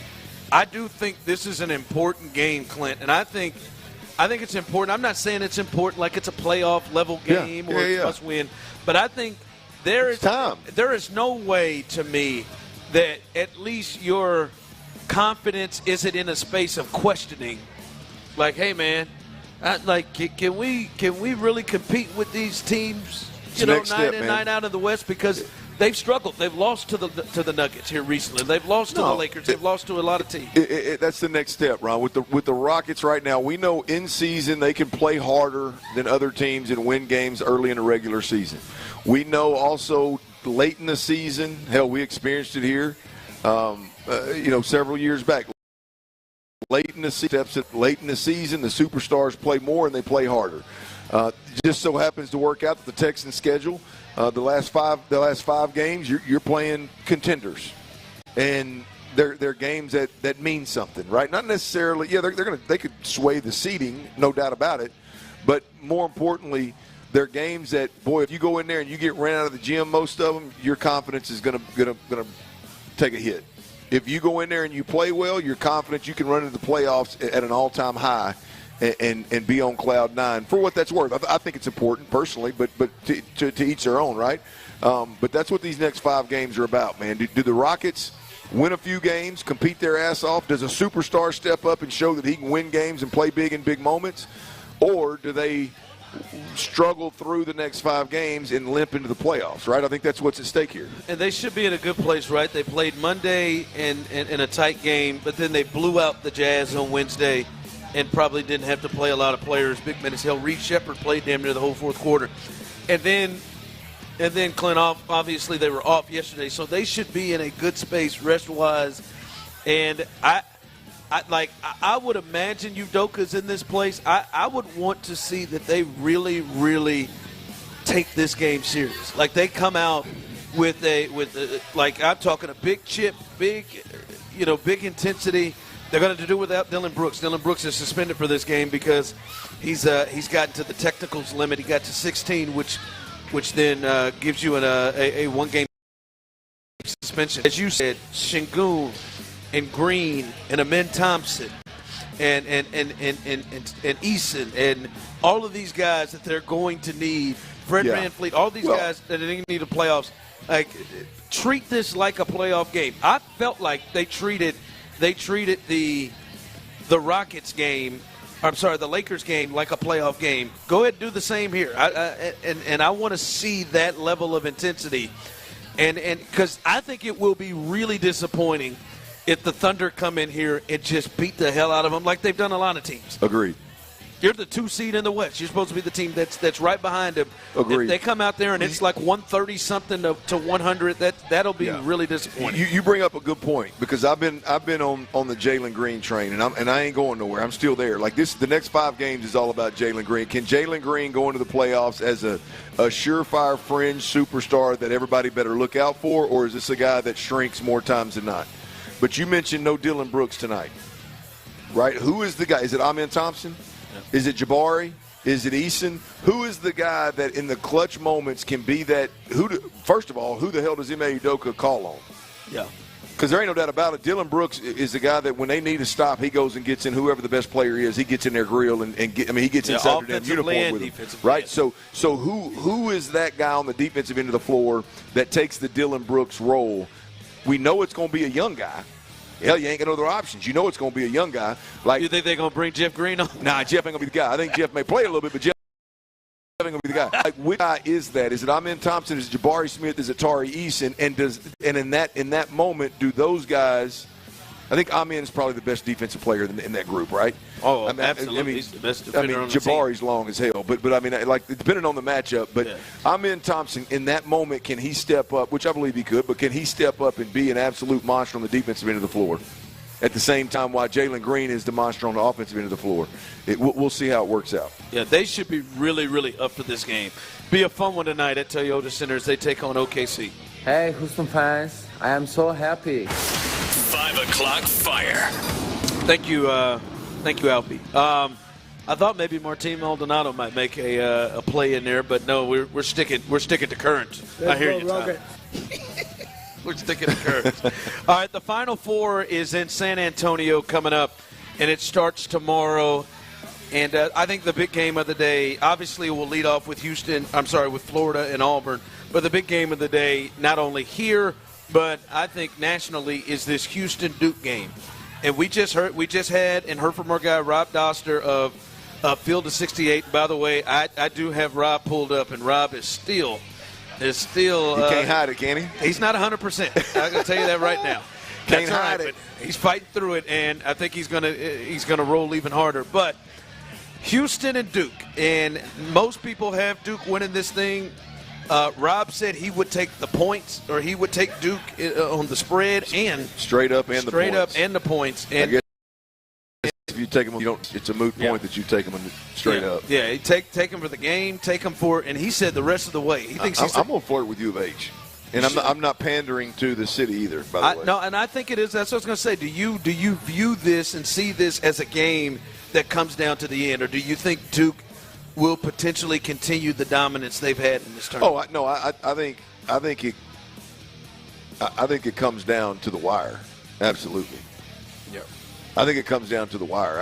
I think it comes down to the wire, and I think there's a really good chance too that Houston's defense could be overwhelming. I know Duke has a lot of options. I get it, and when they're rolling, as a group, when they're rolling, they're really, really, really good. But it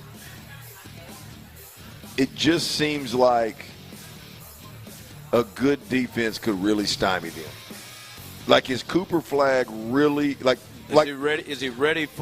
Is he ready to stand up and be the biggest, baddest dude on the court, or is he like when Rob? And I'm not saying he's this guy, but like when Rob was talking about him earlier, it was like the knock on LeBron of how LeBron facilitates and makes everybody around him better and is okay with that and is comfortable in that skin, if you will, of just being more of a facilitator. Now, if that's the case, does Cooper then have the ability as a freshman to go out there and go, I'm going to take this game over? I know he does, but can he do it against U of H on the biggest stage? I don't think I'm as convinced as everybody else is that he can. Yeah, I think it will definitely.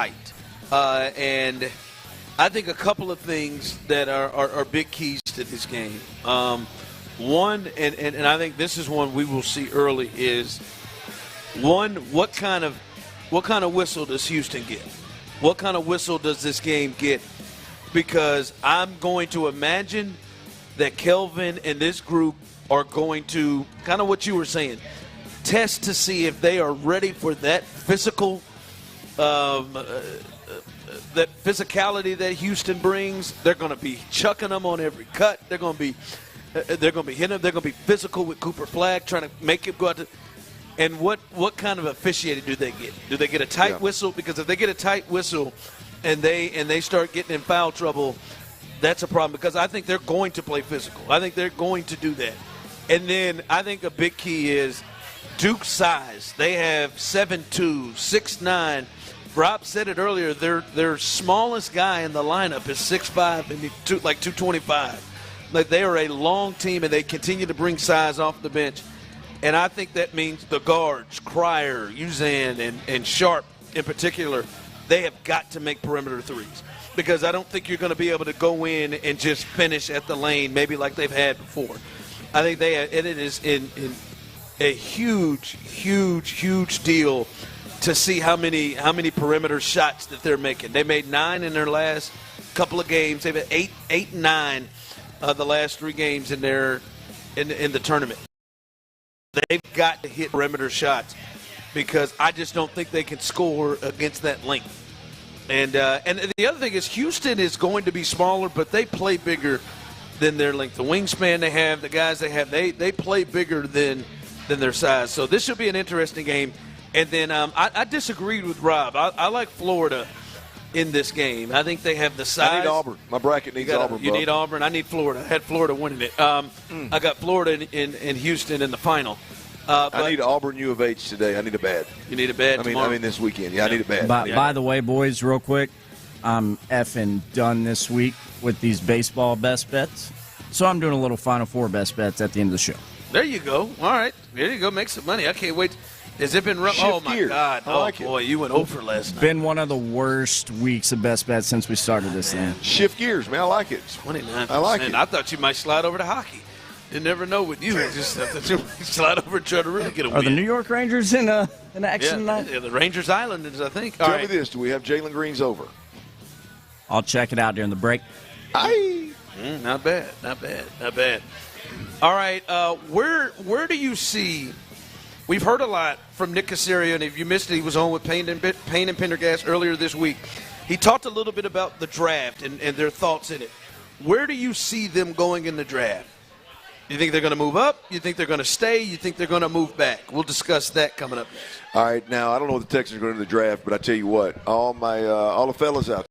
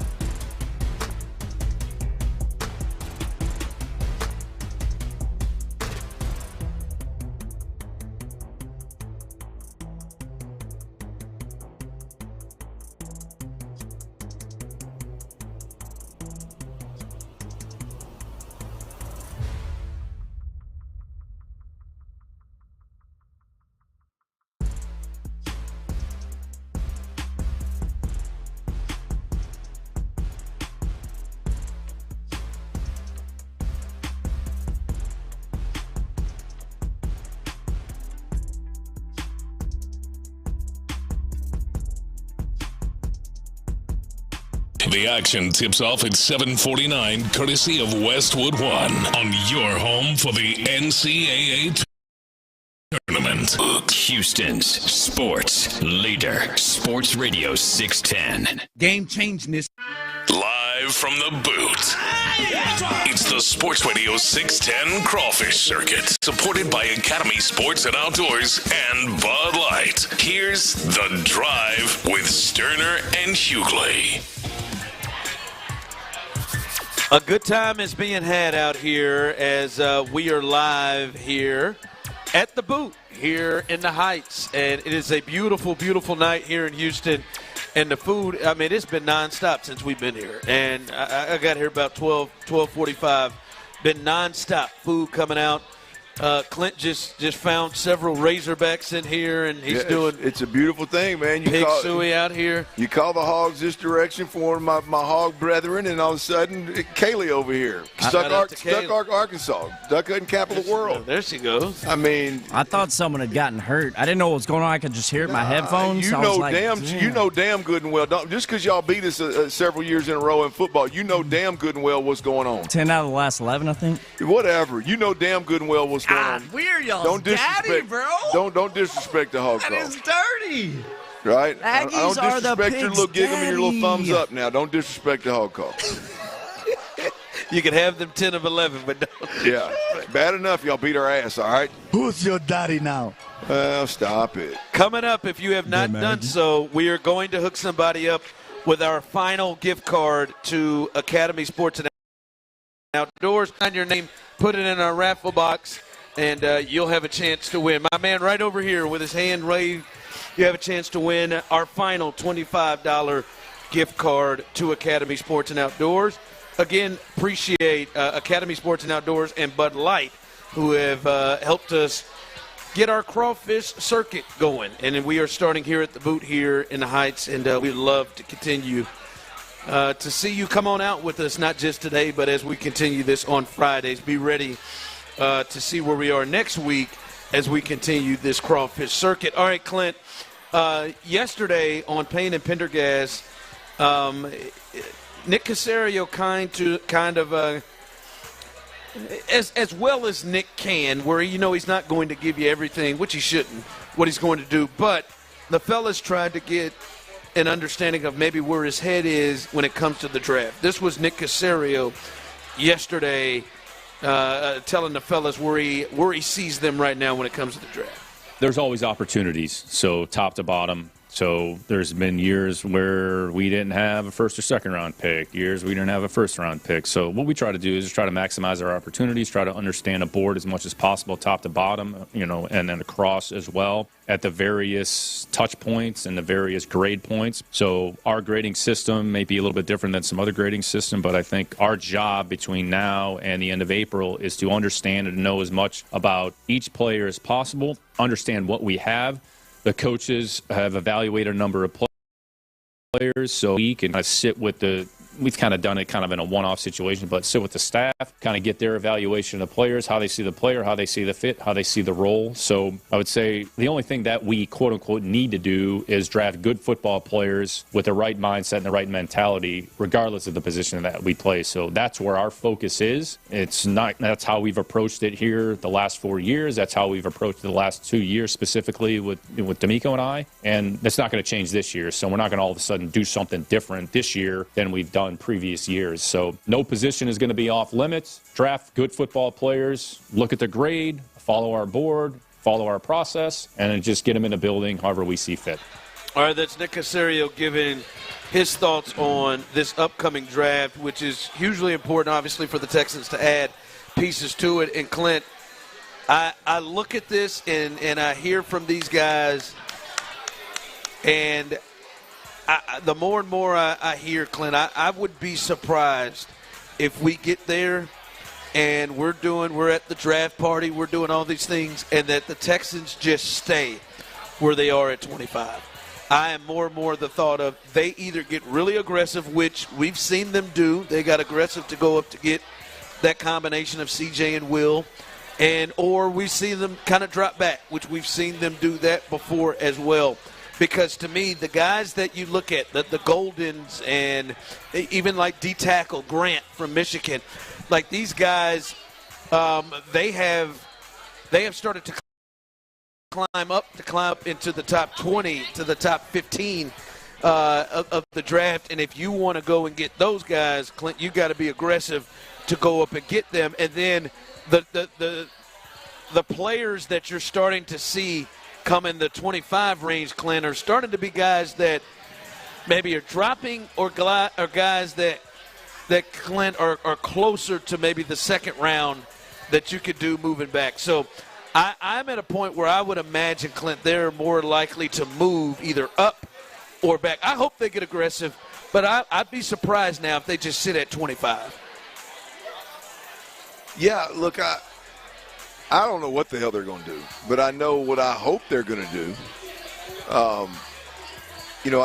I disagree with Nick. Now, the general manager of a football team has to say what he just said, right? Is we're always going to look out for the best of the team, and that no positions are off limits and yada, yada, yada. But you can't tell me that the draft process is not different today, given the fact that you're trying to go from the second round to a Super Bowl or second round to an AFC championship versus you were trying to build the foundation and the culture for an organization. Everything changes when that adjustment takes place. And it's clear they've accomplished what they wanted to accomplish the last 2 years. You just can't sell me that the Texans right now aren't in, is there a player available at a position of need that I can make a run at with my draft capital that I have right, that they're not in that position, especially if you consider the way they approach free agency. You cannot tell me that there's not, especially in the first round, and I would argue that where they sit right now, that they can't maneuver to get not just the first round pick up earlier, but somehow move up in the second round and get two players that are plug and play type guys that you can depend on. I just think that's where the Texans are. Yeah, I mean, more third-round guys, more fourth-round guys. It's great if you want to. I mean, I know a lot of folks are, well, you drafted Nico in this round, and you drafted, Damian Pierce in this round, and you drafted, this guy. Like, I get that. Like, you can hit in the third and fourth round. But if you want for sure plug and play, I'll be honest with you, I'm going to be shocked if the Texans don't make moves and aren't aggressive in this draft. Yeah, either aggressive or chill. And the reason why I would hope and push to aggressive is when you look at like the Tunzel trade, they have now started to get more ammunition to get aggressive and move up. Right. Like they've got another third-round pick. They've got picks for next year as well they can get aggressive with. Well, but too, Ron, like when you move on from a Laramie Tunsil and you get a draft pick, you get a haul of picks. Right, like what you do, you can't counter that. Like you can't respond to that with Cam Robinson and Trent Brown, Laken Tomlinson and Ed Ingram. Like when you lose a player like Laramie Tunsil, which I'm okay what they did. When that happens, you can't counter it with four players that are, for one reason or another, might be at the end of their career. And not use that ammo to do something. At least something that's like, hey, this guy's a rookie, but boy, there's a high ceiling there. And especially because you're not in a rebuild mode. Right. Bingo. You're not in a. Yeah. All right. Like it was 2 years ago. Right. 2 years ago you might traded your guys to get more to start rebuilding. Yeah, it's a numbers game at that point. Yeah. I just don't think the Texans are there. Maybe they are. Maybe Nick, from a salary cap standpoint, maybe they are. I don't know that formula, but boy, as a fan, like bring me something that I can sit down on Sunday and watch these guys play and contribute. And it does seem like there is a drop off after like 21 in this draft. There's a drop off there. Who did that? They keep doing that. They keep rolling out there. That's a fresh batch right there. They just pulled some more bugs out of it. Go be aggressive, Nick. Damn it, go be aggressive. Yeah. D'Amico, jump in there. Get in there and be aggressive. Nick back here cooking crawfish? Might be. No. Y'all think Nick's ever had crawfish? Zero chance. No, I don't. I agree. Y'all think not even peeled? You don't think he's tried a little? I think there's a chance Nick Caserio's had fried crawfish tails somewhere. I think there's a chance. Yeah, I think. No. I just don't think there is not a chance that he's come here and been to spaces and people try to do stuff that he hadn't tried it. I don't know, man. Seems too messy. I think Nick is sucked ahead. High sodium. Well, no, I'm not. Yeah, I'm not saying he's ever sucked a head. Look, if you're going to eat crawfish and you're not sucking the head, you're not really eating crawfish. Well, I mean, does crawfish have touffee? Does that count? No. That don't count as having crawfish. Nah, not if you the say context you of this having conversation. crawfish, I mean, you're we're talking about a Nick boil. Casario Ahead, getting dirty with juice running down his wrist. No, well, that's different. I'm just saying, has he ever had crawfish? That's all I'm saying. Well, yes, that's the question. Yes, I think he's. You think he has? Yes, I think he's had some level of soup or gumbo or etouffee or jambalaya or something with crawfish in it. God, man, that just doesn't sound like something he eats at all. Who's got the Tesla out here? Who's got the Tesla parked behind the purple Charger out here? Can we get the Tesla behind the purple Charger moved, please? I mean, he's trying to do the job of the spot here. We will. Listen, I believe in you, Tyler. All right, you had a rough week. I mean, a hell week. This is maybe the worst week you've ever had in your life. What happened? I mean, it's just awful. He's 0 for 3 last night. We're talking betting. Coming off a 2 of 5, 1 and 5. I mean, it's rough. 29%. 29%. But now's the time we load up. Now's the time. Now is the day. Not Thursday, but today is the day that Tyler makes you some money. So do that. And the Astros, they're off tonight, but there's something to really watch for tomorrow to see if we are seeing something that looks like it's becoming a trend. We'll discuss what that is coming up next. All right, Underdog Fantasy, y'all, talking about making a little money. Underdog Fantasy, number one, it is available in the great state of Texas. You can download the app right now. Enter promo code 8.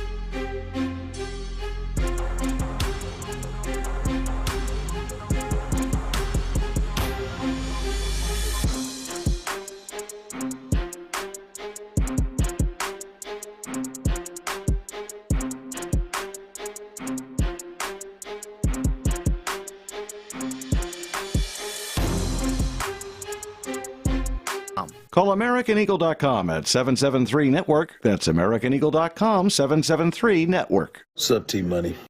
Live from the boot.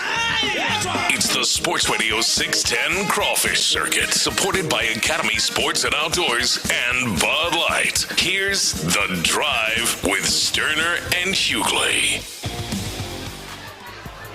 That's right. The Drive is live, and we've had a great time here. Congratulations to Mr. Randolph, our latest winner right there. He took home the last $25 gift card to Academy Sports and Outdoors. That's a lucky table, bro. That's a lucky table right there. I mean, 2 of our winners tonight have sat at that table. 2 of 4, right? Yep. Or you got another one? Yeah, 2 of 4, two different parties. But when you move to that table, you get a chance to win. That's right.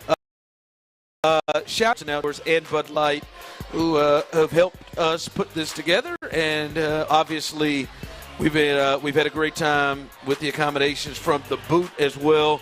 Great staff. The food's been excellent, and not just us, y'all that have come out here have been tearing it up the entire time we've been here.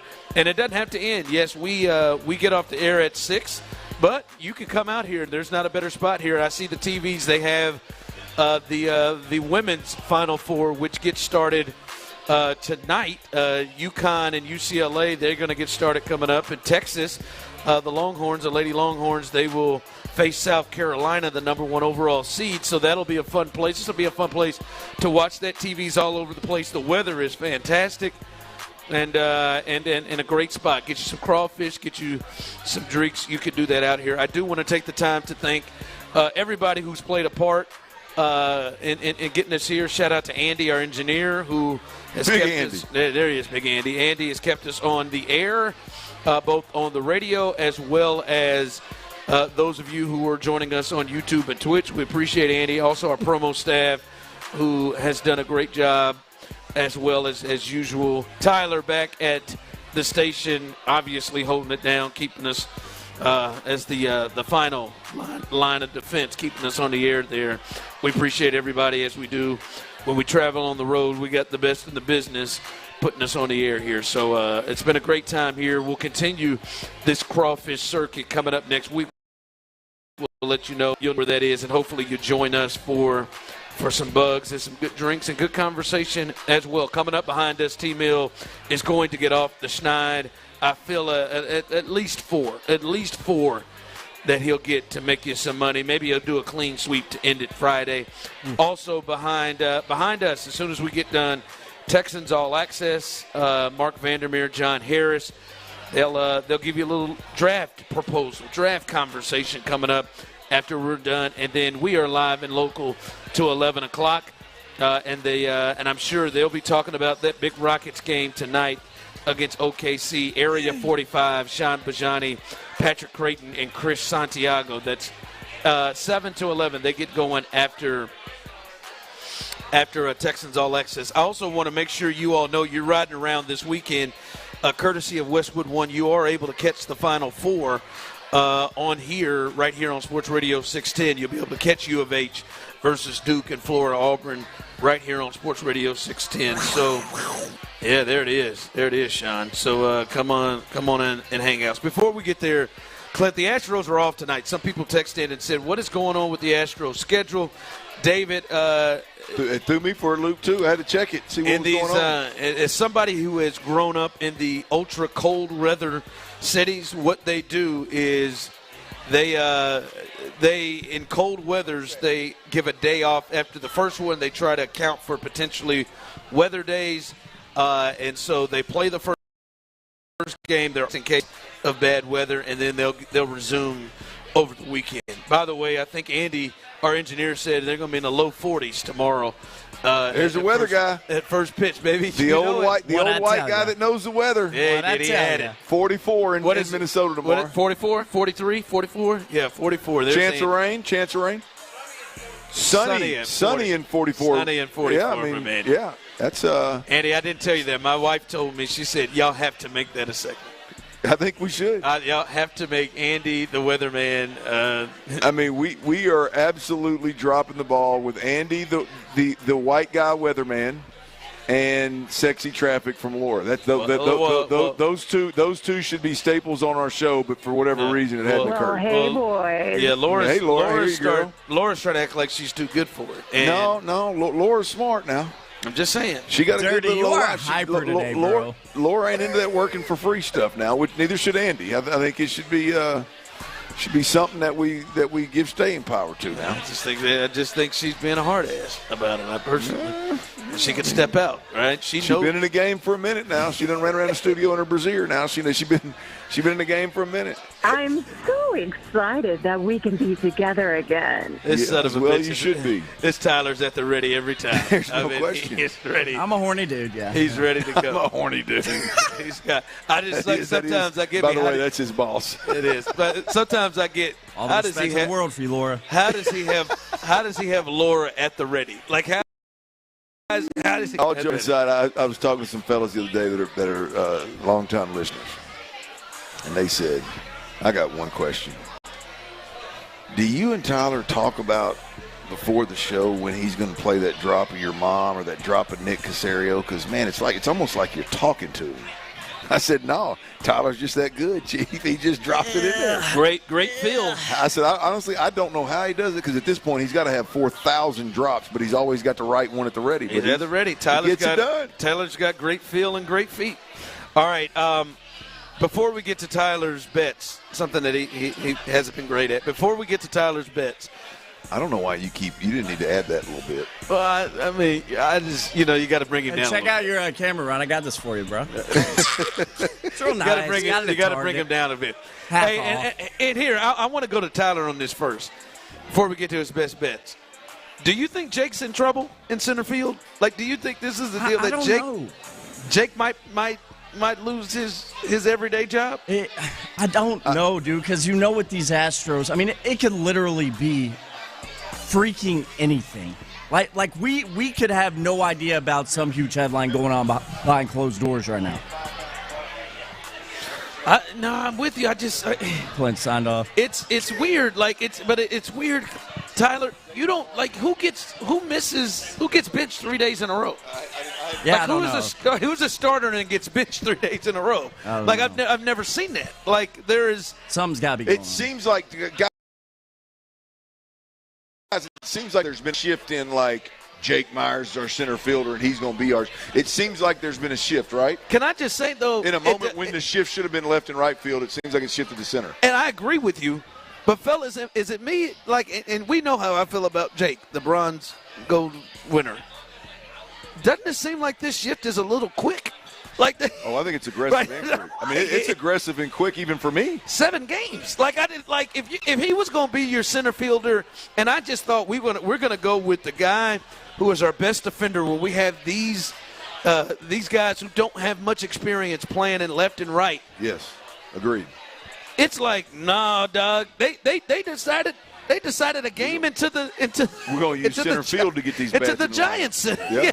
Into the Giants series. They started a game like that. There's something's up. I'd be surprised if he starts tomorrow. And then at that point, it's just we're at the very least in a platoon. If he doesn't start tomorrow, you're